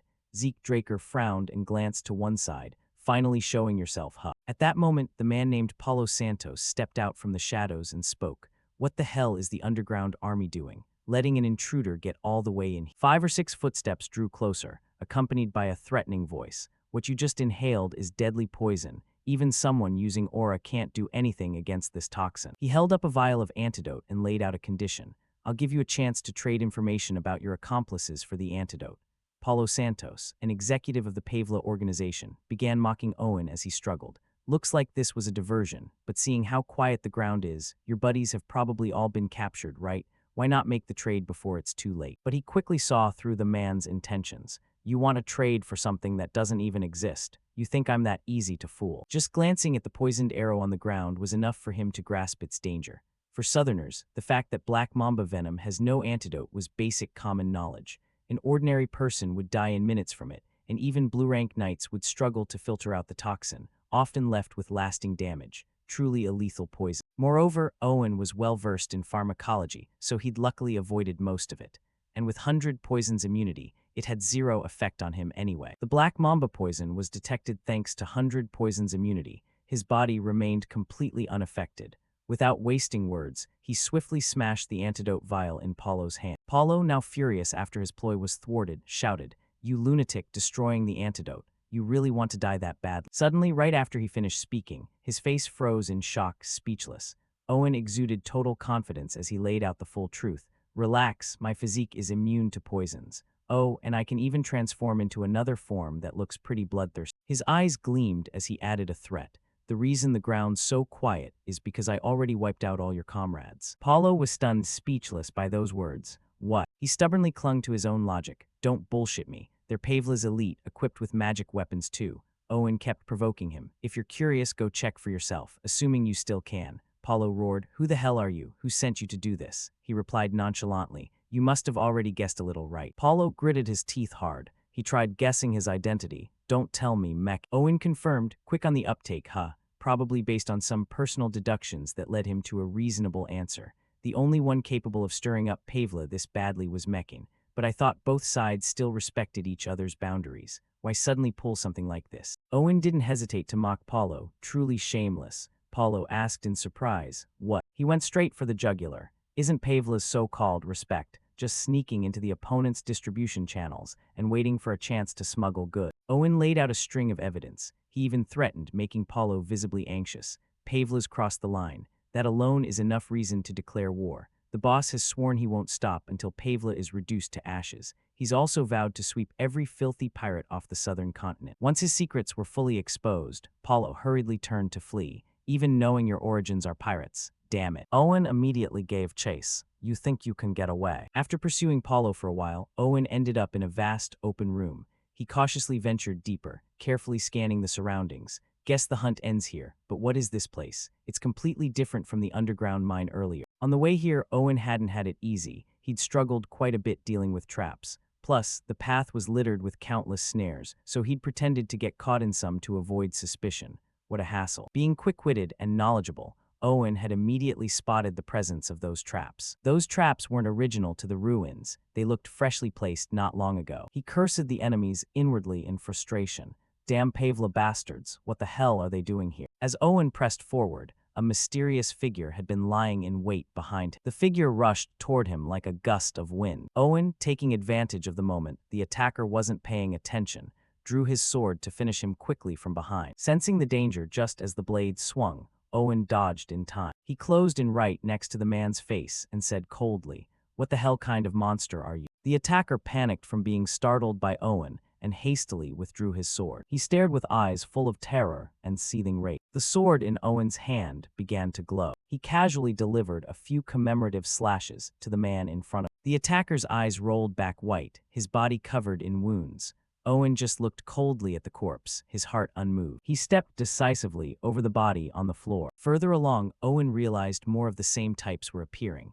No matter where I go, I keep running into these bastards. He finally encountered their squad and their leader. Damn it, Imperial watchdogs. The leader started spouting arrogantly. "That's why I never wanted to cooperate with Southern scum. They should have handled their own business in their own territory. Dragging a bunch of rats all the way here, what's the point?" He growled a threat at Owen. "Either way, since you've come this far, don't dream of leaving alive." Based on his analysis, Owen made a prediction. On the tactical map from those Imperial watchdogs I ran into at the Resident Mountains, the southern continent ruins were clearly marked too. So this place must be one of the ancient ruins the Emperor's searching. Owen gripped his sword tightly. The arrogant leader cautiously warned his men. That dagger looks ordinary on the surface, but there was clearly wind swirling around it before he swung. Treat it as some kind of artifact and handle it with extreme care. The soldier obeyed, understood. He glared with murderous intent. What caught his attention in the opponent's hand was a magic scroll. The leader hurriedly ordered the troops below.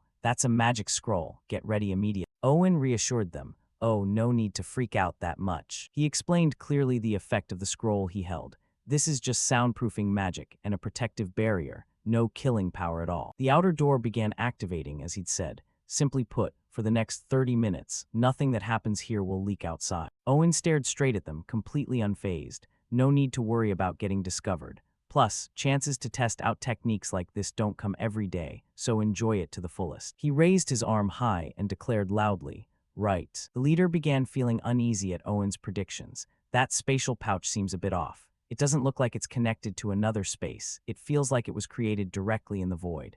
He was puzzled about the opponent's gear too, and that weird weapon earlier, clearly a mage, yet he can use a sword. Suddenly he was stunned, eyes wide in shock. Owen's hands underwent a clear transformation, emitting strange light. In an instant, he gripped a divine sword radiating immense power, or a sword. The leader cried out in horror. Is that guy a blue-rank knight? A sharp sword stroke cut through, accompanied by a flash of light in the space.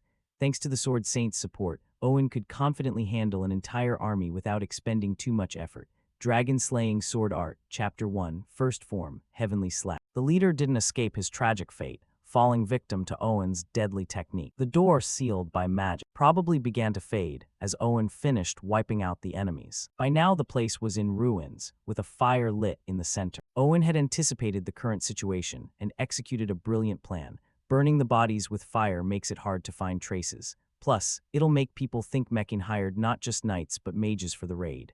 That way, the conflict between Mechin and Pavla would intensify. A strange premonition rose in his heart. After pondering a series of thoughts, he said, "Now I get why Pavla and the Roman Empire are both showing up here. If I had to guess, it's probably cooperation to search for ancient southern ruins." Owen recalled the past and immediately thought of the most likely outcome before regression.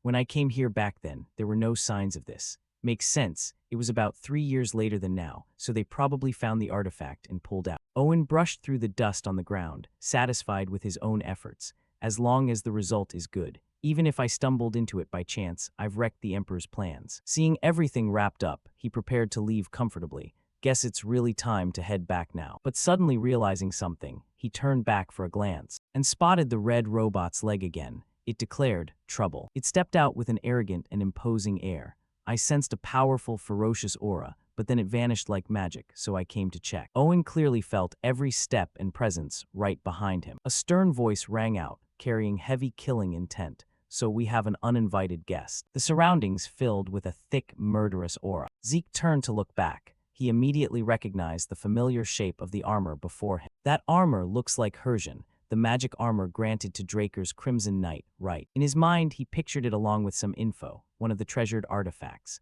Hersian was engraved with all sorts of auxiliary magic, from weight reduction to self-repair. After observing for a while, Zeke also noticed differences between the two, but this Hersian seemed slightly different from the Empire's version. Zeke boldly asked him straight, "Who are you? That armor you're wearing looks just like Hersian. Don't tell me you're the Empire's Crimson Knight." Before he could react, the knight pressed his sword to Zeke's throat in threat. With no other choice, Zeke drew his own holy sword to counter. Both sides clashed in a fierce, evenly matched battle of strength and stamina. Green light blazed fiercely from the knight's eyes. Zeke strained every muscle to push back against. The fight grew even more intense as the red-armored knight reversed the momentum with ferocious attacks. Zeke managed to dodge the classic shockwave strike just in time, getting blasted straight into the wall behind him, but he refused to give up. As the Iron Knight leaped high for the finishing blow, Zeke got into defensive position. Their weapons collided, creating a powerful ground-shaking impact. Zeke and the Iron Knight continued clashing, neither yielding an inch. Zeke realized the opponent's endurance and iron will in direct combat. Damn it, this strength is basically monstrous. A bad premonition suddenly rose in his heart. Could Hersian have additional power-enhancing magic layered on it? Zeke's only option left was to actively evade the knight's relentless chain attacks. The knight stood tall amid the thick smoke, completely unscathed, lifting his gaze with an utterly terrifying and horrifying look. Behind him rose a rock outcrop as tall as a person. Activating skill, elemental sword, metal force field. In a short moment, it enveloped the red-armored knight inside. He easily broke through a small gap at the top, then used his transcendent technique to slash repeatedly at the torn protective layer. The knight's unmatched power quickly shattered it into fragments. He emerged prouder and more imposing than ever after breaking free from the opponent's encirclement. A blinding flash of light shot toward him, leaving him momentarily confused. The knight was affected by the strange light, freezing in place for a second. Activating skill, flash calamity. Then a barrage of large and small boulders rained down mercilessly on his entire body. Taking advantage of the knight's momentary distraction, Zeke swiftly stepped forward. A small flash of light streaked through the silent space. Zeke was shocked. He hadn't expected that despite trying everything. He still couldn't take the guy down completely. Caught it, he even blocked sword aura. Without the slightest hesitation, he boldly advanced right up to the knight's face. Zeke had encountered some disadvantages in actual combat, making him hesitate slightly as he prepared a new technique and activated the skill, Dragon Tribe Dragon Scale Armor. Activating skill, Dragon Tribe Dragon Scale Armor. He was still determined to push forward with the sword saint by his side, while the knight remained chained and restrained. For the time being, Zeke prioritized safety and decided to hold a solid defensive stance in one spot. Zeke shot the knight a contemptuous glare and mocked, "Turns out you've got quite the bag of weird tricks yourself." The knight paused for a moment before repeating the question Zeke had asked earlier. "You asked who I was just now, right?" Zeke furrowed his brow, clearly eager for the reveal. "With your level of strength, the least you could do is give me your name." The knight finally stated his alias. "I am Cain Zemens Constantinus." A suspicion immediately arose in Zeke about that name. His name doesn't just have Zeman. It seemed Zeke had sensed something abnormal hidden within a secret, and Constantinus too. Information about his lineage had already been updated earlier. Constantinus was a surname passed down exclusively to the imperial family of the Roman Empire. Moreover, middle names for the imperial line could only come from the elector families, the nobility with the right to vote for the emperor in the Roman Empire. From these small details, Zeke pieced together a massive story. So the Zemens family, one of Draker's great houses, is actually one of the Roman Empire's elector family. He began shifting into a different state. The system notified, demonic energy detected. Eliminating the carrier of demonic energy will grant bonus points. He shielded his eyes with his hand, feeling a bit confused inside. Demonic energy, I don't know exactly what that is. The light radiating from Cain was so blinding that Zeke had to shield his eyes, but it was definitely extremely dangerous. The knight prepared a decisive strike to demonstrate his power and authority. "I never expected to encounter a knight on my level in a desolate place like this. In that case, I'll show proper courtesy and personally grant you a glorious death with full force." Zeke knew his limits well. Understanding the scope of the opponent's abilities, he calmly assessed, "Can't counter this with ordinary techniques. Even using elemental sword against it, my level is still far too low." Zeke stomped his foot firmly on the ground. He'd figured out how to deal with him. If that's the case, there's only one way. Zeke raised his sword and unleashed a crucial technique. Dragon Slaying Sword Art, Chapter 8, Second Form, Dragon Scale Thrust. But he still felt some worry, since his counterattack wasn't fully completed. Zeke had already witnessed Cain's terrifying skills and power, so he was fully on guard. The opponent's defensive capabilities and power enhancement were so superior that they could even reflect sword aura back. As long as Hersian remained active, no fatal wound could be inflicted. He lifted his sword and lightly stroked it once, having come up with a plan. The priority is at least to bring him down to my level. Activating skill, Magic Reflection. Just as Zeke prepared to act, Cain suddenly froze, surprising him. "What?" Hersian just stopped functioning. The knight turned in confusion and asked, "What did you just do?" Zeke felt even more puzzled than him and replied, "What? I have no idea what you're talking about." Cain laughed maniacally as he gathered his spiritual power to prepare for battle. "Interesting. If you won't answer, fine." Cain unleashed a powerful attack. Personally determining the number of enemies was one of the pleasures of combat, and several spots were struck by his ability, creating glowing friction marks. It continued relentlessly, as if he were swinging wildly rather than aiming at one point. Zeke stood firm against the berserker.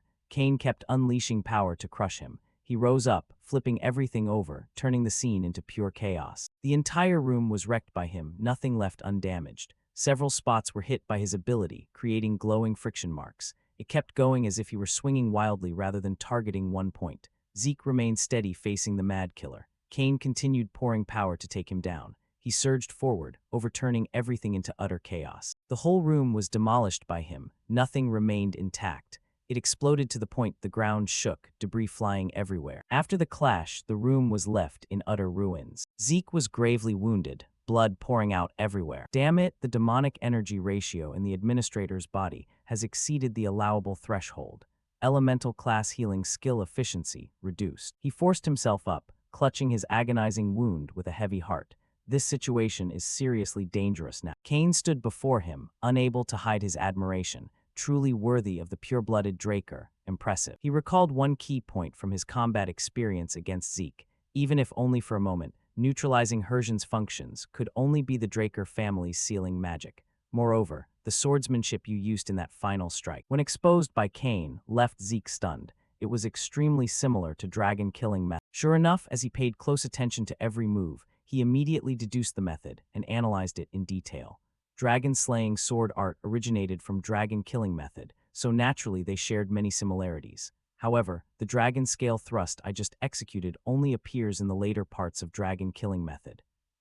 It's a forbidden secret technique, not transmitted outside the family, yet an imperial knight like Kane knows it, proving the Zemens have handed over the entire dragon-killing method to the Empire. Zeke covered his mouth as he vomited a large amount of blood. Kane approached and prepared to grant the defeated a gift. Looks like your body has been heavily corroded, must be excruciating. Leaving you in this state would be discourteous to an opponent who faced me honorably. Without hesitation, Zeke drove a sword straight into his chest, stopping him instantly. Kane held it there for a long moment until he was gone. After confirming with the knight's disgusted expression, he calmly bid farewell. Rest in peace. Watching Zeke motionless for a long while, Kane finally turned to leave. Even as an enemy, it's been ages since I met a worthy opponent like that. But right as he stepped away, a small blade suddenly shot from behind. It sliced off a bit of his hair and left a small cut on his neck. Kane glanced back and realized Zeke had vanished. He exclaimed in shock, "How is that possible?" Immediately, Zeke reappeared behind him, arm gripping the sword tightly,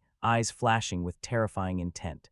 The system had used a life-saving measure, the highest-grade recovery potion, significantly restoring the user's stamina and wound. In that split second of lowered guard, he effortlessly took the knight's head with one light slap. Right after the attack, his body could no longer stand firm. He dropped to his knees, coughing harshly several times, thinking to himself, "Good thing I had the recovery potion set in the hotkey slot." The system's life-saving measure is Jabalu Ibn Hassan's masterpiece, the ultimate high-grade recovery potion that instantly heals fatal wounds and restores stamina. Note, due to its superior effect, it has no impact on those who have used it before and carries some unknown side effects. His body began trembling from the pain. He muttered inwardly, "That was close, I almost died for real." But it seems internal injuries from the aura can't be healed. The system kept warning, "Attention, skill overuse detected. Due to excessive skill usage, fatigue has exceeded dangerous level." He told himself, "If I keep repairing columns like this, that's what I'm thinking," but his rationality could no longer hold. His whole body went limp, consciousness fading as he collapsed to the ground. For safety, the administrator's consciousness will be disconnected. With only a few final threads of awareness left, he told himself, "No, I need to recover more." He directed his gaze toward the scattered recovery potion vials on the ground, his voice full of determination. "Right now, no matter what, I have to do it." Suddenly, the phantom image of a dragon head appeared in his mind. His body went slack like a broken kite, collapsing to the ground. In an instant, a massive surge of energy erupted from his body outward, devouring every Dragon Tribe Devour skill activated. Kane's entire body was now being swept by the energy radiating from him. The system devoured the fallen demonic being corroded by demonic energy. Stamina, spirit, and depleted mana are being replenished. The remaining energy remnants in Kane's body gradually merged into the demonic power he emitted. Immediately after, the entire demonic force returned to Zeke's body, beginning to heal him, but a cracking sound echoed in the silent space. The system absorbed the demonic being's designed abilities. C-rank passive static electricity skill evolved into A-rank electric shock. After the healing finished, the golden demonic energy gradually dissipated into the air. Abruptly, his eyes snapped wide open, breathing in rapid gasps. He slowly sat up, gently checking his wounds with his hand, cursing inwardly. "Damn it, I really thought I was done for. Good thing I remembered Devour." Then his gaze fell on a suit of armor hovering in front of him, puzzled. "Is this Kane's armor? The system has obtained the anonymous armor. Do you wish to register as its user?" Zeke pondered complicatedly for a moment, why no name displayed. But without the slightest hesitation, he selected Yes on the system panel. The system registered him as the user, but as his choice finalized, the armor immediately flew toward him, enveloping his body. Now his entire form looked no different from Kane's earlier appearance. The system can customize illusion form according to the user's will. Among the 28 great magic arrays engraved on the armor, 3 are currently activatable. Looking at the bulky armor, yet when worn it felt unnaturally light, leaving Zeke thrilled. A suit this good. Wearing this would definitely get spotted by the Empire. Better store it for now, change appearance later and use it then. More importantly, I need to get out of here right now. Then he suddenly sensed a scent spreading through the air. This smell is, he looked toward the source and marveled, the stench of blood and corpses.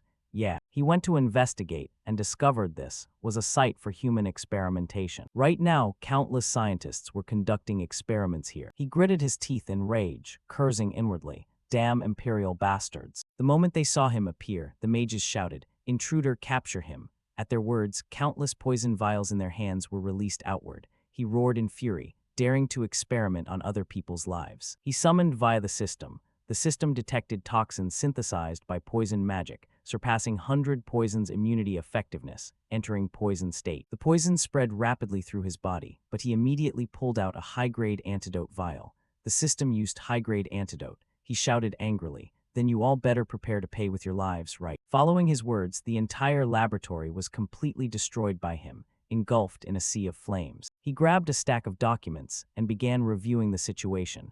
Gotta collect this lab's research material. Since it's an imperial lab, it might be connected to the Crimson Flower disease. While he was examining them, a voice suddenly rang out from behind. "It's you, and you've wrecked my lab to ruins." An old man stepped forward, glaring at him with extreme anger. Without a second's hesitation, he gripped his sword tightly and charged straight at the old man, ready to attack. Seeing the light emanating from his sword, the old man let out a soft exclamation, "Sword aura." Immediately, the old man raised his hand to summon a magic circle. But Zeke's speed at that moment was no joke. He moved incredibly fast, slicing the old man's body clean in half with a single strike. A perfectly clean cut was delivered, but the body reformed like a pile of sand. After being bisected, it regenerated in an instant.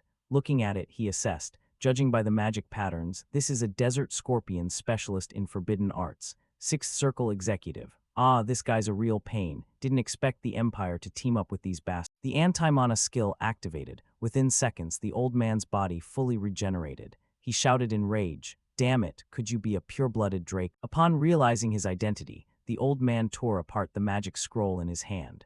And just as the summoning paper was ripped, a massive sand dune began forming behind. In just a few seconds, it coalesced into an enormous monster, appearing right in front of Zeke. He judged inwardly, a synthesized chimera, huh? The old man laughed smugly. "Ha ha ha, this is my greatest masterpiece. Even a Draker can't hope to stand against it." Without hesitation, the monster charged forward, swinging its claws at him. He immediately met the attack head-on with his weapon. The moment their strikes collided, sharp metallic clangs rang out non-stop. Both sides exchanged relentless blows. Zeke's eyes narrowed slightly, as if calculating something. Right after, a massive surge of mana circulated beneath his feet. At the same time, the monster's claw slammed down hard, shattering the floor into flying debris. He vanished from its sight in that instant. Using his agility, he slipped behind the monster and unleashed the Gale technique, Shadowless Step. The monster quickly sensed the shift and whipped its scorpion tail toward him. But without a moment's pause, he swung his sword and severed the tail clean off. He marveled inwardly. It has no blind spots at all. Regaining his composure, he lowered his stance to the ground, thinking, I don't plan to waste time in a place like this.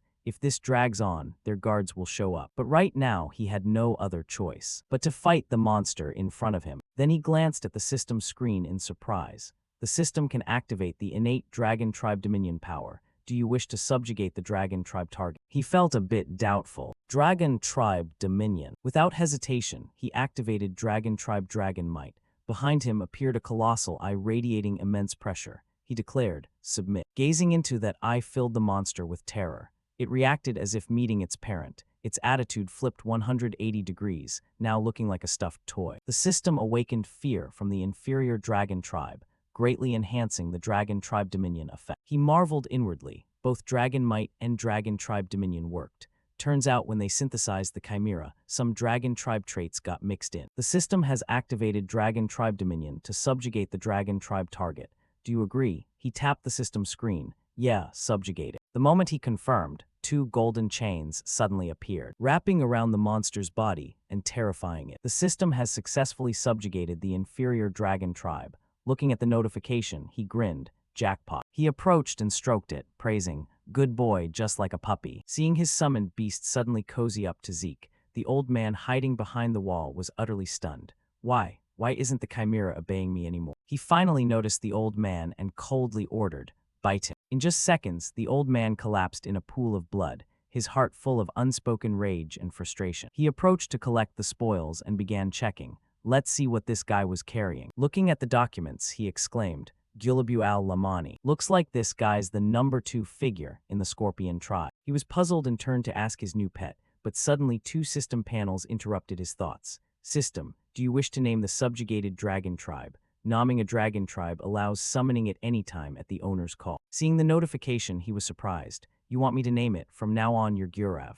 The system registered summoned beast, Gurav. The beast's face immediately darkened. He raised an eyebrow. What? Don't like it. Too bad, it's done. After finishing up, he returned to Don Juan's mansion. Seeing him return safely, the old man clapped in praise. Truly astonishing. Absolutely astonishing. Zeke Murray, I never thought you'd handle even that cowardly Paulo. He nodded in agreement. Indeed, you've proven yourself. I can't deny it anymore. He replied coolly, I always keep my promises. Exactly, you've proven it. I have no choice but to believe. A valiant warrior deserves respect. I always cherish and value strong warriors like my own children. I want to treat you the same way. Hearing those words made Zeke pause thoughtfully for a few seconds, recalling images from his previous life and cursing inwardly. Children, children. You mean the kind of children you can use and discard like tools. You dare say that to me, you bastard. I'll kill you with my own hands one day. The old man stepped closer, wanting to show him something. Zeke Murray, take a look. This is the gift I've prepared for you. As he spoke, countless gift boxes were stacked up, still dripping with fresh blood. That made Zeke's eyes narrow slightly in surprise. The old man continued, didn't you want to become my business partner? Then we need proof of mutual trust, don't we? He approached and began inspecting the boxes. After observing from the outside for a while, he marveled inwardly. Definitely, the size and weight match. As he spoke, he opened one box, and immediately images of the Syndicate members flashed through his mind. And those were the Syndicate's leadership. Seeing him silent for a long time, the old man probed, satisfied. He maintained his calm demeanor and didn't respond immediately. The corner of his mouth curled into a delighted grin as he replied cheerfully, Of course, boss. He thought inwardly, perfect, everything's going according to plan. This wiped out the Syndicate leadership, now just need to put K at the top. The old man turned, interrupting his thoughts, but there's one new issue. He asked curiously, what issue? The old man explained. It seems Pavla's discovered we were the attackers. They're even babbling that I mobilized both knights and mages. He exhaled inwardly. Well, it does look that way. The old man continued, so while we're at it, I want to deliver a decisive warning to those filthy pirates. The southern continent's master is Mech. Hearing that, he thought inwardly, so you want me to hit Pavlo again? In his mind, he thought that, but outwardly he didn't refuse. I'll do it. His sudden agreement puzzled the old man. He explained, I'll head to Pavla and clearly convey your will. But in exchange, I have one request. Grant Kay more authority so she can become the center of the new syndicate. At his proposal, the old man pondered for a few seconds, then immediately agreed. Fine, I'll take responsibility as her guardian. And because of you, I'll send my best assassin, along with a cartel squad. As he spoke, he snapped his fingers lightly, and instantly 4 figures appeared swiftly around them. A man with an extremely cold expression appeared behind. He stared intently at Zeke but said nothing. Don Juan explained, he'll be very useful. Looking at the man, he thought inwardly, that guy is. Scene shift to Paulo Santos's area in the Pavla cartel. The intelligence bureau now looked utterly devastated after a bloody battle, with 2 pairs of feet slowly stepping inside. The one behind spoke, Abel, we've investigated everything. Along with the Imperial intelligence, we've checked it all. There's nothing left to dig up. We've got the results already. At least 1 night squad and mages were here. They fought fiercely. Ignoring his words, Abel crouched down to examine the scene. He found a lingering trace of mana on the ground. At this strange action, the one behind called his name in confusion. Abel explained, no, there was only 1 person here. That stunned the blonde youth. What did you say? Only 1 person. There are sword marks and magic traces all over. Abel affirmed, at least a Crimson Knight level or higher. That 1 person cleaned out everyone here. There are signs the Intelligence Bureau hastily tried to cover things up, meaning there's something even we aren't supposed to know about. We have to find out what the Empire is hiding. Those words sent a chill down the young man's spine in fear. He stepped forward to stop him. Wait, you're planning to investigate the Intelligence Bureau. What about the consequences? Facing the young man's worry, he reminded, William, there's something here I absolutely can't overlook. My instincts are screaming it's right here. You know how desperately I've wanted to make Draker and the Empire mine, right? Scene shift to the port under Pavla cartel control, where the pirates' eyes were all fixed on the small boat preparing to dock. One stepped out from the crowd and called, a tiny boat like this, which side are you with? Zeke didn't hesitate for a second, gripping his blade tightly, and in an instant leaped forward with incredible speed, delivering a swift, clean slash that sent the questioner straight to the afterlife. Down below, Simon observed the pirate's body tumbling into the sea, gripping his sword without hesitation, his eyes flashing with determination. Once he'd locked onto the target, he hurled his sword, pinning the pirate cleanly to the wall. That decisive move earned Zeke's silent praise, clean and silent, straight into the water without a sound. After finishing, he pointed behind him. Come on up, Simon. The man maintained his icy expression and didn't respond. Simon Zapatero, in my previous life, he was the one who taught me southern assassination and stealth technique. Even in Meccan cartel, full of scum, he was the only one I could truly trust. And even after regression, his combat coordination is still top-notch. It'd be perfect if I can pull him to my side. In the city at that moment, soldiers patrolled everywhere. Zeke remarked, soldiers deployed all over the city. Simon asked, any way to infiltrate the central district? He replied, of course there is. This place used to belong to the Holy Empire, so there are definitely underground sewers built from that era. Simon questioned again, going through the sewers? That's ridiculous. How do you navigate a maze-like sewer system? Zeke slipped both hands into his pockets and answered confidently, just watch quietly, everything has its way. At that moment the system notified, guiding to Mateo's underground sewer chamber. Looking at the minimap ahead, he moved without hesitation, thinking inwardly. With the minimap's navigation, even a maze is no problem. Ahead seems heavily guarded by soldiers, so we'll have to take a detour. And it looks like anyone Crimson Knight level or higher isn't displayed separately, so we need to be careful. That's how I ran into Kane last time. After moving for a while, he turned back to remind the group, we're almost there. From here we split up. Plant bombs in as many spots as possible. I'll handle the number 2, Mateo. The team replied in unison, understood. After assigning tasks, he turned and headed in one direction. The spot he chose this time was the city's central sewer outlet. He slowly climbed up the sewer pipes, thinking as he went, if I kill Mateo, Pavla's boss will go berserk. Then Meccan will wage war on Pavla. With a light tug, he pried the iron grate off the sewer opening and easily slipped inside. Continuing forward, he kept thinking,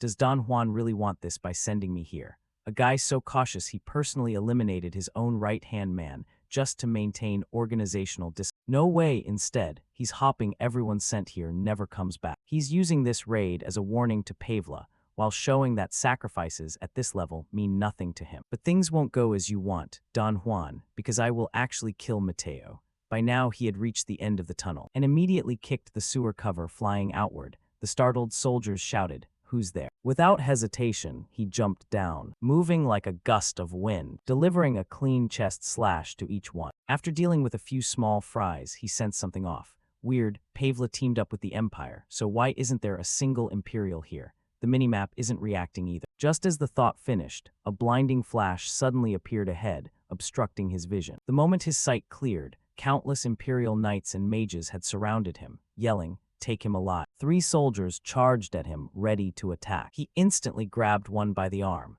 using the momentum to leap into the air, then spun and kicked hard, driving his blade straight through another soldier's head, sending him flying. The mage behind ordered, and the mage team fired. The system notified, activating swift action skill. His speed surged dramatically, easily dodging the mage's recent attack. He shot toward them, gripping the sword he'd just pulled from inventory. Activating elemental sword, Gale Force Field, with one simple move, he effortlessly wiped out the mage squad. Looking at the remaining mages, he said coldly, I'll give you one chance only. His body was enveloped in a blazing aura and golden light. The system notified, Dragon Turtle skill activated. He ordered icily, kneel now and I'll spare you. Otherwise come at me with the resolve to die. His threatening words filled the mages with terror. After finishing off the soldiers, a thought suddenly flashed in his mind. What the hell is the Empire doing all the way down south? He noticed a surge of dark magic heading toward him. From above, a mage coldly declared,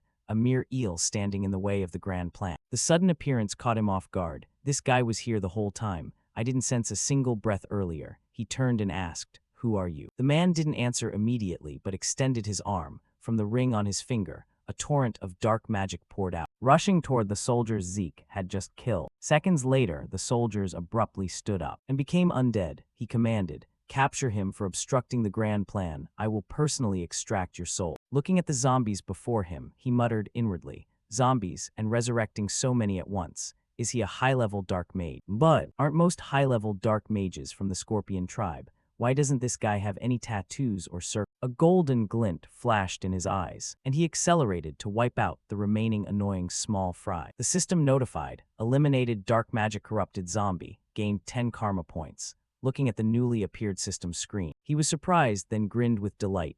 Points, nice, and so began a karma farming session. For the next while, the system kept notifying him of 10 karma points each time. He delivered a final sword strike to eliminate the last zombie, then turned to check the system screen. So that was the last one. From above, the dark mage watched his battle in silence. Then his entire body suddenly dissolved into the and vanished without a trace. Looking up, Zeke remarked, "What, he just left like that?" He turned to leave, thinking inwardly, "Gotta turn that guy into a future farm spot later.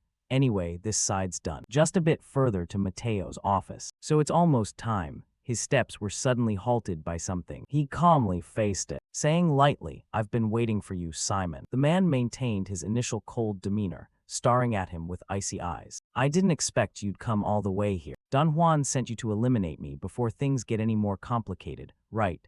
Zeke said with an ice-cold face, showing not the slightest trace of fear. This seemed to make Simon hesitate for a moment. He tightened his grip on the sword in his hand, then stepped right up to the protagonist and said, "The boss intends to wipe out the Pavla cartel. There's no room for outsiders like you to interfere in this." Hearing that, Zeke furrowed his brow and asked, "Without me, wouldn't the distribution network have already been stolen by Pavla?"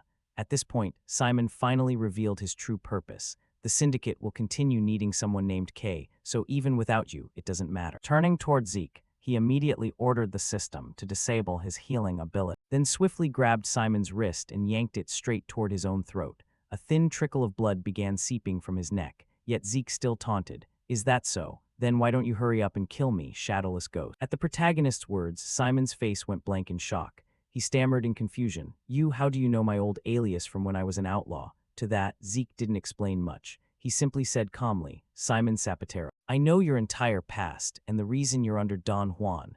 What? What nonsense are you spouting?" Simon said dazedly. But before he could finish, Zeke cut in, "To protect the last bloodline of the Cusco kingdom. Isn't that right?" The protagonist's words struck straight at Simon's deepest secret. Instantly, Simon's eyes filled with murderous intent as he demanded, "Was it you? How could you possibly know that?" Seizing the moment while Simon was stunned, Zeke stepped back, dodging the sword pointed at his throat. At the same time, he drew a sword from his inventory and swung it down hard, clashing against Simon's blade with a piercing metallic ring. After that move, Zeke stared at his opponent with deadly seriousness. On the other side, Simon struggled against Zeke while questioning, "You bastard, how much do you actually know? What the hell are you?" Zeke attacked with his sword while answering, "My identity. Fine, I'll tell you. I'm a direct descendant of the Draker family, Zeke Draker." Because the protagonist's name was so infamous, Simon immediately recognized him. Zeke Draker. Could you be the youngest ever promoted to blue rank in the legends? At that point, Simon's expression suddenly turned anxious.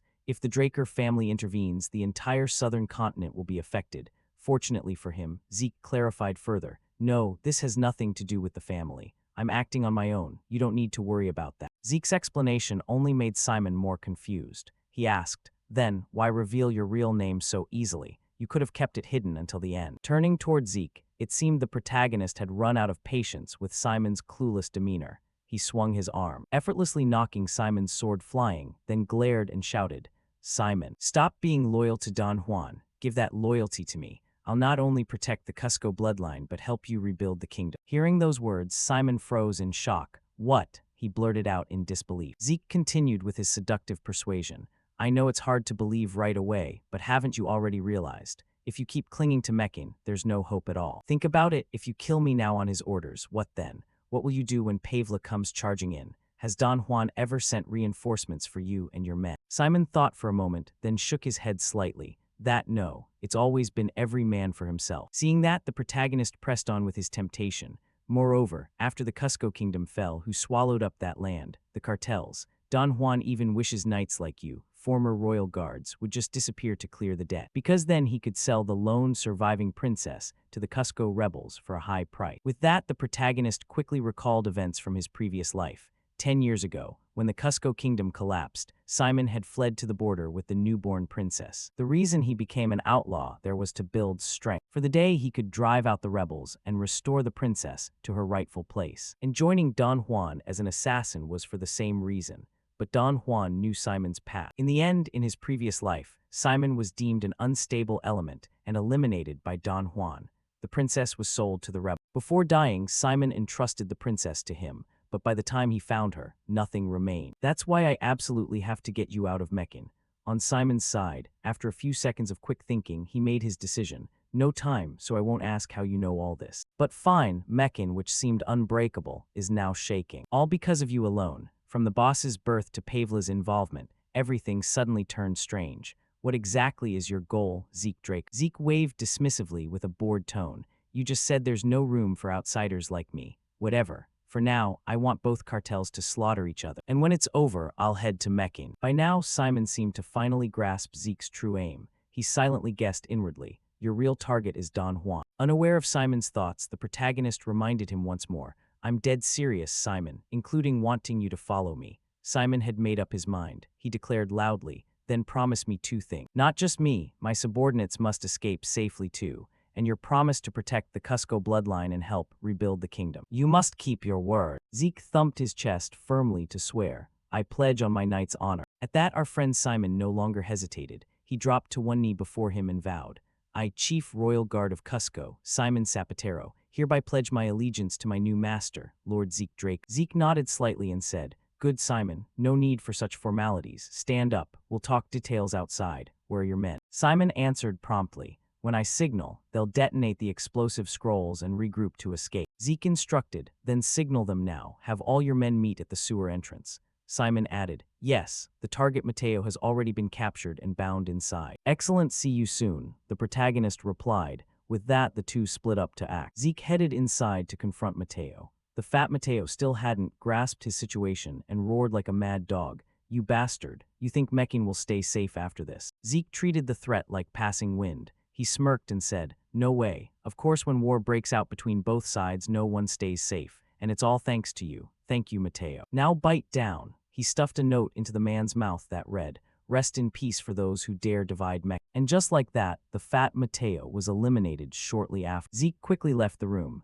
As he walked, he thought, I've taken all Pavla's secret ledgers, so it's time. At the same moment, Simon rushed over after sending the signal. Boss, I've signaled the brother. Turning toward Zeke, he noticed faint glowing points behind Simon and immediately drew his sword from inventory, shouting, Simon, get behind me. With that, he slammed his sword into the ground, using it as a shield to block the incoming arrow. Fortunately, the attackers were just nameless grunts. One yelled, Intruders, capture them. Up ahead, our protagonist activated his elemental sword, Flame Destruction skill, enveloping his blade in scorching flames as he charged straight into the thug. Time passed quickly, scene shift to the sewer. By now, Zeke and Simon had cleared the earlier small fries and reached the rendezvous point. Seeing his men fully assembled, Simon spoke. Bow quickly, this is our new master. Everyone bowed in unison. Greetings to our new master. The protagonist didn't want to waste time on ceremonies and said bluntly, Talk later. Move now, pursuers could show up any second. With that, the group fled. But they hadn't gone far before Zeke sensed someone tailing them. He stopped and gave orders. Halt, we split here. I'll cover the rear, you lead the men out first. Once outside, contact Kay from the Syndicate.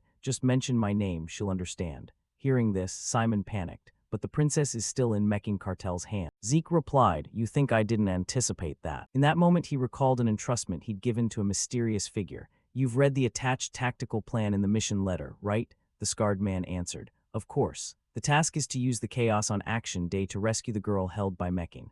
Zeke nodded. Good, you've got it. Zeke turned back with a smirk. I've already rescued the princess. In the southern continent, at Don Juan's villa, a furious roar echoed, startling birds into flight. Do you think this makes sense? A month had passed since we raided the Pavla cartel. At this point, the man slammed his fist on the table in rage. All the managers sat dead silent, not daring to breathe loudly, forced to listen to his tirade.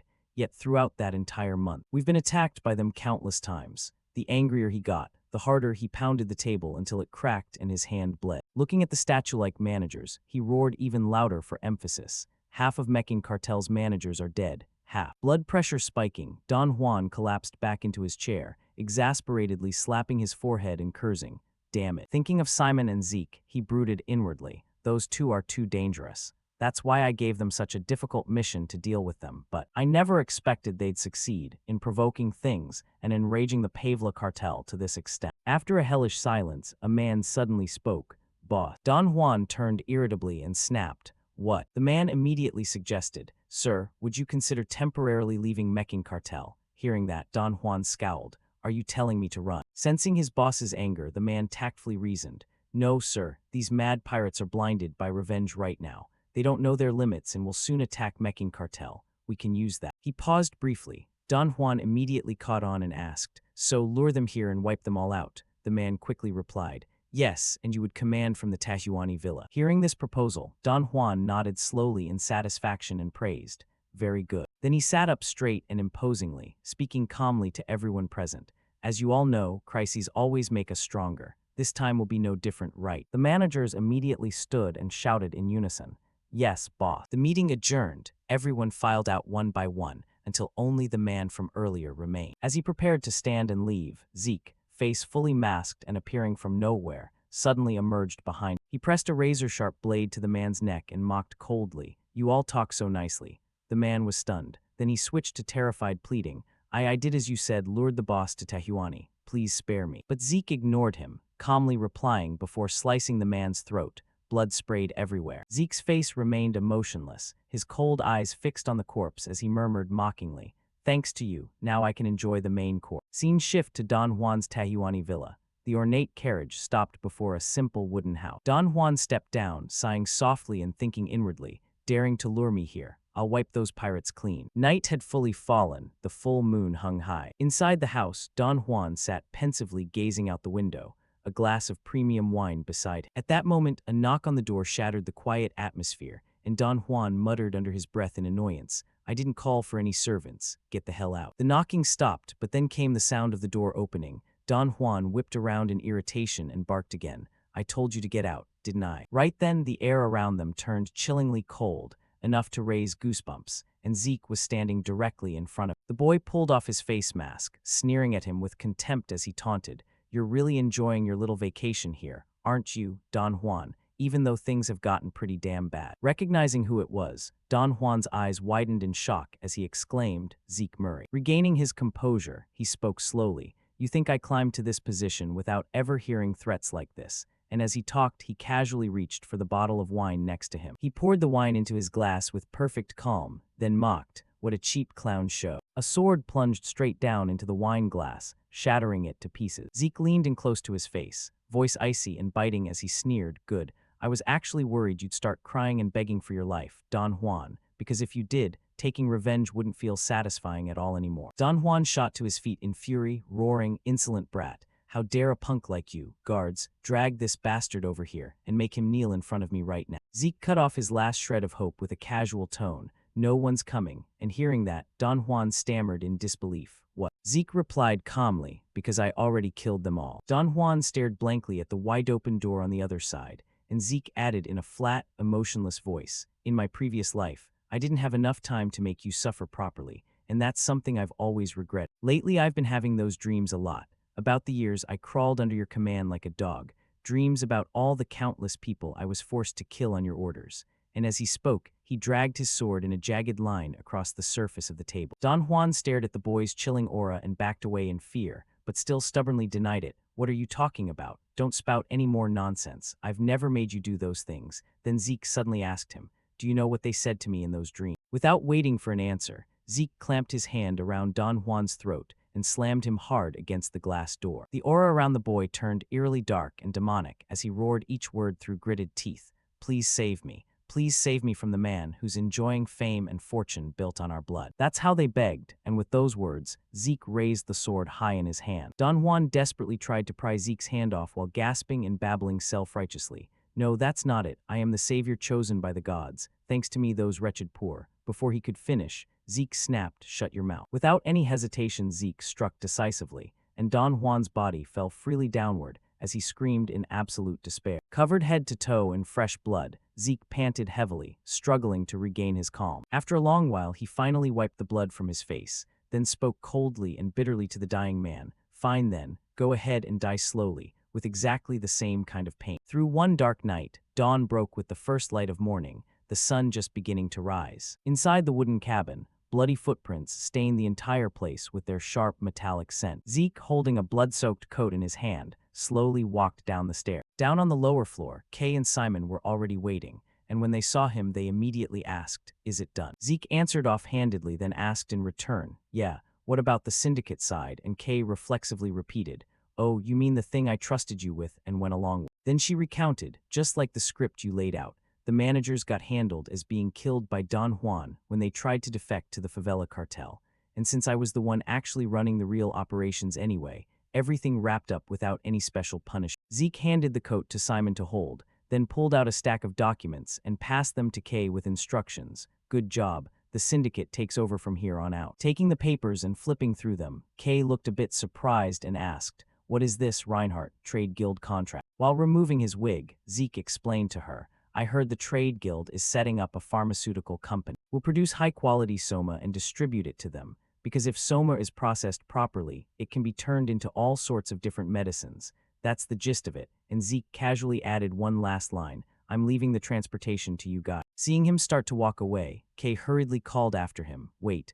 where's the production going to happen? What about operations? And we can't exactly ship this stuff openly under our name, can we?" Zeke kept walking as he answered mysteriously, "After helping the Kingdom of Cusco, I'll get their official cultivation permit, and I've already got plans for everything else." Then he teased, "But I don't have time to explain it all right now. Later, okay?" Hearing that, Kay frowned and shouted, "We're supposed to be allies here." Outside, the green forest stretched out, white clouds rolled across the sky, and a flock of white birds flew off into the distant horizon, while Zeke walked on, silently calculating in his mind, "All right then, time to deal with this next thing." Suddenly he stopped and rummaged through his pocket. He pulled out a letter, an invitation from Prince Carus Nerva Constantinus. The letter summarized that according to Decker, the prince hadn't returned after the banquet and was still staying in Atlas. Staring at the words on the page, Zeke couldn't help but think, "But getting from here to the center of the continent will take at least a few days, and if I'm late, the prince or someone close to him might start getting suspicious,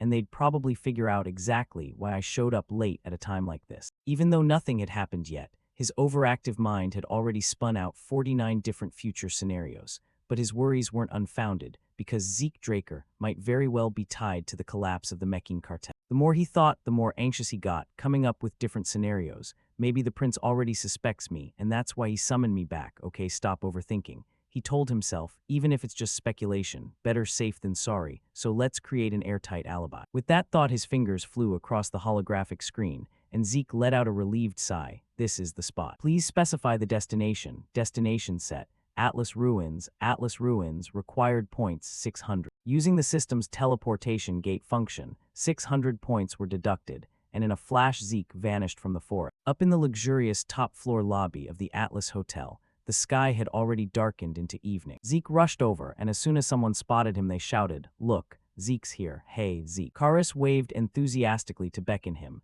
but Zeke's attention was locked on the person standing beside him as he thought to himself, "Carus, and sure enough, he's here too." At that moment, the other man turned his face toward him, gave a faint smile, and said casually, "You've arrived, Zeke," and that man was none other than Abel Drake. Zeke bowed respectfully and said, "Sieg Draker, reporting as summoned for duty. Your Highness, what is it you called me here for?" Carus lounged arrogantly in his seat and declared, "I called you here because there's a matter of utmost importance, and that is." Right after, he grabbed a bottle of wine, hooked his arm around Zeke's neck, and grinned, "This right here." Carus pictured Zeke drinking and laughed excitedly. "William and Abel are great at their jobs, but they can't hold their liquor. But you're the bold and generous type, Sieg, so that's why I summoned you." Zeke glanced away helplessly, thinking to himself, did I really leave that kind of impression back then? He recalled Adele's sharp features and mused, anyway, Putting that aside, Prince Karis, Abel, and even William Siemens, I can more or less guess what they've been talking about. Looking deep into Adele's piercing eyes,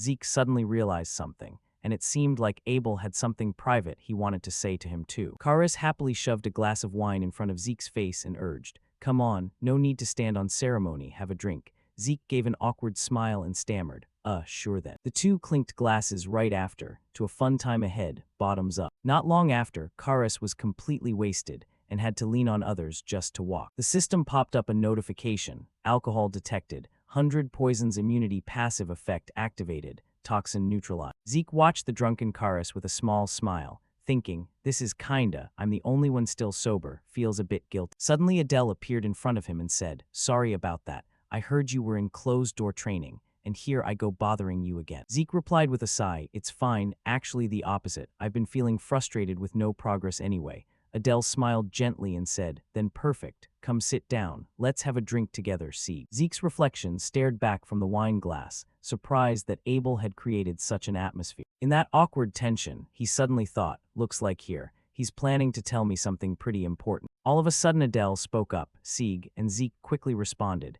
"Yes." Then he got straight to the point, making Zeke freeze for a second. "What do you think about the Draker family?" Adele hesitated, and about me in particular. Immediately a cunning glint flashed in his eyes as he emphasized, "One day, I'm going to end the Draker house." Zeke shot to his feet in surprise, making Adele remark, "The scent coming off you is exactly the same as mine." He suddenly recalled the past, blood and battle, death and victory. The image of Zeke walking alone through blinding white snow appeared in his mind, the kind of things a pureblood dragon slayer naturally carries. You give off the scent of a predator who possesses all of it. Zeke stood there listening quietly, but his face showed clear discomfort. "As fellow predators, I think you'll understand what I'm saying." Zeke cursed inwardly in anger. Damn it, that bloodline tone again. He looked at Adele casually sipping his wine and asked, "So, cozying up to the Empire is also part of toppling the family?" Abel drained his glass in one go, set it down hard, and answered, "A lot of people." Adele raised his hand slightly and said, "They call Atlas the foremost continent. But I think differently. You can't just settle for one city. If you want to be called number one, you have to become even stronger." A miniature empire appeared on the palm of his hand. "Look at the Rome Empire. Aren't they constantly building roads? From north to south, they're even trying to connect the entire eastern continent into one." Adele praised with admiration. Roads, culture, resources. The moment everything flows freely with Rome. Then Adele clenched his fist with ambition. "When that happens, the world will truly be so much better than it is now. One ideal land where everything unites as one." Zeke stated gravely, "That's definitely the kind of story only an emperor of an empire would say." He thought of the man in red armor, Cain Siemens Constantinus. That guy's middle name is Siemens too, and that's the maternal house backing Abel, Zeke silently confirmed. And after hearing this story, there's only one conclusion. Abel, Siemens, and the Empire are connected. The neatly arranged wine bottles on the table accompanied his words, "Sieg, our blood clan." Abel continued, "I believe talented people should receive rewards worthy of them. And if it's you, I can give you the brightest treasure I'll obtain in the future. Come join my side, see." Zeke said nothing, just quietly thought, "So he wants to make me his number two in the faction." Immediately he bowed respectfully and replied, "Thank you very much for the offer, however." Zeke turned coldly and walked away. "I've already chosen my own path, so I'm afraid that's not possible." Abel watched him go with a frown and asked, "You won't regret it." Zeke didn't even look back as he strode straight out the door. No regrets. As he walked, he gritted his teeth in anger. "He thinks I'll become a slaughterer just like him, Abel." Seeing the situation turn bad, William stepped forward and knocked on the door. He approached Abel and asked, "Why are you alone? Where's Sieg?" The fire of rage flared inside Abel as he said, "My dear little brother said he'll walk a different path from me. So William, that just means I have no choice but to crush that budding threat while it's still small, right?" Hearing those words, William paled in fear, and Abel roared in fury. "I clearly gave him one last chance." In front of the principal's office at Valhalla, Zeke stood confidently, deep in thought. "I'm already 17, a second-year student at Valhalla. Of course, I have no intention of staying the full 5 years before graduating." He had already prepared an early graduation request that read, "Since I have become a full-fledged knight, I wish to contribute to the family as soon as possible, however. As I am still a student, it pains me that I can hardly participate in major activities. Therefore, I humbly request this assistance, respected principal." Zeke closed his eyes and smirked smugly to himself. "Present it like this, and I'll get scheduled for an early graduation interview right away." Suddenly someone approached and asked, You got business with the principal's office too, bro. Zeke recognized him instantly and exclaimed, "Oh, Diego," then curiously asked, "And the guy next to you is, huh?" Zeke stared in complete curiosity and froze. It was a face he'd never seen before. He looked at Aster yawning sleepily and wondered, who's this guy anyway? Don Juan was waiting inside and asked, "You guys showed up right on time, Sieg, Diego, and even Aster too. It's been about a week since I last saw you, Aster, right?" Hearing that, Zeke was totally shocked. His name's Aster, no way is it. He froze as realization dawned. The Phantom Knight, Aster Aladov, the guy who was a 5-star knight before the regression, but had zero info leaked about. Right then Zeke switched to full-on surprise. No way I'd run into a heavyweight like this here. Aster rubbed his head and said, "Sorry, principal.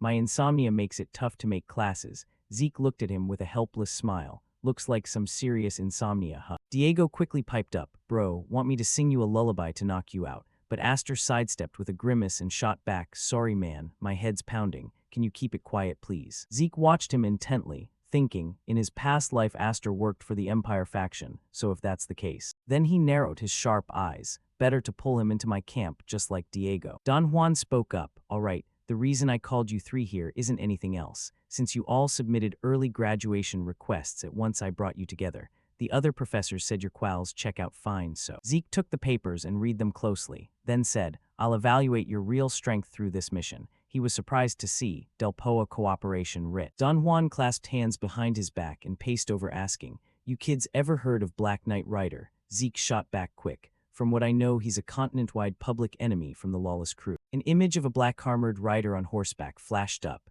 Public enemy meaning someone the whole continent brands as a target for extermination. Black Knight Rider's one of them, and lately he's been hunkered down in Delpoa. The principal explained our missions teaming with Delpoa's Knight Order to take him down. A hand clenched around a dagger appeared with Don Juan's words. "The lawless are awakened killers whose styles totally unlike knights. That's why they want only amethyst rank and up." He thrust his hand forward dead serious. "This mission's gonna be brutal as hell. Anyone wanna bail speak now." Diego snatched some papers and stepped up asking, "Question this test. Yeah, how many rounds total, yo?" Don Juan replied, 3 rounds total. This is round 1. He grinned ear to ear. "Okay, 3 more to go." Don Juan asked, "Any other questions?" Then he smiled and wrapped it up. "All right then, I'll take that as all in. Head back and prep real good." Aster clutched his head and shuffled off alone. Head hurts like hell. Suddenly someone called from behind, "Aster Alado." Aster wearily looked up. It was Zeke who asked cheerfully, "Hey, you need some insomnia med?" Aster eyed Zeke confused. "Insomnia med?" Zeke rummaged in his jacket sincerely saying, "Yeah, I got some killer stuff right here." Aster just mumbled a huh. Then he waved it off, dead serious, refusing. "Thanks but nah, I've tried every hotshot med out there and zip work." Zeke pulled out a weird pouch anyway, smiling and pitching, "Come on, just try a hit first. Like it then sign with me, I'll hook you up ongoing." Aster kept refusing stubbornly, "No, total waste anyway," when a bizarre scent slammed into his nose. Aster suddenly flopped over, snoring his brains out. Misty smoke hazed up, space going dead quiet. After sleeping like a log, Aster woke refreshed and beaming. "I signed it all up, Chairman." Zeke hesitantly took the contract from Aster, kinda baffled, reminding him, "You signed instant. This is a master-servant deal. You read it at all." But Aster grinned bright and firm. "Long as I sleep good, who cares?" Zeke, speechless, just awkwardly said, "All right then." Staring at the contract, he couldn't help sighing inside. System shop's pure luck. Insanely convenient. Thinking back, he recalled buying this treasure via system. Points get you rare relics easy. What he gave Aster was ultra-potent sleep drug Sandman's slumber dust. With this, Aster's locked to my side postgrad,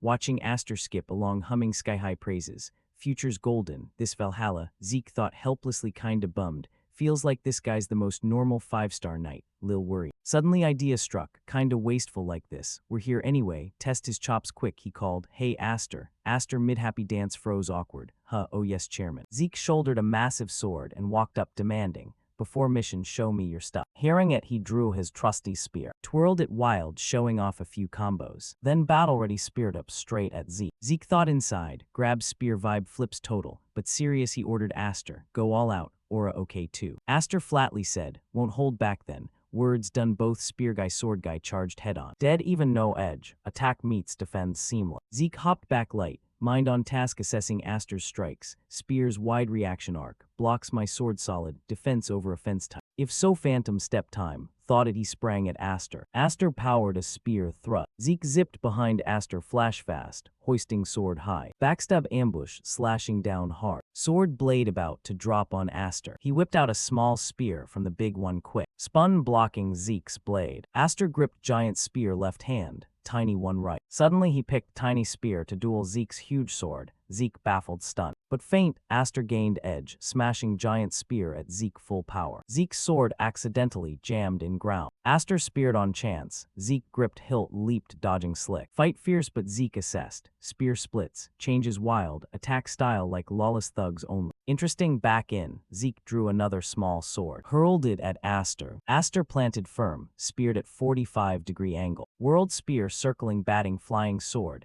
Zeke landed same time. Yanked ground stuck sword super fast. Then barreled fierce at Aster. Aster calm reassembled full spear, blocking horizontal. Zeke halted abrupt, eyeing thinking, again but his sword dragged grab. Zeke surged momentum decisive at Aster, confident inside. Can't block this that way. Cause this strike dual sword harmony. Dragon Slay Sword Art ch2v1 plus Earth Cleave. Aster blanked few seconds seeing it. Snapped back spinning spear. Mirrored with two moves. A lad-off counter reverse current spear. Both charged again decisive showdown. Weapons smashed boom deafening. Fight end Aster eyed shaky arm sighing. Chairman a monster. Then ruffled hair muttering self-doubt. I'm certified genius. Beat this easy. Zeke heard blunt no mercy. Cause genius praise life dulled your spear tip. Then sly head tilt at Aster wicked mysterious face reminding, way behind still, till mission's special training for you. Hearing Zeke's words Aster thunderstruck, vaguely sensing grim fate ahead bad vibe. Back at Villa Zeke bumped Decker at door, who bowed respect. Welcome home young master Zeke. Zeke casual, yeah Deck. Then Decker said, guest waiting for you sir. Meanwhile Galleon toured house marveling. Your place is straight epic, sir. Suddenly Zeke in weird armor popped before Galleon serious. Long time Jellion.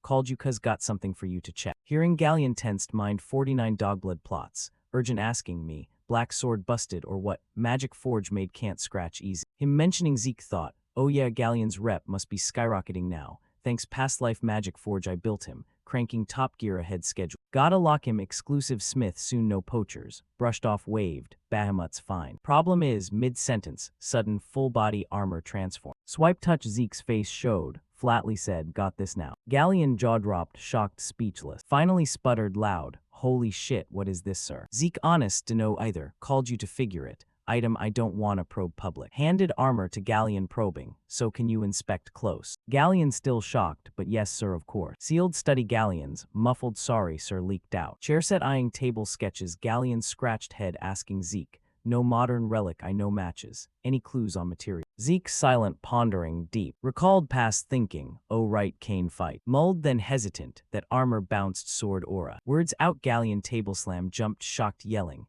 What sword aura? Only one metal does that. Called God's metal. Orihalkin said it Galleon still dazed emotions shocked to complex. Galleon still couldn't help feeling shocked and incredulous, never imagining that in his lifetime, he'd actually get to lay eyes on Orichalcum with his own two eyes, so he asked again in wonder, is this metal really that rare and precious? The boy replied, it's more than just precious, sir. Isn't it said that orichalcum is the most perfect substance ever created by the god? It has the ability to conduct magical power far superior to any other metal, so you can engrave way more magic spells on it. He exclaimed, is that so? Then on ordinary metal armor, what's the maximum number of large-scale magic formations that can be engraved? The boy answered, what do you mean by how many, sir? Ordinary metals can't even handle engraving any large-scale magic formations at all. Hearing that, he stroked his chin in thought, having already figured it was something extraordinary, but never expecting it to reach this level. He continued asking, would it be possible to reshape this armor into a different form?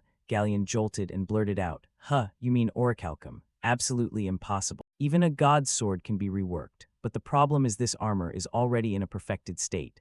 And if you carelessly tamper with it and damage the magic formations, there's a high chance the whole thing will turn into scrap. Of course, if it were my master, that would be a different story. He followed up, you mean the famous General Gollum? The boy replied, yes, if it's my master, he could change its shape without affecting any of its functions. He kept asking, do you know where Gollum is right now? The boy answered, he's probably still in Himonas as usual, sir. Hearing that place name made him flinch for a moment. Galleon went on to explain, maybe you don't know where Himonas is. It's a region way up in the far north. He continued, That's the territory of the Northern Grand Duchy. His words made the boy startle and exclaim, "Huh, how do you know that, sir? People in the central continent usually don't care at all about the Northern Grand Duchy." He replied, "I just happened to find out, that's all."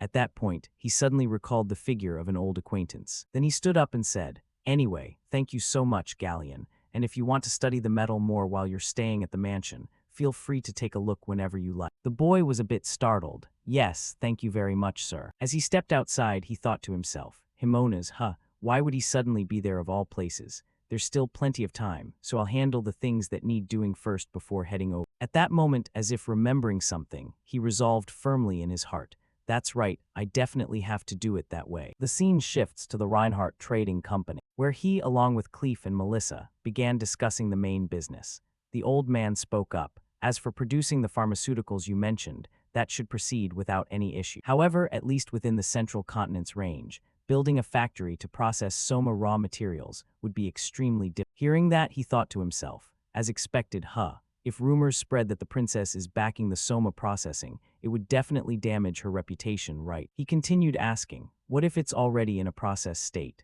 Cleef replied, "If it's that, then it would be considered a pharmaceutical, and as long as it passes the Mage Tower's safety verification first, there won't be any problem." He immediately made the decision.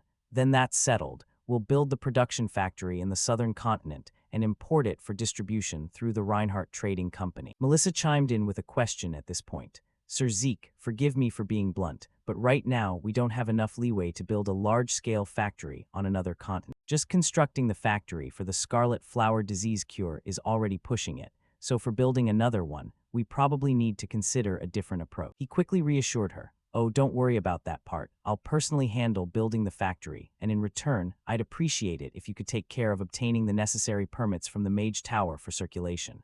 Those words made Melissa startle. "You mean you personally, Sir Zeke? Could the Draker family be direct?" He explained right away, "It has nothing to do with the family. All the costs will be covered by my personal funds." Then he handed over a letter and began explaining, "And this is the main issue for today. Please take a look at it." The moment she opened the letter, Melissa's eyes widened in shock. "My God, the Empire has joined hands with the Scorpion tribe to conduct synthetic poison bioexperiments." He continued, "If the scarlet flower disease really is an artificially created magical affliction, then this is likely another clinical experiment the Empire has been carrying out on the people of Valentia." Melissa's whole body trembled with rage as she clenched her fists tightly. "I already suspected it, but I never thought they'd go this far against their own citizens." He added, "Your Majesty, the reason I'm showing you these documents now is because for the time being we need to keep this crime of the Empire a secret." Melissa's emotions were currently bottled up to the breaking point. She angrily shot to her feet. "What are you saying, Sir Zeke? We have to expose the Empire's crimes right away so they can't repeat this anymore, don't we?" He calmly responded, "I understand how you feel right now, Your Majesty, but this still isn't strong enough evidence to use decisively on the diplomatic stage. The Empire has cleverly shifted the main subject of the experiment onto the Scorpion tribe, and since they're a notorious group of black mages, human experimentation on their part isn't exactly shocking news. So as the Empire, they can just deny any connection to the group and express regret, and that would be the end of it. And more importantly, for now it's actually more advantageous for us to hold on to this information."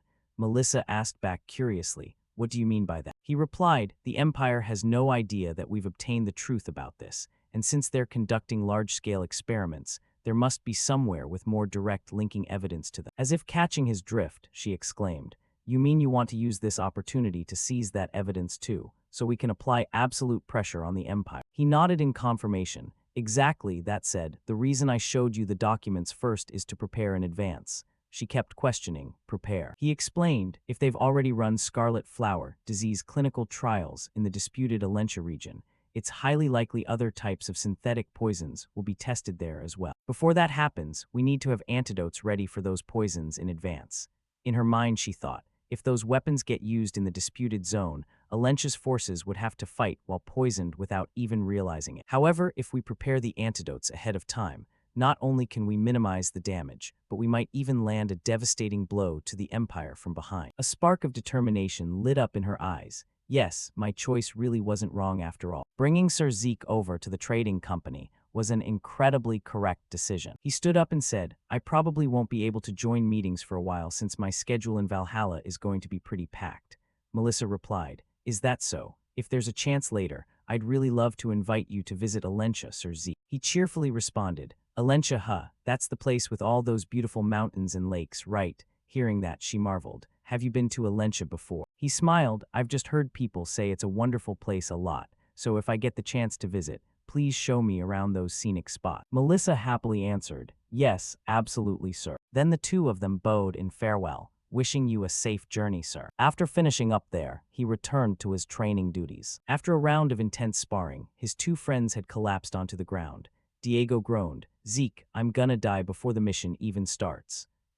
At that moment, he showed no sign of fatigue whatsoever. Come on, stop whining like a weakling. Instead of wasting time complaining, just swing your sword one more time. The boy angrily sprang up and shouted, Zeke, you're seriously a demon. As expected from Draker blood, it never changes. Following those words, he charged at him for another attack. He smiled in satisfaction at that point. Yeah, you really have to hit their nerves to get them motivated for training, huh? Under his guidance, after a week of training, Diego and Aster were gradually syncing up with each other. Especially Diego, who unlike his previous carefree appearance had become much more obedient and compliant after training together a few times. While they were in the middle of practice, someone from outside stepped in and praised, everyone's working so hard, huh? Seeing someone arrive, Diego was completely surprised, and the person who showed up was none other than Andre. The boy greeted, oh, hello, Professor. He also paused his training and turned to ask curiously, Professor Andre, what brings you all the way here?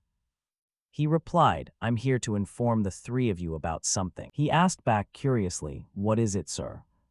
He explained, the three of you are being assigned to participate in the Continental Subjugation mission against public enemy. Of course, we can't just send students alone, so I'll be going along with you. After a few more days of training, they finally set off on the royal train. Andre's voice rang out. I didn't expect you guys to be joining this Black Knight Scythe mission too. Like I said earlier, I can't send just students, and besides I have a few more things to explain. Then he looked toward the three of them and asked, do you know what kind of place Delpoa is?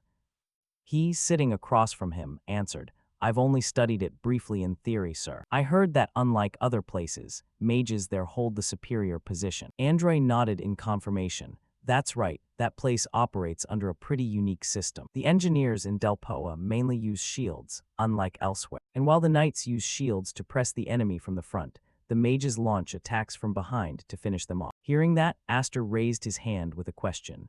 Then wouldn't our forces fighting in close combat suffer heavy losses too? To that question, Andre praised, good question. He explained, that's why Delpoa knights frequently train in holding shields while running rather than actual combat. And that's exactly why the Delpoa Knight Corps isn't popular among Valhalla graduates. Diego also had a question. So doesn't that basically mean this Knight Corps just serves the mages, like they don't even treat us as equal? Looking out the window, Andre replied, you got it exactly right, so don't be too surprised when we get to Delpoa. Because the mages there are arrogant to the point of being disgusting. A while later, they arrived in Delpoa, and right as they stepped off the train, someone came to greet. Andre spoke up, pleased to meet you. I am Andre Draker, assistant instructor from Valhalla. On the other side, a man responded courteously. I never imagined the Draker family would personally send someone. This is truly an honor for us. He scratched his head and introduced himself. I'm Jorge Outer, captain of Delpoa's 8th Night Squadron. Andre glanced toward the three of them and introduced. The students accompanying me are all outstanding talents from Valhalla. There won't be any obstacles in the mission, so please don't worry. The man smiled. Haha, hearing you say that puts me completely at ease. He pointed toward the inside of the carriage. The squadron leader is inside the carriage, sir. Hearing that, Diego was extremely puzzled. Squadron leader. Wasn't that bearded guy from earlier the squadron leader? He, beside him, immediately warned in a cold voice, shut up, Diego. Then he continued, this is Delpoa, so naturally. The moment the carriage door opened, what hit them was a blonde guy with an extremely unpleasant face glaring coldly in their direction. Diego remarked, man, what an ugly mug. He kept reminding, I told you to behave. Diego thought to himself, so that guy is the Delpoa Mage Squadron leader, to the point where even the Knight Squadron captain has to grovel like that. Jorge stammered out an explanation right then. Well, the thing is the captain said he wants to go on his own. You guys might need to find another carriage. Diego shot back, what the fuck? Staring in the direction the carriage had left, he yelled loudly, what the hell is going on here? He just treated us like trash and ditched us completely. No matter what, this is unacceptable. We came all this way for this damn joint mission. Before he could even finish his sentence, Zeke spun around and kicked Diego hard in the leg, making him yelp in shock.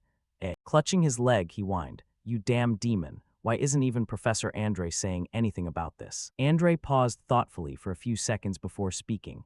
"Once you graduate and start operating as knights, you're going to run into situations just like this. Make sure you remember everything you're about to go through from here on out." The scene shifts to nighttime inside a room where a mocking laugh suddenly rang out. Ha ha. While his two friends were already sound asleep, Zeke was still wide awake, sighing to himself. Talk about night and day difference. Our lodging looks so rundown it's like they threw it together half-assed, just to say they did something. While the facilities I saw for those mages on the way here are dripping with money, I didn't really expect anything fancy to begin with, but still. After thinking it over, he sat up. Whatever, I'll just step outside for some fresh air. Walking down the hallway, he thought to himself, I don't really care that much about this shitty treatment anyway. In my previous life, I went through way worse stuff than this plenty of times. But what I'm actually worried about is that doomed Black Knight Yaksha mission. During the strategy meeting, from Captain Jorge Outer all the way down to the Knights, everyone just stayed dead silent the moment the mage spoke. I saw it coming, but I didn't expect it to be this bad.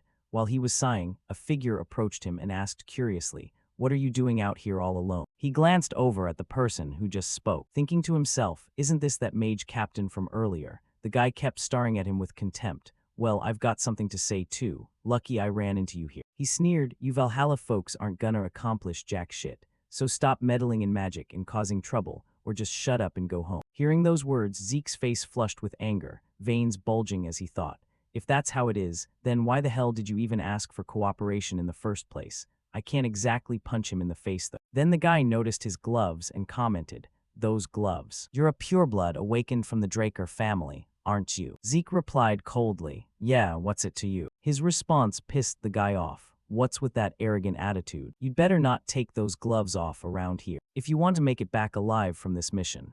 With that, he stormed off angrily, leaving Zeke standing there deep in thought. He's sharp, huh? Makes sense. Purebloods have the power to disrupt mana after all. Then someone else walked up and called his name, startling him into turning around. The person continued, "Is that you?" Zeke turned to look at whoever just called him, a bit dazed. After a couple seconds, he blurted out, "Professor Payne." The man smiled and replied, "Ha, it really is you. Long time no see, huh? How have you been?" Zeke answered, "I'm doing fine, sir, but why are you here?" Payne scratched his head and said, "There's no better place for a mage to rack up real experience. I figured just doing research wasn't enough, so I volunteered to enlist." "What about you? What brings you here?" Zeke replied, "This time I'm here for the Black Knight Yaksha mission."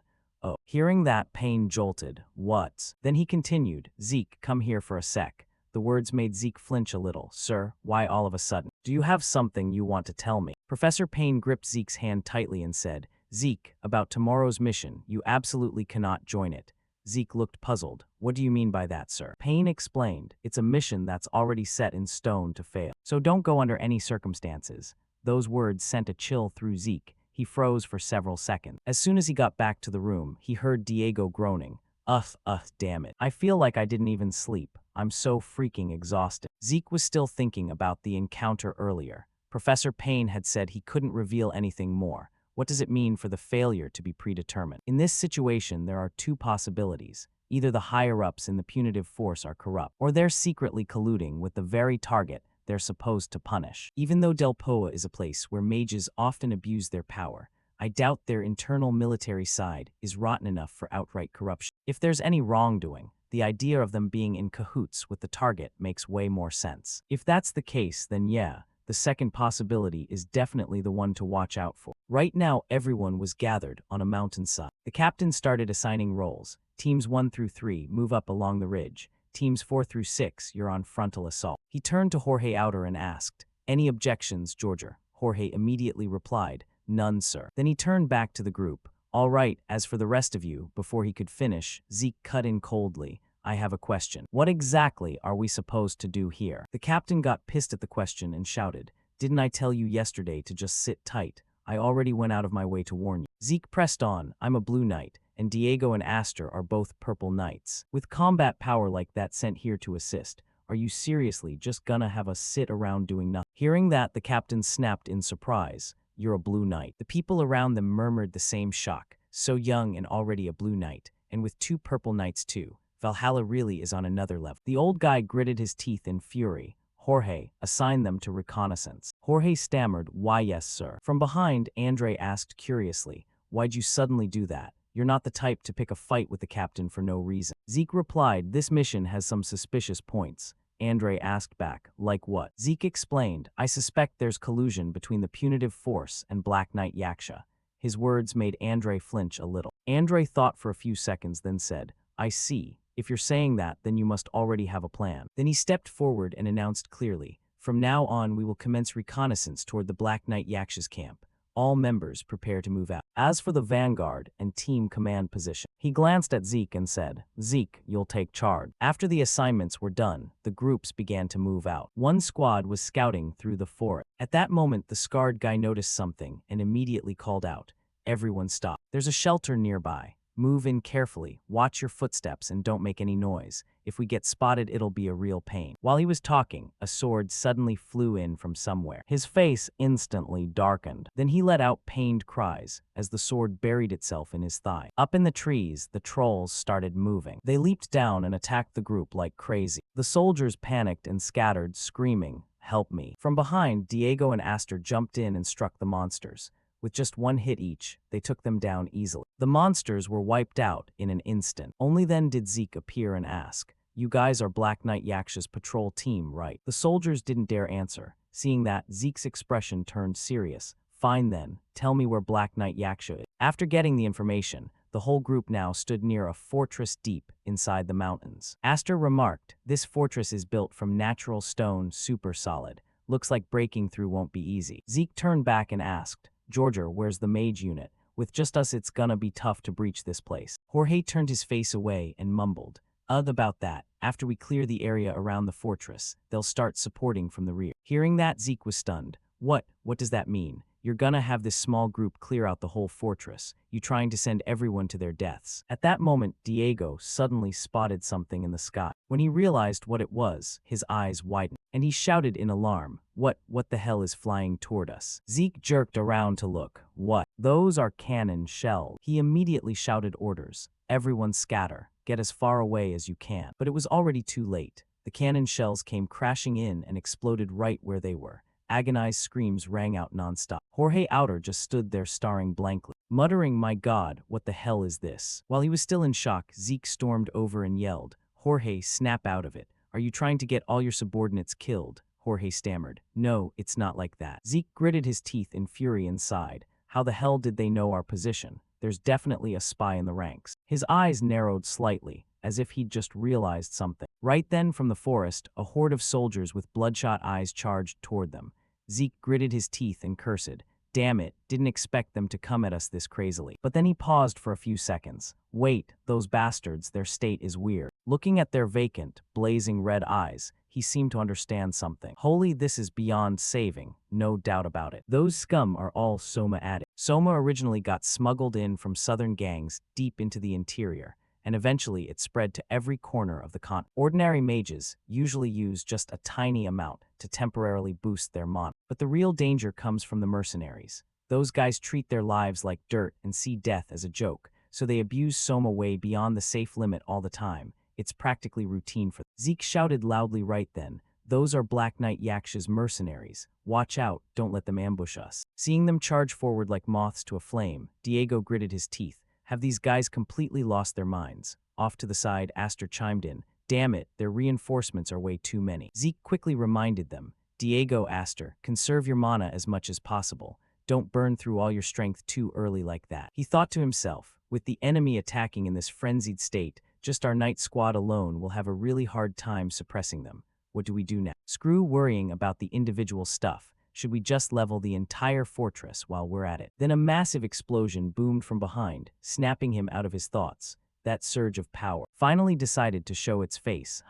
It was the Delpoa Mage Corps, and leading them was that damn Captain Bastard. He yelled loudly, the mage unit has arrived to reinforce. Everyone fall back. Standing off to the side observing, Zeke assessed. Putting aside how late they showed up, the mana radiating from them is seriously terrifying. If we seize this momentum and attack. Just as he was about to act, the captain stepped forward and barked, stop right there. The old man's face darkened. You're really going to let a perfect opportunity like this slip away? His voice turned icy. Hey kid, you're Zeke Draker, right? Because of you, this whole plan has completely fallen apart. He roared in fury. Do you even realize what you've just done? Zeke still had no clue what was going on and was utterly confused. He gritted his teeth in anger inside. What the hell? What are you even doing, you bastard? The captain scolded. I assigned you to scout and gather intel, not to go provoking the enemy head-on. Then he turned to Andre and ordered, get these trainees out of here immediately. I'll handle this directly with Valhalla myself. Zeke clenched his fists tightly and spoke up. So we can take it that our cooperative relationship with the Delpoa Legion ends right here. That made the captain blink in confusion. What? Zeke continued. If that's the case, then we no longer have any standing to interfere, and there's no reason we have to follow your orders anymore. From now on, we'll handle completing this mission on our own. The captain shouted furiously. This is Delpoa Legion territory. What gives a punk like you the right to call the shots? From behind, Andre cut in. Black Knight Yaksha has been designated a common enemy of the entire continent. That means, as official knights of the Draker family, Zeke and I have full authority to act independently under the strike first, report later rule. The captain was seething but powerless. Then he spun around and stormed off. Do whatever you want with the mission or whatever, but you'll be the ones bearing all the consequences. Jorge Outer jolted in surprise, thinking to himself, I never expected the Mage Corps to pull back that easily. So now, how are we supposed to take out the enemy? Zeke turned to him and asked, Captain Jorge Outer, I have something I need to ask. He replied, what is it? Zeke spoke clearly. Do you truly want to capture the Black Knight Yaksha gang? He answered, we knights carry the blood of knights in our veins. We can't just turn our backs and walk away when evil is running rampant right in front of us. Sensing his resolve, Zeke replied, I see. I understand that mindset of yours now. If that's how it is, then I have one request. I'd like your help with something. Inside the fortress at that moment, a few guards spotted something and flinched in alarm. Right in front of them, Jorge's group lined up in 2 rows and started making a racket. Hey you cowards, stop hiding in there like rats. Come out and face us in a real fight. Seeing that, the 2 guards immediately knocked arrows and prepared to attack. Have those guys gone completely insane? Arrows rained down continuously toward the group below. Jorge ordered, everyone hold your positions and withstand their attacks. How can they be this strong? Up top observing, the blonde-haired guy sneered. How pathetic, all of this is just pointless struggling on your part. Then suddenly his face darkened as he coughed up a mouthful of blood. A voice rang out from behind. You sure about that? Zeke's voice came cold and calm. Just sit back and enjoy the show, you'll see soon enough. Hearing the sound of hooves thundering, he startled and blankly looked down below, exclaiming, what that guy? In a situation like this, he's charging out alone on horseback. Don't tell me he's planning to. Sure enough, it matched perfectly with every description of Black Knight Yaksha's appearance. Zeke declared, I'm going after him. The rest of you stay here and keep harassing the enemy. Once the main gates open, fire the signal flare. Andre nodded firmly. Got it. Without delay, Zeke shot forward in pursuit. His voice turned icy. Come out. Buelis, the moment the words left his mouth, his warhorse appeared in spectacular fashion. Now then, can someone on his level even catch up to me? Buelis surged ahead like a gust of wind. In just a few seconds, Zeke had closed in right behind Black Knight Yaksha, making him blurt out in shock. What kind of insane speed is this? The corner of Zeke's mouth curled into an approving smirk. Not bad. He immediately leaped off the horse's back and rocketed straight toward the top of his head. Right after, a huge explosion erupted. But with his agility, the guy swiftly retreated to dodge the slap. Zeke wasn't surprised by the move at all. He stepped forward and taunted. It's the dead of night. Where are you in such a hurry to run off to? Black Knight Yaksha. In the quiet space, the clear sounds of weapons clashing rang out distinctly. Only H-1EAFC, D-1EA1 Zoa, and Zeke were locked in fierce combat. Through the moves, he made a judgment. You don't seem much like someone from Delpoa. Who exactly are you? A cold smile appeared on his face as he retorted. Knowing that, what can you change? Right after, both unleashed powerful attacks. Seeing they were evenly matched, H-1EAFC, D-1EA1 Zoa quickly switched his assault. Sensing an object flying toward him, the system immediately displayed a notification. Detected desert scorpion toxin. Thanks to the 100 poisons immunity physique effect, you are unaffected by the poison. Hearing that, Zeke coldly cursed inwardly. Desert scorpion poison. These lawless bastards really use so many petty tricks. Seeing him completely unharmed, H-1EAFC, D-1EA1 Zoa was utterly shocked. The poison had no effect at all. Where are you from, the desert or the southern border? Zeke didn't answer, just casually mocked. You're awfully curious, aren't you? Seeing that, he stopped questioning and pulled out flying daggers to continue the attack. Whatever, doesn't matter. The next second, H letter 1EAFC D letter 1EA1 Zoa charged fiercely. Anyway, you're going to die. In an instant, Zeke swiftly raised his sword to deflect the flying daggers and activated the Dragon Tribe skill, Dragon Scale Armor. He raised his hand to block the remaining ones, inwardly evaluating. This attack was pretty decent. But right after, Zeke saw something and his eyes widened in shock. That is, recognizing H letter 1EAFC D letter 1EA1 Zoa's technique, he immediately realized, or a blade, huh? So you were hiding your true strength after all. Facing the opponent who had finished charging, now fully lunging forward like an arrow, let me finish you. In a flash, H letter 1EAFC D letter 1EA1 Zoa swiftly swung his sword at Zeke. Die. However, after the strike, he heard his voice. Judging from the swordsmanship, you seem to be from the Empire, and also from the Intelligence Bureau. H letter 1EAFC D letter 1EA1 Zoa was extremely shocked and blurted out. How do you know? Abruptly, his body took a fierce lightning strike. H letter 1EAFC D letter 1EA1 Zoa couldn't withstand it and collapsed to the ground. From behind, Zeke slowly approached. So then, his face cold as he interrogated. Now it's my turn to ask, why is someone from the Intelligence Bureau causing chaos in Delpo? Knowing he couldn't win against Zeke, H letter 1EAFC D letter 1EA1, Zoa decisively bit his tongue. He had to find a way to commit suicide. Who would have thought the next second Zeke poured medicine into him? Futile. Looking down coldly at H letter 1EAFC D letter 1EA1 Zoa, Zeke calmly said, I know full well how stubborn you Intelligence Bureau people are, using recovery potion. Then he casually threatened, if you provide information that satisfies me, I'll allow you to die. Instantly, his expression became fearful and wary. A moment later, H letter 1EAFC D letter 1EA1 Zoa sat, slumped on the ground, breathing heavily nonstop. In front of him, Zeke leisurely interrogated, ready to talk now. H letter 1EAFC D letter 1EA1 Zoa compromised and slowly spoke. What do you want to know? He asked without hesitation, your identity and everything you've done here. Glancing briefly at Zeke, he honestly answered,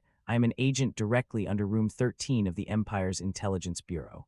Zeke seemed to ponder and questioned, Room 13? I thought they were only up to Room 12, so there are types like you after all. Hearing that, H letter 1EAFC D letter 1EA1 Zoa exclaimed in disbelief. How do you know there are up to Room 12? The next second, Zeke leaned down, his face dark and threatening. I'm the one asking questions here, so what have you done here? He panicked and stammered, conducting experiments. H letter 1EAFC D letter 1EA1 Zoa hurriedly added, experiments on awakening drugs. Instantly, Zeke recalled the group he met before. Awakening drugs, could it be those mercenaries? His tone somewhat doubtful as he questioned, weren't they just addicted to Soma? He straightforwardly revealed the secret. Yes, it's made from Soma component. Hearing that, Zeke continued probing. So why create that drug? H letter 1EAFC D letter 1EA1 Zoa calmly explained the Empire's plot, to create warriors who know neither pain nor fear. In a flash, countless thoughts surged in his mind. Is this another human experimentation by the Empire? You're depleting Delpoa's forces while observing the combat patterns of the test subject. Glancing at H letter 1EAFC D letter 1EA1 Zoa opposite him,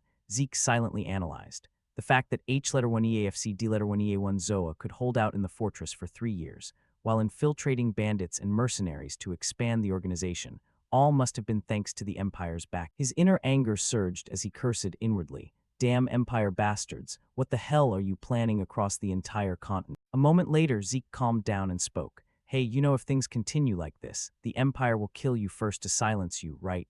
H letter 1EAFC D letter 1EA1 Zoa's entire demeanor lifeless as he replied. Yes, I've answered everything, kill me. Who would have thought he leisurely proposed a solution? If there's a way to survive, what would you do? H letter 1EAFC D letter 1EA1 Zoa didn't believe much and said, no way to escape the Empire's Intelligence Bureau anyway. But the next second Zeke dropped a bombshell that silenced him. What if the Draker family uses their power to protect you? H letter 1EAFC D letter 1EA1 Zoa couldn't believe it and blurted, Draker, what do you mean? He didn't answer but raised his hand to use power. Feeling his body fully recovered, he asked in shock, you're a pureblood awakener of the Draker family. Zeke casually replied, that's right. At this moment, waves surged in H letter 1EAFC D letter 1EA1 Zoa's heart. Of course I don't want to die in this place. I've done too much dirty work and don't have much patriotism left. Even if I survive and return to the Empire, I'll surely be killed to silence me. Finally, he silently made his decision. In that case, becoming a witness under the Draker family's protection is still a better choice. H letter 1EAFC D letter 1EA1 Zoa tried to calm himself and spoke. Can you guarantee a complete identity change for me? Unexpectedly, Zeke said something else. There's an even better option. He calmly declared, I'll introduce you to a new job. His expression full of confident judgment. If you're from the Empire's Intelligence Bureau, there are plenty of places that need your skill. A moment later, something streaked through the quiet forest. It was Zeke, he quickly set off while pondering. The fortress hasn't fallen yet. His mind kept guessing. A fortress without H-1EAFC, D-1EA1 Zoa should have been easily controlled by Andre's group. Has something happened? For now, I need to return to the knight's camp first. A moment later, Zeke landed in a spot. As soon as he looked up, he was utterly shocked because he saw a group of people discussing something ahead. What are those mages gathering for? Right after, one of them raised a staff. Zeke's eyes immediately widened in horror. Then his face turned icy cold as he questioned, "What the hell are you doing? Why are you targeting allies?" The response came from someone else slowly approaching, Zeke Draker. He coldly accused, "Because of you, H-1EAFC, D-1EA1 Zoa who was captured escaped." Ingrid's expression showed no courtesy as he declared, "Therefore, to hold you accountable for this grave mistake, I will escort you back to camp immediately." Hearing that, Zeke let out a soft sigh. Right after, he darkly cursed, "That bastard is throwing a tantrum again." Looking at the person before him, Zeke tried to stay calm and questioned, "What do you mean? Is H-1EAFC, D-1EA1 Zoa's escape my fault?" Ingrid mercilessly criticized, "Of course it's because of your sloppy raid plan. If not for you, I wouldn't have lost a prey like H-1EAFC, D-1EA1 Zoa, who was already in hand." Hearing that, he coldly mocked, "So you've confirmed H-1EAFC, D-1EA1 Zoa is no longer in the fortress. If so, the fortress defense is still too solid." Instantly he faltered, hurriedly shouting, "Shut up, I already confirmed earlier." Someone rushed out of the fortress. Zeke found it laughable and countered, "It could also be just a messenger going for reinforcements. On what basis do you claim that's H-1EAFC, D-1EA1 Zoa?" Instantly, Ingrid was speechless. Seeing that reaction, he immediately understood. So it's clear now. That bastard reported to let H-1EAFC, D-1EA1 Zoa escape. Looking at the opponent, Zeke quickly deduced the truth. Though he committed treason by colluding with the enemy for 3 years, he probably doesn't know his actions helped the Empire's experiments. Anyway, the fact that he's trash doesn't change. At this moment, Ingrid spoke again. "Stop talking nonsense, come with me." Then he turned to leave. "I will report your crimes in detail to the superiors." Seeing that, Zeke inwardly sighed, "As you wish." A moment later, he followed Ingrid back to the fortress. Suddenly, Zeke saw something and was utterly shocked. The figures of 3 people caught his eye, making him question in disbelief.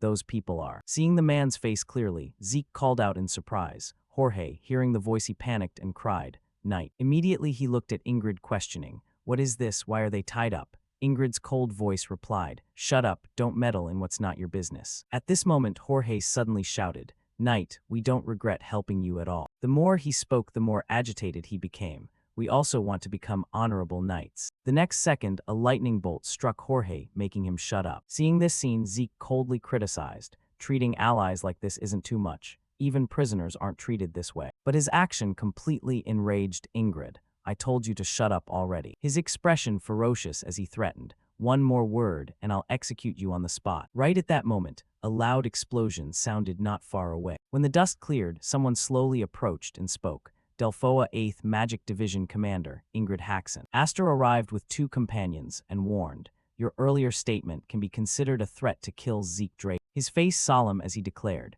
"Therefore, from this moment, the Draker family declares we will shift to a state of wartime readiness against Delphoa." Instantly, the entire space fell into silence. At this moment, Ingrid began to feel fear. A direct warning from the Draker family itself, not from anywhere else. His mind couldn't believe it, targeting the entire Delphoa. Ingrid hurriedly spoke, wanting to treat it as a joke. "Hey, anyway, this reaction is a bit much. This is practically declaring war. Joking like this is over the line." Before he finished, Aster calmly cut in. Ingrid Haxon listened clearly, his eyes full of displeasure as he warned, "The name Draker is absolutely not something light as a feather." Seeing that, Ingrid anxiously explained, "I misspoke earlier. It was just tension from battle, don't misunderstand." His tone softened as he excused his actions. "I just wanted to bring Zeke Draker back to camp for a more thorough investigation." At this point, Zeke suddenly spoke. "Before that, can I talk to my comrades for a moment?" Instantly, Ingrid's brows furrowed in displeasure. But he couldn't refuse, so he led everyone to the room and said, "I'll give you 20 minutes." After Ingrid left, Zeke immediately raised his hand to release power everywhere. This should be enough to disable the surrounding magic devices. On one side, Aster waited for him to finish before speaking. Zeke, didn't you say you had something to tell? He calmly revealed, I captured H-letter 1 EAFC, D-letter 1 EA1 Zoa. He asked in shock, you mean you faced H-letter 1 EAFC, D-letter 1 EA1 Zoa alone? Zeke straightforwardly confirmed. Yes, I planned to capture him alive before the battle dragged on. Hearing that, Aster's heart surged with awe. Capturing an enemy commander alone that even experienced knights struggle against, truly worthy of Zeke. Facing him, Zeke continued recounting the information he uncovered. After interrogation, I found he was deeply involved with Division Commander Ingrid, to the point that handling this might become quite complicated. He calmly asked, so what do you plan to do now? His tone serious as he replied, as for Delphoa's matters, it's best to let Delphoa handle them themselves, but Zeke's face turned icy cold as he declared, for now, I'll do what I can do. Outside, 2 soldiers quietly guarded the door. Inside, Zeke sat silently on the chair in deep thought. A moment later, he calmly calculated, it's about time that person arrives. As soon as the thought ended, a knock suddenly came from the door. Right after Payne opened the door and stepped in, Zeke. Seeing his friend, Zeke calmly responded, has teacher arrived, Professor Payne? Looking at the person opposite, Payne asked puzzled, what exactly is going on? He appeared contemplative as he answered, perhaps it's the consequence of not heeding teacher's warning. Hearing that, his friend slapped his forehead helplessly. Oh my God. But Zeke had no guilt as he thought inwardly. Payne already knew about Division Commander Ingrid's corrupt behavior. His mind quickly surged with guesses. Not only that, perhaps the high-ranking magic officers already tacitly knew about this, and to climb to high positions in Delphoa's magic, they must have military experience. Then he sighed inwardly, however, now I have no other choice but to propose a path to end that career. Right after, Zeke calmly spoke, I have something I need to tell teacher. Payne looked at him puzzled, what is it? Zeke's expression became solemn as he spoke, Professor, do you know about the Empire's awakening drug experiment? Following that was his detailed recount. I told Professor Payne all the truths I uncovered related to H-letter 1 EAFC, D-letter 1 EA1 Zoa. His purpose was to put Payne on the scale of choice. Now he must weigh between 2 options, either expose the internal wrongdoing he now knows about, or turn a blind eye to preserve his own position. After finishing, Zeke calmly requested, Professor, I have a favor to ask of you. Under Payne's shocked gaze, he solemnly revealed, can you stand with me to expose these wrongdoings? Under the cover of night, Ingrid and his subordinates were secretly meeting. The mage who just arrived called out, Division Commander Ingrid. Instantly Ingrid turned to ask, all right, how's the situation? The subordinate respectfully reported, I heard Professor Payne refused Zeke Draker's proposal. Hearing that, he smiled delightedly. Is that true? Ingrid's heart immediately filled with triumph. As expected, compared to faith, one's own position is far more important. How could he be persuaded so easily? Right after, he calmly ordered, then, it's time to start gradually. Ingrid's expression instantly turned cold as he instructed, create some disturbances then withdraw, just pretend moderately. The subordinate respectfully replied, understood. The next second, he raised his staff and gave the command, everyone prepare to attack. In an instant, flames exploded filling the sky. Fire. On one side, Ingrid coldly watched everything, scheming inwardly. Pin all responsibility without results on Jorge, and it's done. Suddenly, he noticed something unusual, but something feels off. Seeing the wall over there completely silent, Ingrid pondered, puzzled. Why aren't they counterattacking? They should at least pretend to fight back. What exactly are they trying? Abruptly, the gate swung wide open, making him shocked. Opening the gate wasn't in the plan. Right after, a figure slowly stepped out. Instantly, Ingrid's eyes widened in horror. Why are you? Hearing that, the newcomer calmly replied, what's wrong, Division Commander Ingrid? Zeke asked extremely calmly, what, did you see something you shouldn't have? Time went back a few hours earlier. He had already prepared. I already used the anti-eavesdropping magic scroll. Now our conversation won't be overheard by them anymore. Following that, Zeke looked at the person beside him and calmly said, therefore, his tone serious as he asked, that proposal to cooperate, is it sincere, Professor Payne? Payne's solemn face answered, yes, the awakening stimulant drug experiments, I cannot stand by and watch. Hearing the answer, he still didn't relax and continued probing. But if you do this, Professor will find it hard to continue advancing your career in Delphoa. His friend didn't back down, expression resolute as he declared, it's fine, Zeke. Rather than building a career in shame, I'd rather give it up. Only now did Zeke truly feel relieved. He smiled friendly in response. Thank you, Professor, then let's leave here quickly. Zeke's voice full of disgust declared, because I have to give that division commander a painful blow. Back to the present, seeing the members in his group, Ingrid instantly furious shouted, Payne, that useless bastard, dare betray me. You think you can get away with this?" Before he finished, Zeke immediately growled, "Ingrid Haxon." Right after, he coldly declared, "I have brought people to investigate your collusion and cooperation with continental enemies, as well as a series of other corruption crimes." Zeke's tone, full of authority, commanded, "Obediently accept arrest." Facing him, Ingrid looked at those three people and gradually became terrified. Those guys are, it can't be wrong. His heart fully confirmed their identities, the Delphoa inspection team. Instantly, Ingrid hurriedly defended, "Misunderstanding, I never colluded with anyone. It's all that guy's fabrication to frame me." Hearing that, the middle-aged man mercilessly exposed his thoughts. "We have already collected enough evidence inside the fortress, so give up the idea of denying it." In a flash, Ingrid gritted his teeth in hatred. Right after, he furiously shouted threats. "Damn it, you think I'll die alone? Someone with as many connections as me only needs to say one word and you'll all die. Not just the division, but all of Delphoa will be shaken." Not giving him a chance to continue, Zeke quickly charged forward and punched Ingrid. Instantly, he fell flat to the ground, but still didn't forget to threaten, "I warned you and you still dared touch me." At this moment, Zeke calmly spoke, "Many connections. Use them freely then." He reiterated his identity in a cold voice. "I am direct bloodline of the Draker family, pureblood awakener, and sole successor of the former Black Knight Duke Draker." The next second, Zeke's face icy cold challenged, "Bet once, see whose connections are more." In a flash, Ingrid screamed in terror, "I was wrong, I was really wrong." His tone full of Chinese letter begging, "Please spare me." Hearing that, Zeke mercilessly cursed, "Don't beg me, beg the knights who died because of you, you filthy trash." Right at that moment, someone approached calling, "Sir Knight." Jorge placed his hand on his chest, sincerely expressing,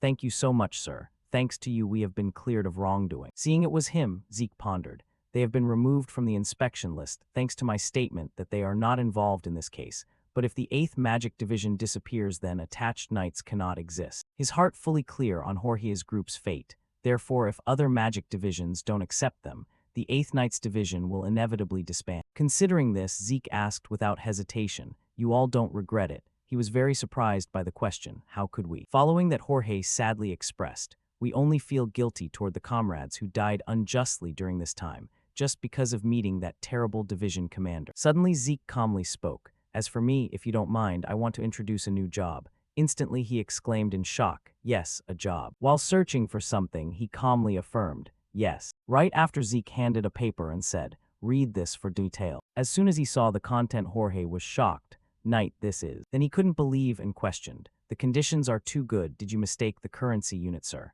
Hearing that, Zeke laughed, his voice smug as he explained, "Working with me should get at least that much. I just established a trading company and want you all to handle escort duties there." Jorge looked at his two comrades, expression shocked, muttering, "Working together with the knight." Seeing him like that, Zeke teased amusedly, "What, you don't want to?" Immediately, Jorge joyfully accepted, "How could we not want to, sir? We swear utmost loyalty. What are you standing there for? Hurry and greet the master." After resolving their issue, he turned to call, "Teacher Payne." Zeke's friendly expression extended an invitation.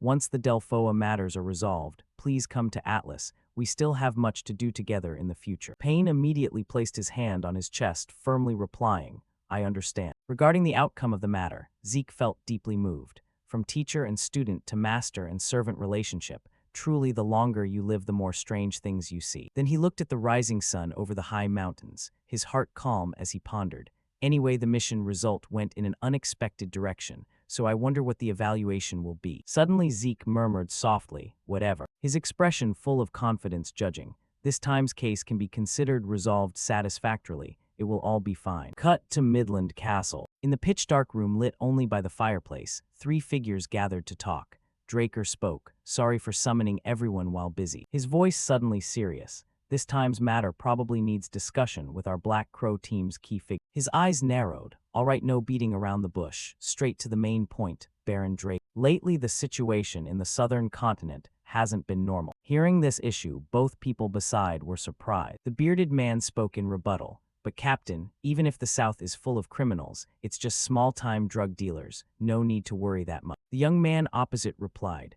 "Not necessarily. Don Juan of Mequin has taken over the South through Soma business. He's a monster who accumulated enormous wealth. If someone like that causes chaos, it's definitely not trivial." The Baron showed slight displeasure. "Vice Captain Right Wing, you're in charge of intelligence gathering and still don't know that Don Juan is dead." He raised both hands, puzzled. That's impossible. Currently confirmed that Don Juan is hiding to avoid favela's attacks. The Baron calmly replied. After Don Juan disappeared, Meking cartel has been split apart. The opposing favela faction is in similar state because most key figures died, but in this situation he still hasn't appeared. Don't you find it strange? His pupils contracted in disbelief. The Baron continued. There is a video recorded from both cartels a month ago. On the screen was footage of a mysterious team heading somewhere. Both sides had masked individuals. The Baron zoomed in on a young man with suspicious blue eyes. Among them, most notable is the leader. We speculate he operated between the two organizations and took down the cartels.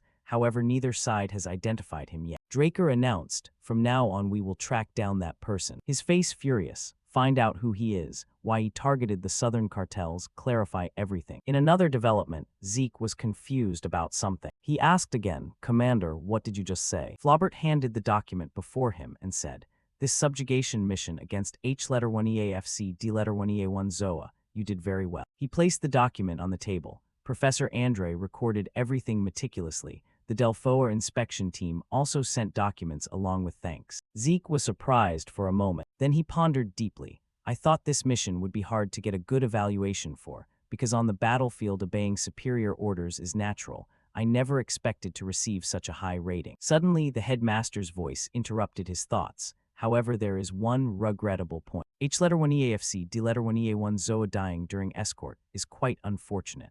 Hearing that, he gave a wry smile, thinking, actually, I let H-1EAFC D-1EA1 ZOA lie. Zeke recalled the previous incident, thinking, first treat it as if he's dead, then later launder his identity and bring him back to the central continent. He thought of that document, materials on the Empire's human experiments found in the south, and the awakening drug experiment witness being H-1EAFC D-1EA1 ZOA as well. And also the man he met earlier. His brows furrowed. These things will become cards strong enough to pressure the Empire. Flaubert announced, Zeke, considering the qualities you displayed in this mission, the Professor's Council has proposed a different exam format. He asked, puzzled, what is it? The headmaster replied, it's monster beast hunting. His eyes widened in utter surprise. Hunting a monster beast, he thought. Isn't that too easy for a special graduation exam? The headmaster answered, of course it's not a simple hunt, but an unsolved case, and you must solve it yourself. Hearing this, he immediately sensed something dangerous was about to happen to him. Unlike regular beasts, monster beasts don't have fixed species, so it's very hard to grasp each one's habits or characteristics. And there are even many powerful monster beasts with high intelligence, so subjugation isn't easy at all. Zeke thought most likely this case was caused by a highly intelligent monster beast. He asked, where did the incident occur? He replied, in the Troy Duchy area. As you know, the Troy Duchy is where the Draker family is located. Even there, they couldn't subjugate it, so it's definitely no ordinary monster beast. Zeke touched his chest and said, precisely because of that, if I pass this exam, all other exams will be fully waived. In fact, this exam alone is enough to qualify for graduation. I swear on my knight's honor to resolve this case soon. His eyes were resolute. Besides, I will never let you down. A moment later, a voice rang out. Sir Zeke Draker, honored to meet you. The young man respectfully greeted. I am the guide assigned for this mission. My name is Felix Valencia. Zeke said somewhat dejectedly, all right, pleased to meet you. He thought inwardly, Felix Valencia, a name I've never heard before in either previous life or this one. Suddenly his eyes turned sharp cold, and there's another strange point. He saw a green aura enveloping the boy. It seems there's an abnormal aura inside his body. A normal young knight not from Draker bloodline reaching this level definitely has issues. He asked curiously, are you from the Troy Duchy? The boy gently replied, yes, I'm originally from there. I grew up in the Swordsmanship Association, currently working in the Atlas Guard team. Hearing that, he thought, seems perfectly normal, but who knows, better stay cautious. He politely said, thanks for letting me know. He turned around, his face becoming serious for the journey ahead. Then, let's head out to the Troy Duchy. After a long while, the two arrived at the Troy Duchy. The Grand Duke came out to welcome. Welcome, Sir Zeke. I heard you would come to the Troy Duchy. He shook hands gratefully. A pureblood awakener personally coming here is truly an honor for us. Zeke replied, I'm the one honored to help. He asked, so can you explain the situation right away? The Grand Duke sadly bowed his head and recounted. It started a few weeks ago. At first, livestock gradually disappeared. Later, people entering the mountains began to go missing. In order from children, women, to adult men, It seems the monster beast is targeting larger prey over time. He asked, puzzled, is there any remaining scene evidence? The Grand Duke led the way. This way, please. The Grand Duke pointed ahead and continued. From the farm area where livestock vanished to the road leading up that mountain is the main scene. Zeke looked at the blood still staining the posts, thinking, the fence is still intact compared to this scattered blood pool. Let me check around here. After that, he cast magic and suddenly discovered something. Before him was a large footprint of someone. Such large footprints. He looked at the clues imprinted on the ground and deduced, with considerable weight leaving such deep prints. Then he glanced at the posts, and it could easily jump over this fence like nothing. He gritted his teeth in annoyance. This isn't the behavior of an ordinary monster beast. Zeke showed a serious expression and said, perhaps this mission won't be easy. After a long day, the two decided to stop and rest overnight by the campfire. Zeke sat looking toward the sleeping Felix Valencia and pondered. Seems you're really tired, makes sense. You've been investigating late into the night. He sat stringing together everything that happened during the day. We followed the monster beast's tracks up the mountain road, and soon reached a deep forest with no human footprints. While the two were walking intently, they suddenly halted before what was present in front of them, and the clue found there. After careful observation, Zeke concluded, that's a corpse drained dry like a mummy with no visible wounds at all. Recalling that dried corpse in the forest back then, he immediately associated it with something, a monster beast that drains all bodily fluids without leaving traces. If it's the monster beast I'm thinking of, then the footprints found in the village aren't its. Right while pondering this line of thought, his face suddenly changed upon hearing noise nearby. Felix was also awakened, groggily turning to ask, Sir Zeke, the sound just now was. Zeke turned his head, eyes darkening as he replied, from a position 2 kilometers west. Before leaving, he instructed, you stay here and wait. The next second, Zeke dashed off, leaving a sentence, I'll be back before dawn. Felix, still dazed, not understanding, vaguely watched him go. On this side, Zeke ran nonstop toward the source of the noise. While running, he thought, in a place like this, a loud noise can only come from that monster beast. Zeke suspiciously looked around, clearly around here. A long, ferocious roar echoed through the air. A red-haired muscular youth, carrying a large tree in both hands. He swung it horizontally forward with all his might, mouth continuously roaring. Witnessing this bizarre scene, countless questions surged in his mind. What is this, that guy? Is he swinging the tree like a sword? Such absurd, monstrous strength. Observing the appearance of the person before him, carefully Zeke wondered, could it be a barbarian? But he suddenly noticed another dark figure standing nearby, and the one fighting him is. Pausing for a moment, he suddenly recognized that familiar figure. Indeed, as expected. The creature before him now, Zeke halted, found it, ancient species, Gaga. He stood in a corner observing the battle, recalling past events. In my previous life, I also discovered corpses turned into mummies. Master once said the cause was an ancient species monster beast, and warned me to be especially careful. Zeke watched every movement of this ancient creature. It has very agile movements like a monkey, and is extremely vigilant. Right when both sides clashed, but what needed more attention was seeing Gaguk leap forward, eyes red with cunning malice. What caught his attention was it would whip its tail like tentacles, attacking by draining life in an instant. After stringing together this series of observations, Zeke concluded, if so, then very likely the livestock thief is the barbarian, while Gaguk is the one abducting people. Suddenly, a blood-curdling scream drew his horrified gaze. He saw Gaguk extend its long tongue, piercing through the opponent, its entire body emitting a sinister purple aura. The barbarian gritted his teeth, throat growling in pain. His eyes filled with fury and tension. Gaguk still greedily drained life in triumphant pleasure. While it was immersed in the victor's enjoyment, killing intent enveloped it from behind. Gaguk sensed someone attacking and turned its eyes backward. Right when Zeke swung his sword down, it timely ducked to dodge. Then it sped away in escape. He looked in that direction, frowning, annoyed, speed disgustingly fast. But then he was drawn by the barbarian's groaning, poisoned by Gaguk. Zeke narrowed his eyes, looking at the man with some distaste. I'm not really interested in helping a livestock thief, but well, might as well do a little charity. Cut scene to inside the cave. After carrying the barbarian into the cave and treating him, he looked at the potion in his hand doubtfully. Recovery potion has no effect. Is it because he's not human? Seeing the potion ineffective, Zeke decided to change treatment method. If so, I wonder if this will work. He placed his hand on the man's wound. A beam of light emanated from it, using wide area support skill. Instantly, strong green light radiated. He used the skill, healing factor. After treatment, the barbarian groaned softly a few times. Then he glared, full of vigilance. Immediately, he switched to defensive combat mode. Seeing that Zeke spoke to calm him, Hey, calm down. He continued explaining to the man, I just saved you. Hearing that, he stammered, thank you. Seeing that, Zeke sighed in relief. Good thing I know the barbarian language. After this misunderstanding came the young man's background. His name is Royal Power. Though only 16 years old, he was stronger than all warriors in the village. Therefore, as a suitable coming-of-age ritual for Royal Power,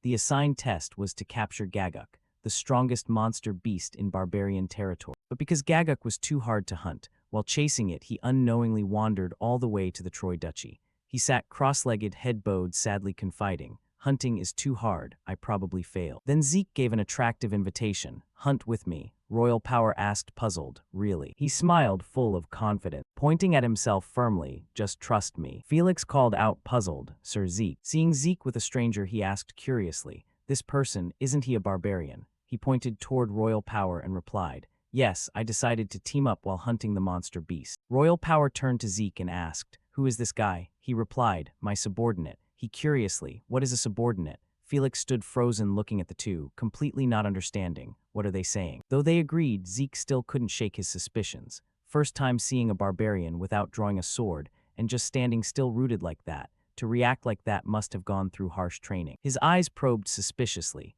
Ignoring the aura, he's just a perfectly normal guide, or am I overthinking? Suddenly Royal Power warned, big brother Zeke, there's a smell. Zeke reacted immediately, what smell? Royal Power's expression sharpened in vigilance. That guy's smell from earlier. He somewhat understood and spoke, so where is it? It truly was a cave. Zeke stood before the gloomy entrance, silently confirming the words his master once taught him. The Gaguk species always preferred dark and damp places. He looked toward the horizon where the light was gradually breaking and judged that dawn was approaching. There was a high probability that it was inside. Zeke turned to the barbarian hunter and called out, Wang Quan, is there any way to catch it? Meeting Zeke's expectations, Wang Quan only smirked with complete confidence and began throwing a series of punches into the air.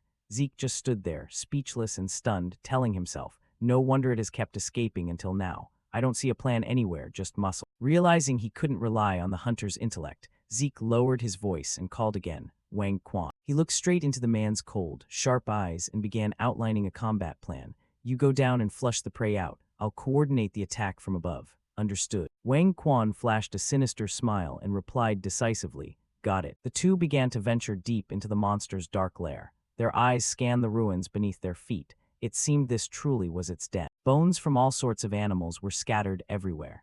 The air was thick with the scent of death and moisture, proving this was the territory of an ancient predator. Zeke stopped abruptly, sensing a surge of killing intent closing in. He immediately warned, Wang Quan, we've entered its territory. Careful. Before he could finish his sentence, the Gaguk magical beast, with glowing red eyes and razor-sharp claws, suddenly lunged down from a high cliff like a pitch-black phantom. Wang Quan was startled, his eyes widening in shock at the monster's sudden ambush.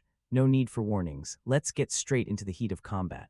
As the Gaguk beast lunged, Wang Quan immediately spun away to dodge the powerful strike, then slammed a thunderous punch directly into the ground, creating an explosion and a shockwave that sent dust flying throughout the cave. However, when the dust settled, the monster's silhouette was no longer there. Zeke stood watching from behind, narrowing his eyes as he observed. It vanished. He thought to himself, I knew it wouldn't be caught that easily. The reason why we couldn't catch the Gaguk in my previous life, even when working with my master, is because it can hide in the shadows, loves to play the backstabbing game, and evaporates instantly after attack. Suddenly, the monster lunged down from the cave ceiling, aiming straight for Wang Quan. Instantly, Zeke swung his hand to cast Hydro Power.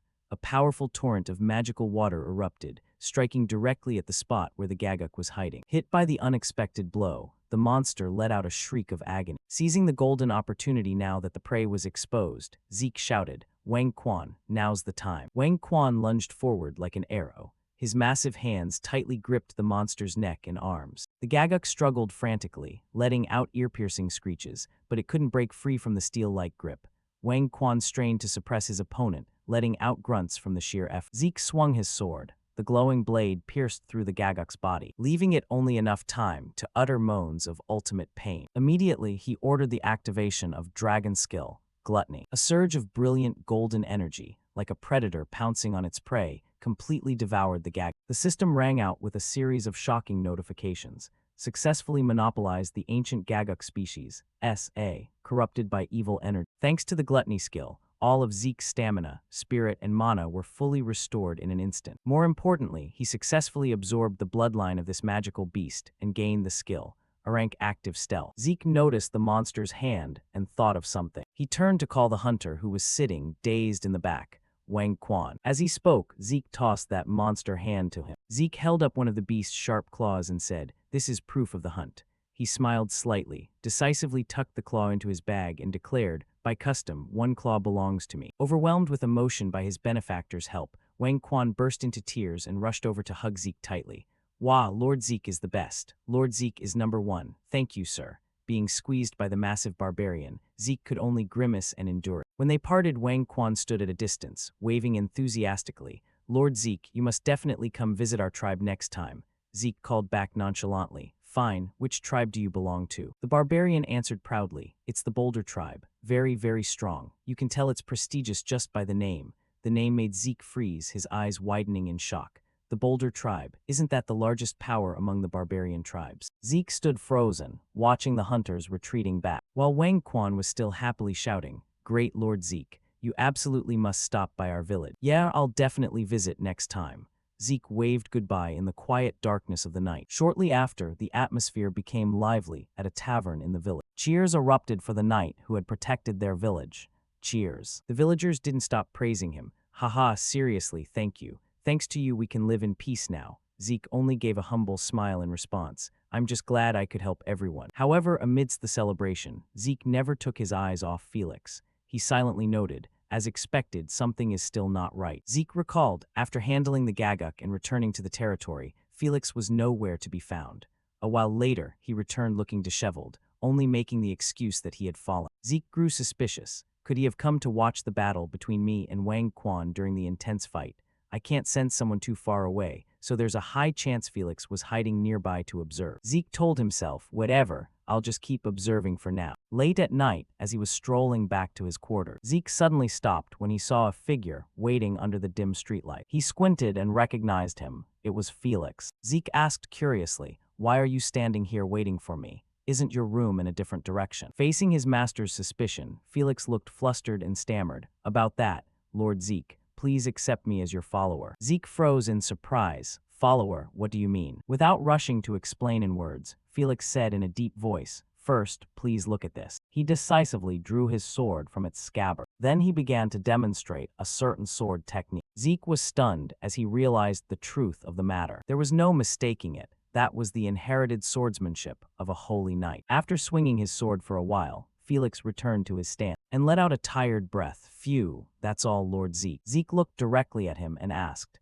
"You clearly said you graduated in chemistry from the Swordsmanship Association. Yet why do you know the inherited swordsmanship of a paladin? Even within the Holy Kingdom, only those with minimal outside contact who belong directly to the Holy Knights are paladins. Inherited swordsmanship is only passed down privately among them. Even being able to perform it like this is surely very rare." Across from him, Felix scratched his head awkwardly. "I thought if it were Lord Zeke, you'd definitely recognize this swordsmanship. So there was no point in hiding it from you any longer. Hey, could you take a look at this?" He spoke while holding out a badge, which took Zeke by surprise. It was the badge of an official paladin. Felix admitted frankly, "That's right, my grandfather used to be a paladin. However, in the past, he was caught up in the internal power struggles of the Holy Kingdom, was framed, and was ultimately exiled." This information made Zeke's eyes widen in surprise. What? In his mind, he was constantly calculating. This was starting to get complicated. On the other side, Felix continued to explain. "My grandfather bet his life fighting the enemies within to expose the kingdom's crimes, but he still couldn't avoid the arrows pointed at him. Being exiled wasn't enough. He also faced the risk of execution in prison. But thanks to the help of his comrades, he managed to escape the Holy Kingdom with great difficulty. From then on, he always hid his identity and lived in the Duchy of Troy until now. As time passed before he died, he told me everything and passed this swordsmanship down to me." Hearing this, something suddenly clicked in Zeke's mind. Passed down, then could that also be? He hurriedly asked Felix, before he passed away, "Did your grandfather try to perform an aura inheritance on you?" Felix heard this and looked a bit confused. "Aura inheritance, what's that?" Without letting him ask further, Zeke directly ordered, "Quickly, give me your hand." Just like that, the protagonist gripped his hand and slowly felt it out. Sure enough, as expected, his aura conduction rate was much higher than his actual strength. Even his aura circuits were completely cleared. Seeing Zeke's serious expression, Felix asked worriedly, "Lord Zeke, is there something unusual?" Zeke spoke with a hint of envy in his voice. "On the contrary, Felix, be grateful to your late grandfather. Your grandfather must have been a great holy knight. To put it simply, he was on the same level as a black knight." At these words, Felix felt like luck had truly found him. "Is that true?" he asked back. Zeke nodded with certainty. "Yes, the paladins of the Holy Kingdom have a unique technique passed down from the Imperial era, and that is aura inheritance. It's a technique that helps one achieve aura mastery faster than normal. But your grandfather didn't just do that. He also cleared your meridians to increase the aura conduction rate within your body." The more he heard the protagonist speak, the less Felix understood. How is that possible? I had no idea at all. Ignoring his confused look, Zeke put on an extremely serious face and asked coldly, "Felix, do you want to become my follower to seek vengeance for your grandfather?" Felix's face darkened slightly, but he nodded in admission. "That is certainly part of the reason. But after watching your battle in the previous mission, I truly wanted to serve by your side. As long as you allow it, you won't regret it." Felix's voice was full of determination. However, Zeke was still considering this in his mind. If he were a normal spy, he'd keep him close to find out who the enemy was. If not, then he had just acquired a high potential follower. Thinking this, Zeke temporarily agreed. "Following me won't be easy. We're heading back to Atlas tomorrow immediately, so get ready." Seeing that the protagonist had agreed, Felix's face flushed with excitement. He replied hastily, "Thank you very much, Lord Zeke. I will be wholeheartedly loyal." Time passed quickly. By now, Zeke had returned to the academy and was reporting his mission to Flaubert.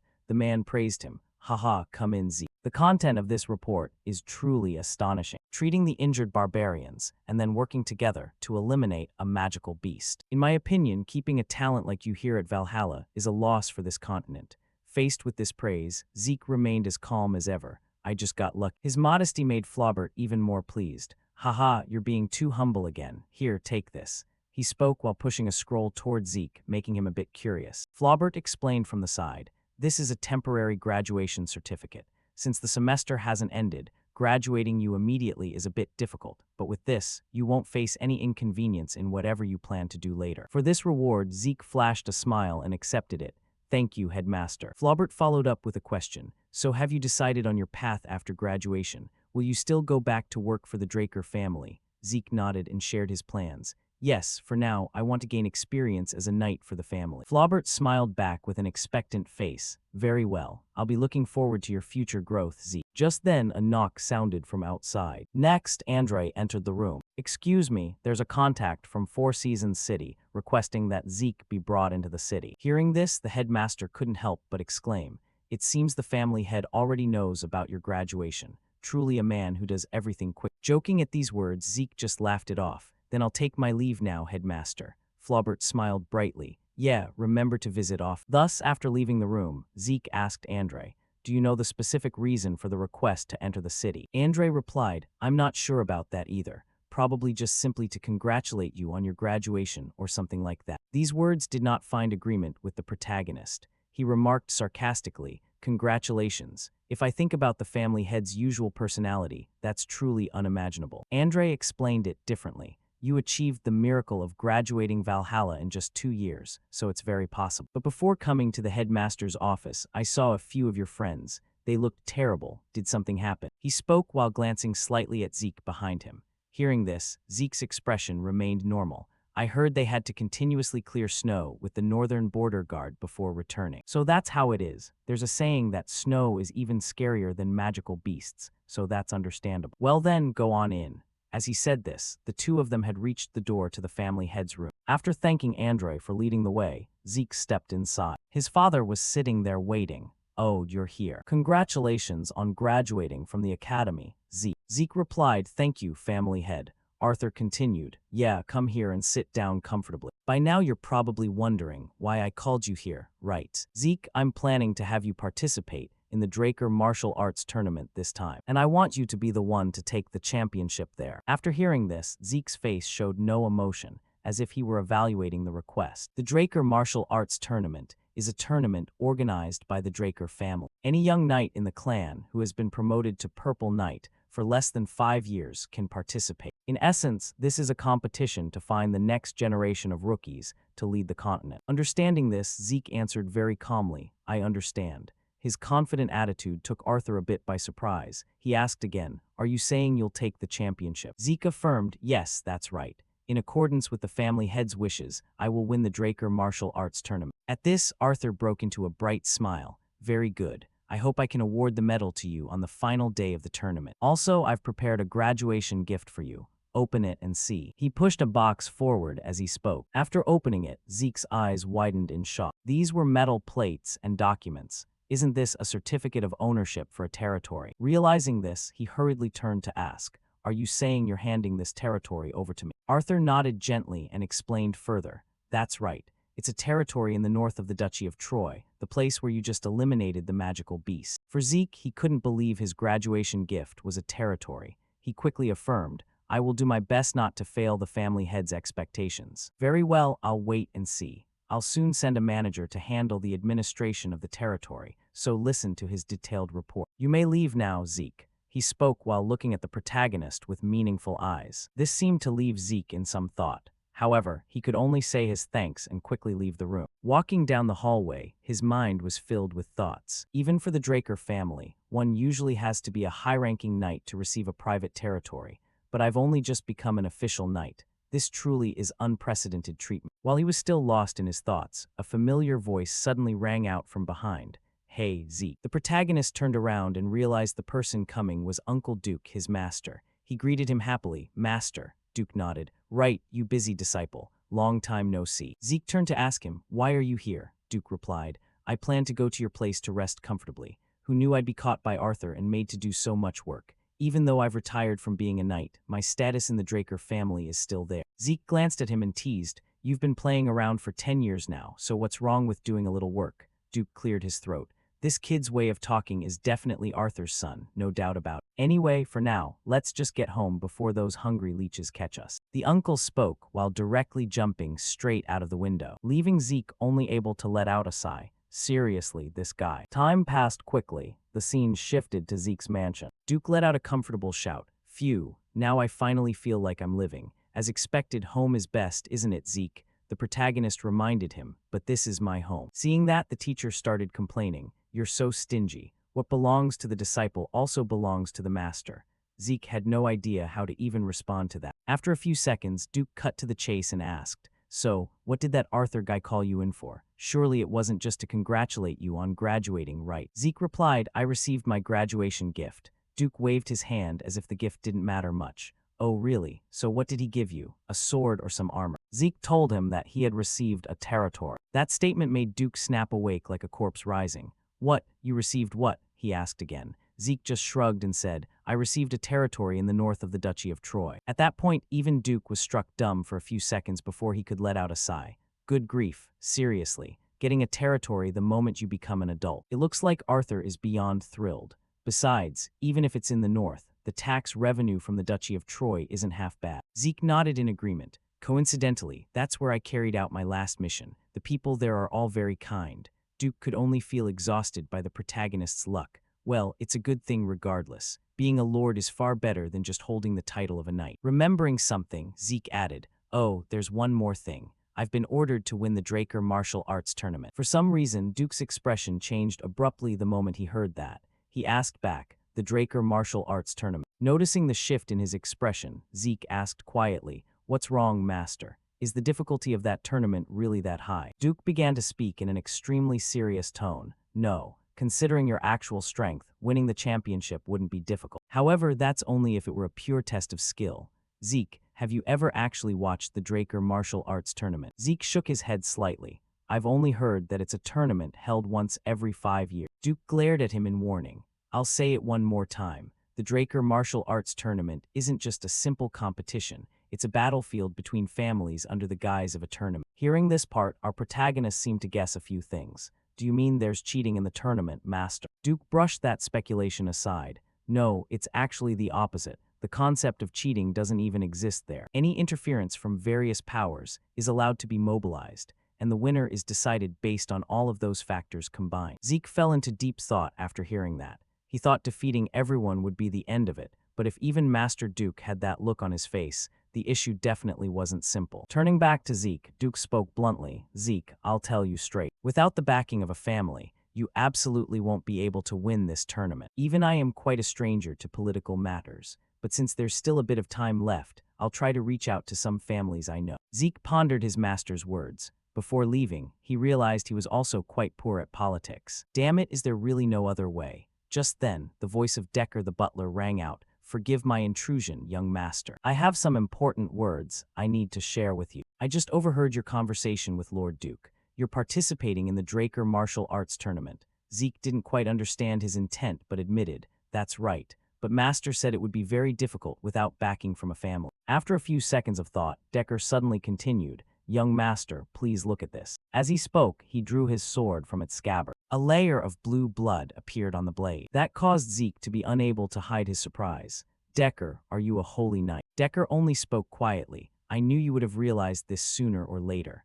Zeke nodded awkwardly, silently praising Decker's observational skills in his heart. Then the butler said, Young Master, in truth, I am a knight directly under the Draker family, and I am also the guardian knight who protected the lady, your mother. Once again, Zeke was caught off guard by this. He gasped in shock, my mother. The butler began to slowly delve into the story. Young Master, do you know the reason why no one in the Draker family mentions the lady? It is because the family the lady was born into is the Agamemnon family. Zeke was completely stunned by that name. Agamemnon, this is the first time I've ever heard that name. What kind of place is it? The butler's expression became extremely serious. He began to state what he knew. The Agamemnon family used to be the most powerful force among the blood alliances of Drake, even more so than the current Thurn or Saemon's family. The more he heard, the more confused Zeke felt. It was that big, but why have I never heard of that family? Decker let out a sigh, because everyone shunned them and called the Agamemnon family the cursed family. The women of that family would suffer stillbirths, and those lucky enough to be born would all die before the age of 5. But only one person, your mother, the lady, survived and reached adulthood. Hearing this part, Zeke understood what Decker wanted to tell him.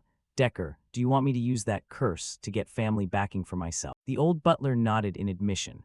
Yes, that place was once the most powerful force in the central region. Furthermore, you are the only one eligible to become the successor of that family. After listening, Zeke only said for the time being, all right, I'll consider it. Since he had said his piece, Decker didn't want to say more. I understand. Thank you for listening. And young master, although you now know I am a holy knight, thank you for trusting me without suspicion. Zeke flashed an incredibly confident smile. It's nothing. The scene shifted to the Mycenae area. By this time, Zeke and Felix had arrived there. The city's development made Felix marvel. Good heavens, young master, it's as if we're stepping back into the era of the Holy Empire. So Mycenae is this kind of city. The protagonist paid no mind to what he was saying. Instead, he observed his surroundings and thought, as expected, it's better to come and see for myself. Mycenae is one of the cities in Middle-earth backed by the Draker family.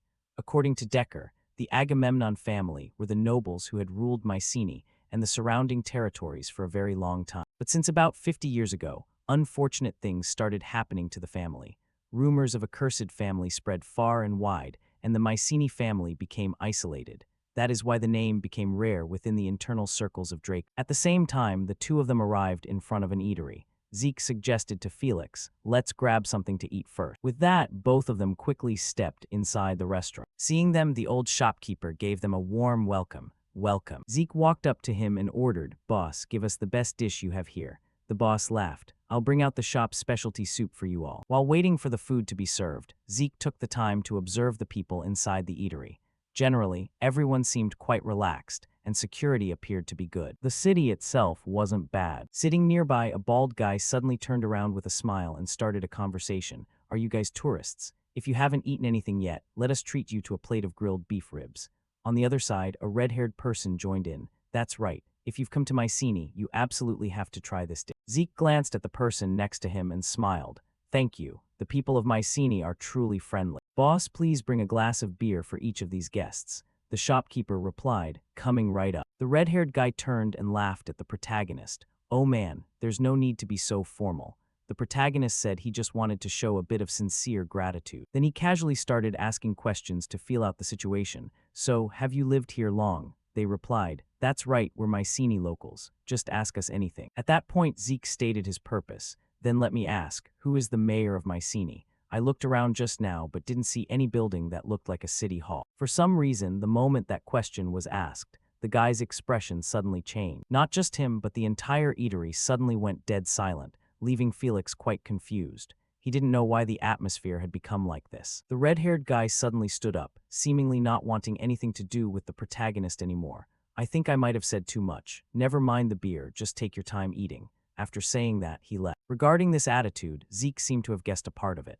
The moment the Mycenae family was mentioned, their reaction became cold. Did they hate that cursed place so much they didn't even want to mention it? Having no time for much thought, Zeke wanted to investigate immediately. Felix, I'm going to look around a bit. You stay here and rest. The scene shifted to another luxurious bar. While the bartender was wiping some glasses, he saw Zeke approach and complain. What's this kid? This isn't a place for a child to come to. Zeke didn't explain much. He just took out the VIP card in his hand and gave a reminder. Let's see if you still dare to say those words after seeing this. The moment he saw that card, the bartender's expression became flustered, and he immediately apologized. Forgive me, I was blind and didn't recognize you. Zeke requested, I want to see the branch manager. The bartender also hurriedly followed up. Yes, I will lead the way. Please step inside.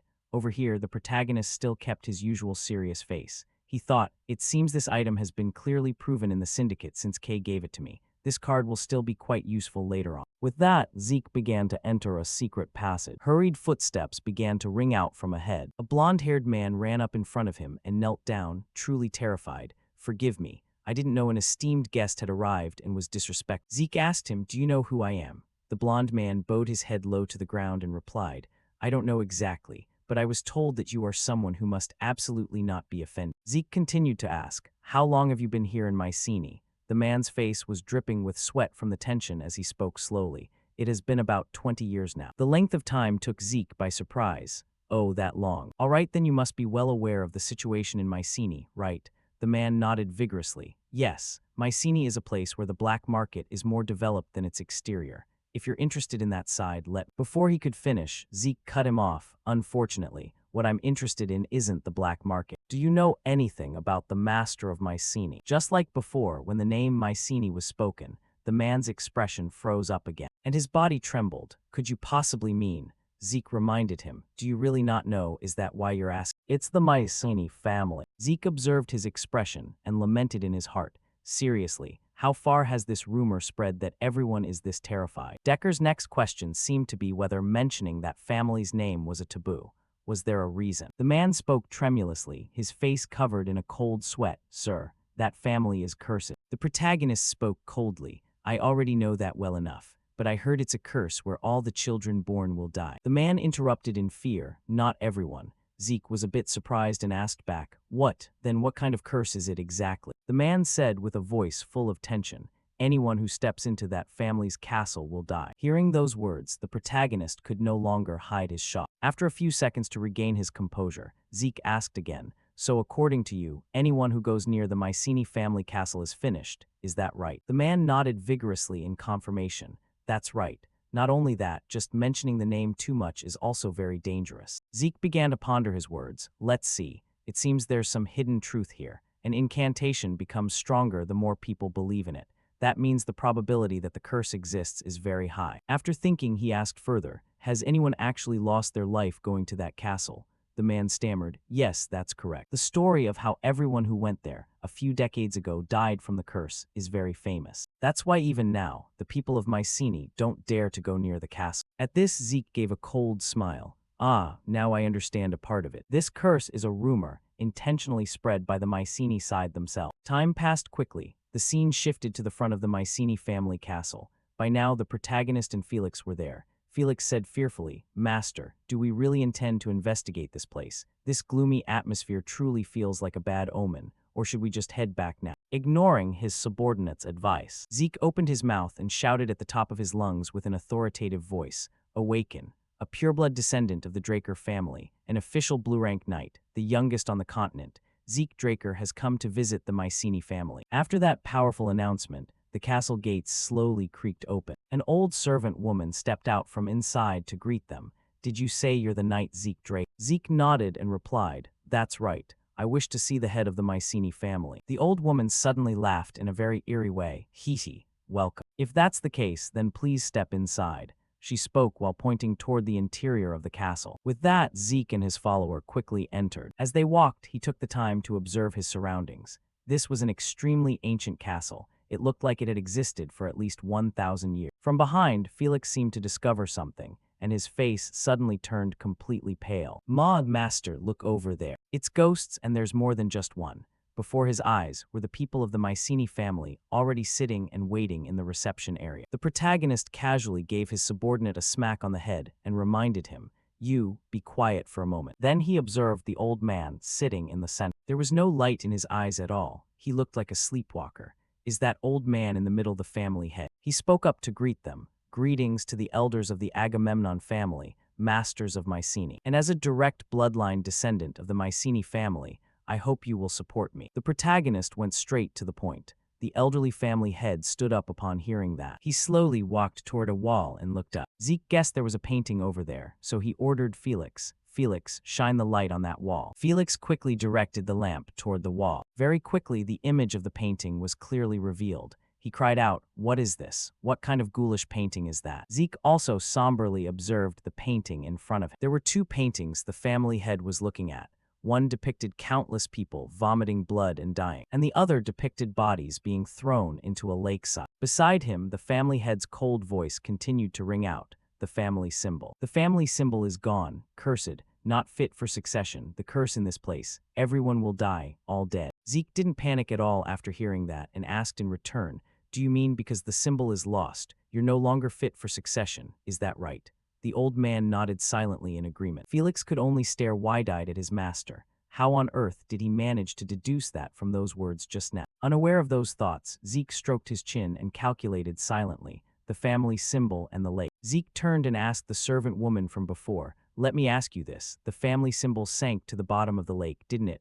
She nodded silently. Zeke requested further, then laid the way to that lake. With that, the two of them were quickly brought to the edge of a vast lake. Felix observed it for a moment and exclaimed, "Wow, this is the first time I've seen such a large lake. Besides, the water is murky, so it'll be very hard to find anything." Zeke agreed. He thought about the details in the painting and judged. In the painting, someone held onto something and jumped to the bottom of the lake. Right now, that's the only clue we have. I need to go to the bottom of the lake myself to find out direct. Whale's breath. This was an item that would allow him to breathe underwater. Without a second thought, he drank the potion and turned to instruct Felix. "Felix, I'm going down into the lake for a bit.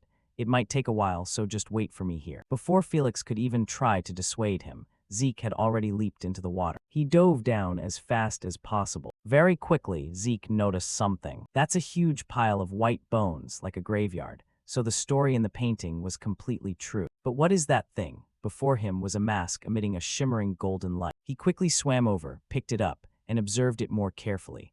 On the exquisitely crafted golden mask was a pattern that looked like a rarity from the Holy Kingdom. Before the protagonist could think further, a roar suddenly rang out, snapping him to attention. "What's this? That roar? What? Where on earth did that thing crawl out from?" Before he knew it, a fierce water dragon had quietly closed in on Zeke. The system issued a notification. Ancient dragon species detected, being corrupted by evil energy.